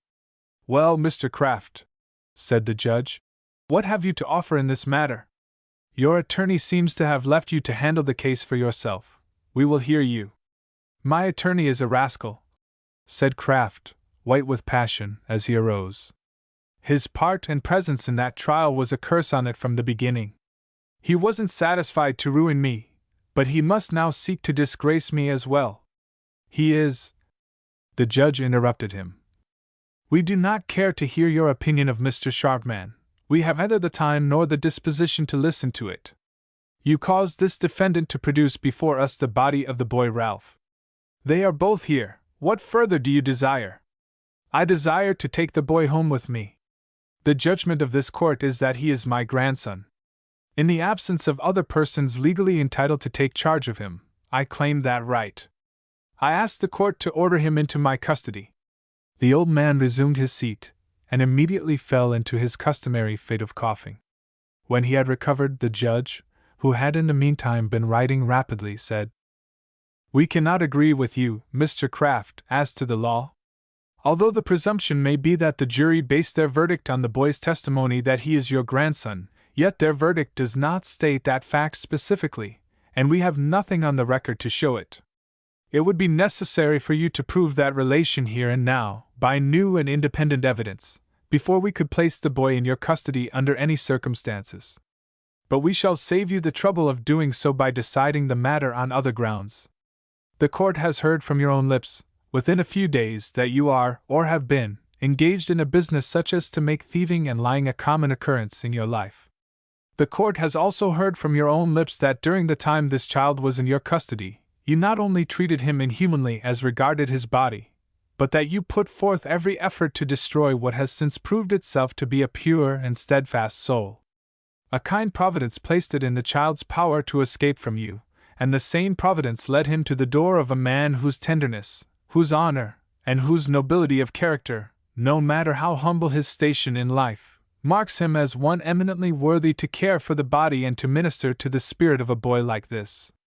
We feel that to take this lad now from his charge and to place him in yours would be to do an act so utterly repugnant to justice, to humanity, and to law, that, if done, it ought to drag us from this bench in disgrace. We have marked your petition dismissed. We have ordered you to pay the cost of this proceeding, and we have remanded the boy Ralph to the custody of William Buckley. Simon Craft said not a word. He rose from his chair, steadied himself for a moment on his cane, then shuffled up the aisle, out at the door and down the hall into the street. Disappointment, anger, bitter hatred raged in his heart and distorted his face. The weight of years, of disease, of a criminal life, sat heavily upon him as he dragged himself miserably along the crowded thoroughfare, looking neither to the right nor the left, thinking only of the evil burden of his own misfortunes. Now and then someone who recognized him stopped, turned, looked at him scornfully for a moment, and passed on. Then he was lost to view. He was never seen in the city of Wilkes-Barre again. He left no friends behind him there. He was first ridiculed, then despised, and then forgotten. It was 2 weeks after this before Ralph was able to return to his work. So much excitement, so much mental distress and bodily fatigue in so short a time, had occasioned a severe shock to his system, and he rallied from it but slowly. One Monday morning, however, he went back to his accustomed work at the Breaker. He had thought that perhaps he might be ridiculed by the screen-room boys as one who had tried to soar above his fellows and had fallen ignominiously back to the earth. He expected to be greeted with jeering words and with cutting remarks, not so much in the way of malice as of fun. He resolved to take it calmly, however, and to give way to no show of feeling, hoping that thus the boys would soon forget to tease him. But when he came among them that morning, looking so thin, and pale, and old, there was not a boy in all the waiting crowd who had the heart or hardihood to say an unpleasant word to him or to give utterance to a jest at his expense. They all spoke kindly to him, and welcomed him back. Some of them did it very awkwardly indeed, and with much embarrassment, but they made him to understand, somehow, that they were glad to see him, and that he still held his place among them as a companion and a friend. It was very good in them, Ralph thought, very good indeed. He could scarcely keep the tears back for gratitude. He took his accustomed bench in the screen-room, and bent to his task in the old way, but not with the old, light heart and willing fingers. He had thought never to do this again. He had thought that life held for him some higher, brighter, less laborious work. He had thought to gain knowledge, to win fame, to satisfy ambition. But the storm came with its fierce blasts of disappointment and despair, and when it had passed, hope and joy were engulfed in the ruins it left behind it. Henceforth there remained nothing but this toilsome bending over streams of flowing coal, today, tomorrow, next week, next year. And in the remote future nothing better, nothing but the laborer's pick and shovel, or, at best, the miner's drill and powder can and fuse. In all the coming years there was not one bright spot to which he could look, this day, with hope. The day itself seemed very long to him, very long indeed and very tiresome. The heat grew burdensome. The black dust filled his throat and lungs, the ceaseless noise became almost unendurable. The stream of coal ran down and down in a dull monotony that made him faint and dizzy, and the bits of blue sky seen from the open windows never yet had seemed to him to be so far and far away. But the day had an end at last, as all days must have, and Ralph came down from his seat in the dingy castle to walk with bachelor Billy to their home. They went by a path that led through green fields, where the light of the setting sun, falling on the grass and daisies, changed them to a golden yellow as one looked on them from the distance. When they turned the corner of the village street, they were surprised to see horses and a carriage standing in front of Mrs. Maloney's cottage. It was an unaccustomed sight. There was a lady there talking to Mrs. Maloney, and she had a little girl by her side. At the second look, Ralph recognized them as Mrs. Burnham and Mildred.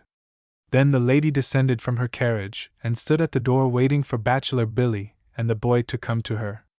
But Ralph, looking down at his black hands and soiled clothing, hesitated and stopped in the middle of the road. He knew that his face, too, was so covered with coal dust as to be almost unrecognizable. He felt that he ought not to appear before Mrs. Burnham in this guise. But she saw his embarrassment, and called to him. "I came to see you, Ralph," she said. "I want to talk to you both. May I go into your house and find a chair?" Both boy and man hurried forward then with kindly greetings, and Bachelor Billy unlocked the door and bade her enter. She went in and sat in the big rocking chair, looking pale and weak, while Ralph hurried away to wash the black dust from his face and hands. "You were vera kind, Mistress Burnham," said the man, "to send Ralph the good things to eat when he war sick. And the pretty roses ye gied him, he never tired o' watchin' 'em. I should have come myself to see him," she replied, "only that I too have been ill. I thought to send such little delicacies as might tempt his appetite. I knew that he must be quite exhausted after so great a strain upon his nervous system. The excitement wore me out, and I had no such struggle as he had. I am glad he has rallied from the shock. He's not our strain yet, ye ken that by looking at him, but he's a braw lad, a braw lad." The lady turned and looked earnestly into Bachelor Billy's face. "He's the bravest boy," she said. "The very bravest boy I ever knew or heard of, and the very best. I want him, Billy. I have come here tonight to ask you if I may have him. Son or no son, he is very dear to me, and I feel that I cannot do without him." For a minute the man was silent. Down deep in his heart there had been a spark of rejoicing at the probability that Ralph would stay with him now indefinitely. He had pushed it as far out of sight as possible, because it was a selfish rejoicing, and he felt that it was not right since it came as a result of the boy's misfortune. And now suddenly the fear of loss had quenched it entirely, and the dread of being left alone came back upon him in full force.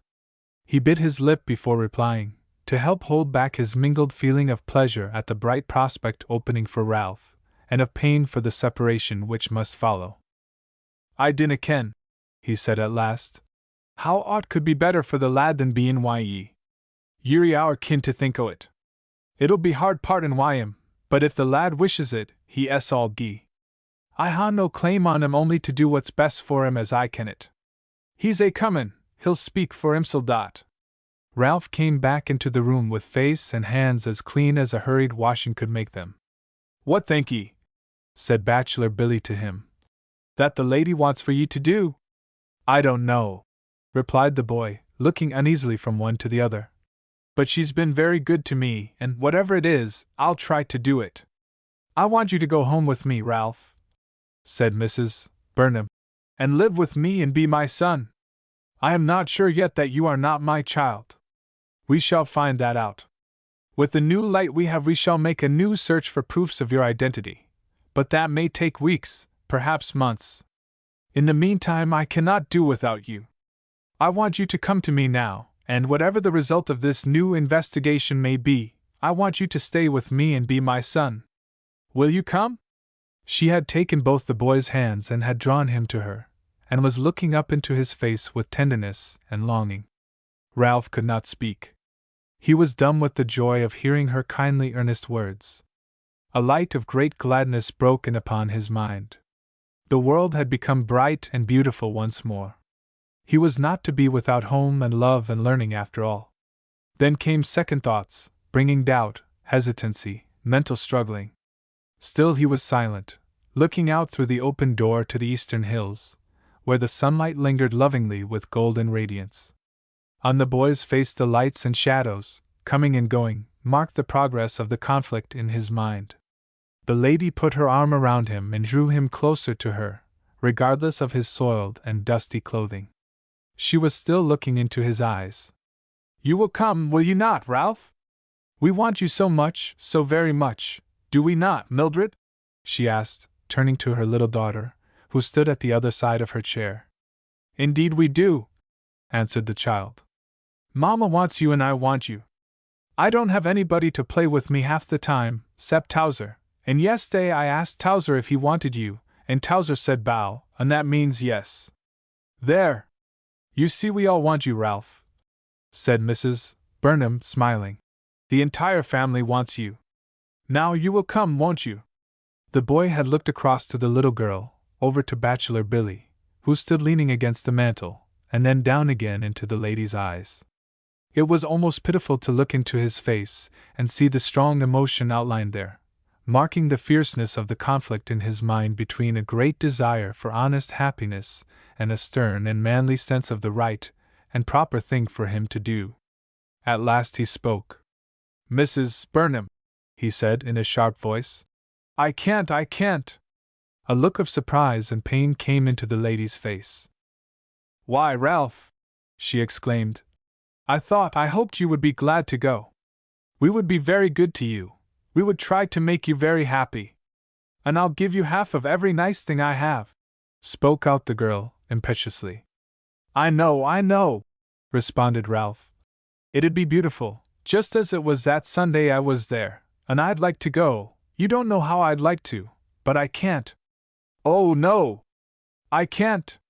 Bachelor Billy was leaning forward, watching the boy intently, surprise and admiration marking his soiled face. Then, why will you not come? Persisted the lady. What reason have you, if we can all be happy? Ralph stood for a moment in deep thought. I can't tell you, he said at last. I don't know just how to explain it, but some way, after all this that's happened, it don't seem to me as though I'd ought to go. It don't seem to me as though it'd be just right, as though it'd be a doin' what, oh. I can't tell you. I can't explain it to you so's you can understand. But I musn't go, indeed I musn't. At last, however, the lady understood and was silent. She had not thought before how this proposal, well meant though it was, might jar upon the lad's fine sense of honor and of the fitness of things. She had not realized, until this moment, how a boy, possessing so delicate a nature as Ralph's, might feel to take a position now, to which a court and jury had declared he was not entitled, to which he himself had acknowledged, and to which every one knew he was not entitled. He had tried to gain the place by virtue of a suit at law, he had called upon the highest power in the land to put him into it, and his effort had not only ended in ignominious failure, but had left him stamped as a lineal descendant of one whose very name had become a byword and a reproach. How could he now, with the remotest sense of honor or of pride, step into the place that should have been occupied by Robert Burnham's son? The lady could not urge him any more, knowing what his thought was. She could only say, Yes, Ralph, I understand. I am very, very sorry. I love you just the same, but I cannot ask you now to go with me. I can only hope for a day when we shall know, and the world shall know, that you are my son. You would come to me then, would you not, Ralph? Indeed I would, he said. Oh, indeed I would. She drew his head down upon her bosom and kissed his lips again and again. Then she released him and rose to go. She inquired very tenderly about his health, about his work, about his likes in the way of books and food and clothing, and one could see that, notwithstanding her resolution to leave Ralph with Bachelor Billy, she still had many plans in her mind, for his comfort and happiness. She charged Billy to be very careful of the boy, she kissed him again, and Mildred kissed him, and then they stepped into the carriage and the restless brown horses drew them rapidly away. Chapter 20. The Fire in the Shaft. A boy with Ralph's natural courage and spirit could not remain long despondent. Ambition came back to him with the summer days, and hope found an abiding place in his breast once more. It was not, indeed, the old ambition to be rich and learned and famous, nor the hope that he should yet be surrounded with beauty in a home made bright by a mother's love. All these things, though they had not faded from his mind, were thought of only as sweet dreams of the past. His future, as he looked out upon it now, did not hold them, yet it was a future that had in it no disappointment, no desolation, no despair. The path before him was a very humble one, indeed, but he resolved to tread it royally. Because the high places and the beautiful things of earth were not for him was no reason why he should sit and mourn his fate in cheerless inactivity. He determined to be up and doing, with the light and energy that he had, looking constantly ahead for more. He knew that in America there is always something better for the very humblest dweller to anticipate, and that, with courage, hope, and high endeavor to assist him, he is sure to reach his goal. Ralph resolved, at any rate, to do all that lay in his power toward the attainment of useful and honorable manhood. He did not set his mark so very high, but the way to it was rough with obstacles and bordered with daily toil. His plan was simply to find better places for himself about the breaker and the mines, as his age and strength would permit, and so to do his work as to gain the confidence of his employers. When he should become old enough, he would be a miner's laborer, then a miner, and perhaps, eventually, he might rise to the position of a mine boss. He would improve his leisure with self-study, get what schooling he could, and finally, as the height of his ambition, he hoped that, some day, he might become a mining engineer, able to sink shafts, to direct headings, to map out the devious courses of the mine, or to build great breakers like the one in which he spent his days. Having marked out his course, he began to follow it. He labored earnestly and with a will. The breaker boss said that no cleaner coal was emptied into the cars at the loading place than that which came down through Ralph's chute. His plan was successful as it was bound to be, and it was not long before a better place was offered to him. It was that of a driver boy in the mine below the breaker. He accepted it.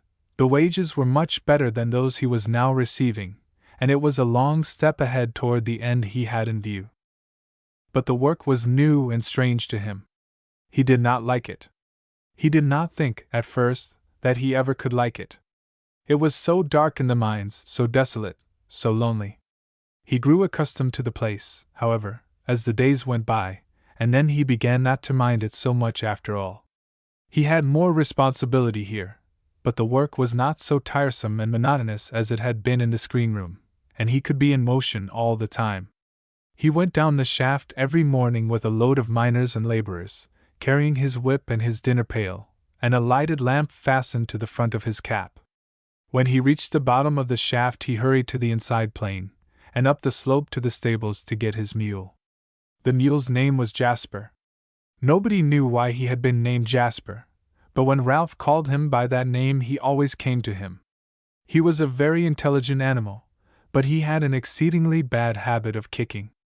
It was Ralph's duty to take the mule from the stable, to fasten him to a trip of empty mine cars, and to make him draw them to the little cluster of chambers at the end of the branch that turned off from the upper level heading. This was the farthest point from the shaft in the entire mine. The distance from the head of the plane alone was more than a mile, and it was from the head of the plane that Ralph took the cars. When he reached the end of his route, he left one car of his trip at the foot of each chamber in which it was needed, gathered together into a new trip the loaded cars that had been pushed down to the main track for him, and started back with them to the head of the plane. He usually made from 8 to 10 round trips a day, stopping at noon, or thereabouts, to eat the dinner with which the widow Maloney had filled his pail. All the driver boys on that level gathered at the head of the plane to eat their dinners, and during the noon hour, the place was alive with shouts and songs and pranks and chattering without limit. These boys were older, stronger, ruder than those in the screen room, but they were no less human and good-hearted. Only one needed to look beneath the rough exterior into their real natures. There were 8 of them who took trips in by Ralph's heading, but, for the last half-mile of his route, he was the only driver boy. It was a lonesome half-mile too, with no working chambers along it, and Ralph was always glad when he reached the end of it. There was, usually, plenty of life, though, up in the workings to which he distributed his cars. One could look up from the airway and see the lights dancing in the darkness at the breast of every chamber. There was always the sharp tap, tap of the drill, the noise of the sledge falling heavily on the huge lumps of coal, sometimes a sudden rush of air against one's face, followed by a dull report and crash that told of the firing of a blast, and now and then a miner's laborer would come running a loaded car down to the heading or go pushing an empty one back up the chamber. There was a laborer up in one of these chambers with whom Ralph had formed quite a friendship. His name was Michael Conway. He was young and strong-limbed, with huge hairy arms, a kind face, and a warm heart. He had promised to teach Ralph the art of breaking and loading coal. He expected, he said, to have a chamber himself after a while, and then he would take the boy on as a laborer. Indeed, Ralph had already learned many things from him about the use of tools and the handling of coal and the setting of props. But he did not often have an opportunity to see Conway at work. The chamber in which the young man was laboring was the longest one in the tier, and the loaded car was usually at the foot of it when Ralph arrived with his trip of lights, so that he had only to run the empty car up into the airway a few feet, take on the loaded one, and start back toward the plane. But one afternoon, when he came up with his last trip for the day, he found no load at the foot of Conway's chamber, and, after waiting a few minutes, he went up to the face to investigate. He found Conway there alone. The miner for whom the young man worked had fallen sick and had gone out earlier than usual, so his laborer had finished the blast at which the employer had been at work. It was a blast of top coal, and therefore it took longer to get it down and break it up. This accounted for the delay. "Come up here with ye," said Conway to the boy. "I want to show ye something." Ralph climbed up onto the shelf of coal at the breast of the chamber, and the man, tearing away a few pieces of slate and a few handfuls of dirt from a spot in the upper face, disclosed an opening in the wall scarcely larger than one's head. A strong current of air coursed through it, and when Conway put his lamp against it the flame was extinguished in a moment. "Where does it go to?" asked Ralph. "I don't just know, but I think it must go somewhere into the workin's from old No. 1's slope. The boss, he was in this mornin', and he said he thought we must be gettin' pretty close to them old chambers." "Does anybody work in there?" "Oh, bless ye, no. They robbed the pillars 10 years ago and more. I doubtin' ye could get through it at all now. It's one o' the oldest places in the valley, I'm thinkin'. Do ye mind the old opening ye can see in the side hill when ye're goin' up by Tom Ballard's to the Dunmore Road? Yes, that's where Uncle Billy worked when he was a miner." "Did he, thin? Well, that's where they went in.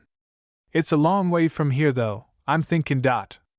Awful strong wind goin' in there, ain't they?" "Yes, I must block it up again, or it'll take all our air away."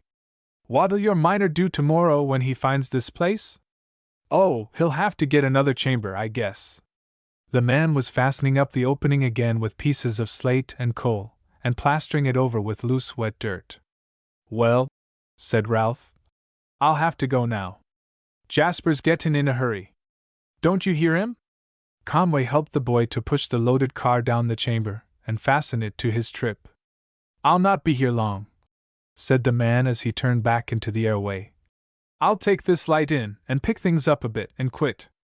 Maybe I'll catch ye before you get to the plane." "All right. I'll go slow. Hurry up, everybody else has gone out, you know." After a moment Ralph heard Conway pushing the empty car up the chamber, then he climbed up on his trip, took the reins, said "Gidap" to Jasper, and they started on the long journey out. For some reason it seemed longer than usual this night. But Ralph did not urge his beast. He went slowly, hoping that Conway would overtake him before he reached the plain. He looked back frequently, but Mike, as everyone called him, was not yet in sight. The last curve was reached, and as the little trip rounded it, Ralph's attention was attracted by a light which was being waved rapidly in the distance ahead of him. Someone was shouting, too. He stopped the mule, and held the cars back to listen, but the sound was so broken by intervening pillars and openings that all he could catch was, "Hurry! Hurry up!" He laid the whip on Jasper's back energetically, and they went swiftly to the head of the plane. There was no one there when he reached it, but halfway down the incline he saw the light again, and up the broad, straight gallery came the cry of danger distinctly to his ears. "Hurry! Hurry! The breaker's afire! The shaft's burnin', run!" Instinctively Ralph unhitched the mule, dropped the trace chains, and ran down the long incline of the plane. He reached the foot, rounded the curve, and came into sight of the bottom of the shaft.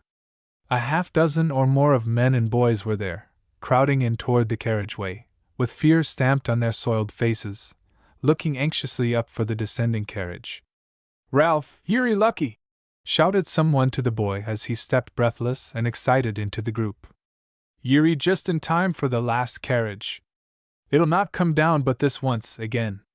It's getting too hot up there to run it. You're the last one from the end chambers, too. Here, step closer." Then Ralph thought of Conway. "Did Mike come out?" he asked. "Mike Conway?" As he spoke, a huge firebrand fell from the shaft at their feet, scattering sparks and throwing out smoke. The men drew back a little, and no one answered Ralph's question. "Has Mike Conway come out yet?" he repeated. "Yes, long ago, didn't he, Jimmy?" replied someone, turning to the footman. "Mike Conway? No, it was Mike Corcoran that went out. Is Conway back yet?" "He is," exclaimed Ralph. "He is just comin'. I'll tell him to hurry." Another blazing stick fell as the lad darted out from among the men and ran toward the foot of the plane. "Come back, Ralph!" shouted someone. "Come back, you've no time. The carriage is here." "Hold it a minute," answered the boy. "Just a minute, I'll see him on the plane." The carriage struck the floor of the mine heavily and threw a shower of blazing fragments from its iron roof. At the same moment a man appeared from a lower entrance and hurried toward the group. "It's Conway!" cried someone. "He's come across by the sump." "Ralph! Ho, Ralph!" "Why, where's Ralph?" asked Conway, as he crowded on to the carriage. "Gone to the plane to warn ye," was the answer. "Wait the hoisting bell, then, till I get him." But the carriage was already moving slowly upward. "You can't do it!" shouted someone. "Then I'll stay with him," cried Conway, trying to push his way off. "Ralph, oh Ralph!" But the man was held to his place by strong arms, and the next moment the smoking, burning carriage was speeding up the shaft for the last time. Ralph reached the foot of the plane and looked up it, but he saw no light in the darkness there. Before he had time to think what he should do next, he heard a shout from the direction of the shaft. "Ralph! Oh, Ralph!" It was Conway's voice. He recognized it. He had often heard that voice coming from the breast of Mike's chamber, in kindly greeting. Quick as thought he turned on his heel and started back. He flew around the curve like a shadow. "Wait!" he cried. "Wait a minute, I may come in." At the foot of the shaft there was a pile of blazing sticks, but there was no carriage there, nor were there any men. He stumbled into the very flames in his eagerness, and called wildly up the dark opening. "Wait! Come back! Oh, wait!" But the whirring, thumping noise of a falling body was the only answer that came to him, and he darted back in time to escape destruction from a huge flaming piece of timber that struck the floor of the mine with a great noise, and sent out a perfect shower of sparks. But they might send the carriage down again if he rang for it. He ran across and seized the handle of the bell wire and pulled it with all his might. The wire gave way somewhere above him and came coiling down upon his head. He threw it from him and turned again toward the opening of the shaft. Then the carriage did descend. It came down the shaft for the last time in its brief existence, came like a thunderbolt, struck the floor of the mine with a great shock and collapsed. It was just a mass of fragments covered by an iron roof, that was all. On top of it fell a storm of blazing sticks and timbers, filling up the space at the foot, piling a mass of wreckage high into the narrow confines of the shaft. Ralph retreated to the footman's bench, and sat there looking vaguely at the burning heap and listening to the crash of falling bodies, and the deep roar of the flames that coursed upward out of sight. He could hardly realize the danger of his situation, it had all come upon him so suddenly. He knew, however, that he was probably the only human being in the mine, that the only way of escape was by the shaft, and that was blocked. But he did not doubt for a moment that he would be rescued in time. They would come down and get him, he knew, as soon as the shaft could be cleared out. The crashing still continued, but it was not so loud now, indicating, probably, that the burning wreckage had reached to a great height in the shaft. The rubbish at the foot had become so tightly wedged to the floor of the mine that it had no chance to burn, and by the glow from the burning wood was entirely extinguished, the sparks sputtered and went out, and darkness settled slowly down again upon the place. Ralph still sat there, because that was the spot nearest to where human beings were, and that was the way of approach when they should come to rescue him. At last there was only the faint glimmer from his own little lamp to light up the gloom, and the noises in the shaft had died almost entirely away. Then came a sense of loneliness and desolation to be added to his fear. Silence and darkness are great promoters of despondency. But he still hoped for the best. After a time he became aware that he was sitting in an atmosphere growing dense with smoke. The air current had become reversed, at intervals, and had sent the smoke pouring out from among the charred timbers in dense volumes. It choked the boy, and he was obliged to move. Instinctively he made his way along the passage to which he was most accustomed toward the foot of the plane. Here he stopped and seated himself again, but he did not stay long. The smoke soon reached him, surrounded him, and choked him again. He walked slowly up the plane. When he reached the head he was tired and his limbs were trembling. He went across to the bench by the wheel and sat down on it. He thought to wait here until help should come. He felt sure that he would be rescued. Miners never did these things by halves, and he knew that, sooner or later, he should leave the mine alive. The most that he dreaded now was the waiting, the loneliness, the darkness, the hunger perhaps, the suffering it might be, from smoke and foul air.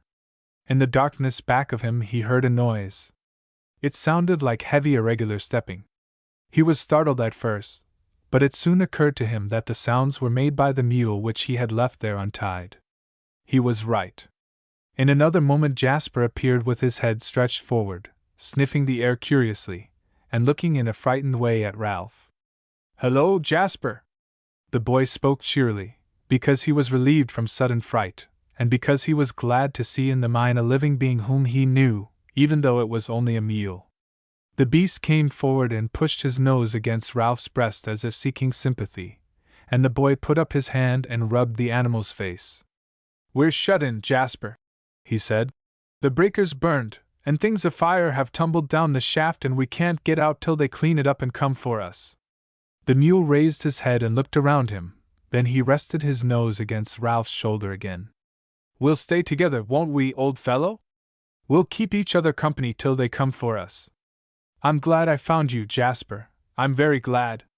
He patted the beast's neck affectionately, then he removed the bridle from his head, unbuckled the harness and slipped it down to the ground, and tried to get the collar off, but it would not come.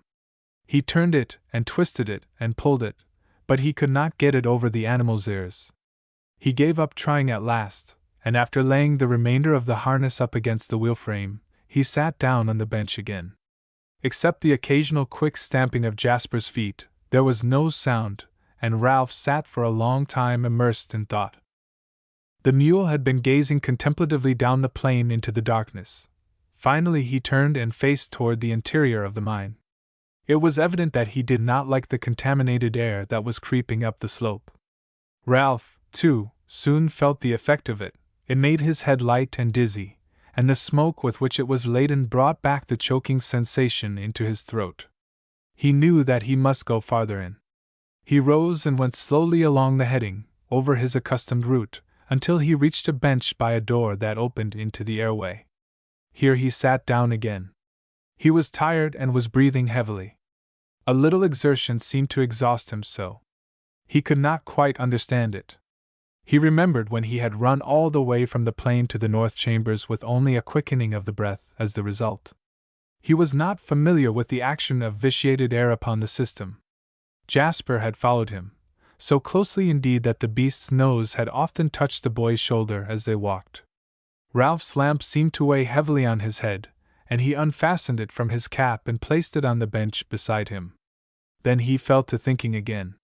He thought how anxious Bachelor Billy would be about him, and how he would make every effort to accomplish his rescue. He hoped that his Uncle Billy would be the first one to reach him when the way was opened. That would be very pleasant for them both. Mrs. Burnham would be anxious about him too.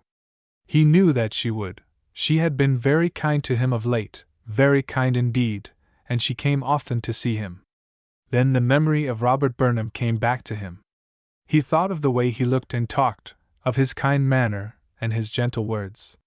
He remembered how, long ago, He had resolved to strive toward the perfect manhood exemplified in this man's life. He wondered if he had done the best he could. The scenes and incidents of the day on which this good man died recurred to him. Why, it was at this very door that the little rescuing party had turned off to go up into the easterly tier of chambers. Ralph had not been up there since. He had often thought to go over again the route taken on that day, but he had never found the time to do so. He had time enough at his disposal now, however. Why not make the trip up there? It would be better than sitting here in idleness to wait for some sign of rescue. He arose and opened the door. The mule made as if to follow him. "You stay here, Jasper," he said. "I won't be gone long." He shut the door in the animal's face and started off up the side heading. There had not been much travel on this road during the last year. Most of the chambers in this part of the mine had been worked out and abandoned. As the boy passed on, he recalled the incidents of the former journey. He came to a place where the explosion at that time had blown out the props and shaken down the roof until the passage was entirely blocked. He remembered that they had turned there and had gone up into a chamber to try to get in through the entrances. But they had found the entrances all blocked, and the men had set to work to make an opening through one of them. Ralph recalled the scene very distinctly. With what desperate energy those men worked, tearing away the stones and dirt with their hands in order to get in the sooner to their unfortunate comrades. He remembered that while they were doing this, Robert Burnham had seated himself on a fallen prop, had torn a leaf from his memorandum book, and had asked Ralph to hold his lamp nearby, so that he could see to write. He filled one side of the leaf, half of the other side, folded it, addressed it, and placed it in the pocket of his vest.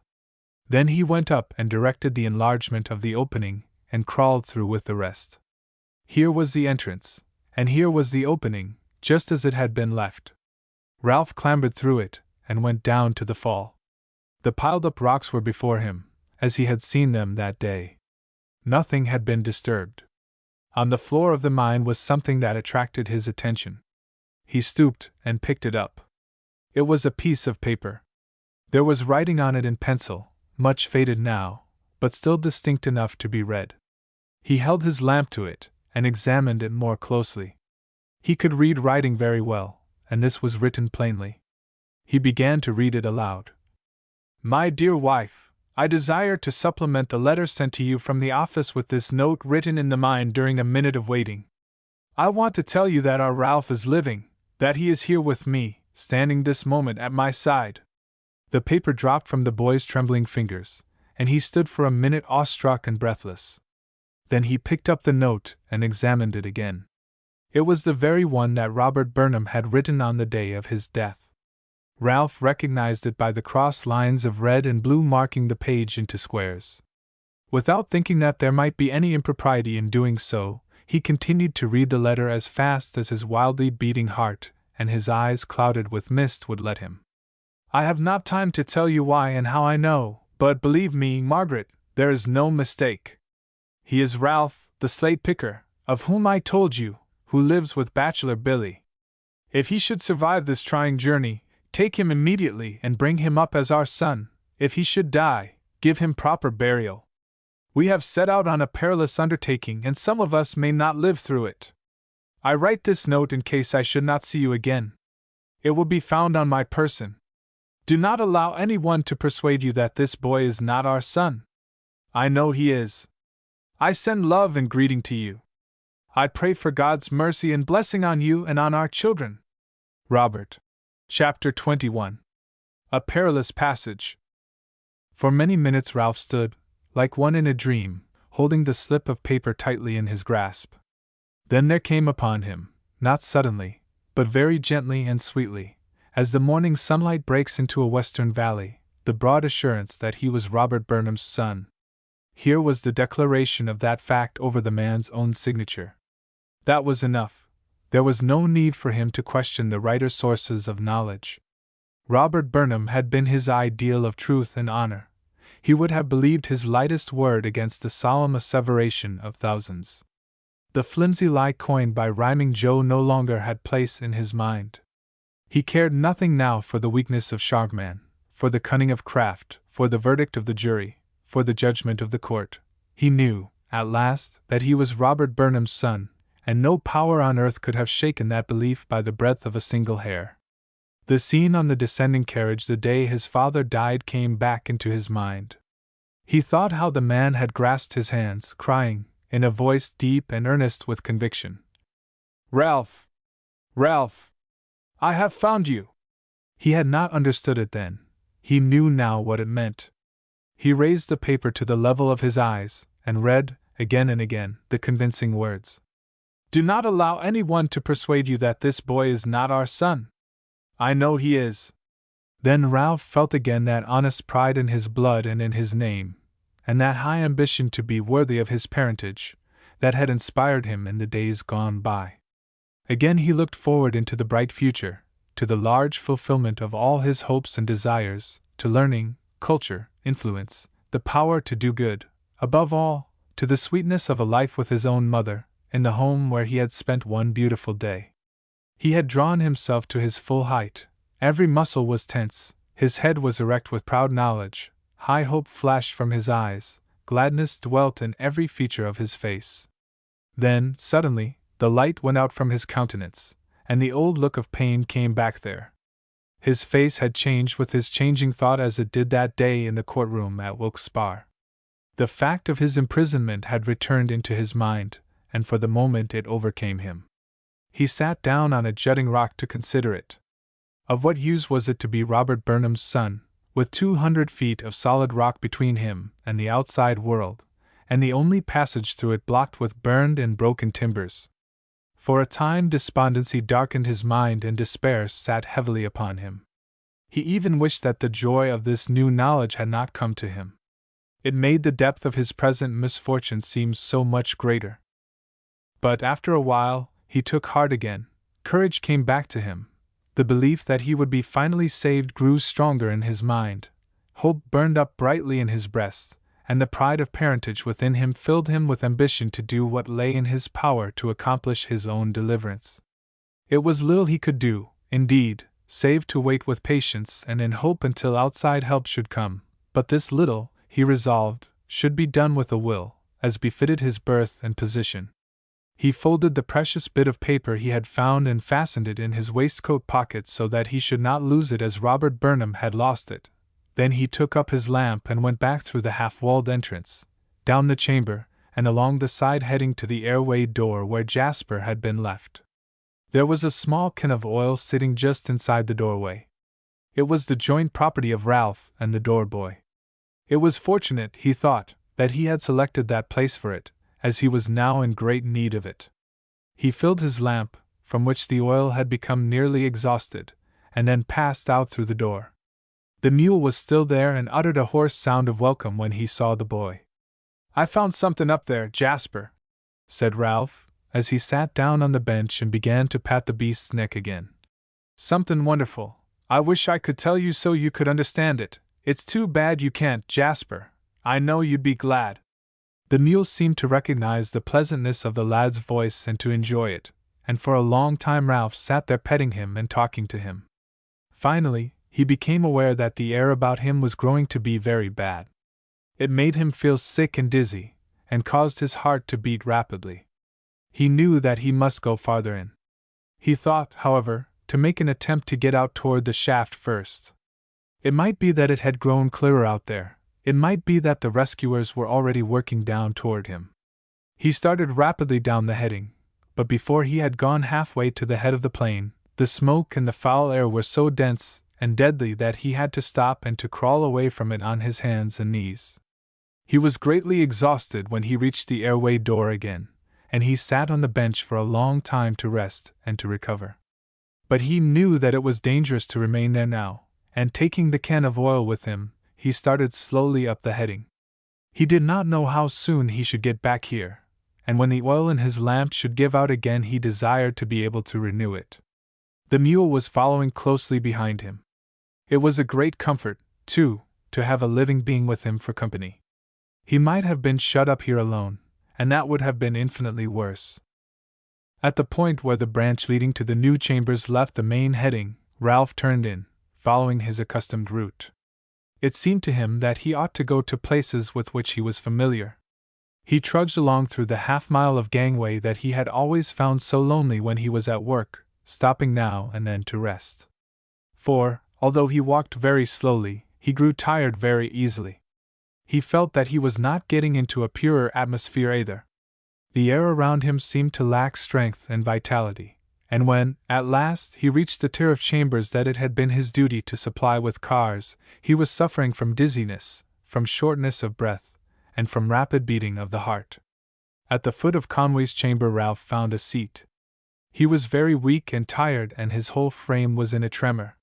He began to recall all that he had heard and read about people being suffocated in the mines, all the stories that had ever been told to him about miners being shut in by accident and poisoned with foul air, or rescued at the point of death. He knew that his own situation was a critical one. He knew that, with the shaft crowded full of wreckage and giving no passage to the air, the entire mine would eventually become filled with poisonous gases. He knew that his present physical condition was due to the foulness of the atmosphere he was breathing. He felt that the situation was becoming rapidly more alarming. The only question now was as to how long this vitiated air would support life.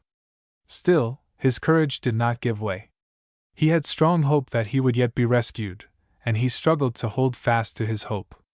The flame of his lamp burned round and dim, so dim that he could scarcely see across the heading. The mule came up to him and put out his nose to touch the boy's hand. "I guess we may as well stay here, Jasper," he said. "This is the furthest place away from the shaft, and if we can't stand it here we can't stand it nowhere." The beast seemed to understand him, for he lay down then, with his head resting on Ralph's knee. They remained for a long time in that position, and Ralph listened anxiously for some sound from the direction of the shaft. He began to think finally that it was foolish to expect help as yet. No human being could get through the gas and smoke to him. The mine would first need to be ventilated. But he felt that the air was growing constantly more foul and heavy. His head was aching, he labored greatly in breathing, and he seemed to be confused and sleepy. He arose and tried to walk a little to keep awake. He knew that sleep was dangerous. But he was too tired to walk, and he soon came back and sat down again by the mule. "I'm a-tryin', Jasper," he said. "I'm a-tryin' my best to hold out, but I'm afraid it ain't a-goin' to do much good. I can't see much chance." He stopped suddenly. A thought had struck him. He seized his lamp and oil can and pushed ahead across the airway and up into Conway's chamber. The mule arose with much difficulty and staggered weakly after him. A new hope had arisen in the boy's heart, an inspiration toward life had put strength into his limbs. At the breast of the chamber he set down his lamp and can, climbed up onto the shelf of coal, and began tearing out the slate and rubbish from the little opening in the wall that Conway had that day shown to him. If he could once get through into the old mine he knew that he should find pure air and life. The opening was too small to admit his body, but that was nothing, there were tools here, and he still had strength enough to work. He dragged the drill up to the face, but it was too heavy for him to handle, and the stroke he was able to make with it was wholly without effect. His work with the clumsy sledge was still less useful, and before he had struck the third blow the instrument fell from his nerveless hands. He was exhausted by the effort and lay down on the bed of coal to rest, gasping for breath. He thought if only the air current would come from the other mine into this, what a blessing it would be. But alas! The draft was the other way. The poisoned air was being drawn swiftly into the old mine, making a whistling noise as it crossed the sharp edges of the aperture. Ralph knew that very soon the strong current would bring in smoke and fouler air, and he rose to make still another effort. He went down and brought up the pick. It was worn and light, and he could handle it more easily. He began picking away at the edges of coal to enlarge the opening. But the labor soon exhausted him, and he sat down with his back against the aperture to intercept the passage of air while he recovered his breath. He was soon at work again.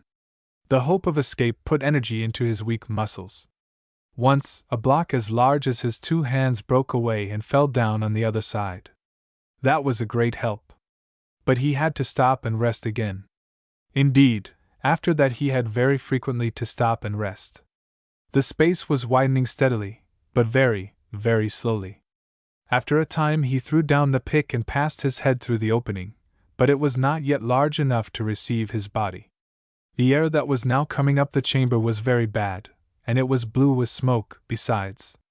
The boy bent to his task with renewed energy, but every blow exhausted him, and he had to wait before striking another. He was chipping the coal away, though piece by piece, inch by inch. By and by a stroke of rare good fortune, a blow that drew the pick from the lad's weak hands and sent it rattling down upon the other side, loosened a large block at the top of the opening, and it fell with a crash. Now he could get through, and it would be none too soon either. He dropped his oil can down on the other side, then his lamp, and then, after a single moment's rest, he crawled into the aperture, and tumbled heavily to the floor of the old mine. It was not a great fall. He fell from a height of only a few feet, but in his exhausted condition it stunned him, and he lay for some minutes in a state of unconsciousness. The air was better in here, he was below the line of the poisoned current, and he soon revived, sat up, picked up his lamp, and looked around him. He was evidently in a worked-out chamber. Over his head in the side wall was the opening through which he had fallen, and he knew that the first thing to be done was to close it up and prevent the entrance of any more foul air. There was plenty of slate and of coal and of dirt nearby, but he could not reach up so high and work easily, and he had first to build a platform against the wall, on which to stand. It took a long time to do this, but when it was completed he stood up on it to put the first stone in place. On the other side of the opening he heard a hoarse sound of distress, then a scrambling noise, and then Jasper's nose was pushed through against his hand. The mule had stood patiently, and watched Ralph while he was at work, but when the boy disappeared he had become frightened, and had clambered up on the shelf of coal at the face to try to follow him. He was down on his knees now, with his head wedged into the aperture, drawing in his breath with long, forced gasps, looking piteously into the boy's face. "Poor Jasper!" said Ralph. "Poor fellow! I didn't think of you. I'd get you in here too if I could." He looked around him, as if contemplating the possibility of such a scheme, but he knew that it could not be accomplished. "I can't do it, Jasper," he said, rubbing the animal's face as he spoke. "I can't do it. Don't you see the hole ain't big enough? And I couldn't never make it big enough for you, never." But the look in Jasper's eyes was very beseeching, and he tried to push his head in so that he might lay his nose against Ralph's breast. The boy put his arms about the beast's neck. "I can't do it, Jasper," he repeated, sobbing. "Don't you see I can't? I wished I could, oh, I wished I could." The animal drew his head back. His position was uncomfortable, and it choked him to stretch his neck out that way. Ralph knew that he must proceed with the building of his wall. One after another he laid up the pieces of slate and coal, chinking in the crevices with dirt, keeping his head as much as possible out of the foul current, stopping often to rest, talking affectionately to Jasper, and trying, in a childish way, to console him. At last his work was nearly completed, but the gruff sounds of distress from the frightened mule had ceased. Ralph held his lamp up out of the current, so that the light would fall through the little opening, and looked in. Jasper lay there on his side, his head resting on the coal bottom, a long, convulsive respiration at intervals the only movement of his body. He was unconscious, and dying. The boy drew back with tears in his eyes and with sorrow at his heart. The beast had been his friend and companion, not only in his daily toil, but here also, in the loneliness and peril of the poisoned mine. For the time being, he forgot his own misfortunes in his sympathy for Jasper. He put his face once more to the opening. "Goodbye, Jasper," he said. "Goodbye, old fellow. I couldn't help it, you know, and it won't hurt you any more. Goodbye." He drew back his head, put the few remaining stones in place, chinked the crevices with dirt and comb, and then, trembling and faint, he fell to the floor of the old mine, and lay there, panting and exhausted, for a long time in silent thought. But it was not of himself he was thinking, it was of poor old Jasper, dying on the other side of the black wall, deserted, barred out, alone. Finally it occurred to him that he should go to some other place in the mine. The poisonous gases must still be entering through the crevices of his imperfectly built and rudely plastered wall, and it would be wise for him to get farther away. His oil had nearly burned out again, and he refilled his lamp from the can. Then he arose and went down the chamber.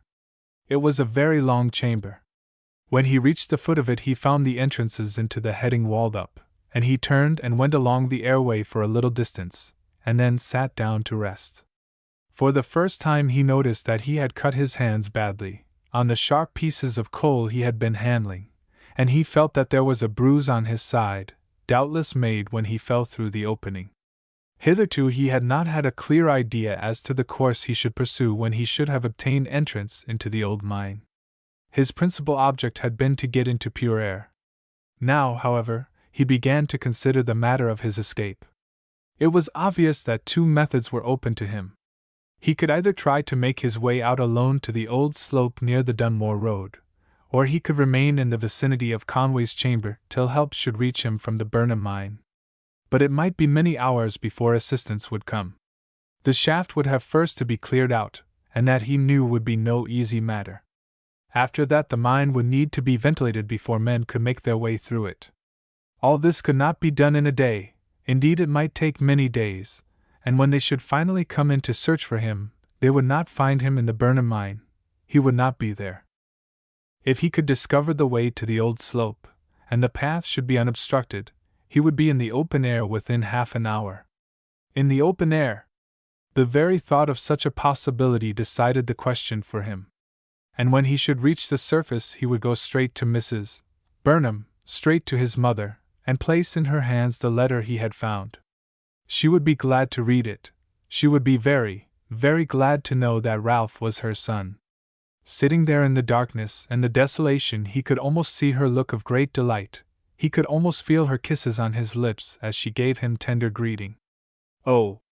It would be beautiful, so beautiful. But then, there was Uncle Billy. He had come near to forgetting him. He would go first to Uncle Billy, that would be better, and then they would go together to his mother's house and would both enjoy her words of welcome. But if he was going, he must be about it. It would not do to sit there all night. All night? Ralph wondered what time it had come to be. Whether hours or days had passed since his imprisonment, he could hardly tell.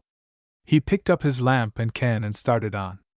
At no great distance he found an old doorway opening into the heading. He passed through it and began to trudge along the narrow, winding passage. He had often to stop and rest, he felt so very weak. A long time he walked, slowly, unsteadily, but without much pain. Then, suddenly, he came to the end of the heading. The black, solid wall faced him before he was hardly aware of it. He had taken the wrong direction when he entered the gallery, that was all. He had followed the heading in instead of out.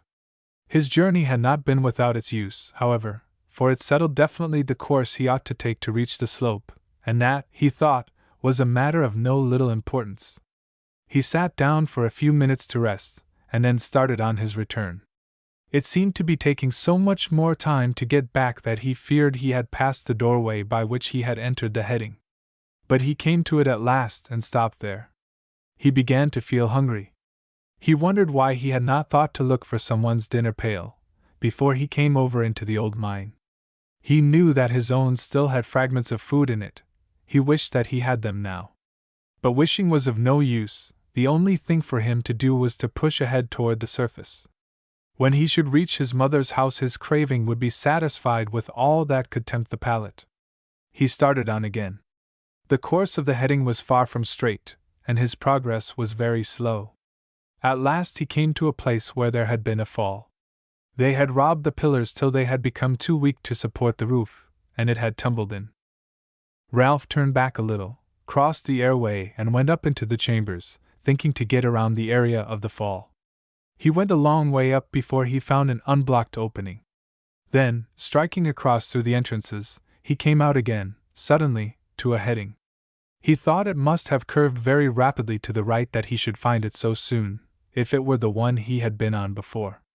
But he followed it as best he could, stopping very often to catch a few moments of rest, finding even his light oak and a heavy burden in his hands, trying constantly to give strength to his heart and his limbs by thoughts of the fond greeting that awaited him when once he should escape from the gloomy passages of the mine. the heading grew to be very devious. It wound here and there, with entrances on both sides. It crossed chambers and turned corners till the boy became so bewildered that he gave up trying to trace it. He pushed on, however, through the openings that seemed most likely to lead outward, looking for pathways and trackways, hungering, thirsting, faint in both body and spirit, till he reached a solid wall at the side of a long, broad chamber, and there he stopped to consider which way to turn. He struck some object at his feet. It was a pick. He looked up at the wall in front of him, and he saw in it the filled-up entrance through which he had made his way from the Burnham mine. It came upon him like a blow, and he sank to the floor in sudden despair. This was worse than anything that had happened to him since the time when he ran back to the shaft to find the carriage gone, and its place filled with firebrands. His journey had been such a mournful waste of time, of energy, and of hopeful anticipation. But after a little, he began to think that it was not quite so bad as it might have been after all. He had his lamp and his oil can, and he was in a place where the air was fit to breathe. That was better, certainly, than to be lying on the other side of the wall with poor old Jasper. He forced new courage into his heart, he whipped his flagging spirits into fresh activity, and resolved to try once more to find a passage to the outside world. But he needed rest, that was apparent. He thought that if he could lie down and be quiet and contented for 15 or 20 minutes, he would gain strength and vigor enough to sustain him through a long journey. He arose and moved up the chamber a little way, out of the current of poison air that still sifted in through the crevices of his rudely built wall. Here he lay down on a place soft with calm, to take his contemplated rest, and before he was aware of it, sleep had descended on him, overpowered him, and bound him fast. But it was a gracious victor. It put away his sufferings from him, it allayed his hunger and assuaged his thirst, it hid his loneliness and dispelled his fear, and it brought sweet peace for a little time to his troubled mind. He was alone and in peril, and far from the pure air and the bright sunlight of the upper world, but the angel of sleep touched his eyelids just as gently in the darkness of this dreadful place as though he had been lying on beds of fragrant flowers, with white clouds or peaceful stars above him to look upon his slumber. Chapter 22. In the power of darkness. Ralph slept, hour after hour. He dreamed, and moved his hands uneasily at intervals, but still he slept. There were no noises there to disturb him, and he had been very tired. When he finally awoke, the waking was as gentle as though he had been lying on his own bed at home.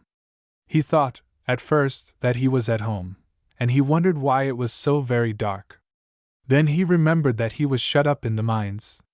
It was a cruel remembrance, but it was a fact, and he must make the best of it. While he slept, his oil had burned out, and he was in total darkness. He felt for his oil can and found it. Then he found his lamp, filled it by the sense of touch, and lighted it. He always carried matches. They had done him good service in the mines before this. He was very thankful, too, that he had thought to bring the oil can. Without it he would have been long ago in the power of darkness. He was still hungry, and thirsty too, very thirsty now, indeed. He arose and tried to walk, but he was so dizzy that he had to sit down again. He felt better after a little, though, very much better than before he had taken his rest. He wondered how long he had slept, and what progress was being made, if any, toward his rescue. He went down to the opening in the wall, and held his lamp up to it. Threads of smoke were still curling in through the slate and comb, and the air that crept in was very bad. Then, for a little time, Ralph sat there and listened. He thought that possibly he might hear some distant sound of rescue. But there was no noise. The silence was burdensome. His thirst increased, and he was hot and feverish. At last he rose with the determination to carry out his plan of searching for the old slope. He knew that it would be worse than useless to stay here. Besides, he hoped that he might find a stream of water on the way at which to quench his thirst. He thought of the letter in his pocket, and the desire grew strong within him to read it again. He took it out, unfolded it, and held it close to the light, but there seemed to be a mist before his eyes and he could not distinguish the words. He knew what it contained, though, and that was sufficient for him. He was Robert Burnham's son. His father had been brave and manly, so would he be. His father would have kept up heart and courage to the end, no matter what fate faced him. He determined that the son should do no less. He would be worthy of his parentage, he would do all that lay in his power to accomplish his own safety. If he failed, the fault should not be his. He folded and replaced the letter, picked up his oil can, fastened his lamp to his cap and started down the chamber. He felt that he was strong with the strength of inspiration. It seemed to him, too, that he was very light in body. It seemed almost as though he were treading on air, and he thought that he was moving very fast. In reality his steps were heavy and halting, and his way down the long chamber was devious and erratic. His fancied strength and elasticity were born of the fever in his blood. He came to the heading. He knew now which way to turn, and he passed down it in what he thought was rapid flight. But here was the fall again. What was to be done now? His last attempt to get around it had been disastrous. He would not try that plan again. He would work his way through it this time and keep to the heading. He climbed slowly up over the fallen rock and coal and let himself down upon the other side. But it took his breath away, this climbing, and he had to wait there a little while to recover it. There was a clear space before him, though, and he made good progress through it till he came again to the fall. In this place the rock was piled higher, and it was more difficult of ascent. But he clambered bravely up, dragging his oil can with him. Then he moved out along the smooth, sloping surfaces of fallen slate, keeping as close as possible to the wall of the heading, climbing higher and higher, very slowly now, and with much labor, stopping often to rest. He came, at last, to a place where the space between the fallen rock and the roof above it was so narrow that he could scarcely squeeze his slender body through it. When he had done so he found himself on the edge of a precipice, a place where a solid mass had fallen like a wall, and had made a shelf so high that the feeble rays of Ralph's lamp would not reach to the bottom of it.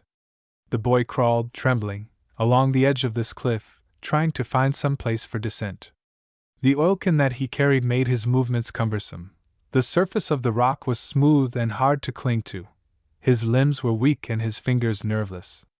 He slipped, the can fell from his hand, he tried to recover it, slipped further, made a desperate effort to save himself, failed, and went toppling over into the darkness. The height was not very great, and he was not seriously injured by the fall, but it stunned him, and he lay for some time in a state of unconsciousness.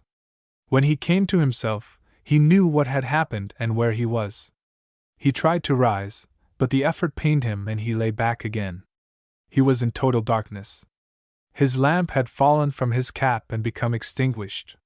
He reached out to try and find it, and his hand came in contact with a little stream of water. The very touch of it refreshed him. He rolled over, put his mouth to it and drank. It was running water, cool and delicious, and he was very, very thankful for it. In the stream he found his lamp. The lid had flown open, the oil was spilled out, and the water had entered. The can was not within reach of him as he lay. He raised himself to his hands and knees and groped around for it. He began to despair of ever finding it. It would be terrible, he thought, to lose it now and be left alone in the dark. But at last he came upon it and picked it up. It was very light. He felt for the plug, it was gone. He turned the can upside down, it was empty. For the moment his heart stopped beating. He could almost feel the pallor in his face, he could almost see the look of horror in his own eyes. From this time forth he would be in darkness. It was not enough that he was weak, sick, lost and alone in the mysterious depths of this old mine, but now darkness had come, thick darkness to crown his suffering and bar his path to freedom. His self-imposed courage had almost given way. It required matchless bravery to face a peril such as this without a murmur, and still find room for hope. But he did his best. He fought valiantly against despair. It occurred to him that he still had matches. He drew them from his pocket and counted them. There were 7. He poured the water from the chamber of his lamp and pulled out the wick and pressed it. He thought that possibly he might make it burn a little longer without oil. He selected one of the matches and struck it against the rock at his side. It did not light. The rock was wet and the match was spoiled. The next one he lighted by drawing it swiftly across the sleeve of his jacket. But the light was wasted. The cotton wick was still too wet to ignite. There was nothing left to him, then, save the matches, and they would not light him far. But it was better to go even a little way than to remain here. He rose to his feet and struck a match on his sleeve, but it broke short off at the head, and the sputtering sulphur dropped into the stream and was quenched. He struck another, this time with success. He saw the heading, the way was clear, and he started on, holding one hand out before him, touching at frequent intervals the lower wall of the passage with the other. But his side pained him when he tried to walk. He had struck it heavily in his last fall, and he had to stop in order to relieve it. After a time he arose again, but in the intense darkness, and with that strange confusion in his brain, he could not tell in which direction to go. He lighted another match. It sputtered and went out. He had 2 matches left. To what better use could he put them than to make them light him as far as possible on his way? He struck one of them, it blazed up, and with it he lighted the stick of the imperfect one which he had not thrown away. He held them up before him, and, shielding the blaze with his hand, he moved rapidly down the narrow passage. He knew that he was still in the heading and that if he could but follow it he would, in time, reach the slope. His lights soon gave out, darkness surrounded him again, but he kept on. He moved from side to side of the passage, feeling his way. His journey was slow, very slow and painful, but it was better to keep going, he knew that. He had 1 match left, but he dared not light it. He wanted to reserve that for a case of greater need. The emergency that called for its use soon arose. The heading seemed to have grown suddenly wider. He went back and forth across it, and touched all the pillars carefully. The way was divided. One branch of the gallery bore to the right and another to the left. Straight ahead was a solid wall. Ralph did not know which passage to enter. To go into one would be to go still farther and deeper into the recesses of the old mine. To go into the other would be to go toward the slope, toward the outer world, toward his mother and his home. If he could only see, he could choose more wisely. Had the necessity arisen for the use of his last match? He hesitated. He sat down to rest and to consider the question. It was hard to think, though, with all that whirling and buzzing in his fever-stricken brain. Then a scheme entered his mind, a brilliant scheme by which he should get more light. He resolved to act upon it without delay. He transferred everything from the pockets of his jacket to those of his waistcoat. Then he removed this outer garment, tore a portion of it into strips, and held it in one hand while he made ready to light his last match. He held his breath while he struck it. It did not light. He waited a minute to think. Then he struck it again, this time with success. He touched it to the rags of his coat, and the oil-soaked cloth flashed brightly into flame. He held the blazing jacket in his hand, looked around him for one moment to choose his way, and then began to run. It was a travesty on running, to be sure, but it was the best he could do. He staggered and stumbled. He lurched rapidly ahead for a little space and then moved with halting steps. His limbs grew weak, his breath came in gasps, and the pain in his side was cutting him like a knife. But he thought he was going very rapidly. He could see so nicely, too. The flames, fanned by the motion, curled up and licked his hand and wrist, but he scarcely knew it. Then his foot struck some obstacle in the way and he fell. For a moment he lay there panting and helpless, while the burning cloth, thrown from him in his fall, lighted up the narrow space around him till it grew as clear as day. But all this splendid glow should not be wasted. It would never do. He must make it light him on his journey till the last ray was gone. He staggered to his feet again and ran on into the ever-growing darkness.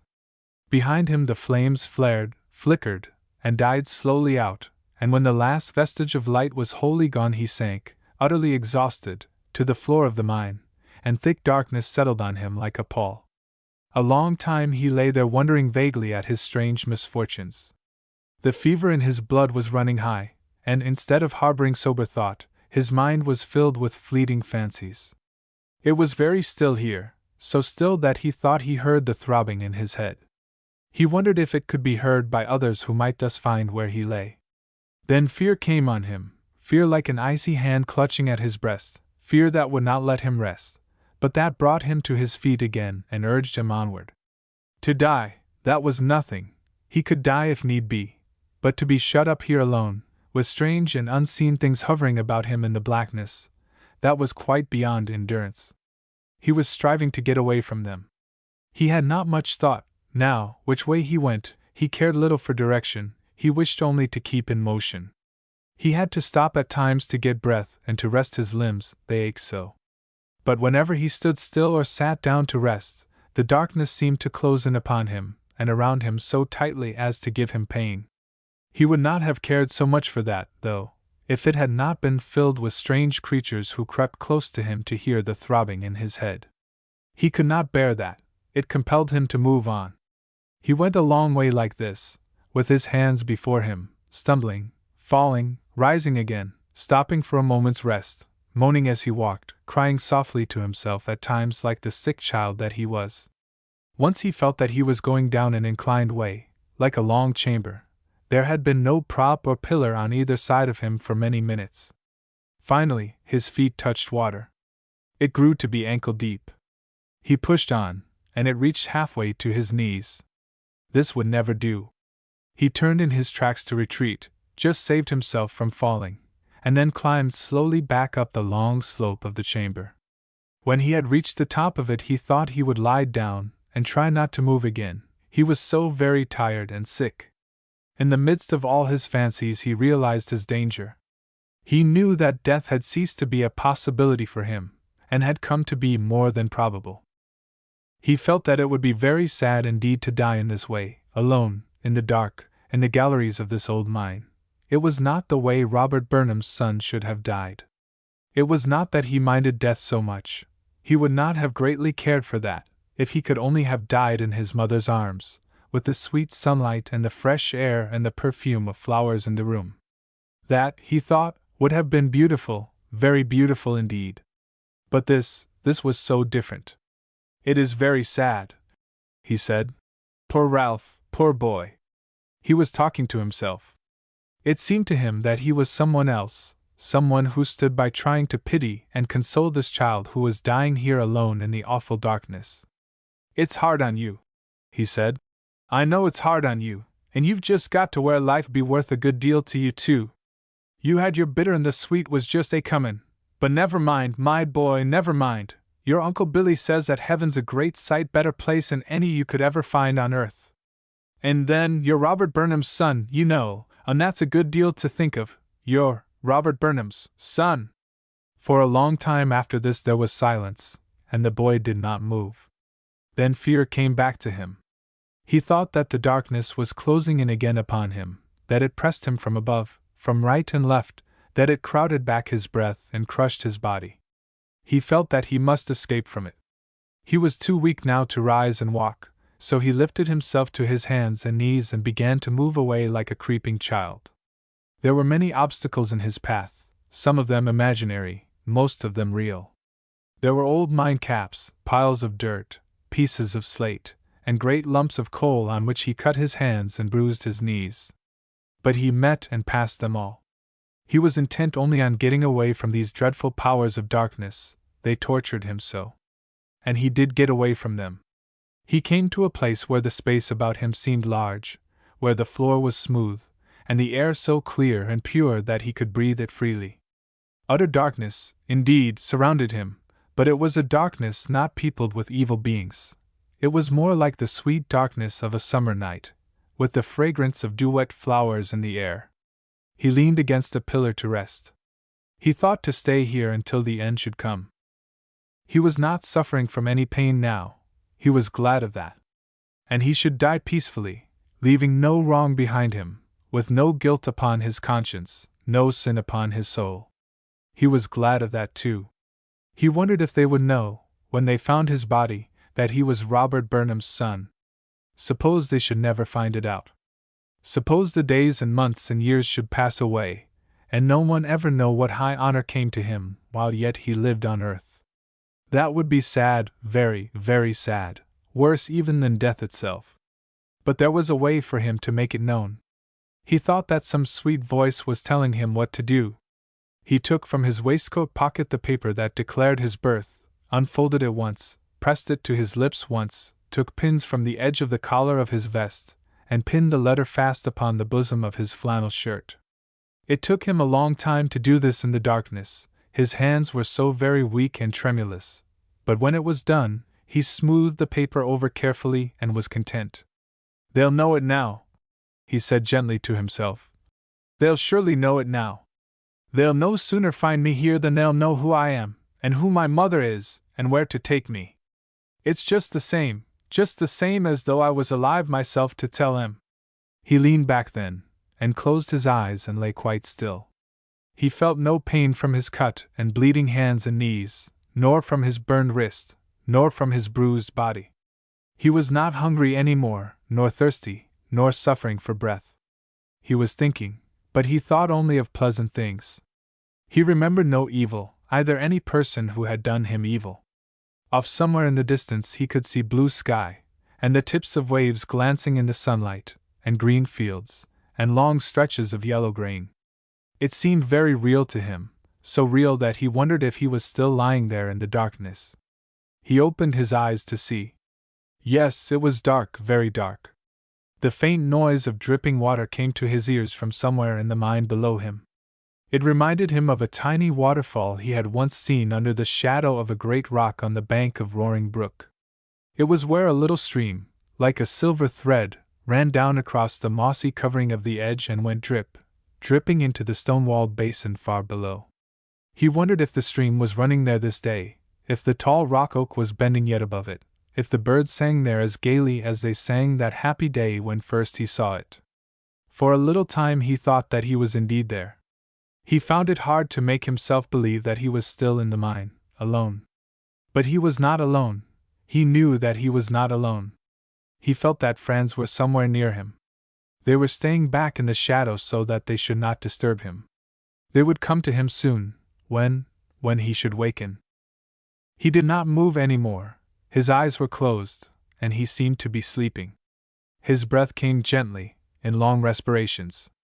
The precious letter rose and fell with the slow heaving of his breast. Down in the darkness the water dripped as placidly as pulses beat. For the rest there was no sound, no motion. Once the boy stirred a little and opened his eyes. "Is that you, Uncle Billy?" he said. "Come and sit down and rest a little, and then we'll go out.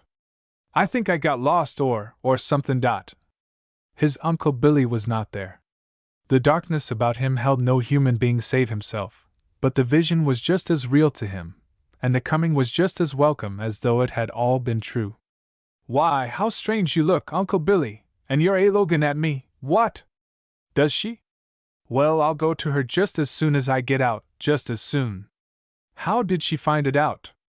I was going to be the first to tell her. I'm glad she knows it, though." After a moment he continued, "Oh, no, Uncle Billy, I shouldn't ever do that, I couldn't. You've been too good to me. You've been awful good to me, Uncle Billy, awful good." Again silence fell. Thick darkness, like a veil, wrapped the unconscious child in its folds. Black walls and winding galleries surrounded him. The Valley of the Shadow lay beyond him, but on his breast he bore the declaration of his birth, and in his heart he felt that peace of God which passeth understanding.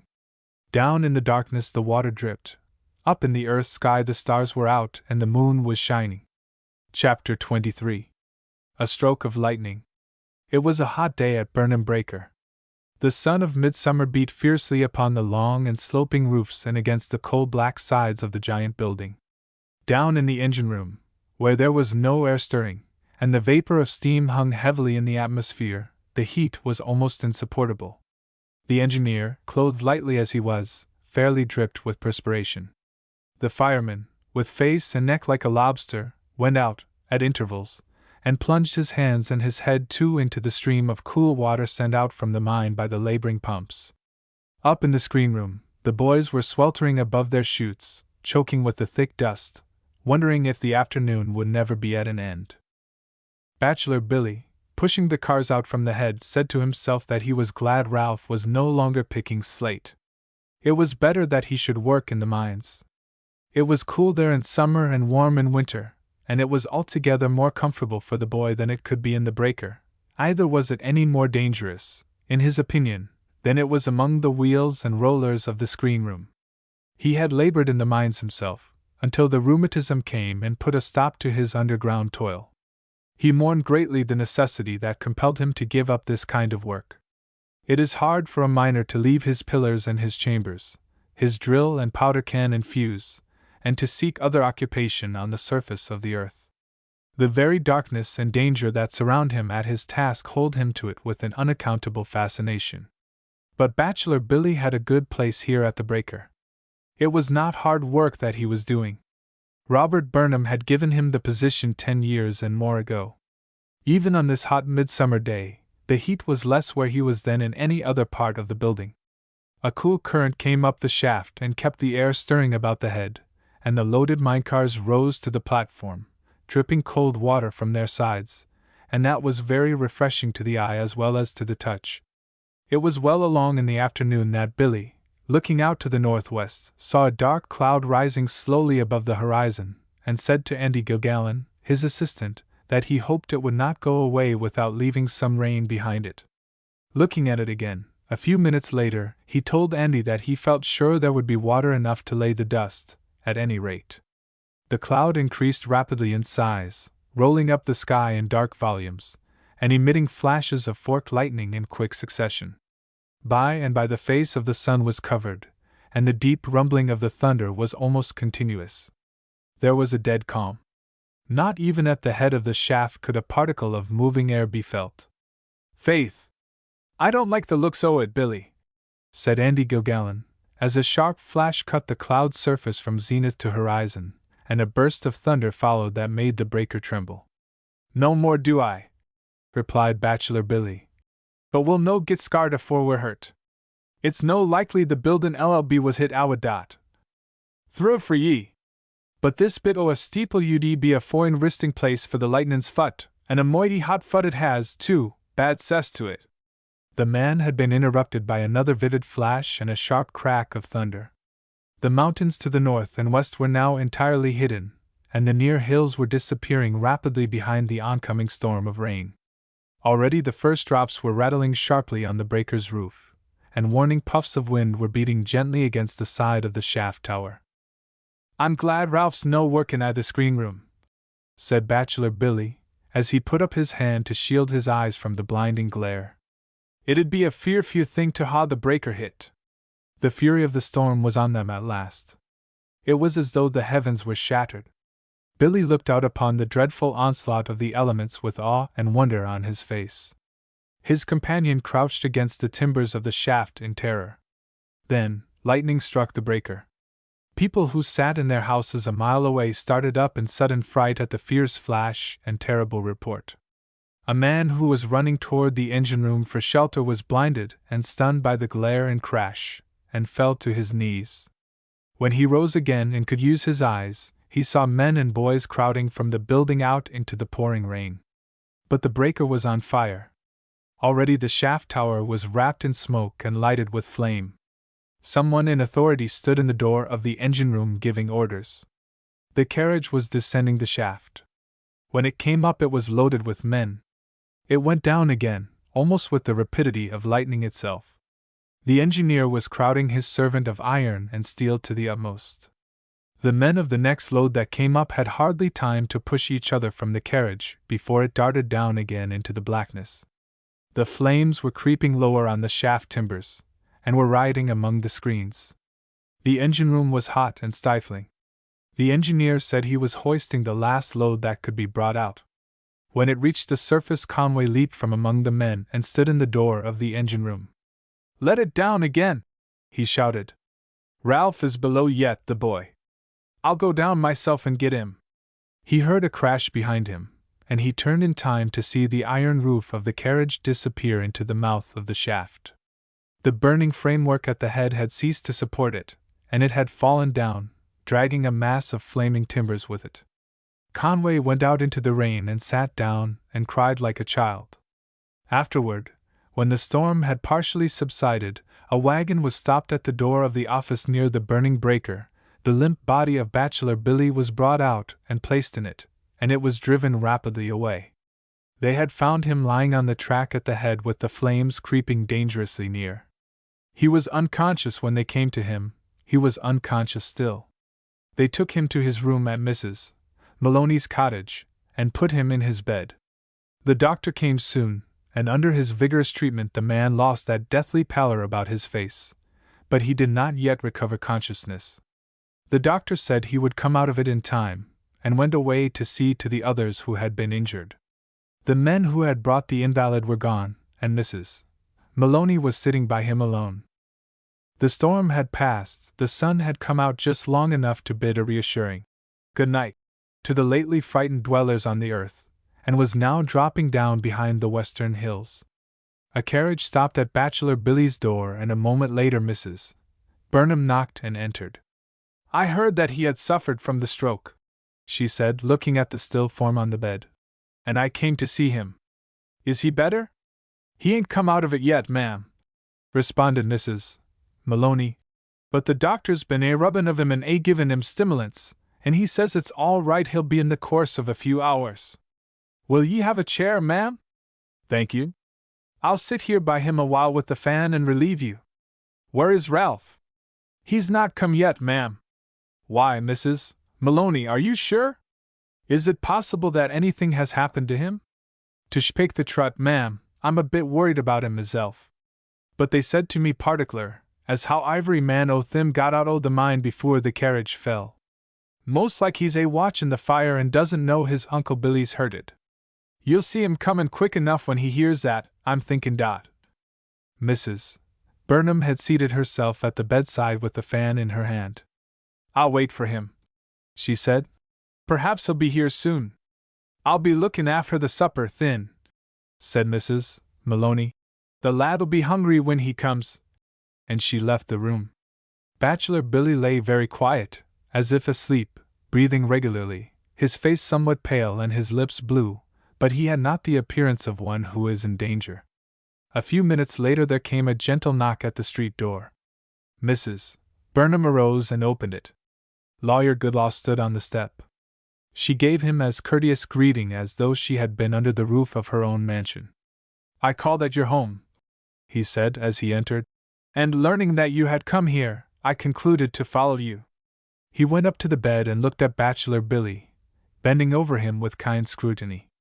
"I heard that the shock had affected him seriously," he said, "but he does not appear to be greatly the worse for it. I think he'll come through all right. He's an honest, warm-hearted man.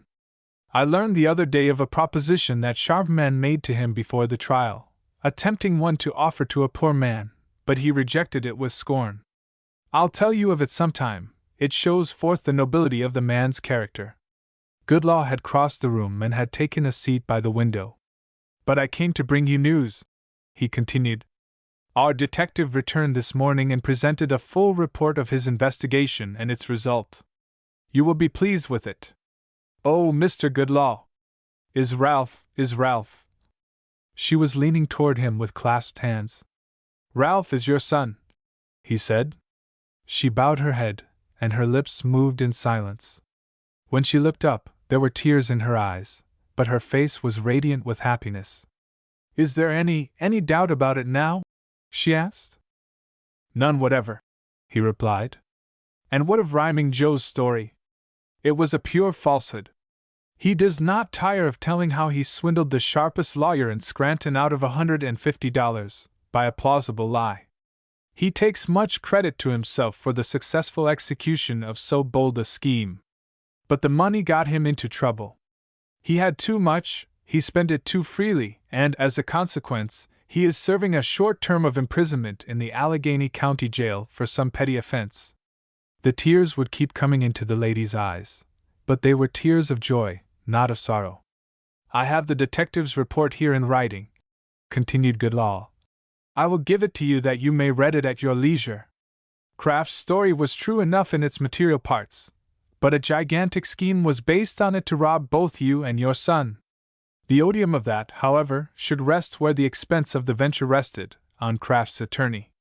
It is a matter for sincere congratulation that Ralph's identity was not established by them at that time.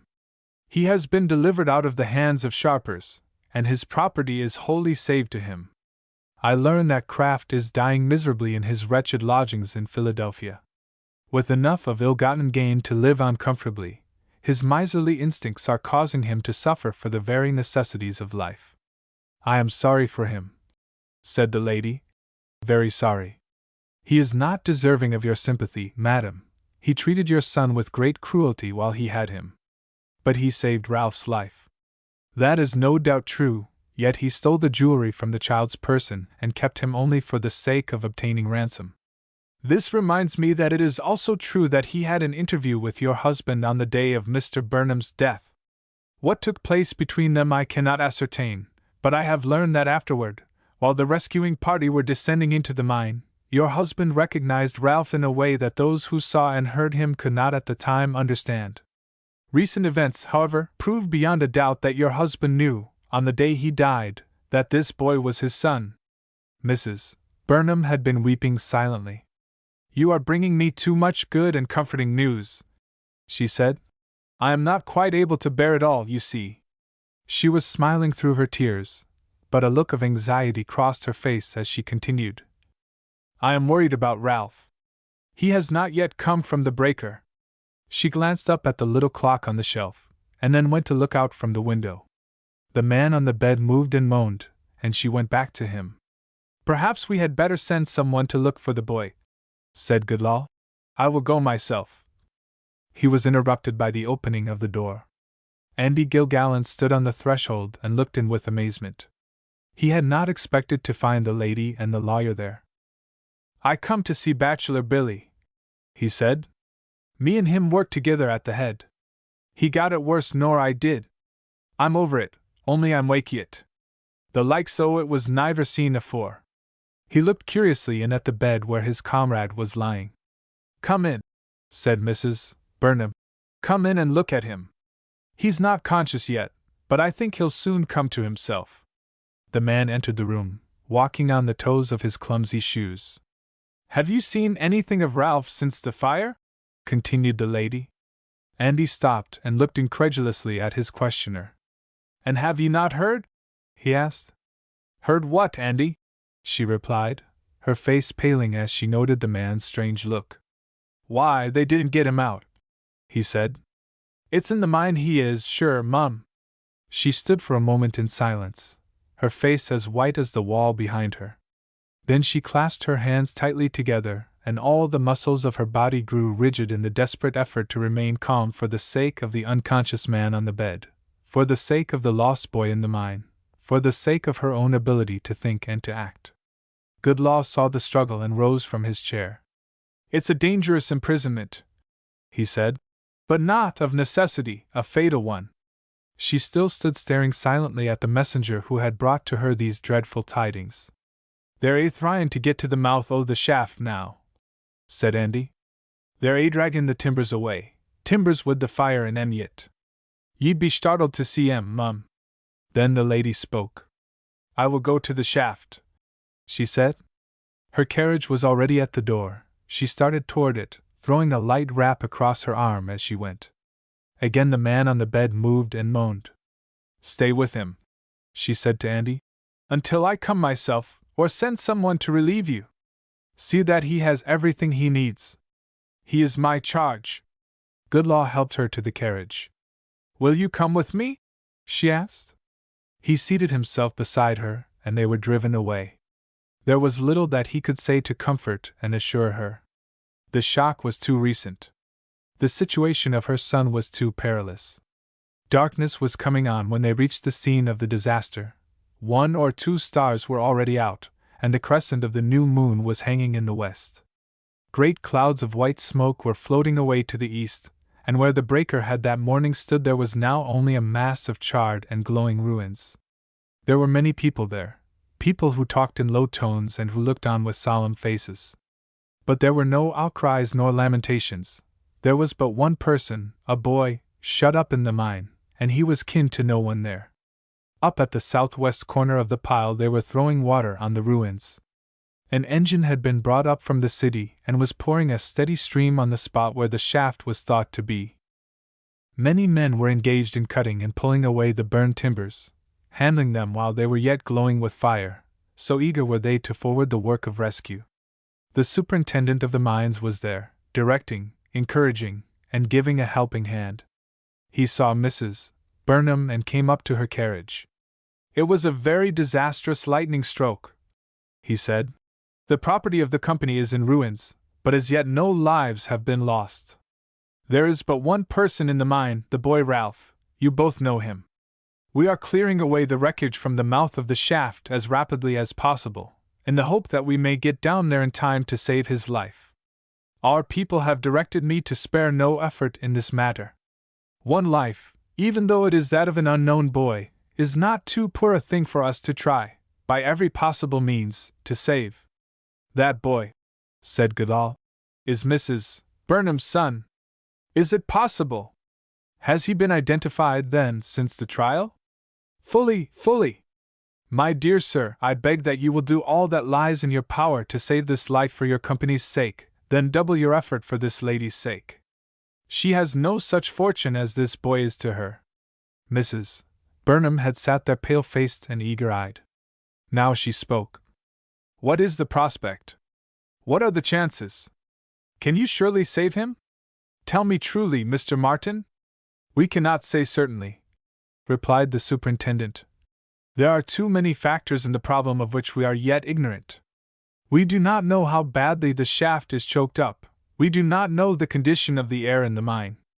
To be frank with you, I think the chances are against rescuing the boy alive. The mine soon fills with poisonous gases when the air supply is cut off." "Are you doing all that can be done?" she asked. "Will more men, more money, more of anything, help you in your work?" "We are doing all that can be done," he answered her. "The men are working bravely. We need nothing. How soon will you be able to go down and begin the search?" The man thought for a moment before replying. "Tomorrow," he said uncertainly. "I think surely by tomorrow." She sank back into the carriage seat, appalled by the length of time named. She had hoped that an hour or two at the farthest would enable them to reach the bottom of the shaft. "We will push the work to the utmost," said Martin, as he hurried away. "Possibly we shall be able to get in sooner." Goodall and Mrs. Burnham sat for a long time in silence, watching the men at their labor. Word had been passed among the workers that the missing boy was Mrs. Burnham's son, and their energetic efforts were put forth now for her sake as well as for the lad's. For both mother and son held warm places in the hearts of these toiling men. The mouth of the shaft had been finally uncovered, a space cleared around it, and the frame of a rude windlass erected. They were preparing to remove the debris from the opening. Conway came to the carriage, and in a voice broken with emotion, told the story of Ralph's heroic effort to save a human life at the risk of his own. He had little hope, he said, that Ralph could live till they should reach him, but he should be the first, he declared, to go into the mine in search of the gallant boy. At this recital Mrs. Burnham wept. She could restrain her tears no longer. At last Goodall persuaded her to leave the scene. He feared the effect that continued gazing on it might have upon her delicate nerves. The flashing of the lanterns, the huge torches lighting up the darkness, the forms of men moving back and forth in the smoky atmosphere, the muscular and mental energy exhibited, the deep earnestness displayed, all this made up a picture too dramatic and appalling for one whose heart was in it to look at undismayed. Arrangements were made for a messenger service to keep Mrs. Burnham constantly informed of the progress of the work, and with a parting appeal to those in charge to hasten the hour of rescue, the grief-stricken mother departed. They drove first to Bachelor Billy's room. Andy was still there, and said he would remain during the night. He said that Billy had spoken once or twice, apparently in his right mind, and was now sleeping quietly. Then Mrs. Burnham went to her home. She passed the long night in sleepless anxiety, waiting for the messages from the mine, which followed each other in slow succession. They brought to her no good news. The work was going on, the opening was full with wreckage, the air was very bad, even in the shaft. These were the tidings. It was hardly possible, they wrote, that the boy could still be living. Long before the last star had paled and faded in the western sky, or the first rays of the morning sun had shot across the hills, despair had taken in her heart the place of hope. She could only say, "Well, he died as his father died, trying to save the lives of others. I have 2 lost heroes now to mourn for and be proud of, instead of 1. But even yet there crossed her mind at times the thought that possibly the one chance for life as against thousands and thousands for death might fall to her boy, and the further and deeper thought that the range of God's mercy was very wide, oh, very wide. Chapter 24. At the dawn of day. It was not until very late on the morning following the storm that Bachelor Billy came fully to his senses and realized what had happened. He was told that the breaker had been struck by lightning and burned to the ground, and that his own illness was due to the severity of the electric shock. He asked where Ralph was, and they told him that Ralph was up at the mine. They thought it wiser that he should not know the truth about the boy just yet.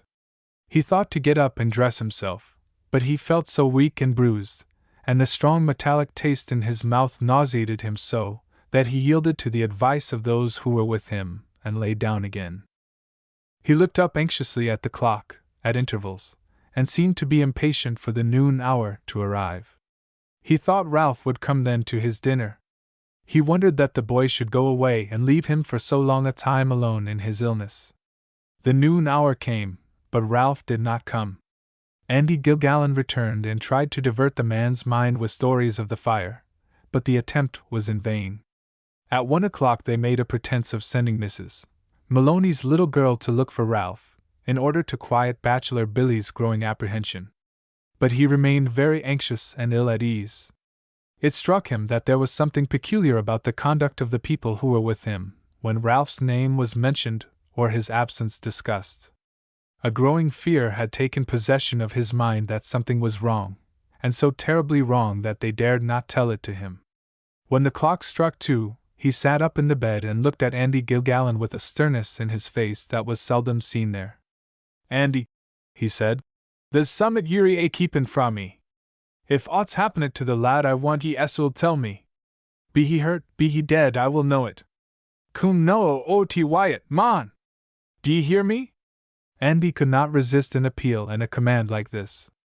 There was something in the man's eyes, he said afterwards, that drew the truth right out of him. Bachelor Billy heard the story calmly, asked about the means being taken for the boy's rescue, and then sat for a few moments in quiet thought.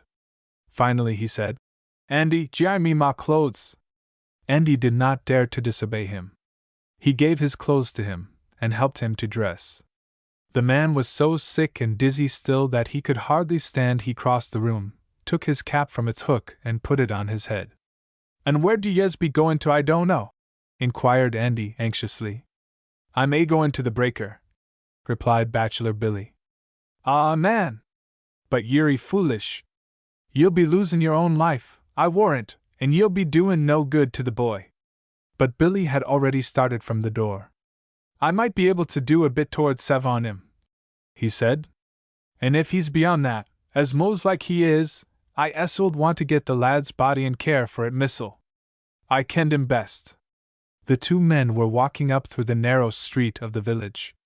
"I hear now that it's Mrs. Burnham's son he is," said Andy. "Lawyer Goodlaw came yesterday with the news." Billy did not seem surprised. He trudged on, saying simply, "Then he's worthy of his mither, the lad is, and of his father. I'm thankful that he's got someone at last, besides his Uncle Billy. Happen it's only to bury him." The fresh, cool air seemed to have revived and strengthened the invalid, and he went on at a more rapid pace. But he was weak enough still. He wavered from side to side as he walked, and his face was very pale. When the 2 men reached the site of the Burnham Breaker, they went directly to the opening to learn the latest news concerning the search. There was not much, however, for them to hear. The shaft was entirely cleaned out, and men had been down into the mine, but they had not been able to get far from the foot, the air was so very bad. A rough partition was being built now, down the entire depth of the opening. A cover had been erected over the mouth of the shaft, and a fan had been put up temporarily, to drive fresh air into the mine and create an atmosphere there that would support life. It was not long after the arrival of the two men before another party of miners stepped into the bucket to be lowered into the mine. Bachelor Billy asked to be allowed to go with them, but his request was denied. They feared that, in his present condition, the foul air below would be fatal to him. The party could not go far from the foot of the shaft, no farther, indeed, than the inside plane. But they found nothing, no sign whatever of the missing boy. Others went down afterward, and pushed the exploration farther, and still others. It seemed probable that the lad, driven back by the smoke and gas, had taken refuge in some remote portion of the mine, and the portion that he would be apt to choose, they thought, would be the portion with which he had been most familiar. They therefore extended the search mainly in that direction. But it was night before they reached those chambers which Ralph had been accustomed to serve with cars. They looked them over thoroughly. Every entrance and every corner was scrutinized, but no trace of the imprisoned boy could be found. Bachelor Billy had not left the place. He had been the first to hear the report of each returning squad, but his hope for the lad's safety had disappeared long before the sun went down. When night came on, he went up on the bank and sat under the tree on the bench, the same bench on which he had sat that day in May to listen to the story of Ralph's temptation. His only anxiety now was that the child's body should be brought speedily from the foul air, so that the face might be kept as fair as possible for the mother's sake.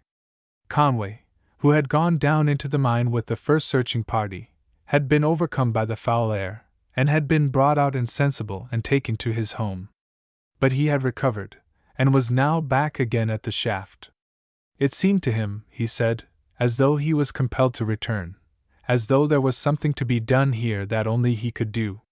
He was sitting on the bench now with Bachelor Billy, and they were discussing the lad's heroic sacrifice, and wondering to what part of the mine he could have gone that the search of half a day should fail to disclose his whereabouts.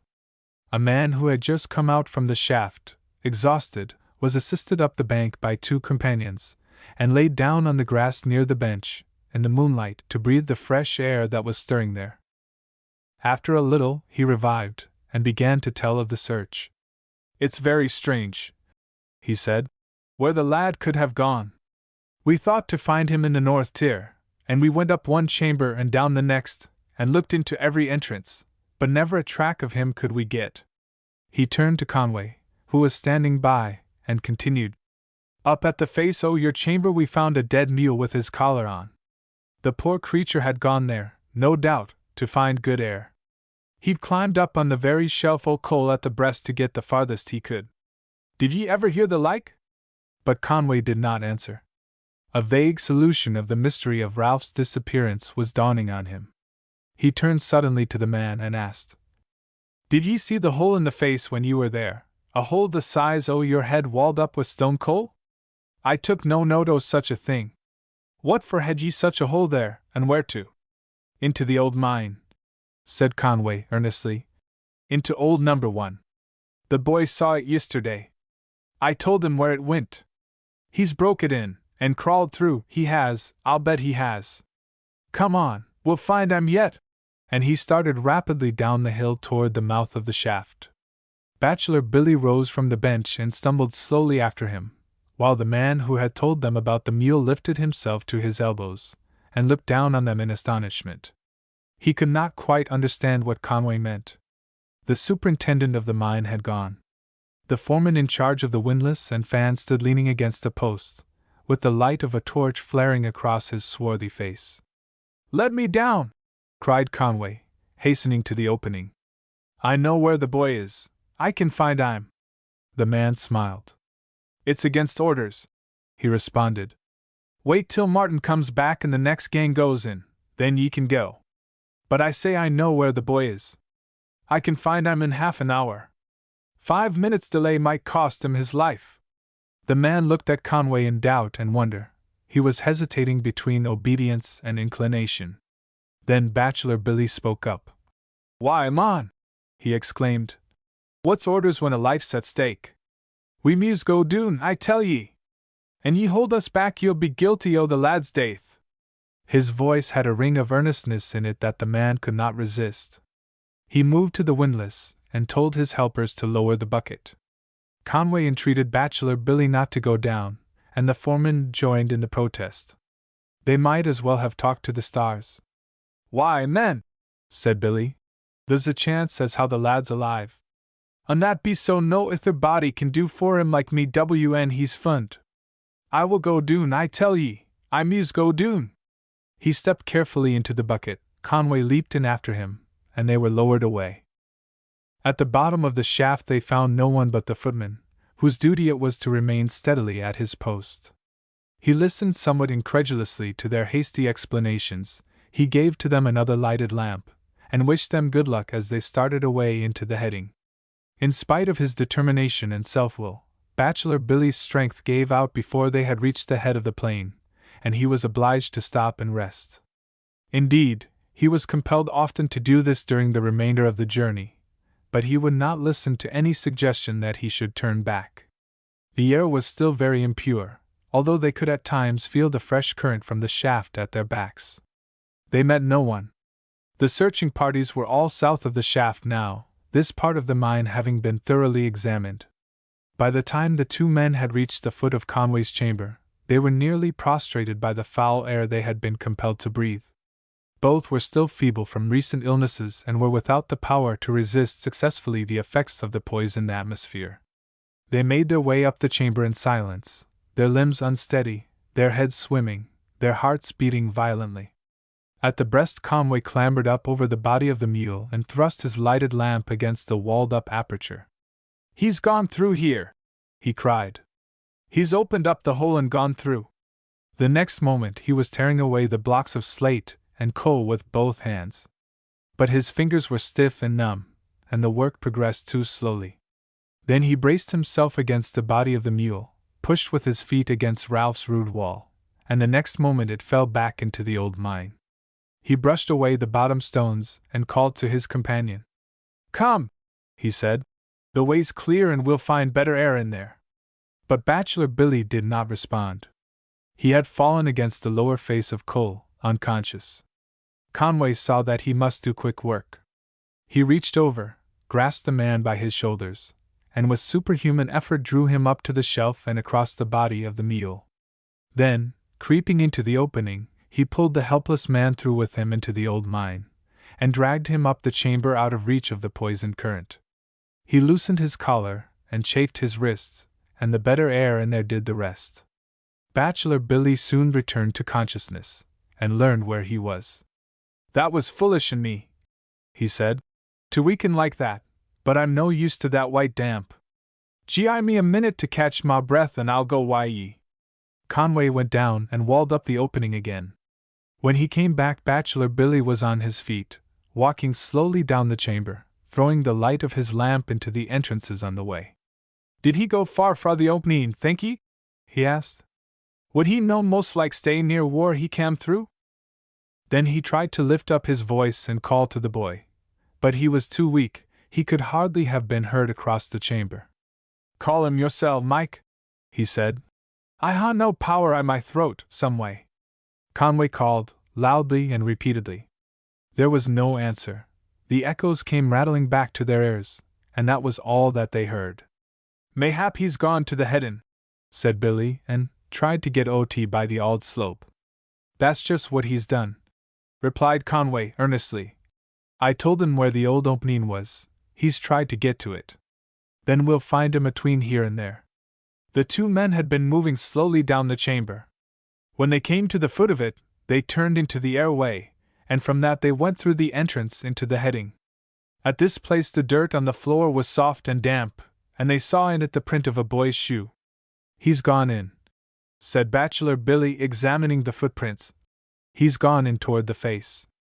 I ken the place richt well, it's mony's the time I ha' travelled it." They hurried in along the heading, not stopping to look for other tracks, but expecting to find the boy's body ahead of them at every step they took. When they reached the face, they turned and looked at each other in surprise. "He's no here," said Billy. "It's strange, too," replied Conway. "He couldn't ha' got off o' the headin'." He stooped and examined the floor of the passage carefully, holding his lamp very low. "Billy," he said, I believe he's come in and gone out again. Here's tracks A pointin' the other way. So he has, Mike, so he has, the poor lad. Bachelor Billy was thinking of the disappointment Ralph must have felt when he saw the face of the heading before him, and knew that his journey in had been in vain. Already the two men had turned and were walking back. At the point where they had entered the heading, they found footprints leading out toward the slope. They had not noticed them at first. They followed them hastily, and came, as Ralph had come, to the fall. He's no climb it, said Billy. He's gone up and around it. The lad knew enough about the mines for that. They passed up into the chambers, but the floor was too dry to take the impressive footsteps, and they found no trace of the boy. When they reached the upper limit of the fall, Billy said, "We must turn sharp to the left here, or we'll no get back. It's a terrible wind in head and dot." But Conway had discovered tracks, faintly discernible, leading across into a passage used by men and mules to shorten the distance to the inner workings. "He's a-goin' straight back," said Billy, sorrowfully, as they slowly followed these traces. "He's a-goin' straight back to whar he came through." Surely enough, the prints of the child's feet soon led the tired searchers back to the opening from Conway's chamber. They looked at each other in silent disappointment, and sat down for a few moments to rest and to try to think. Bachelor Billy was the first to rise to his feet. "Mike," he said, "the lad's I this auld mine. Be it soon or late, I'll find him. I'll search the place for slope to head and face. I'll no go till I gie why the boy or why his body. What say ye? Will ye help?" Conway grasped the man's hand with a pressure that meant more than words, and they started immediately to follow their last track back.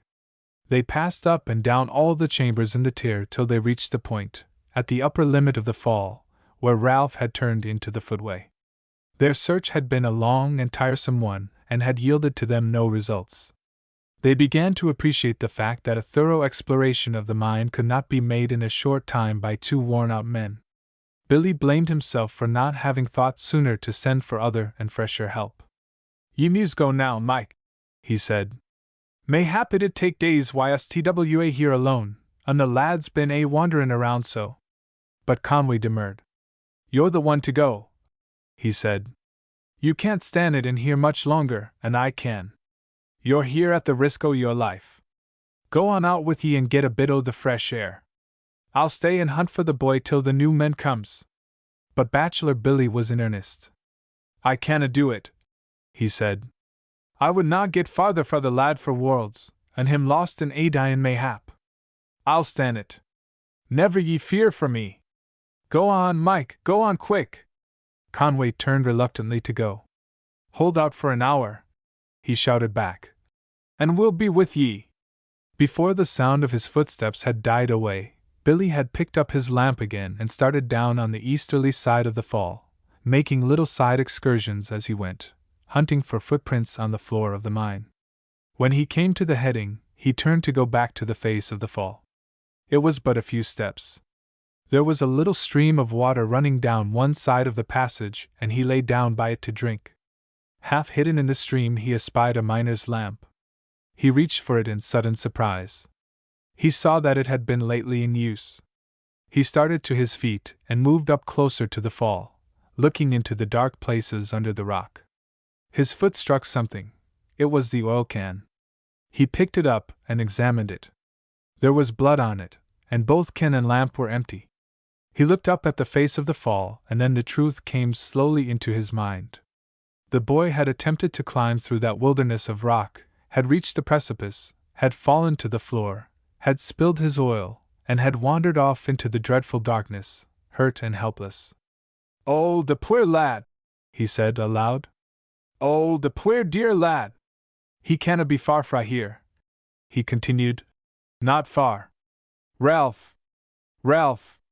He waited a moment in silence, but there was no answer. Then, hastily examining the passage as he went, he hurried down along the heading. At one place he found a burned match. The boy had gone this way, then. He hastened on. He came to a point where two headings met, and stopped in indecision. Which route had Ralph taken? He decided to try the one that led to the slope. He went in that way, but he had not gone 10 rods before he came upon a little heap of charred rags in the middle of the passage. He could not understand it at first, but he was not long in discovering what it meant. Ralph had burned his jacket to light up the path. "Ah! The suffering child!" he murmured. "The dear suffering child!" A little further along he saw a boy's cap lying in the way. He picked it up, and placed it in his bosom. He brushed away a tear or two from his eyes and hastened on. It was no time to weep over the lad's sufferings when he expected to find his body at every step he took. But he went a long distance, and saw no other sign of the boy's passage. He came to a place at last where the dirt on the floor of the heading was wet. He bent down and made careful scrutiny from side to side, but there were no footprints there save his own. He had, in his haste, gone too far. He turned back with a desperate longing at his heart. He knew that the lad must be somewhere near. At one point, an unblocked entrance opened from the heading into the airway at an acute angle. He thought the boy might have turned into that, and he passed up through it, and so into the chambers. He stopped at times to call Ralph's name, but no answer ever came. He wandered back, finally, toward the fall, and down into the heading where the burned coat was. After a few moments of rest, he started again, examining every inch of the ground as he went. This time he found where Ralph had turned off into the airway. He traced his footprints up through an entrance into the chambers, and there they were again lost. But he passed on through the open places, calling as he went, and came finally to the sump near the foot of the slope. He held his lamp high and looked out over the black surface of the water. Not far away the roof came down to meet it. A dreadful apprehension entered the man's mind. Perhaps Ralph had wandered unconsciously into this black pool and been drowned. But that was too terrible. He would not allow himself to think of it. He turned away, went back up the chamber, and crossed over again to the airway. Moving back a little to search for footprints, he came to an old doorway and sat clowned by it to rest, yes, and to weep. He could no longer think of the torture the child must have endured in his wanderings through the old mine, and keep the tears from his eyes. He almost hoped that death had long ago come to the boy's relief. "Oh, poor lad!" he sobbed. "Poor, poor lad!" Below him, in the darkness, he heard the drip of water from the roof. Aside from that, the place was very, very still. Then, for a moment, his heart stopped beating and he could not move. He had heard a voice somewhere near him saying, "Good night, Uncle Billy. If I wake first in the mornin', I'll call you. Good night." It was what Ralph was used to saying when he went to bed at home. But it was not Ralph's voice sounding through the darkness. It was only the ghost of Ralph's voice. In the next moment the man's strength returned to him. He seized his lamp and leaped through the old doorway, and there at his feet lay Ralph. The boy was living, breathing, talking. Billy fell on his knees beside him and began to push the hair back from his damp forehead, kissing it tenderly as he did so. "Ralph," he said. "Ralph, lad, dinna ye see me? It's your Uncle Billy, Ralph, your Uncle Billy." The boy did not open his eyes, but his lips moved. "Did you call me Uncle Billy?" he asked. "Is it mornin'? Is it daylight?" "It'll soon be daylight, lad, vera soon, no, vera soon." He had fastened his lamp in his cap, placed his arms gently under the child's body, and lifted him to his breast. He stood for a moment then, questioning with himself. But the slope was the nearest and the way to it was the safest, and there was no time to wait.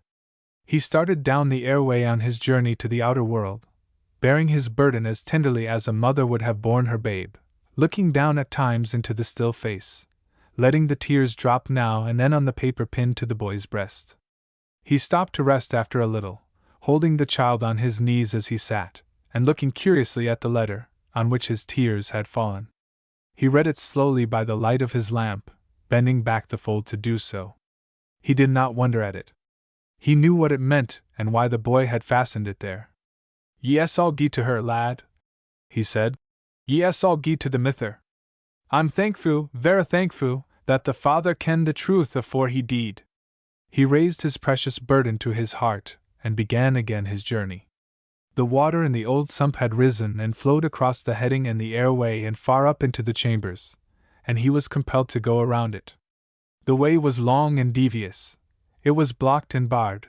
He had often to lay his burden down and make an opening through some walled-up entrance to give them room for passage. There were falls in his course, and he clambered across rough hills of rock and squeezed through narrow openings. But every step brought him nearer to the slope, and this thought nerved him to still greater effort. Yet he could not wholly escape the water of the sump. He had still to pass through it. It was cold and black. It came to his ankles as he trudged along. By and by it reached to his knees. When it grew to be waist-deep, he lifted the child to his shoulder, steadied himself against the side wall of the passage, and pushed on. He slipped often, he became dizzy at times. There were horrible moments when he thought surely that the dark water would close over him and his precious burden forever. But he came through it at last, dripping, gasping, staggering until he reached the foot of the old slope. There he sat down to rest. From away back in the mine the echoing shouts of the rescuing party came faintly to his ears. Conway had returned with help. He tried to answer their call, but the cry stuck in his throat. He knew that it would be folly for him to attempt to reach them. He knew also that they would never trace his course across that dreadful waste of water. There was but one thing to do. He must go on, he must climb the slope. He gave one look up the long incline, gathered his burden to his breast, and started upward. The slope was not a steep one. There were many in that region that were steeper, but to a man in the last stage of physical exhaustion, forcing his tired muscles and his pain-racked body to carry him and his helpless charge up its slippery way, it was little less than precipitous. It was long too, very long, and in many places it was rough with dislodged props and caps and fallen rock. Many and many a time Bachelor Billy fell prone upon the sloping floor. But, though he was powerless to save himself, though he met in his own body the force of every blow, he always held the child out of harm's way. He began to wonder, at last, if he could ever get the lad to the surface, if, within 50 rods of the blessed outer air, he would not after all have to lie down and die with Ralph in his arms. But as soon as such thoughts came to him, he brought his tremendous will and magnificent courage to the rescue, and arose and struggled on. The boy had not spoken since the journey began, nor had he opened his eyes. He was still unconscious, but he was breathing, his heart was beating, there was life in his body, and that was all that could be asked or hoped for. At last! Oh, at last! The straight, steep, dreadful half-mile of slope was at Bachelor Billy's back. He stood out once more in the free and open air. Under his feet were the grass and flowers and yielding soil, over his head were the shining stars, now paling in the east. Below him lay the fair valley and the sleeping town clothed lightly in the morning mist, and in his arms he still held the child who had thought never again to draw breath under the starry sky or in the dewy air. There came a faint breeze, laden with all the fragrance of the young morning, and it swept Ralph's cheek so gently that the very sweetness of it made his eyes to open.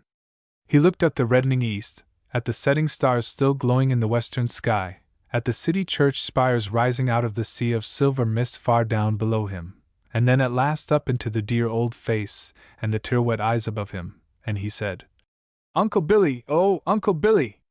Don't you think it's beautiful? I wish my mother could see it. Aye, lad! She's all look upon it, why ye, mony's the sweet mornin' yet, and it pleased the good God." The effort to look and to speak had overpowered the weary child, and he sank back again into unconsciousness. Then began the journey home. Not to the old cottage, that was Ralph's home no longer, but to the home of wealth and beauty now, to the mansion yonder in the city where the mother was waiting for her boy. Aye, the mother was waiting for her boy.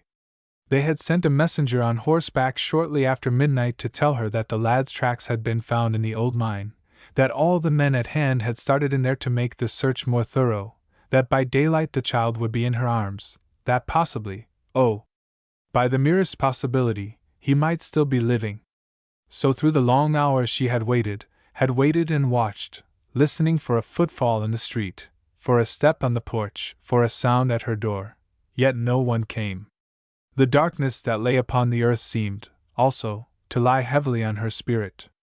But now, at last, with the grey light that told of coming day, there crept into her heart a hope, a confidence, a serenity of faith that set it quite at rest. She drew back the curtains and threw open the windows to let in the morning air. The sky above the eastern hilltops was aglow with crimson. In the zenith it was like the color of the sweet pale rose. She felt and knew that her boy was living and that very soon he would be with her. Doubt had disappeared wholly from her mind. She threw open the great hall doors that he might have a gracious and a fitting welcome to his home. She went up once more to the room in which he was to lie until health should return to him, to see that it was ready to receive him.